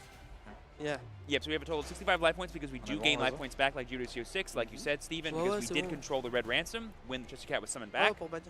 And now we're going to banish the Red Ransom using White Binders on summon effect that we saved earlier. This is interesting. Ooh, another Allure of Darkness, just reaching and reaching and reaching in the deck. Ooh, I wonder how much non-engine we're going to have after drawing 7 cards this turn. An 8-9 card hand or something if you're Damien? I definitely saw some good stuff in there. I think an Infinite Impermanence as well as an Ash Blossom Majora Spring, but this has got to be the Allied Kotakar Agnister, I think? Yeah, that's a Link 5. Oh, no, it is just going to be Link 3 Heart Scripter. Yeah, he's really valuing the double non-target banish that MTP07 gives him, as well as Heart Scripter. Dude, even if there was a Nibiru choke point here, he has Super Poly, Ash Blossom, Allied Kotakar, and that way he can summon back Droplet, Impulse, like, bro. Oh, wow. This is going to be a lot on the field all at once. Fuck. And we do get the IP Mascarena as well. Oh my, I believe Allied Kotakar needs at least 3 monsters, right? Or does it need... Yeah, have fun. You can IP into that, that'd be crazy. And a ball drake. Yeah. Like I mentioned, that nib goes crazy. Access to not GWC06. Damien has no real recourse to stopping this, I don't think. Did he go too far in? Yeah, I am curious to see what he was maybe trying to set Ooh, up. Nib Chain 5 mana? Taking the perfect moment, I think, the patience of waiting to use this card when you knew almost all the resources. Nib Chain 5 mana is nice if we don't give a token. So using it now, you have ways to get all your stuff back anyway. Shows exceptional understanding of Maliss combo lines, knowing exactly when No 5 mana. is done playing their cards. So we're going to go ahead and see the YCS token there. Thank you, judges. Il a combien? 0 def? Ouais, 0 def. I believe this token has 0 defense points because 2 Link monsters were sent to the graveyard. Toujours en main, je réfléchis. Can't we chain Cryptor? So nice for the two of these. Could have, yeah. But we don't have to. On top of just being able to play Yu-Gi-Oh! On the featured match stage. Obviously, we're here. We speak the language of many of the listeners here, but for some, it's probably good to hear a little of them. And like you said, we All definitely right, speak go Yu-Gi-Oh, next. so we can translate what's happening. No Oh, problem. yeah. I guess the question I have if I'm Damien is, do I have a way to banish my Maliss Link monsters in the graveyard with like a Bystial or something? And the answer is yes, I do. So even though we got Nibiru'd, all of our resources are still in the graveyard, which means we have access to them at any point using cards like our Bystial. So we're going to go ahead and banish that White Binder. It'll summon itself back out, and then we're going to use its effect to banish the rest of our cards. Je peux piocher? Now, we are kind of jumping the gun. We would love to save these kinds of cards for when, you know, Ryan starts coming to the board to kind of punish him for doing so, but we need to be set up again if we're Damien, because if we don't have Maliss Link 3s in play, MTPO7 is basically a useless card. Now, I don't want to say he's lucky to be alive. That would be underselling his level of skill, but he is finding a way to build that field back, already having a number of monsters on the field. Technically, 5 Link materials right there, although tokens usually aren't that helpful in Link Summon. Not anymore, they're not, yeah. So there we see just the banishment of the Heart Scriptor, paying another 900 life points. I believe that's going to bring us down to either 47. Yeah, 47 and then 44 with the March Hare adding itself back to hand as well. Okay. Those who are seeing Maliss for the first time are like, why is he depleting his own life points? Believe you me, this deck is that good. So there we see the Rahu Dracotail. Now Damien knows what deck Ryan is playing, and he can now use his interaction accordingly. I'm not quite sure how well these decks line up into each other. I do know that cards like Mysterion can do really well into all these Cyberse monsters that summon themselves. But there we see the Ash Blossom on that Rahu. That's pretty big if that was the only way that Ryan had to fusion summon this turn. Well, he's and only there it is! Wow! The concession from Ryan. So, yeah, Damien there just doing a pretty much full Malice combo, even through things like Fua and Nibiru. It shows why he's a French national champion. And now we're going to put it to the test. Is Malice a good call for this event? How much more prepared are people like Ryan in Game 2 and 3 for cards like Malice? We might not have any ways to interact with this deck anymore. Now, correct me if I'm wrong, but even at the Why even show the Rahu then? I assume they may have traveled there together. They probably know what each other was playing anyways. YCS before Malice ever did. Those are words I never thought I would hear said out loud, but it is the truth. Maybe this could be Malice's event then, and maybe Damien will pilot it all the way. But let's not sell Raihan short. He still has plenty of time to run it back, and we know how powerful Dracotail is. I've always been a big fan. He couldn't summon Baldric anymore, bro. That was on the opponent's turn. Like, period. Like, let's find the best deck for a tournament. Like, this game could have been interesting if Fua resolved. Yeah, but Called by the Grave is at 1. May or may not have. For no fucking That's reason. The deck you want to play for a given tournament. And Damien might have made the call in Malice. Like, that was an absolute clinic he was putting on, even through cards like Nibiru, which famously can be a big wrench in the Malice game plan. Well, what I love about this is this may be an everyday thing for people watching from the European community of Yu-Gi-Oh fans. They should have banned every single Malice card. I think that's incorrect. They could have left because with Dimension Shifter at 1, Alice in the Mirror alive. Thinking about the banishment, and so I many think people have dropped that would have been borderline okay. Side deck, but maybe they are wrong, and maybe Damien is here to show them. But we'll see what kind of interesting side deck cards we end up seeing. Right, because we've been seeing all kinds of crazy things this weekend, like Dimensional Fissure, Dimensional Barrier, ways to put cards into the banishment. But if you're Malice, you're like, oh, thank you for doing my job for me. Now, here's something. I wonder if either of these players played in YCS Lille France just last week, right? That was their training ground, and this is their actual tournament to win. Right. They could be taking the call of, well, if this is going to be like Lille was, I think I know how I'm going to line my decks up against these. Yeah, Lille was the trading grounds for YCS Anaheim. Only that Lille was bigger than Anaheim. Again, very locked in, and again, it is such a flex to just be like, yep, wearing my World Championship jersey. I mean, even the World Champion wasn't wearing his World Championship jersey. He was using his World Championship deck box, though, which that's true. It's pretty nice. That's pretty nice. I mean, oh, pretty sick. The dream. Well, I guess we'll see who makes it to the 2026 stage. But right now, speaking of number 6, we are still in Swiss round 6 of YCS Anaheim. And with Damien up the game, well, we'll see what happens next. But Ryan looking out to the crowd. Little smile. That's good. That's good. He's been so serious, so forlorn this duel, but it's nice to see that he's still present in the moment. Yeah, I mean, Ryan's still no slouch. He's undefeated right now. We're going into round 6. He's playing branded Dracotail, one of the most powerful decks in this format, and now he's going first. He's got all the confidence in the world, I bet. He knows what he needs to do right now to win and take this 2-1 victory over Damien. Who cares who's across? Who cares what jersey he's wearing? He's a duelist just like I am. We did see that earlier with Julien K9 All right. on the featured match stage. He did not win. There is no such thing as the fact that you won at a prior tournament means you're going to win at this. Every duel counts, so I'm excited to see this, and you're right, Dracotail has a lot of points of interaction, so he probably can establish a great board against Damien that'll have to try to play through. That's right, that's right. Every duelist should be a goldfish. Last game didn't happen, last tournament didn't happen, but game 2 is about to happen right now. You good? Just go first. All right, one duel at a time. Let's see what our players have in store for us.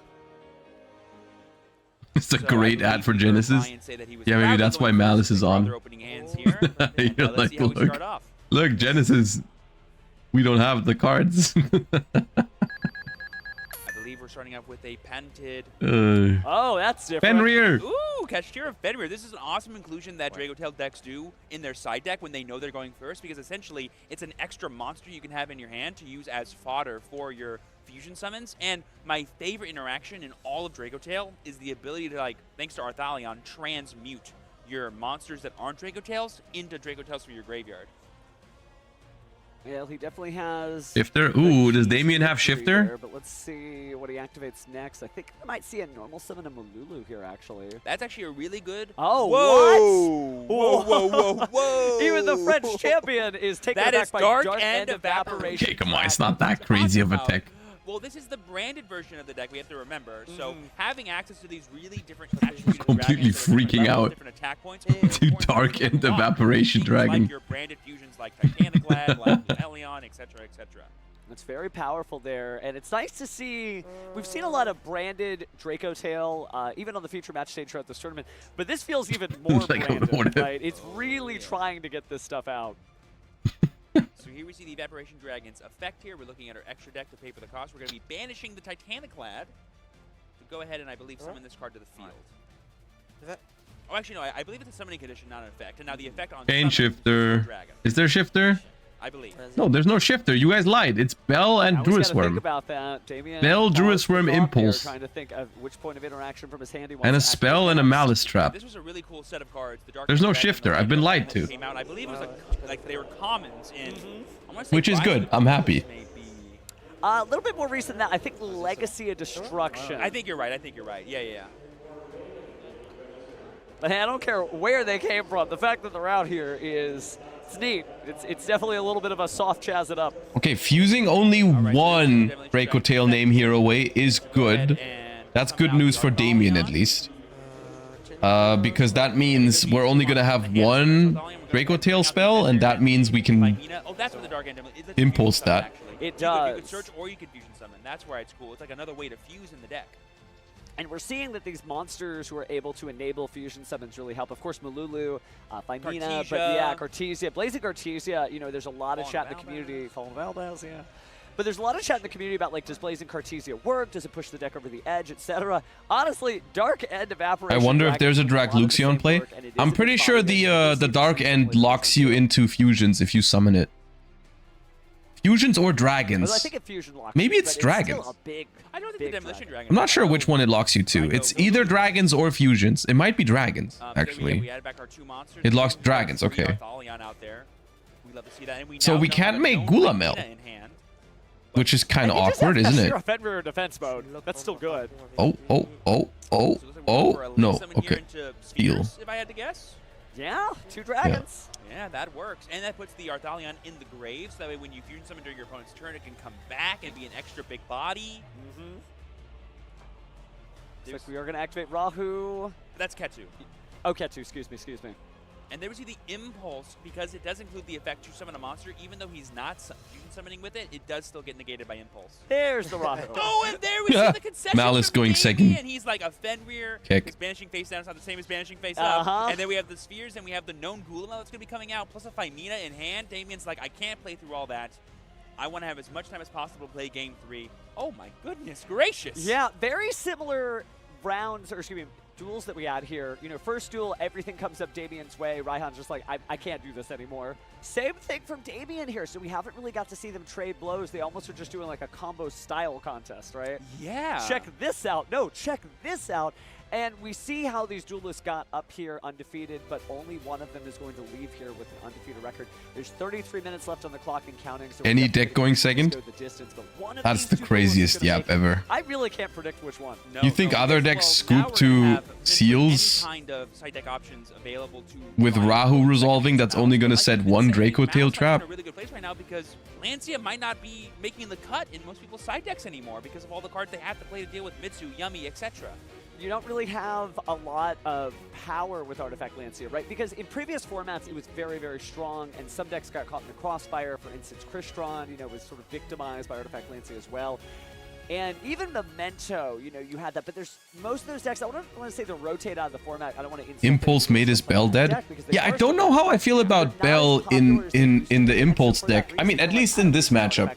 Against Mitsu, Bell is still really good, but in the Dracotail matchup, you usually want to use Bell on your turn, but Impulse when your opponent goes first, right? So it's kind of weird.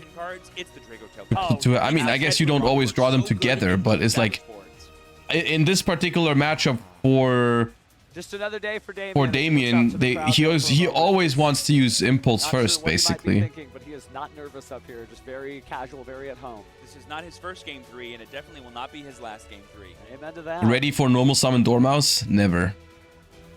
But, go ahead. Oh, and I was going to say, like... I was never ready and will never be ready for that. That is where Maliss lives. It is one of the most powerful turn 1 decks I've ever seen in my life.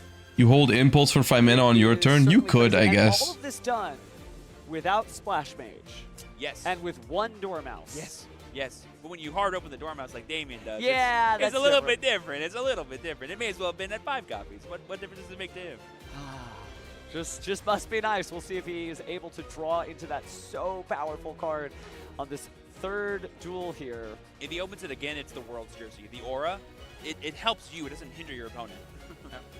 That's nice too. That you're not doing anything bad to your opponent. You just are that good. Look at that crossed arms. He's like, I'm ready. It's go time. He's posing for his picture practically. But we are loaded up here, ready to duel. So let's see it. Game 3. May the best duelist win. Round 6, we have Damien. Malice Brick. Malice Brick. His own hand. We have the opening hands here. What? It's not by me. So we go straight into main phase. Oh, Purulia, okay. We going straight to main phase here. So any normal There's an Ash Blossom. What? Okay. So I see kind of a little bit of a I think it's underground. he does at least have something. Normal White Rabbit, okay. Malice White Rabbit. How strong is the White Rabbit 1-card combo these days? Purulia is not the best Molcharmy into Malice because they can get away with only giving you probably 1 draw at the most. But it could draw you into the other. There is a Bystial, but a Bystial to extend here is another Purulia draw. But think about the fact that this is not yesterday's Malice, it's today's Malice. We ashed that. Yeah, we ashed that. Okay. That does mean that I see 3 spells in Ryan's hand right now, or Ryan's hand. Now or later. For sure, but there we see the Ash coming down to stop the Fualos because he knows Molcharmy, Purulia, and Fualos is going to be way too much for him to want to keep going. And you can't I mean, by setting the GWC, you basically tell your opponent, I have a way to extend, right? Because that wouldn't be combo. Only for maybe the finals or something. So we'll see what Yu-Gi-Oh looks like 10 years from now, but right now it looks like Damien is deciding whether or not he wants to push further. He does consider briefly, maybe not. There we see the field spell. So I think I saw a Bystial in his hand. He was like, okay, what extender do I want to use? But like you're saying, Alright, there we are. Dormouse. Not playing into the Purulia as much as possible. So there we see the Underground banishing the only Dormouse that's in his deck, paying 300 and summoning to the field. Will this be stopped on summon? No, the effect is activating. And So this is just combo without another Purulia draw, I right? love seeing a talented duelist like Damien play a deck that recently had multiple hits on the Forbidden Limited list. Some of my favorite decks are the ones like Snake Eyes and Tear Lament, where all the power cards were put to 1, and duelists are still like, no, I can play this, it's fine. We'll make it work. Speaking of making it work, we see the banishment there, Malice P. Chessy Cat, and then pay another 300 to bring it back. Do we have a Malice card in hand to banish and draw 2? We do not. We're going straight for this Link 3. I don't know why we normal summoned Rabbit. We've already gotten. Yeah, fair enough. We could have just started with Maliss and Underground, I guess. And then maybe given no draws to the Perulia. I don't know exactly how. The problem is, like, with Maliss and Underground being used already, it's a little awkward here, right? To combo with... I no, it's actually not that awkward. Never mind. No, it's fine. We would need, like... I think this line would be hurt by Nibiru. Right here. A little bit, at least. Not. It wouldn't go crazy, but it would be good. March Hare being banished, paying another 300. That brings us, I believe, but I don't think Ryan has it. Red Ransom. No way. Yep, so total of 18. Oh, we haven't used White Rabbit yet. We haven't used White Rabbit very particularly. And he fans out his graveyard. Like now banish banish Malice in the mirror, draw 2. Cat's effect. What a great way to do that. Just to search another card with Malice in the mirror, back to 6 cards in hand. Intended purpose, just use it as a way to keep things going.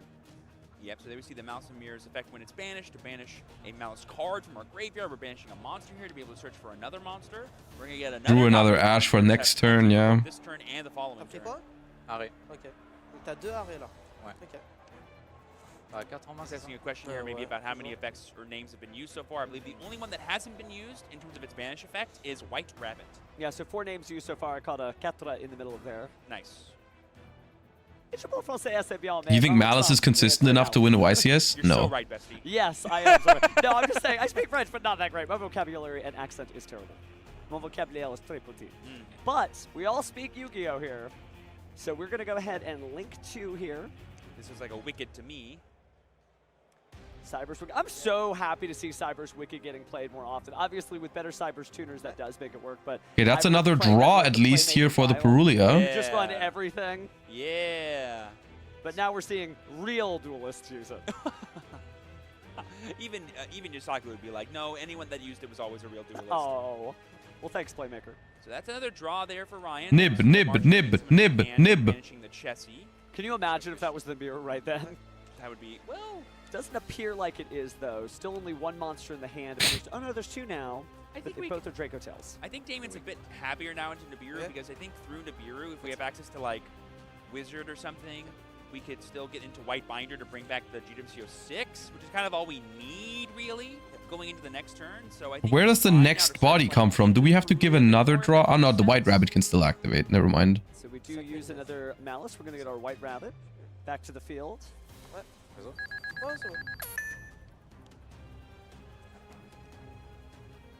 Another Link summon here, combining Cyber's Wicked and Malice P. March Hare. I feel like this is going to be the White Binder here. Yep. Now this is big.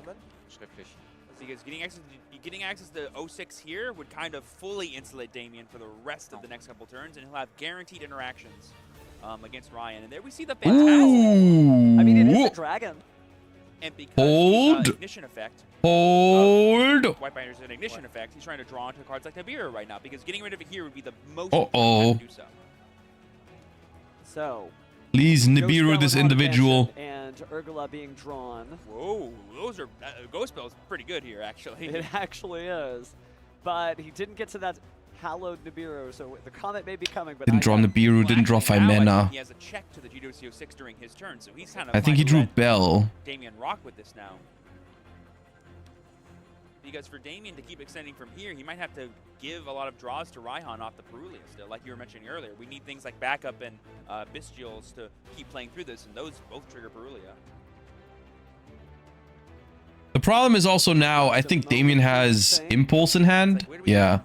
So those are, that's now live to counter Nibiru, while the Phantasme is up. I feel like you almost have to go all the way, though, because it's not like you're going to have another opportunity. He Ash Blossom. And Joyous Spring, though, so with every summon from the hand, though. Ash Blossom on the banished White Binder, maybe? Maybe. there's some green cards in there that are kind of nuts. Just a little bit. Malice all about the traps. A little bit of spells here and there, but... Yeah, Ash is not bad. Ryan's Dracotail deck is really going to be able to do numbers on this when his turn shows up, so it's... Do you think you go all the way Cryptor. into the Allied Kotaku adding Mister just to provide those extra negates? In my mind, it's not worth it at this point because in order to do so, I think you'd have to give like another draw to Ryan, and giving him 7 cards with the power spells that exist. In Was this end phase now? Not good enough. But there we see I think it was Cryptor Pass.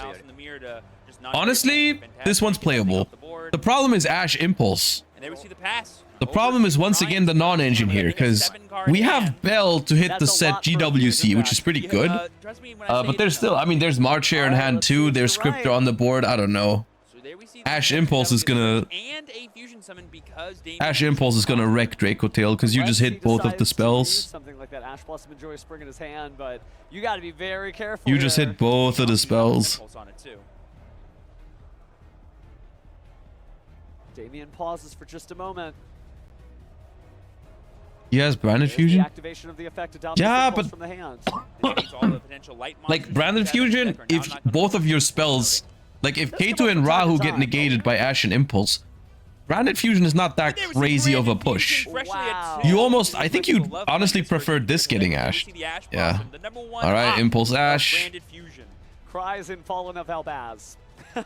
So even though Ryan had a 7-card hand, is he still able to play the Ultimate Eruption? We see the Molulu. That's another way to fuse. And we're going to use the effect.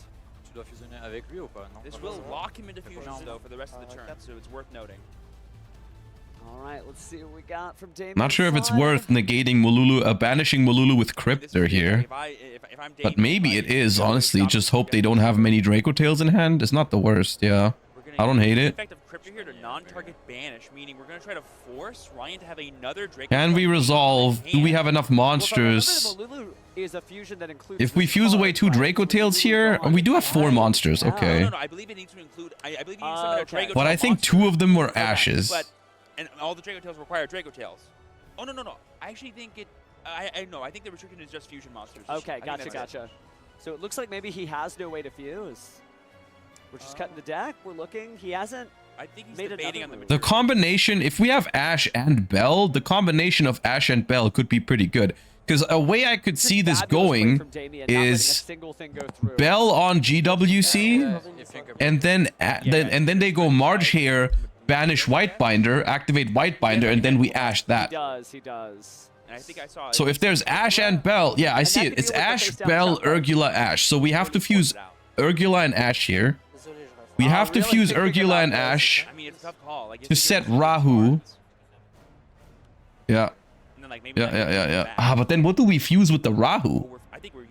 Whatever we add back with Arthalion, yeah. Maybe what he can do is he can order the chain links in a way that makes it to where he can clear the graveyard of monsters for Whitebinder to banish. Wow, look at that. Urgula and 2 copies of Ash Blossom and Joyous Spring to make a gigantic copy of Arthalion.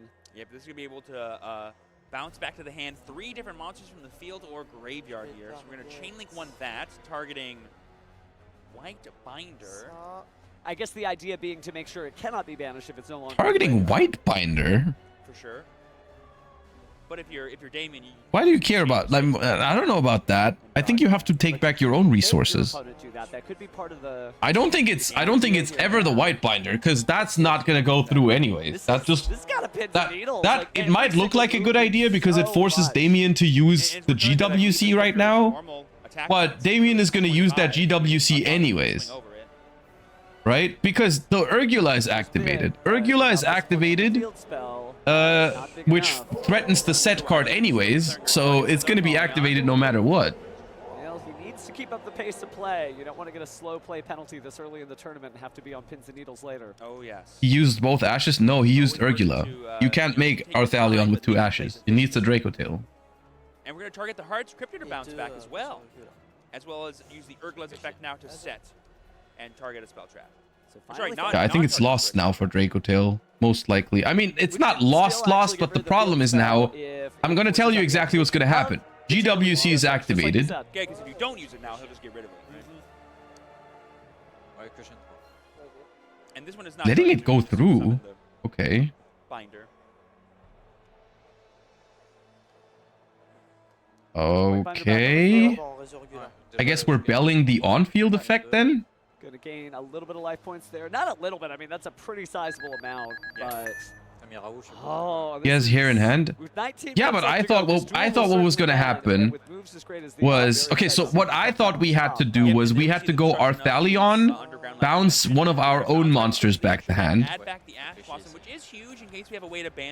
Oh, he did do that. Okay, he didn't actually target the binder. Okay. As we know, Ryan has Ghost Spell in his hand, so once he activates White Binder, he's going to be met with a cruel response. And depending on what Damien's hand is, he could be out of follow-up. I know we have March Heron. Oh, he fused off 3 monsters. Ah, I see now. Okay. What was the reason for that? Why do you make an Arthalion with 3 materials just to add one of them back to your hand? On the White Binder's effect to banish. This will Like, why do you fuse away an Ash Blossom to add back the Ash Blossom? on field interruptions, and so it's going to be cards in That's pointless, right? I've done that once when I played the Dracotail for the first time. I made a huge Arthalion, and then I just realized like there was no point in doing that because I'm just adding back the stuff that I've used. For Damien here is he needs to be able to banish his White Binder to get access to MTP07, but we have the March here to do that, so he can just take his time and see what else Ryan wants to do here. But if you're Damien, you kind of... Isn't he dead to 07? He can Ash it, but the problem is because of the way we played it, we have no monster in hand to fuse anymore. So if we Ash MTP07, we have no cards in hand, which makes Rahu unactivatable. So the solution to this entire puzzle is basically you have to bounce back more of your own cards so you have monsters in hand. Because after this entire sequence here is going to resolve, first of all, I don't like how the I don't like how the Ash and the Bell are going to be used here. I think the ideal sequence is you want to Bell the GWC, and then you force the opponent to go March here on White Binder, and then you can Ash the White Binder in the banished pile, which leaves the opponent with the least amount of resources. And then the other thing you have to do is you have to Arthalion bounce a monster back to your hand, so that after this entire sequence you have a monster left in your hand to fuse with. Because we have to Ash this MTP now, and then we have no card in hand to fuse with Rahu, which makes Rahu a dead card. Like, we have to Ash it. And here is exactly, we have no card in hand. If we had one extra monster in hand, it doesn't matter which one. But that does not stop the White Binder from being summoned back. We could activate the Rahu and maybe actually win the game. I think it is a concession. Raihan wins. But from whom? I think that was possible, depending on the other non-engine in Damien's hand. I think it was anyone's game there still. Like, maybe... I think Damien wins. Wow. Okay, so Ryan concedes because he just could not make it. Because he has no monsters in hand, and Rahu forces you to summon a Dracotail monster, and all the Dracotails require monsters in the hand. Yeah, and I see the sacred slip there as we look. Yeah, Damien is your winner. Wow. So the French champion managed to intimidate his opponent out of it. What an incredible match. Well, I want to point out that means Ryan was 1 card short of breaking the board, meaning all of the plays Damien was making on turn 1 to play. The game 3 was fine. The game 3 was fine, yeah. They mattered. Because Maliss played under a Perulia, which is pretty good against the deck. And I think Ryan's hand was actually pretty good to play into. I mean, let's be honest. You're not beating. You're not supposed to beat at least. Maliss basically full engine plus Ash plus Impulse with Dracotail. It's pretty rough.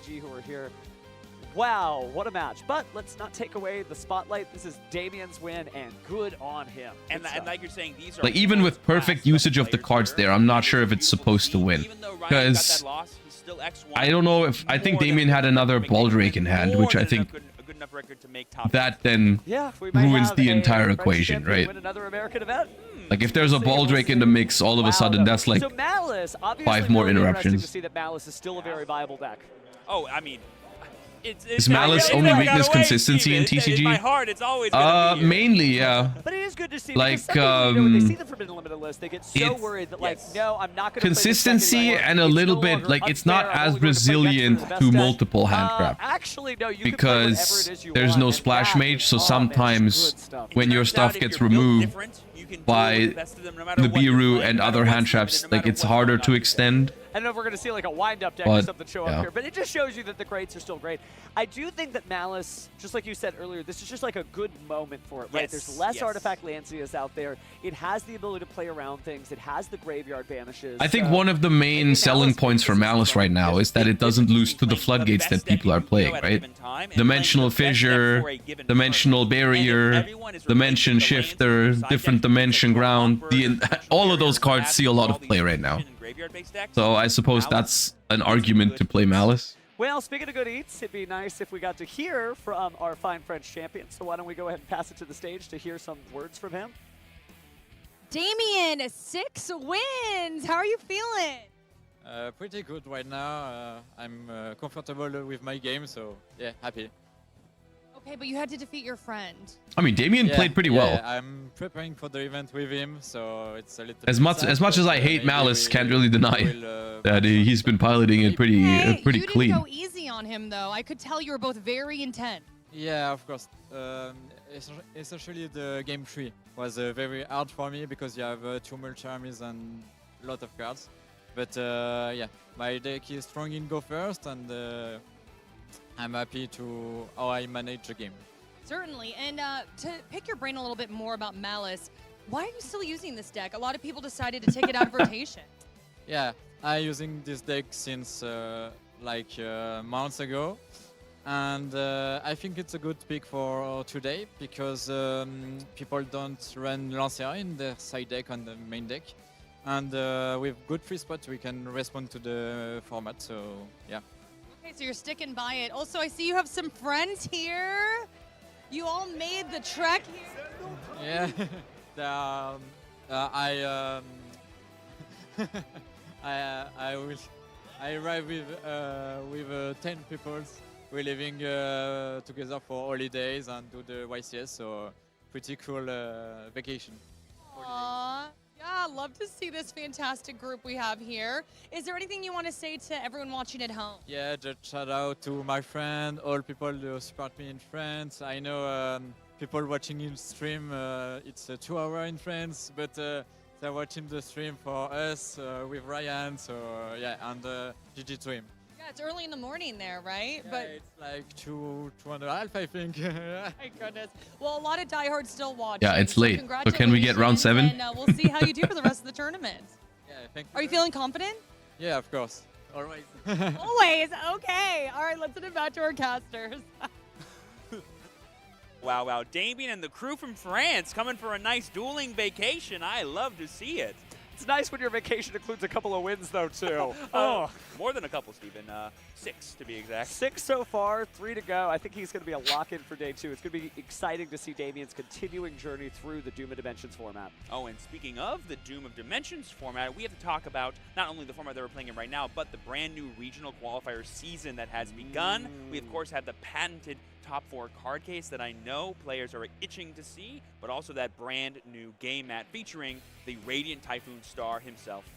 And that deck is really popping off, actually, not only in the TCG Advanced format, but I've seen so many different Genesis builds for that. So maybe you need to win it in Advanced Radiant format. Typhoon is going to hook Genesys. You're going to have all the time to do that so deck is between nice. now and beginning a few weeks ago when it released in September to January 25th of 2026. So definitely go to your own regional qualifier. Do your What best card is that? That is Radiant Typhoon Swen. you're playing in, and get that mat as well. That's good stuff, good stuff. Wow, what a tournament. They so are good far. cards. Just incredible They stuff. are good You know, cards. people on their vacation, yeah, I'm just going to win on my vacation. It's fine. Just some clip notes. I got to play Flame Swordsman on camera. We just watched Maliss do awesome, and Genesys is the coolest thing ever. I'm only winning right now. All right, 2 good things and 1 bad thing. About that Genesys. Is there any more Genesis matches out there? Are we able to toss to a Genesis match? Great Egyptian god cards? Answer my call. Oh, I wonder what it might be. Let's see what we got, friends. Ooh, we got Genesis backup? Okay. Dinosaur! Bro is cosplaying as a Jurassic Park character as well. Punk Therion. Yo, the new psychics! What does dinosaur even mean?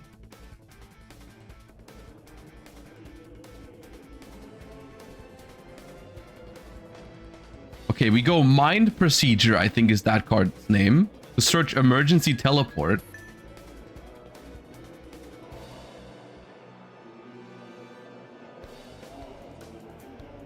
Do you think dinosaur is like a blind second thing? Do you know what the funniest or the funnest thing about these Genesys feature matches has been? These are all finals matches. Like, these are all decks that have, I mean, it's only a 16-man tournament, so they are 3-0 until this point, basically, right? In a KO system, in a KO bracket. Like, they made it to the finals in that top 16 bracket, all of them, with all these different brews, whether it's Generators or Centurion Punk Springans or Artmage or Odeon or whatever.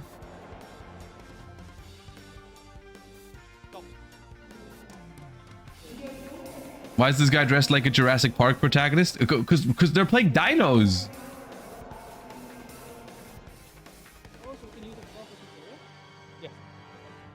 Your question doesn't make sense, Herman. Anything else?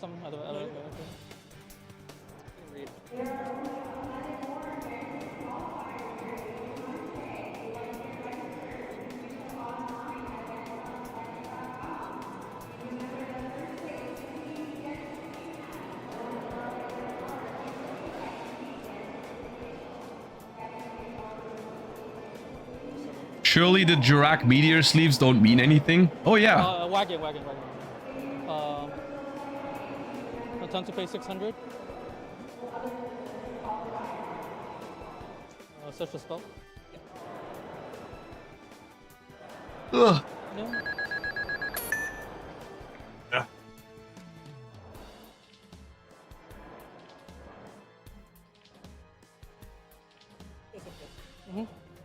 Activate.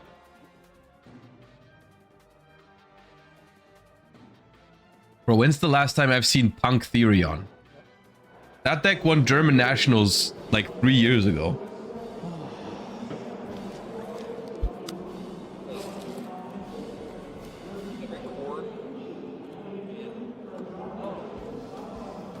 Training 1, training 2, target the card.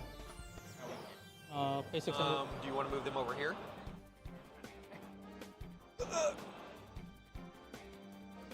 Do we just let it go? Yep. Well, I'll mic him up. Do you want to talk? I wasn't expecting to run this match with playback happening. We can't record and playback. When will you do a Hugin cosplay? At 20,000 subs. So you better start soon.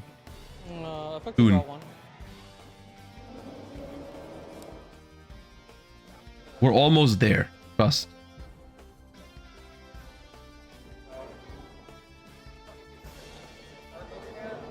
Oh, sorry. Overlay. Any Oilers?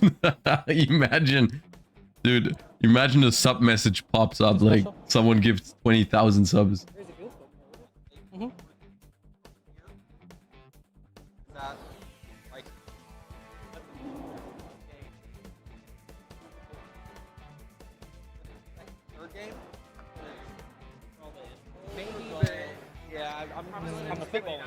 Dr. Strange Jove gifted 1 sub to an account named 20,000 subscribers. I'm not falling for that. I'm not falling for that.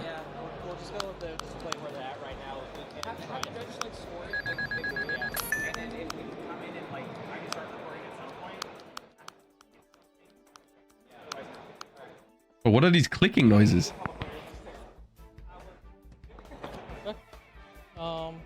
I'm gonna pay 1,000 life points. No, Mike, come on. Okay. Set Italy from. Bro, this is a crazy consistent self-decay deck.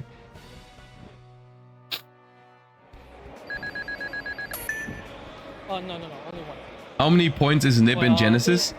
Nib is 10 points, and so far, every single combo deck would have gotten completely obliterated by Nib on stream. I'm not gonna lie, I think Nibiru is like is worth considering. If like I think both Nib and Fuva, if your deck, like unironically, I think before I throw a card like Droll and Lockbird into my deck or some shit, like if my deck doesn't have points in the main engine, I'd rather side deck like really good cards. Like Fuva or Nip against these decks, rather than maining. I think Droll is mediocre in Genesis. Fuck on summon. A600. Bro is down to 2600 already. He didn't get banned, but How many decks are able to out Punisher in the format in game 1? Like how? What's your chat? What's your out to Punisher in Genesis format? that's a very hefty cost. Remember. Effect. A600. Okay. I think I don't know if we have to wait for them to start or not. Kaiju in side deck. Daruma Karma Cannon is a decent one. Lava Golem. I guess some decks could main deck Lava Golem. Burger Burn is a good answer. F-Zero Draco, the new one. How does that out? I have it here. Number F-Zero Utopic Future Zexal. Gains attack defense equal to the combined ranks of all keys you control in your opponent's grave. Your opponent's monsters cannot target monsters for attacks except this one. Once per turn, when your opponent activates a card effect on the field, detach a material, take control of a monster your opponent controls. That doesn't out it. No, you can't do the qualifier anymore. Since they're still doing it, yes. Okazi seems pretty solid. Dude, imagine people start citing friggin' Okazi because it just FTKs the punk deck, the psychic deck when it goes first. It goes first, pays like 7,000 life points, makes a crazy ass board, and someone just activates Tremendous Fire, and it's over. 7.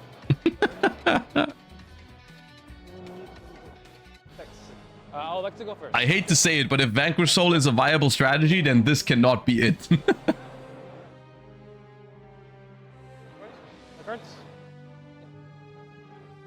Draw face. I'm gonna use this effect.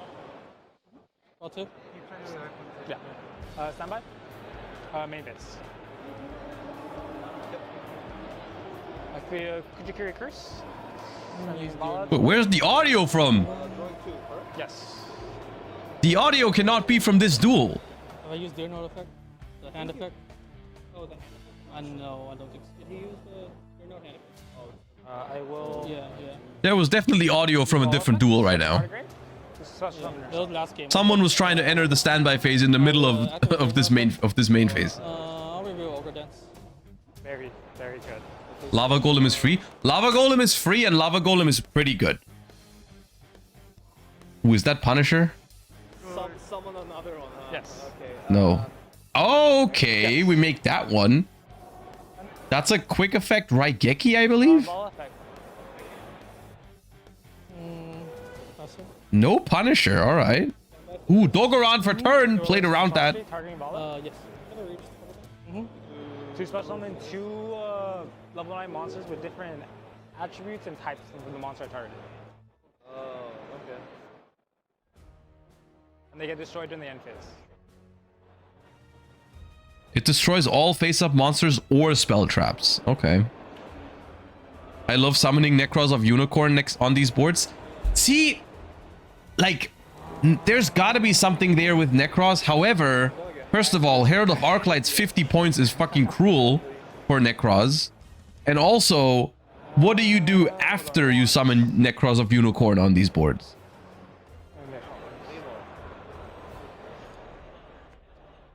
Affect the Mardell on summon. Bro, why is there audio from a generator duel?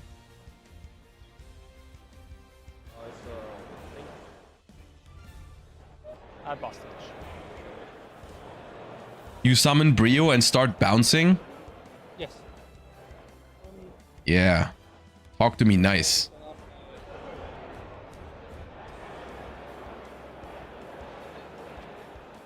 Left turn.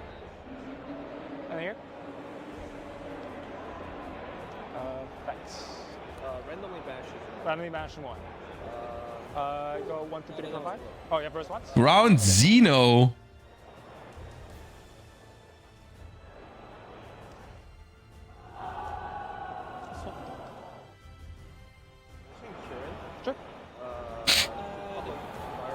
Yes.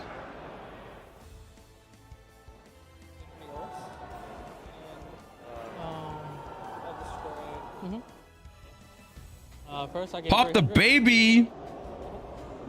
Someone wake up Farfa. Sure. I'll go 1, 2, 3, 4, 5, 6. 1, 2. Reading his own Dogoran is crazy. Sure. Yeah, no worries. More towards.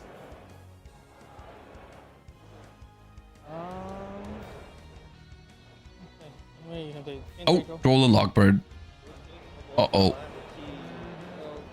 And this triggers during the standby phase, correct? Yes. The double audio combo is crazy. Yeah, you know what? Let me tone that down a little bit. Again 600. That one, and I will attempt to end turn. Bro.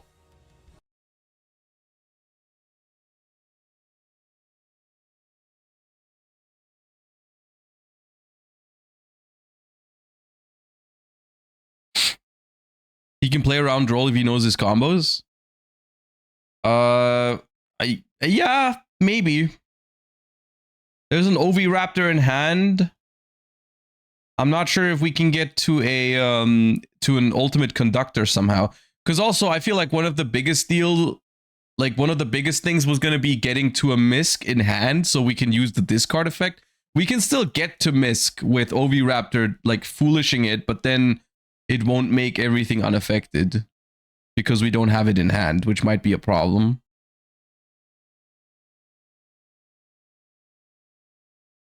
Is this the new format? Yes, this is Genesys format.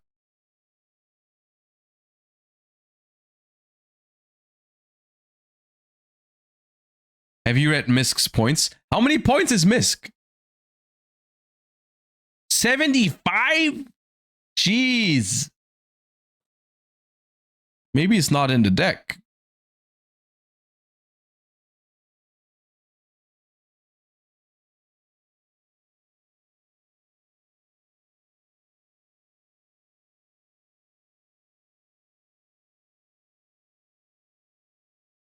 Normal summon OV.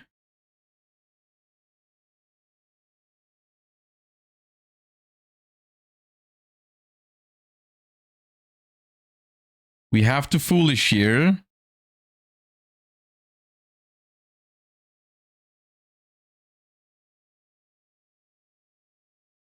There is Misk, I think. I see it.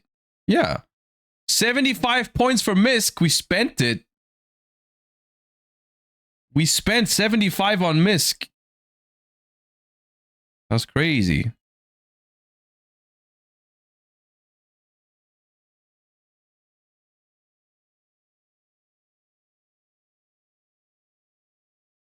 Fossil Dig is like 40? Really? They're playing 0 Fossil Digs? Because they're playing Misk?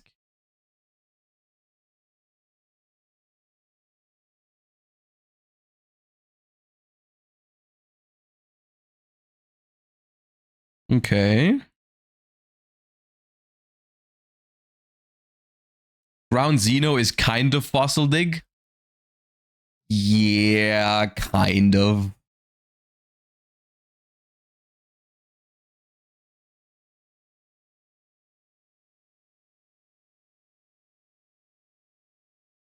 Is there a prize for Genesys or just for fun? The prizes for Genesys are nice. So the way it works for now, if it's a regular YCS, not a Genesys YCS, there's this thing called the Genesys Invitational on the Sunday. So on Saturday, there are a bunch of tournaments with 16 people each. And out of those 16 player tournaments, the first 2, the people in the finals basically, get qualified for the Genesys Invitational on the Sunday. And these 16-man tournaments, the 2 finalists both get this new playmat that you see that they're playing on. And the winner of the 16-man tournaments also gets to pick a Starlight Rare from like recent sets. Oh yeah, Shirakuzai has to summon a punk monster, I think. And then the first two qualify for the Genesys Invitational on Sunday.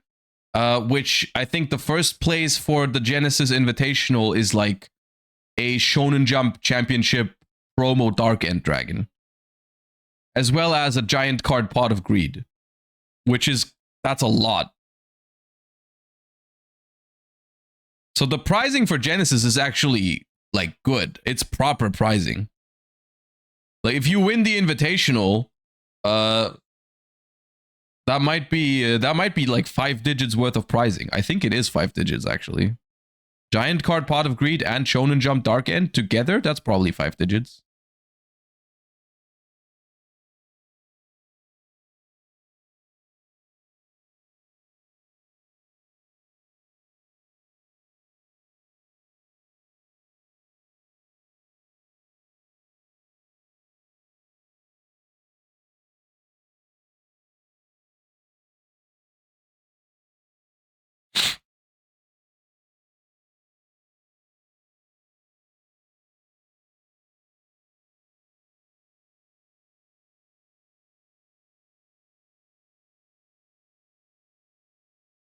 It's also pre-recorded? Yeah. It's pre-recorded, so if they make an illegal play, they can't go and they can't fix it. They are recording a bunch of these, unfortunately. So it is what it is.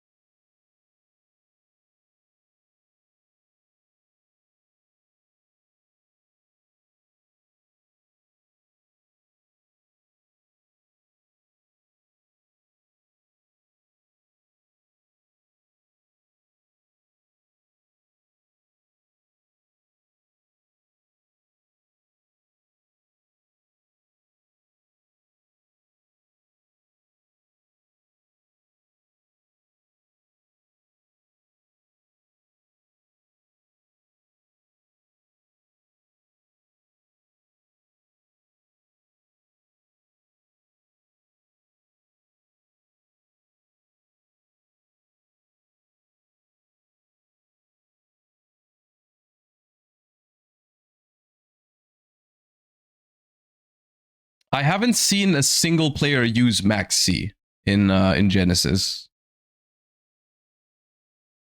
for 50 points. I haven't seen a single one.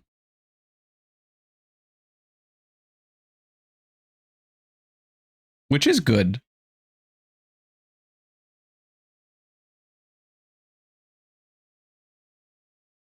How are you enjoying the regular TCG post Doom of Dimensions? I think it's good. I think the TCG format right now is good. It's not perfect, but it's a good format.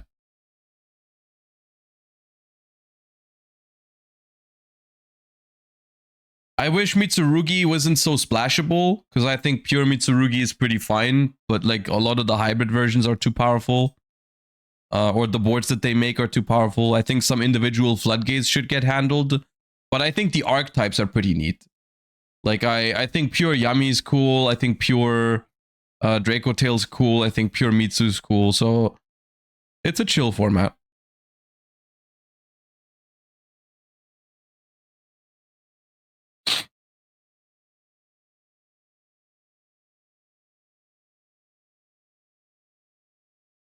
Is Mitsu out in the OCG? I think they just got it.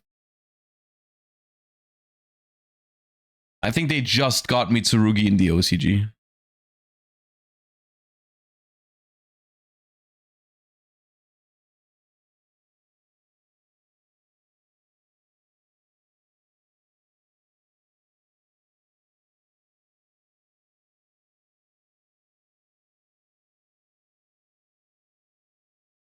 Okay, we have set up for the Jurak combo, which is probably one of the strongest disruptions in Genesys format, period. The freaking Jurak Meteor board wipe on the opponent's turn is crazy.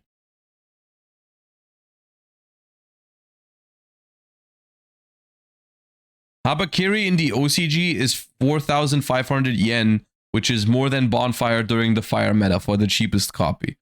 I mean, I'm not surprised that they're hyping up Mitsurugi. I mean, they can clearly see how good it is for us already.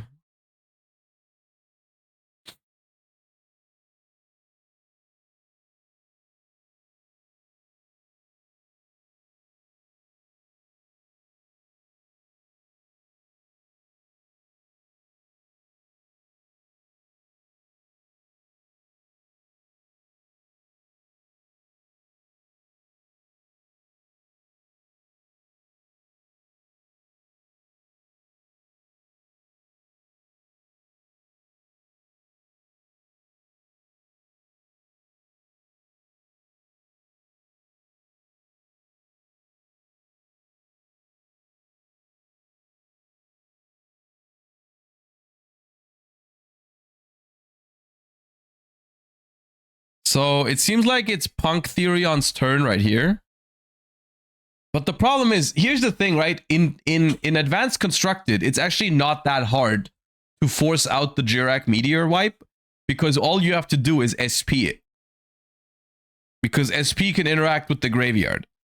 For Genesys format decks, I'm not sure how easy it's going to be to force this Jirak Meteor. I guess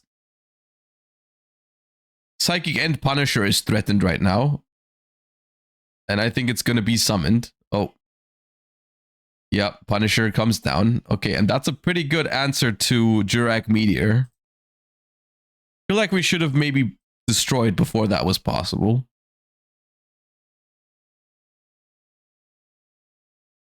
And we scoop it up to that, yeah. That feels like an oversight.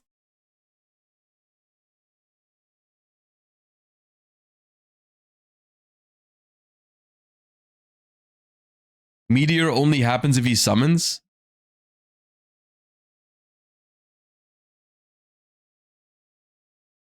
What? I saw the level 1 was banished somehow. I think. I mean, it doesn't. There was another Jirak in the grave, I thought, but maybe it wasn't live. Meteor is no, the Jirak Astero you can do whenever you want. That's why it's so good. You can't really play around it.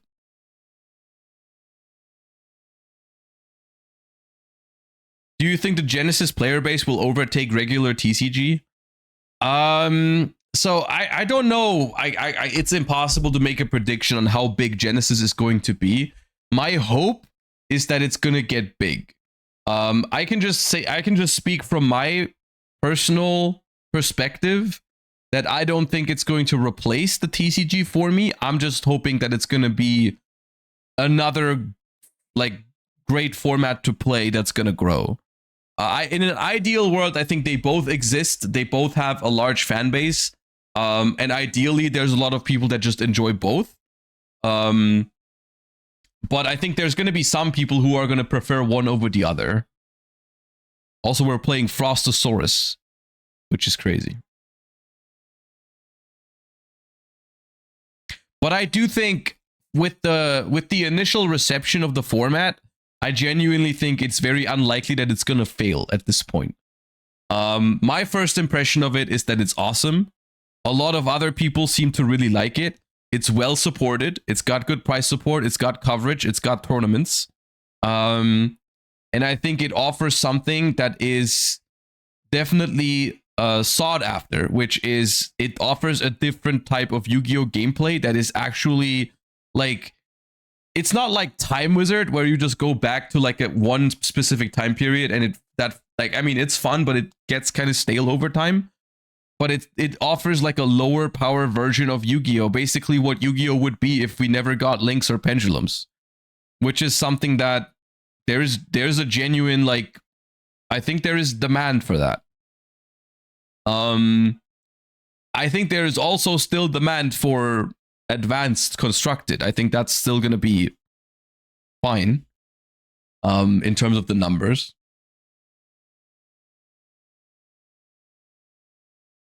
In an ideal world, I think both of these formats have the potential to do fine.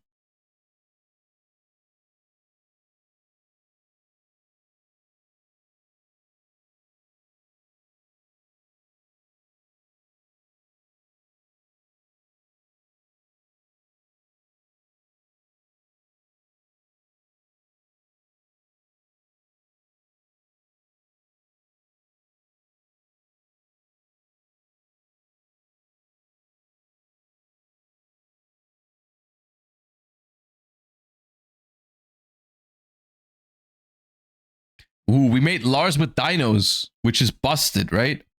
Lars with dinos is one of the best endboard pieces, I think. Because it's not once per turn and you only have to detach one, right? So this is just a double negate.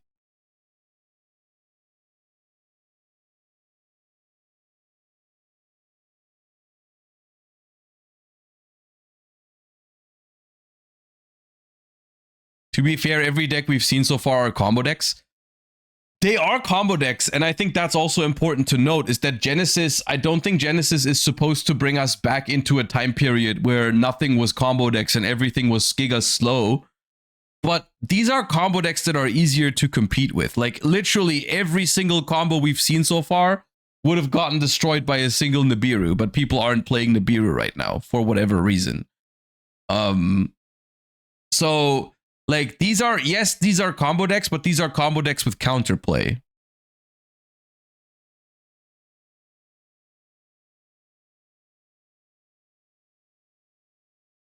Nib is 10 points. I could see it going down a little bit if people actually end up just not playing it.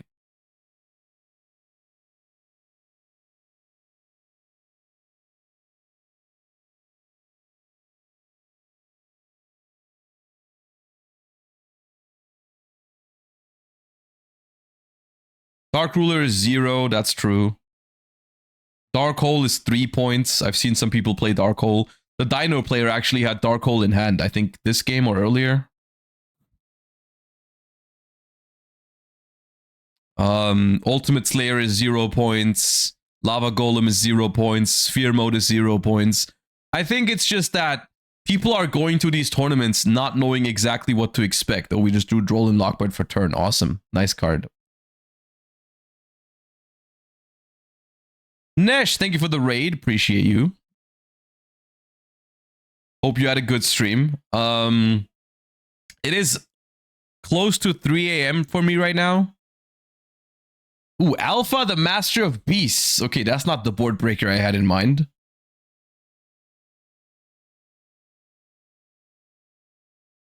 I was weak. Don't worry about it. I'm not going to do the whole day either. It's 3 more rounds. It's 3 a.m. I'm not going to be there until all of it.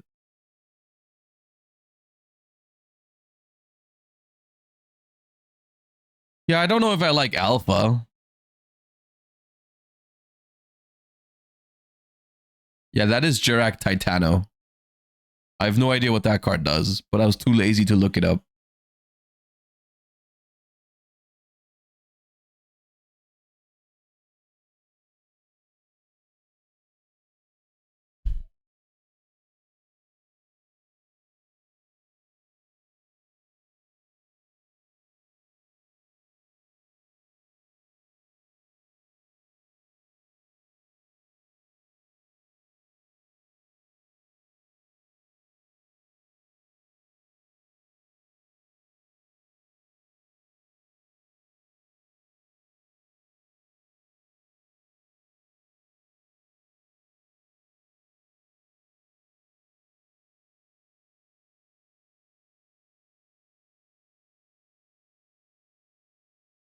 What round are we up to in Swiss? Next round is round 7. And they're doing 9 rounds today. So technically it's 3 more rounds, which means it's going to go... I think my estimate is it would be 7 a.m. for me, which is not something I can offer. I'm too old for that shit.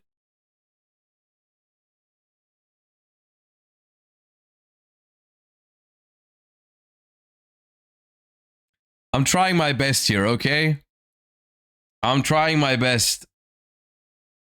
And I appreciate you all for watching and hanging out. and supporting and subscribing and all that, but I don't think I have 9 rounds in me.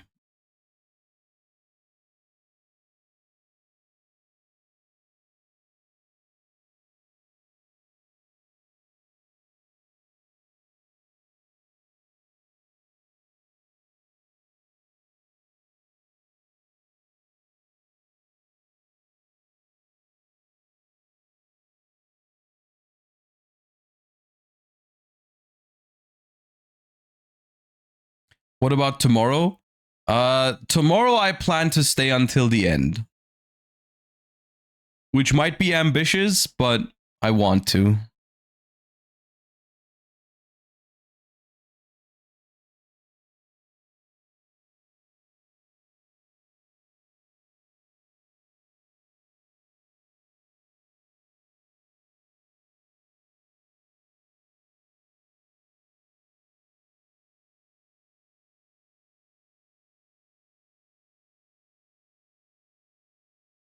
Is Dinosaur just pop the baby dot deck? Took you a long time to figure that out. It's been that for years.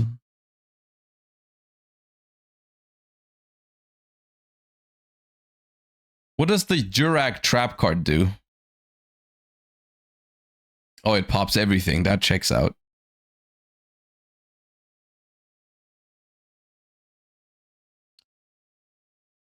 Every card in Dinosaur just blows up. What's the condition for the trap?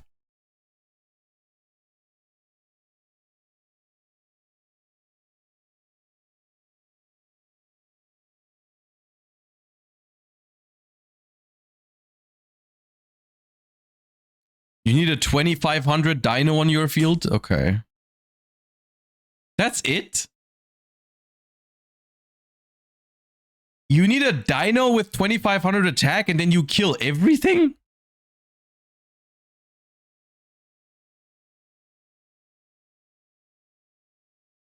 That's kind of busted.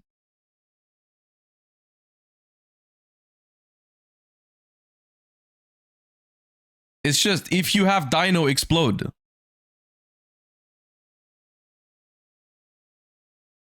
Okay.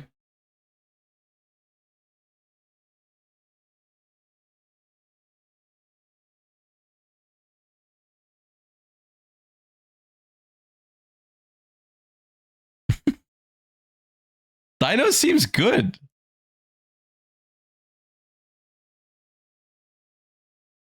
Dude, he's gonna summon another baby and then dark hole himself.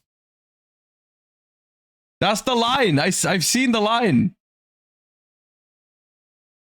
Yeah, maybe. Boom.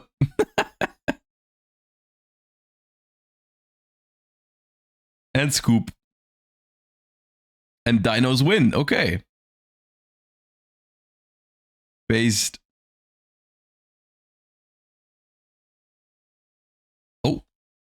We're here at YCS Anaheim, and we've made it to the 7th round of Swiss, right? 7 rounds. Wow, can't believe 6 are already in the books. Don't say already, Billy.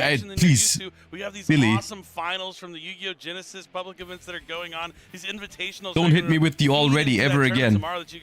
This is your second warning. These Swiss rounds have been absolutely fantastic, but it's time to get back to that YCS action and find out who is going to be moving on with good records and be able to make it back to day number 2 before we crown a champion. And let's not hold it back. We're waiting. We're ready for this match. I know Jackie is standing with our players to the next round. So go ahead and take it away, Jackie, and let's meet our round 7 feature match. I swear if it's Maliss again. Don't send me to bed with him.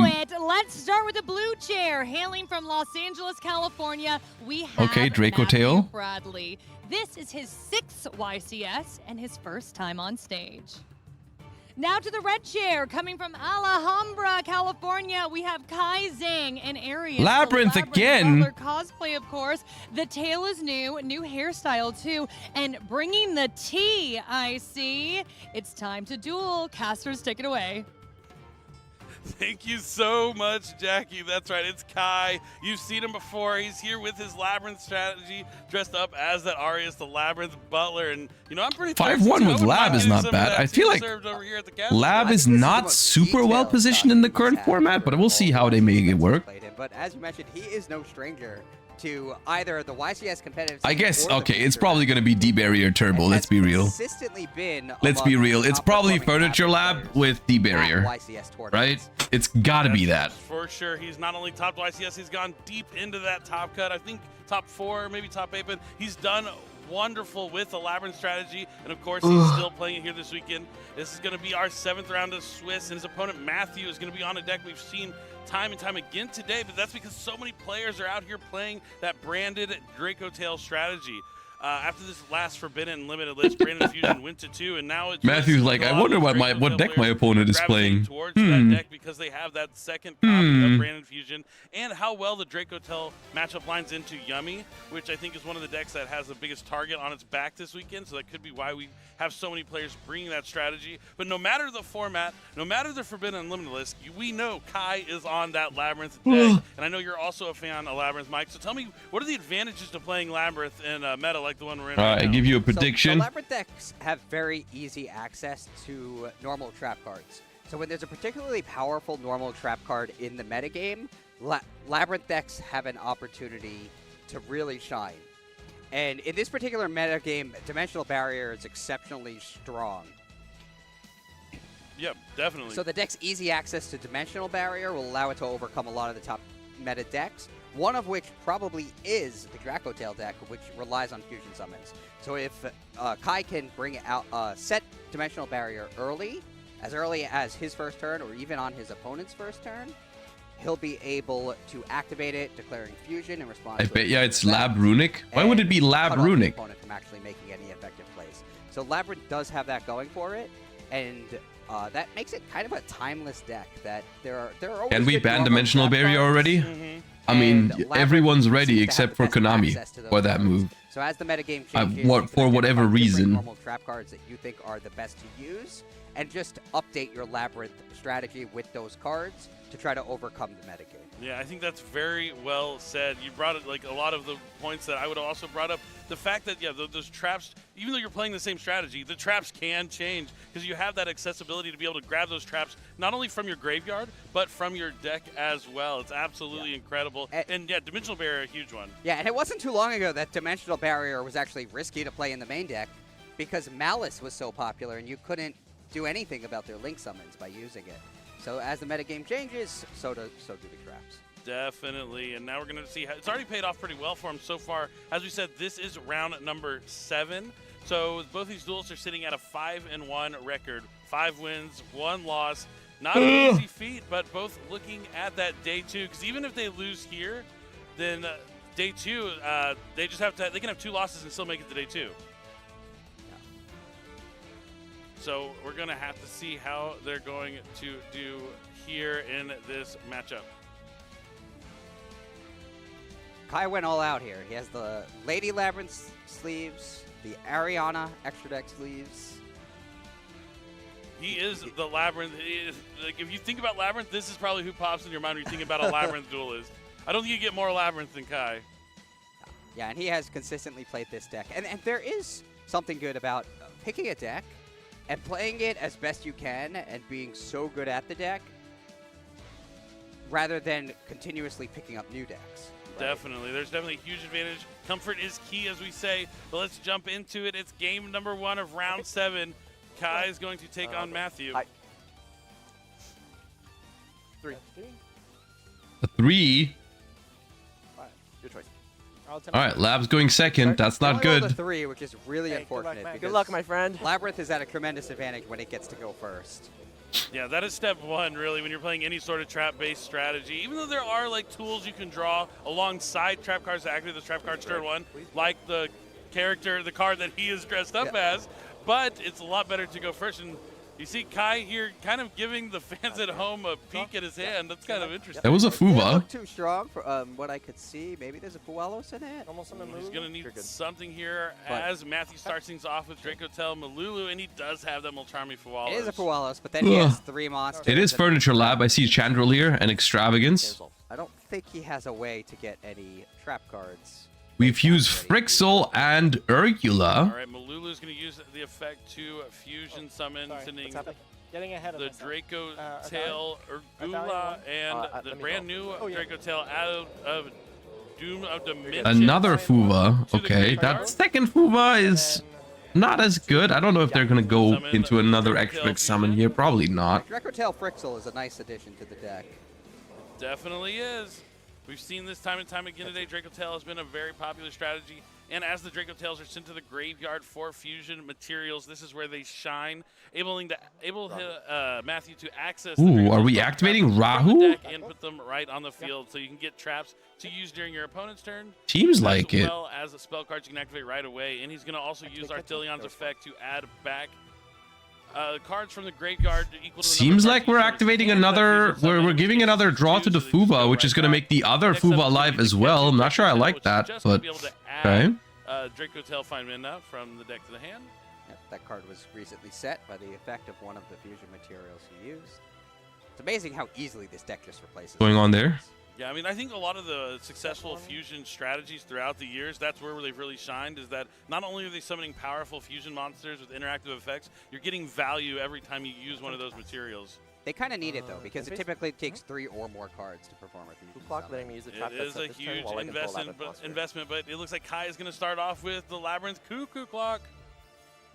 Okay, so he has a Cuckoo Clock, but he'll need a Fiend on his field. What is happening? Are we going end All my phase? Labrynth cards are German. Would you please? Oh. He needs a Fiend on his field in order to be able to activate a trap card the turn it was set now. Looks like Funny, I know the card text translation. Sounds like Kai Did we set Rahu and then went to end phase with it? So while I control Judge is going to pull up the translation there on Neuron. Another trigger is when a card is discarded to the graveyard for the effect of a Labrynth monster or a Labrynth card, it either summons Bout or adds back. Okay. Shine Trigger discard to sell Labrynth Smaller Trap from deck. Oh, he has a second Fualos now. No Going to send that to the graveyard alongside the Shangri-La to set Big Welcome Labrynth onto the field. Chainlink 1. I'm sorry? Big Welcome Labrynth? Big Welcome. So Chainlink 1, Fu Clock effect to add back or summon onto the field. So since he did discard a card, he's able to activate a Labrynth effect. He's allowed to bring back the Cuckoo Clock. He's bringing it back on. Is this an end phase? I would assume so, right? None of this is required to be in the main phase, right? So activates the Big Welcome. Ghost Spell in the main deck. I was about to say it seems like a rough format to play Lab. That's pretty rough. Because of everyone main decking Bell on top of Ash Blossom, and some decks even have Impulse too. You're just not resolving a welcome trap. To the field, but Ghost Bell, Ash Blossom, notoriously strong against those cards. Top deck D barrier. I guess the dimensional barrier he just drew. Not a bad top deck. Thank you. Stand by me. Oh, this was all during the end phase for Matthew. So now it is Kai's turn to activate Pot of Extravagance. Yep. So we see that at the start of main phase 1. Top, bottom, middle, Yeah, the Altharion can add back Bell and Ash too. So like against Dracotail, it seems like a nightmare matchup actually. Like, I mean, the thing is, like, D-Barrier is a good card right now, but that only gets you so far. You still have to, like, you know, do something with your engine. 2 more cards, and Kai's trying to help the viewers at home see what he drew. You know, he is a dual Tainer here, but also trying to win the YCS with his favorite deck. You don't want to use too much time on non-gameplay. True. Very, very true, but now he has the Big Welcome in the graveyard that he can use since he only used the effect during Matthew's turn. True, but he will need a level 8 or higher feed in order to return an opponent's monster to the extra decker hand. But he starts with a normal summon Ariana here. So that lets him get a Labrynth card. So usually resolving that is pretty good. Stovey Torby? Or Arias? Arias, the Labrynth Butler. Oh, he starts for himself. That's me, by the way. Yeah, he has to let his opponent know that that is him indeed. The card he is dressed up as is Arias, the Labrynth Butler, and he's going to use the effect right away to set a trap card and be able to use it right away. That's me, by the way. Yeah, he discards for cost. Okay. Okay, good. Yep. See how he decides to navigate this set a Labrynth trap, not any He's trap, got a couple No, I monsters said on any the trap. field. Oh, Normal any trap summon I has been discarded. spent. That's right. Yeah. Looks like he's going to use the extra deck, send away the Coup Clock to link some in, relinquish Anima. Yeah, he didn't use Welcome Labyrinth, so he's not fiend locked, so he can't do that. Oh, I'm sorry. Yeah, you're good. Do you have anything on the summon of Anima? Yeah, Once you start using Welcome Labyrinth, it becomes tough to summon Anima because it's a spellcaster. I can see that being the that case. effect? But it looks like now Matthew's decided to use the interaction from hand here. Realistically, to try and conduct a fusion summon. Labrynth should also not really be able to beat the Dracotail traps. I don't know why we said a Rahu if we weren't going to use it. But if, like, let's say there's a Dracotail sting that ruins Furniture Lab. Furniture Lab should never outgrind Dracotail. It shouldn't be possible. Of Pixel, since it was used as a material. Be able to set a Draco. I also like to set a trap. Tell from the deck. Chain Malulu?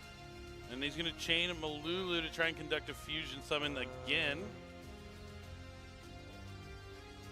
Kai could chain Arius's effect now to special summon it, since his Labyrinth effect is chained too. Big Welcome Labyrinth, targeting Ariana to bounce So he's going to chain the Big Welcome to return his own Ariana back to the hand. I think he wants to chain block the Gulamel's effect from activating. I'm sure we were talking about that kind of beforehand. How like it works similar to the Welcome Labyrinth, that it has to be directly chained to a Dracotail effect activating. So if you do have something in response, these can you can to block that effect. Yeah. So yeah. This one doesn't special. You can block that effect from triggering right away. Yeah. So I think that's why he's going to use when the does Big it add Welcome back to hand? here. Now? When a monster leaves the field by a trap. Okay. Not now. Okay. Yeah. Chain Sting. Targets. All right. Looks like Matthew has a chain here. He's going to target. Yeah. And then There is Sting. Sting to try and banish. It does if this card's in the grave, it summons cards. out if you use a card in response to a Labyrinth card. So he could do that now. This is a big chain link, so it was gonna be chain link 1. How many rounds are there today? There's 9 rounds. So this is round 7, so after this there's 2 more.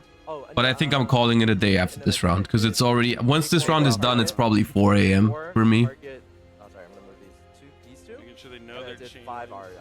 I think Arius is 6, no? So we're good, right? Do you have a response? No response. As long as they resolve everything correctly, the numbers don't really matter. Yeah, as long as it's the last thing to activate. Yeah, but And this since game the state Arius is already messing me up. Gulamel doesn't get the shuffle and then chance we'll to draw use one. its effect. Sure. Yeah. You I don't- said Rahu, right? Yeah. Last turn. But okay. But yeah, it's better if we randomize it. Sure. What? Yeah, go ahead. And then you put one back and then I'll cut and then, yeah. Alright, so Sting's going to put a card on the bottom there. Matthew's going to draw a fresh card. Yes. Then the chain has to continue resolving. So the This is a Malulu very going fun to matchup, summon however. Using 2 cards from the hand and itself. It is a very fun matchup. Of Dracotail No, this Arthelion. card, it vanishes from the graveyard. It's a different card, yeah. You're good. You're good. So you fuse this. Is it my turn now? Bounce Ariana. Yep. And then And then set the trap. Set the trap. Yep. I will set a dimensional barrier. Yep, still resolving that first effect to Arius that happened some time ago to set a trap from his hand that he'll be able to use. But that's how this whole chain link got started. Oh, no, it's Frixel. You have to resolve Frixel. So he can use the barrier He was not 5 mana, it was now. last chain, yeah. Dracotail's so hard, bro. How do you play this, man? I can't play it. I tried playing it. I was like doing really bad, yeah. That catch you? That's it. The Frixel resolves setting. Yeah. That's the key too. The barrier is crazy now. Is it crazy? I mean, it stops the Arthalion from adding back, but there's still Urgula and Malulu triggering. But yeah, the barrier is good here. Because the Arius was discarded. Lab has nothing here. I mean, Lab has SP banish 1 and then Typhon or something, or maybe a Chaos Angel place somehow. Be able to return 2 cards since he used 2 cards out of the hand. It looks like he's looking at the Frixel and the Ghost Bell to go back to his own hand. Not bad. Ghost Bell's good against Labyrinth because it stops Big Welcome. Urgula, Chain Link 4, Chain Link 5. And then The fact that Matthew doesn't seem to be familiar with the Labyrinth cards, I think is going to make this game a lot more complicated as well. Back, and now Kai can use that barrier that he just set thanks to the effect of Arius, the Labyrinth Butler, to call fusions and make sure that Arthelion stays in the graveyard. The Arthelion on the field's effect is negated, so the only thing that really happens is the Malulu is going to negate a non-effect that doesn't really make much of a difference. And he does get to still set a Speller Trap from the Arugula, I think, that was sent also as a fusion material. There's a lot of stuff going on with this Dracotail deck here in game number 1. And The thing is, if we can somehow reset this D barrier, these decks are pretty good at then we can win off of that alone, I think, with the grind game here. Cards that can be activated. Lots of interaction and fun here to be Realistically, we should have never gotten this far, because Dracotail should have had a Dracotail Flame set last turn already. So the extravagance should have never gone through. We should never have this amount of resources, but that's a different story. He adds it to his hand. Yeah, I win it. Are we going to see... Where's your hand? You negated my Italian. Oh, that's right. That's right. That's right. I forgot you had no. Are we going to see a little knight, maybe? Okay, In the so this Typhon? goes to the graveyard. Whole new chain. Yeah. Okay. Whole new activate chain. Coup Clock, letting me use the trap that's set Oh. turn while I control Labrynth He hasn't monster. used the Coup Clock on his own turn And he has yet. Trap Trick in his hand. I'll activate Trap Trick, letting me banish a trap from deck, and I can set a copy of the same copy. Also, he has a lot he can do. Yeah, I just love how many trap cards he's used, and like it hasn't been like the end of his first turn yet. He used So now traps we on go Matthew's welcome turn. Now he's using more traps on his for turn. Lovely, and then Lovely can reset D barrier. Allow him to activate a trap card as well. Gonna And then we're in there. Labyrinth to set a welcome Labyrinth. So and it's going to be. I'm sorry. So he gets the welcome, I assume he's going And then we just beat Dracotail by looping D barrier, I suppose.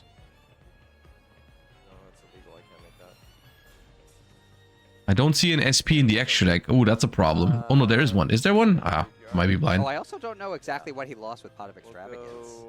Yeah, there's an uncertain. I think SP's gone. Of a certain card. SP being gone is a problem because that Arthalion kind of big.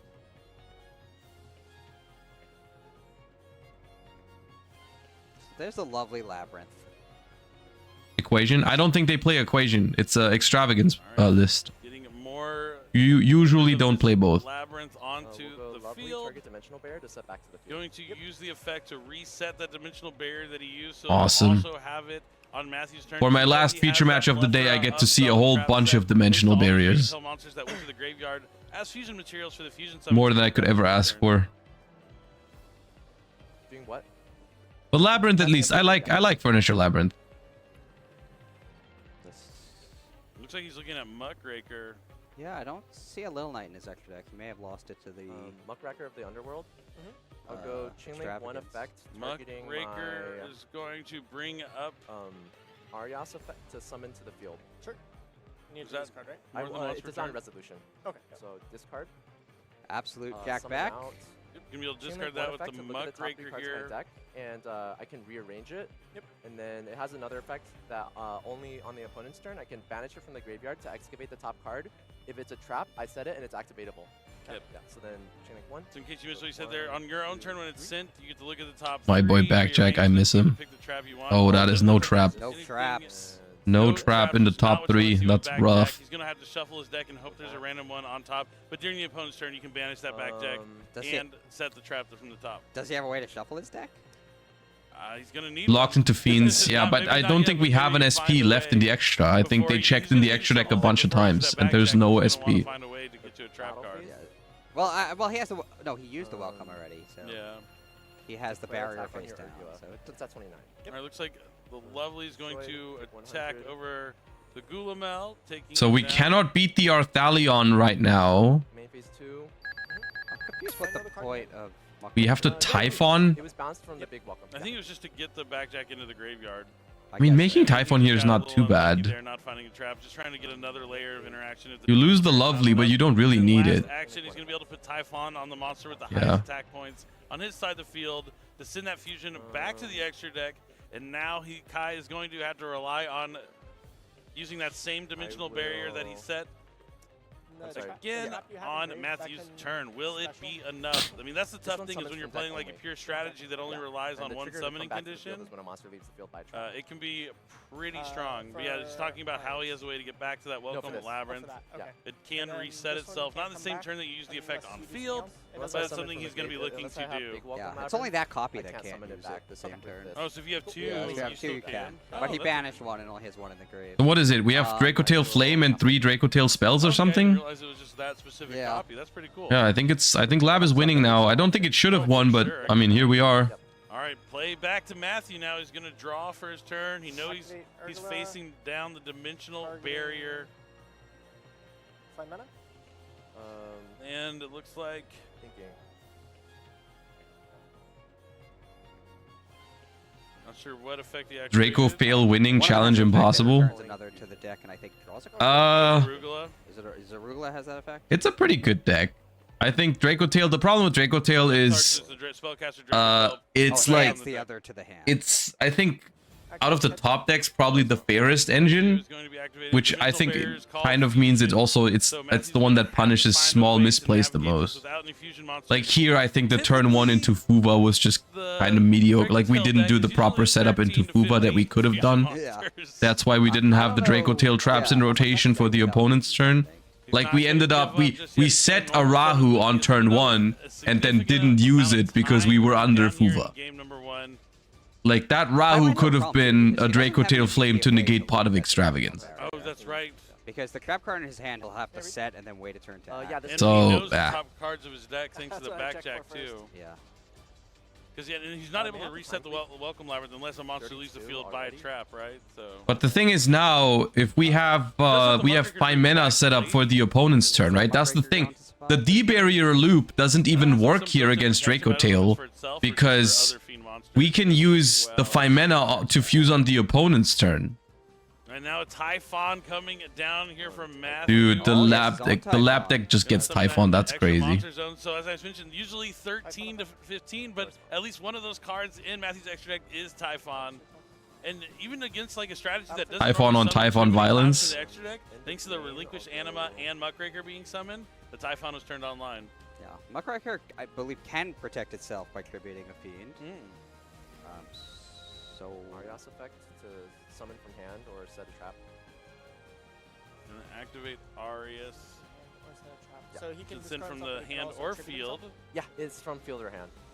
Got it. Yeah, no response. So he'll use the effect in the main phase and summon the Ariana effect to search for a Ariana. Labrynth card. No response. All right, and you know he's pretty safe. He's locked. Not only I think we're gonna use the backjack for a blind reveal. Typhon's condition. Yeah, sometimes Because it's nice there was to see. no You know, at least crap. At least they're done. Yeah. No more monsters will be summoned to the field. And the Ariana's going to add the Chandelier from the deck to the hand. Has there been a double loss on feature? No. Not yet. It's a Ketu. This is a pretty long game 1 though, so if this goes all the way to game 3, then this one might be it. I have to discard a card for cost. But that's still 30 minutes away, so let's wait and see. But more importantly, it shuffled his deck. So he knows those top 3 cards that he had are no longer there on top of his That deck. is true. It did shuffle his deck. You only taken 100 so far. Yep. It doesn't look like he's trying to jack back immediately. He's also not protecting the Main phase Muckraker. Yeah. And then in the end phase, I'll go backjack effect. It's going to be blind. It excavates the top card. Do you want to cut or no? I think he just cut, didn't he? No. I don't Either know. way. But You he's, do the honors. he's doing it now. Flip the top card, excavate it. Okay. Okay, nice Oh, hit. Ariana. Draw for turn. Who was that? I want you to do it. Do it for him to see if he can get something good, but unfortunately it was just another monster. He drew another copy of Arias. He's going to send that to the graveyard alongside the Labrynth Chandelier to get a trap card from the deck to the field. It's not the worst thing because he can actually set Big Welcome and bring... Well, yeah, he can set Big Welcome and return Kuklok to the hand. I thought for a second that Matthew may have had... Chainlink 1. I think one small problem for Matthew here is the fact that Typhon is still on the board, disabling his own Arthalion. I think the right play was probably bounce Muckraker and trade Typhons. Instead of running over the Muckraker, because I think you're just better off if you don't have Typhon on your own board. That's the big With 5 mana, because then you can just, like right here, you could go add back Bell. He needs the Kuklok to come back, right? Summon, then bounce. He's well, going to summon. Yeah, he just used it, but once that I resolves... guess we're in draw phase right now, so we wouldn't be able to do that. But still. He'll then be able to normal... he'll get Chandraglier back from the grave, because the monster wants to feel like a trap effect. And also he'll be able to normal summon the Ariana again. And he's going to get the effect of Lovely, right? Since the monster left the field by a trap effect. The Labrynth grind game is kind of kicking in right now. And Lovely will also be able to set the dimensional barrier again if it survives. And the welcome also triggers to reset itself too. Once a monster leaves the field, We by kind of trap have to hit the effect, 5 mana in hand here, though. already online, a lot can happen. So you see how it's just that one ad of that one Chandelier really impacts. Actually, no, never mind. 3 cards in hand, even if we miss the 5 mana, onto a full field. He's gonna destroy we can't fuse with it now. Gonna hit a There's not enough cards in hand. Lulu going to the graveyard. Proceed to main phase. Yep. Chainlink 1 affect target dimensional barrier. All right, he's gonna try and reset that dimensional barrier, trying to ruin Matthew here. Back again. But they gotta consider time. They've been playing Normal summon Ariana decently affects quickly, but something's gotta give here in this first game. That normal summon Ariana, as you mentioned, was bound to happen. Yeah, Labrynth is a slow deck, which is it kind of works against it. Yeah, so the new time rules definitely do work against it. He's going to get Lady Labrynth, even though he can't use its effect with Typhon out. So awkward. There you go.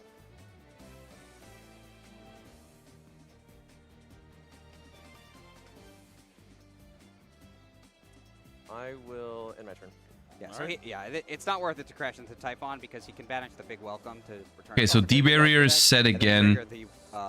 Lady Labrynth's effect. Set off a numerous number of chains with all these trap cards. He has the Sorry, barrier as well. Lovely Labrynth's effect. I know they're the same person, but or I think they're the same person, but They look similar. They're different cards. There's definitely someone around here dressed up as Lovely and looks fantastic.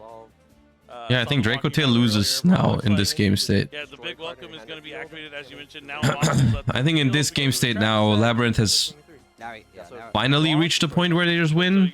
Draw for the Ariana, But, destroy a card from yeah. the Lovely, going after the hand again. It's going to be the same. It's rough because I think Dracotail wins this if they know the matchup. Oh, Urgula is the worst pop here too. Need those materials to fusion summon with. He has the dimensional barrier too, and he knows the back row cards are not too effective. I will choose. Didn't use them last turn. Indeed, looks like he drew a copy of Destructive Daruma Karma Cannon. Love that card. One of my favorites. Summon a monster. And now he's going to special Lady from the hand since the Typhon's no longer on the field. Well, he actually did that with Ariana's effect because of the I think. Oh, okay. It's the Drawn summon. Ah, that's right. Does Lab not play the field spell? I don't think so, no. I don't think there is a standard for Labrynth builds right now. It's been a while since I've seen it, but I think he should concede at this point. The barrier's never going to stop being reset every single turn. Unless you think you see a win without fusion summoning this game, I don't think it's worth continuing. And time is running out. But Kai can't make him concede. We should go to next step. Yep, he could have saved himself maybe like 5 minutes on 24 minutes for game 1. Like, I think as soon as you see like Kai going and getting everything circulating in that previous turn, the writing was kind of on the wall. Exactly. Yeah, that's something that's just going to take some time with the time rules to like really kind of learn and incorporate. That was definitely Dracotail's game to win, but I guess that is one of the advantages of playing Labrynth. Is people are not prepared for that matchup anymore. I mean, the deck's been out for a while now, but I suppose it's crazy to see a lot of the people that are playing maybe haven't even played when Labrynth first came out, because I don't think Matthew's played against it yet. I feel like with the amount of cards we had to read or get translations for, I don't think we're familiar with the Labrynth matchup. You can actually play on your opponent's turn a little bit. Chat, are you a boomer if you know what Labrynth cards do? Is that where we're at right now? Is Labrynth an Ankh deck already? Like, you need multiple cards to really have that play out for you, right? You really have to hope for it. I think the Charmies do help because at least, it'll either get you more cards that make it more likely for you to start activating trap cards on that turn, or at worst, you have more cards going into your next turn. But it does take a combination of cards. Like, you either need the Arius with a normal trap card that you want to activate, or you're going to need, like the Coup Clock with the furniture, with the lady. It's always combinations. It's combinations of stuff. But just because you need multiple cards, it doesn't mean it's unlikely. When your whole deck are like those combination of cards, lots of ways to get to them. There's multiple different combinations you can draw to be active. And, Kai knows that. And that's how he's had so much success with Labrynth, in the past and recently. Across many dude, I'm starting to get real tired. I'm pretty sure all My voice is also out there are probably cheering him on. Starting to go away. We've been live for almost 9 hours though. Probably Labrynth's the best. It's been a fun time. Making it to day 2. Thank you all for tuning in. He has the best record. We also hit For the last I said it earlier. We were close to it, but we hit 1,000 subs again. Appreciate that. It's been a while since I've been there. Not everyone both got So the last round. thank you everyone who contributed to that. Doesn't take long to get, you know. Definitely. Would you say you're good? The other, what, 2? Above 3? average. No, I'm just Above kidding. there weren't a I might not be as energetic as I would be during the day right now, but I really do appreciate that. Utilize like those powerful trap cards. I mean, we saw a Dimensional Barrier there just being absolutely incredible against this strategy. I wonder if this is like the matchup he really wanted to face because, you know, the meta's always evolving, always changing. Yummy was like the deck to beat last weekend, and then going into this weekend, you're still going to be Yummy, but you're also going to see those decks that people are going to try and counter the Yummy strategy, and a lot of discussion around the duelists. The Josh from 10 years ago could have easily streamed all the way to the end. Yeah, maybe. Since a lot of their interactions put Maybe. face down, but then you can still fusion summon with them afterwards and continue Eine to play Spezi despite rein. getting hit with like Cookie Yummy Way or something like that. Yeah. So there's definitely an increase in Dracotail as we've seen, but maybe that's what Kai was hoping for, and we're going to see how he draws here in game number 2. Yeah, I think this is what he wanted to see. I think, like, especially with the main deck dimensional barriers, I think he would rather avoid stuff like Maliss, which has become less popular lately. Good luck, definitely. Your choice. Even though we did just see Malice last round, there's a lot of variety in this format. Even though there's like a lot of opinions and decisions being made, I think it's still pretty wide open and a lot to be explored. Kai Can't spell runic without Ankh. It looks like a really good going first hand. We'll have to see how it's going to I hate that you're right. going second. Labrynth always has a good going. It's even why are all these letters in there The tools they need when they're going even first in is going that second, exact which makes order? it a little bit hairier. But Ketu Dracotail is going to be activated. That's here not from okay. Matthew, allowing them to add a Dracotail. It's going to grab Dracotail, find mana. I only got brief look, but it looks like Kai has the Shrink Dragleer, but does not have the coup block to be able to actually play the card. So it's more That just like an makes end sense, phase so- kind of thing instead of trying to use it proactively. Yeah, so I don't think he has actual interaction. What is Now, since happening? you have the 5 mana, you can only assume that the Dracotail Lucius is already. Am I dreaming? It's going to be summoned to add the Dracotail Arugula. Urgula. And a fusion summon. Going to activate the find mana to fuse Malulu and Arugula from the hand to summon Dracotail. Yeah, okay. Arthilion. Now he's going to be able to add back 2 cards since he used 2 cards from the hand. And he's also going to trigger those find mana and Dracotail Arugula? effects to Yeah. set And then Dracotail spells and traps. Channeling two, So you're getting those resources replenished and getting new cards that you didn't have previously. This is really where Dracotail shines, when it's not getting hit with Dimensional Barrier. Yeah. Urgula is such a good card. It was- man. it was Keep unlikely. drawing it too. You had like 2 of them against me. I was like, people only play I one mean, of these. technically You're you could playing just two. draw What'd like you say, Arius plus Barrier, right? That's what he would need in order to do it. But can't happen every game. And now we're going to see a Link summon. We're going to link away for Spirit's Eyes of Blue just to make a dragon monster I had something, I spellcaster would've into a done it. dragon. Yeah, So you're 2 good. dragons can summon Hermetic Seal of the Heavenly Spheres. Alright, this time around we're actually gonna have Gulamel, all 3 traps, and Hieratic Seals, which is pretty good. However, I don't see a loopable hand trap in Matthew's hand. I don't think we have an Ash Blossom or a Ghost Spell. But cool to see, being used in Dracotail because You've got to be kidding me, Matthew. Two times you go first without Flame? like a Dracotail like Malulu or something to fusion on their turn. He said Rahu and isn't using it again. The Chandelier is going to be discarding another copy of Chandelier and going to let Kai set a trap. Yeah, I would assume that's the end phase. I think he has Lady Labrynth in his hand as well. Why are you setting Rahu and not using it? I'm actually losing my mind.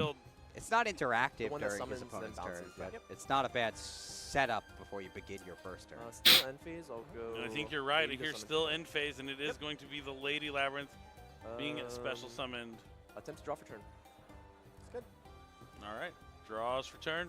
Showman. Shows the Gotta camera. show us the back. Activate Pot of Extravagance. It resolves I don't know why again. people at home appreciate it more because we can see what he draws anyway because we have a little bit of a wider view on the angle. But it's nice that he wants you. He's a dual tainer. He just wants the folks at home to also enjoy the duel as much as he is. Because that's the best part is he's having fun while he's here playing one of his favorite decks. Yeah. Oh, sorry. Bounce. But Big Welcome Labrynth is going to be activated. New chain. Oh, sorry, I have to resolve. Yeah. He's going to chain the Haddock Seal, the Heavenly Seers, to return the Lady Labrynth, which can be targeted because there are no set cards on the field now. These Dracotail lines are beyond my comprehension. But I think this must be before the main phase because he is part of Extravagance. Set Rahu for follow-up, I suppose, is the new goo. I don't know. I'm not entirely clear what phase it is, but hopefully they know. Bounce Ariana. Oh, I'm sure they do. So the Ariana. Who needs Dracotail Flame? Maybe we don't even play it. But being able to search Ariana from your deck essentially not that bad. Yeah. I mean, I think he must have known he was going to get blocked there. Oh, mandatory's first. Yeah, you're right. Otherwise, Lady Labyrinth's effect would also resolve. What's 2? Just Chandelier to add back. So Chainlink 1, Sears, Chainlink 2, Chandelier, Chainlink 3, Psyframe, Gear, Gamma.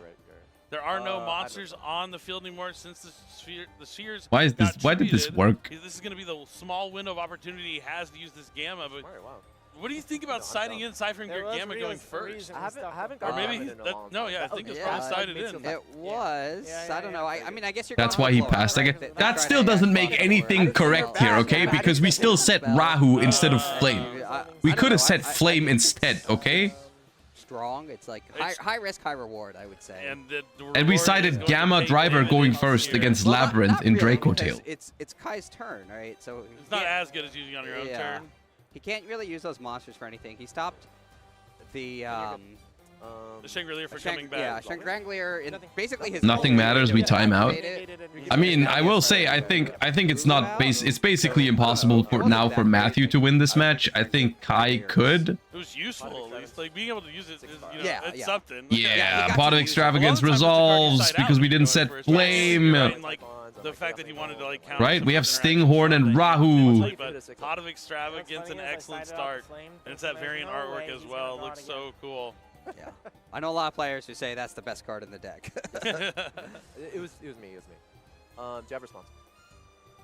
No response. Yeah, because the extra deck is so unimportant. No response hurts my soul, dude. It feels that way. A couple of traps here being added to Kai's hand. Oh, a welcome and I think that's a welcome and a big welcome. Definitely the traps you want to see. It looks like he has plenty of welcome Labyrinths in hand. He has a lot of cards. Normal summon Ariana. No response. And traps can only activate once per turn, right? Each one is only once per turn, and the effects are once per turn as well, yeah. So I can't use a big welcome this turn, for example.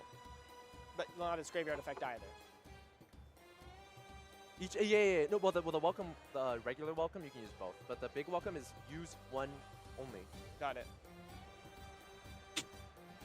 Only one big welcome. That tired already? What do you mean already? It's 3:43. The graveyard since he used the on-field effect. Just explaining that to his opponent. Fuck you mean already? Yeah, time is something you need to keep in mind. It looks like Kai might be considering going to the next game. If he doesn't think he can break through somewhere. I think he can break through though, right? I do that. I mean, he has basically Lady plus a bunch of welcome Labyrinths, whether they're big or small. I mean, he can summon the Lady now and make Chaos Angel if you. Well, no, he can't make Chaos Angel because it's a 4 and an 8. I mean, he can summon the Lady now and set the traps. Arius might come into play. Arius is pretty useful. He's going to discard it so he can use a trap right away. Oh, yeah. No, adds it and then uses it. Probably set the welcome since he already activated big welcome. That's going to set a trap, right? Yeah. That can be used this turn. Correct. Shame Mululu. Well, now he can bring the Ariana back. No response. Arius back, rather. But he chooses not to. Is he trying to pop the trap of Arias with Urgula? One in the hand. I guess he didn't chain the Arius because he didn't want it to get hit by whatever is about to get fusion summoned, but I guess we'll see. Please don't. Please. That's going to be summoning Dracotail, Gulamel. I can't take this anymore. The welcome Labyrinth will be set thanks to the Arias at resolution. And now we have a new chain happening. It's going to be Malulu to try and negate a monster effect on the field, and the Arugula to return and draw. And then a chain link 3 here from Kai with that welcome Labyrinth. Stopping the Gulamel once again. We talked about it beforehand. It definitely has come up, especially in this matchup with so many different effects that Kai has access to be able to chain. If I respond? If you respond, I summon it back from the grave to a welcome card or trap card. If I don't respond, then he stays. Okay. Yeah. Then yeah, we're. At least he's fused with Mululu as well, so we can negate. We can negate whatever this welcome summons. Doesn't want to let him summon that card back. I think he can do the math and knows that 6 + 4 = 10. So the longer he can keep that off the field, but it's it just doesn't an matter if it's Aria. in the graveyard because it's coming from the deck thanks to that welcome Labrynth. Yeah, I was wondering what he would take, but I guess Lovely really doesn't do enough here because he only has Welcome and Big Welcome in his grave. Yeah, and the lady's what's going to give him access to the trap out of the deck, right? Which is what he's really looking to do, to find a way to get through that dimensional barrier. But he can summon it. That should be it, right? Yeah. Chaos Angel time. Yeah, you should probably. I mean, we have Dracotail Horn, right? We should probably prevent. We should probably prevent Chaos Angel. But even then, oh Sting. Dude, Sting is so good against this deck. Tough. I think Kai's going to need a 2-0 in order to be able to win the match in time. I think if he loses, they might just run out of time. It is the potential, and that's like kind of the dangerous game you play when you're bringing a deck that has so many interactions. And clearly, like, yeah, a lot of questions here from Matthew on how the cards work and interact. And Dracotail's another one of those decks that has a lot of effects that activate. Dracotail Sting's going to be activated with its targets, and then it looks like Kai is going to You have to horn now. Lady Labrynth from the hand. You have to horn now, otherwise you get destroyed by that. Yeah, might not have been the best decision to use German Labrynth cards. But Obviously, no response. Just too much in this match, but shuffle and then. What's next? Horn on resolution? Ladies on the field. Ketu's going to the bottom of the deck. Matthew gets to draw another card. Draws Pros.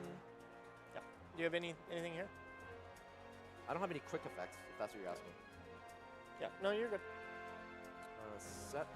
Gonna set the big welcome Labrynth so he gets like that targeting protection for the lady.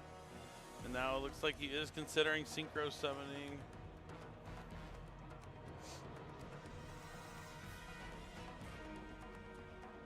Chaos Angel. Yep, it's gonna be Chaos Angel using dark monsters. It's also gonna banish a card on the field.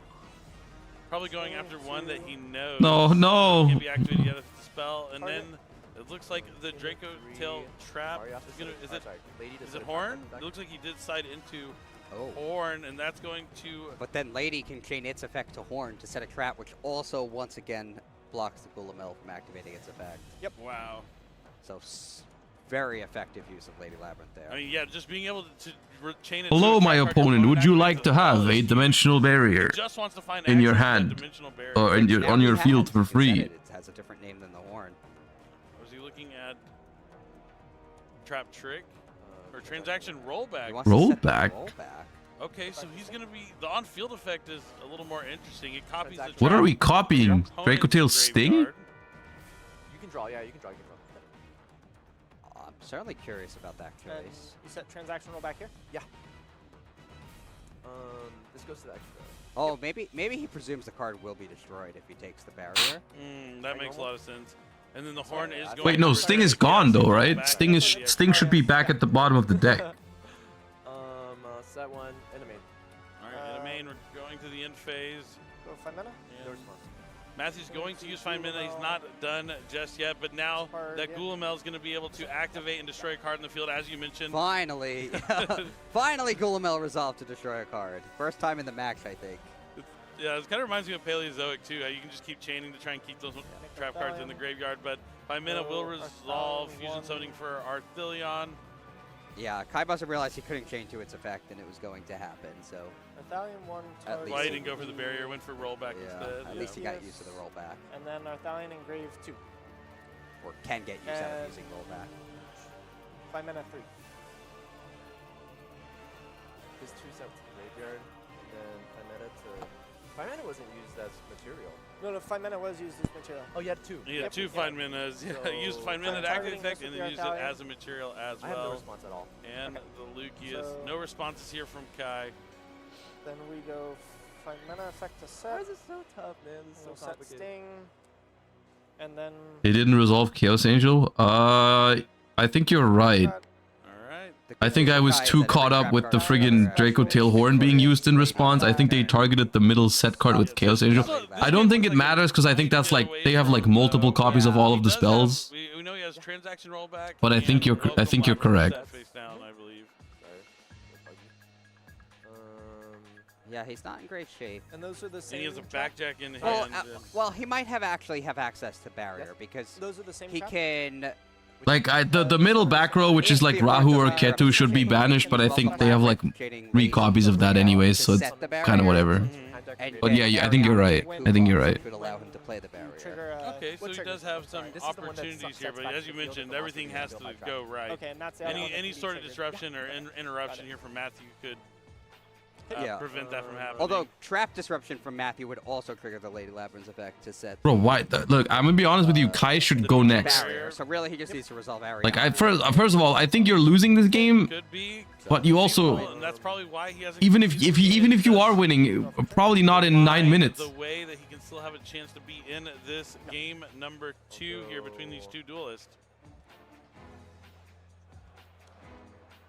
Summon from deck. All right, welcome. Labrynth is going to be up next. A special summon, a Labrynth monster from the deck. Does Matthew have anything to stop this? If he has something like an Ash Blossom and Joyous Spring, it can make things a lot easier for him. Yeah, if he has Ash Blossom. Which one's from the graveyard? This one, right? Although, Yeah. Yeah, called by off the top is Kai not would be able to bad. bring back the Arias to protect his life points because it can be chained to Yeah. any card activating response to any Labrynth or normal trap card effect other than the Arias' his own effect.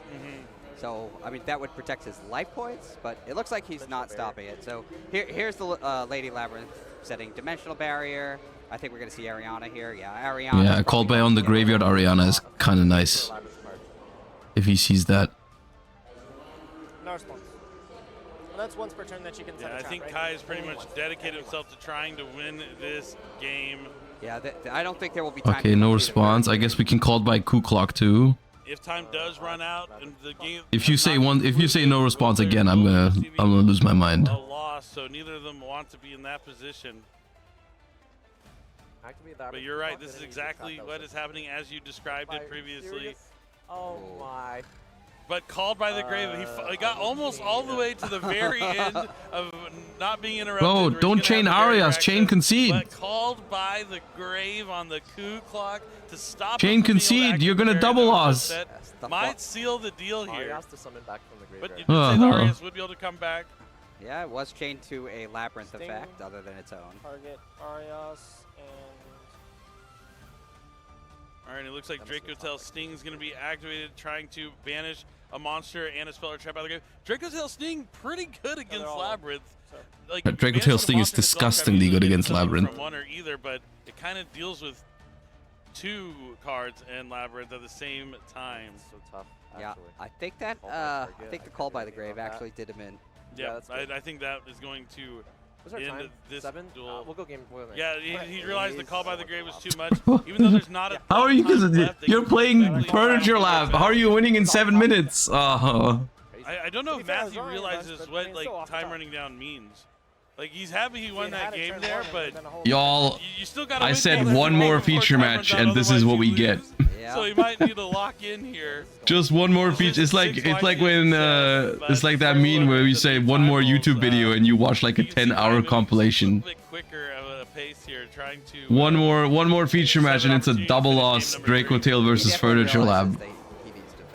Yep, there's 50 minutes Jesus on Christ. the clock, but you do have to finish your round. Both players going to go quickly. Side decking here. It's going to be tough. He's going to want to play extremely fast, not do anything too long and complicated. But I do think there is a world where I mean, they can win with like D barrier. They could win quickly, I guess. first, do some Labrynth stuff. Maybe not a ton If there's no of 5 mana either. barrier. But I'm telling you right now, if Matthew opens 5 mana, this game will not finish. As quickly as possible to try and end the duel. It is possible. And honestly, if I'm Matthew, I'm not asking what any cards do. I'm just playing. Yeah. Because slowing it down is bad for both of them. Yeah, I just have to wonder, like, I just don't see the urgency in Matthew as he's signed it. I would be like moving as quick as I possibly can. I gotta say, most of Dracotail L's we've seen have been piloting errors. Dracotail is tough to play, and it's really punishing for mistakes. I noticed that too when I played it. It's not very forgiving. Because it's just not that broken. Like sometimes there's like Yu-Gi-Oh decks that are so broken that they don't care if you misplay sometimes. Dracotail I don't feel like is one of those decks most of the time. And that would add 3 more minutes to the clock. They might actually welcome that if it came. welcome Labrynth. Big welcome. They would big welcome it. They would big welcome a 3-minute extension at this point. Oh, man. But yeah, Kai's going to hopefully find a way to get to that dimensional barrier to try to push it. But at the same time, if Kai doesn't have the right tools, Matthew could also finish this game quickly. He can. If there's a deck that can put out a lot of damage fast, Dracotail is certainly one of them. But he's While shuffling. Yeah, don't worry. We got time. I wouldn't say that they Let's also chat about what happened in game 2 there. Not knowing like a lot of Labrynth cards probably slowed them down. Talk about that a little bit. There was a lot of stop and go. Just you know, even with the new timer, process what happened. Consideration from the beginning of the match, and you got to play like time is about to wind down from the start. Yeah, no, they're good to go. Let them go, judges. They're about to draw their hands. Got to make sure we're good here with the live stream, but no, they are good to go. Let's jump into it. Don't wait unless we're going to add more time back on the clock for these people. Game number 3. It's 4:30. Duel. 4.5 minutes. There may have been time added to the clock, right? We'll find that out later. Okay, it's double extravagance. Kai is going to be off to start at a lightning fast pace. There's an Ash Blossom. Taking his time to look at his hand. 3 games with extravagance. That's pretty nice. Pretty solid. There's no D barrier, and this is Ash. This is getting Ash. There's a second extrav in hand. Even though there are really good cards to Ash Blossom, They have like nothing. Honestly, it's probably good for Labrynth. Consider to wait for something like Welcome Labrynth. Moving at a quick pace here. He's going to send Shangri-La. It's probably good for Lab. I mean, Lab. I don't think Lab is winning this. Might as well. But you see the pace is one just per turn. a little bit quicker here. I don't think Lab is winning this no matter what. You have literally nothing. I mean, I guess both of the... If you have Welcome and Big Welcome together, you can set up a barrier, right? About what to set. I mean, I wonder if he's trying. I wonder if he's trying to get a slow play warning. I think he no, has. I don't advise doing that, but I don't think that's what he's doing, Billy. I mean, this is not, it could be the case. Billy, what do you mean? What is Billy talking about? I think he's getting a big welcome, right? He has a welcome Labrynth in his hand. That's what I'm saying. Like, yeah. I know. Oh, look, see the judge saying something. So he might get a slow play warning here, which would add 3 minutes to the clock potentially as a PE minor. Oh, he does have another option. You would think it's between the two, but he does side the Labrynth pop-up. Labrynth setup. Or setup. Setup, yeah. How would he benefit from a slow play warning? I think it's because they add 3 minutes if you get a slow play warning. Definitely not. Is what he said. I don't know if that's true. Automatically, do you get a time extension every time there's a slow play warning? I'm not sure. And it lets him target 2 of his Labrynth spells or traps that are banished or in the graveyard. Other than setup, shuffle them into deck, and then if that's the automatic procedure though, that's a very exploitable rule if that's the case. I don't know if that's how it should work. Thank you. So I assume next we're going to see him use Dobby Torby's effect to discard the Welcome Labrynth to get another trap card to set, and that will be the second trap that he can send back with setup. Oh, we're looking at a translation. He is looking to read what a card does right now. Probably. And it does look like the time has been paused, too, so they're giving an opportunity for the judges to give them the translation. All right. Good stuff there. That's probably setup he's reading. Yeah, because that is definitely a card, like, you'd have to look up. Yep. Stovey pitched the second deck. But going to discard the last So, 2 remaining what cards. does Labrynth setup do? Trap from the deck, and it's going to be big welcome. So Kai went first, down to 2 cards. I'm not gonna check right now. I need someone to tell me. They add back when? I think It's like shuffle back and set a bunch, I think. And this trap does... But that's now 0 disruption, right? Yeah, we have nothing. Welcome for Kuklok. Bring back Stovey Torby, use Kuklok's effect, use the setup. It sets up plays. Shoot off the barrier. Ooh, I guess we can wait. We can. Here with only 2 cards, you can still find a way to cut. There's a off second the Ash. able to access the extra deck. And but Oh, another he gets coming Ash Blossom. and It's Kai, over. Yes, and not trying to run the clock down. Bro, he Kai didn't knows even that see if he's he had to beat play. and defeated. Doesn't even have to see if there's a Dracotail there for There is. Matthew. But he has plenty Okay. of starters, and Kai's going to concede the match knowing that he has lost. You know, absolute tons of respect there out to Kai for, you know, not trying to drag this game on and take them both down. And playing at The double Ash. it is literally the bane was- of Labrynth's yeah. existence is Ash Blossom and Joyous Spring.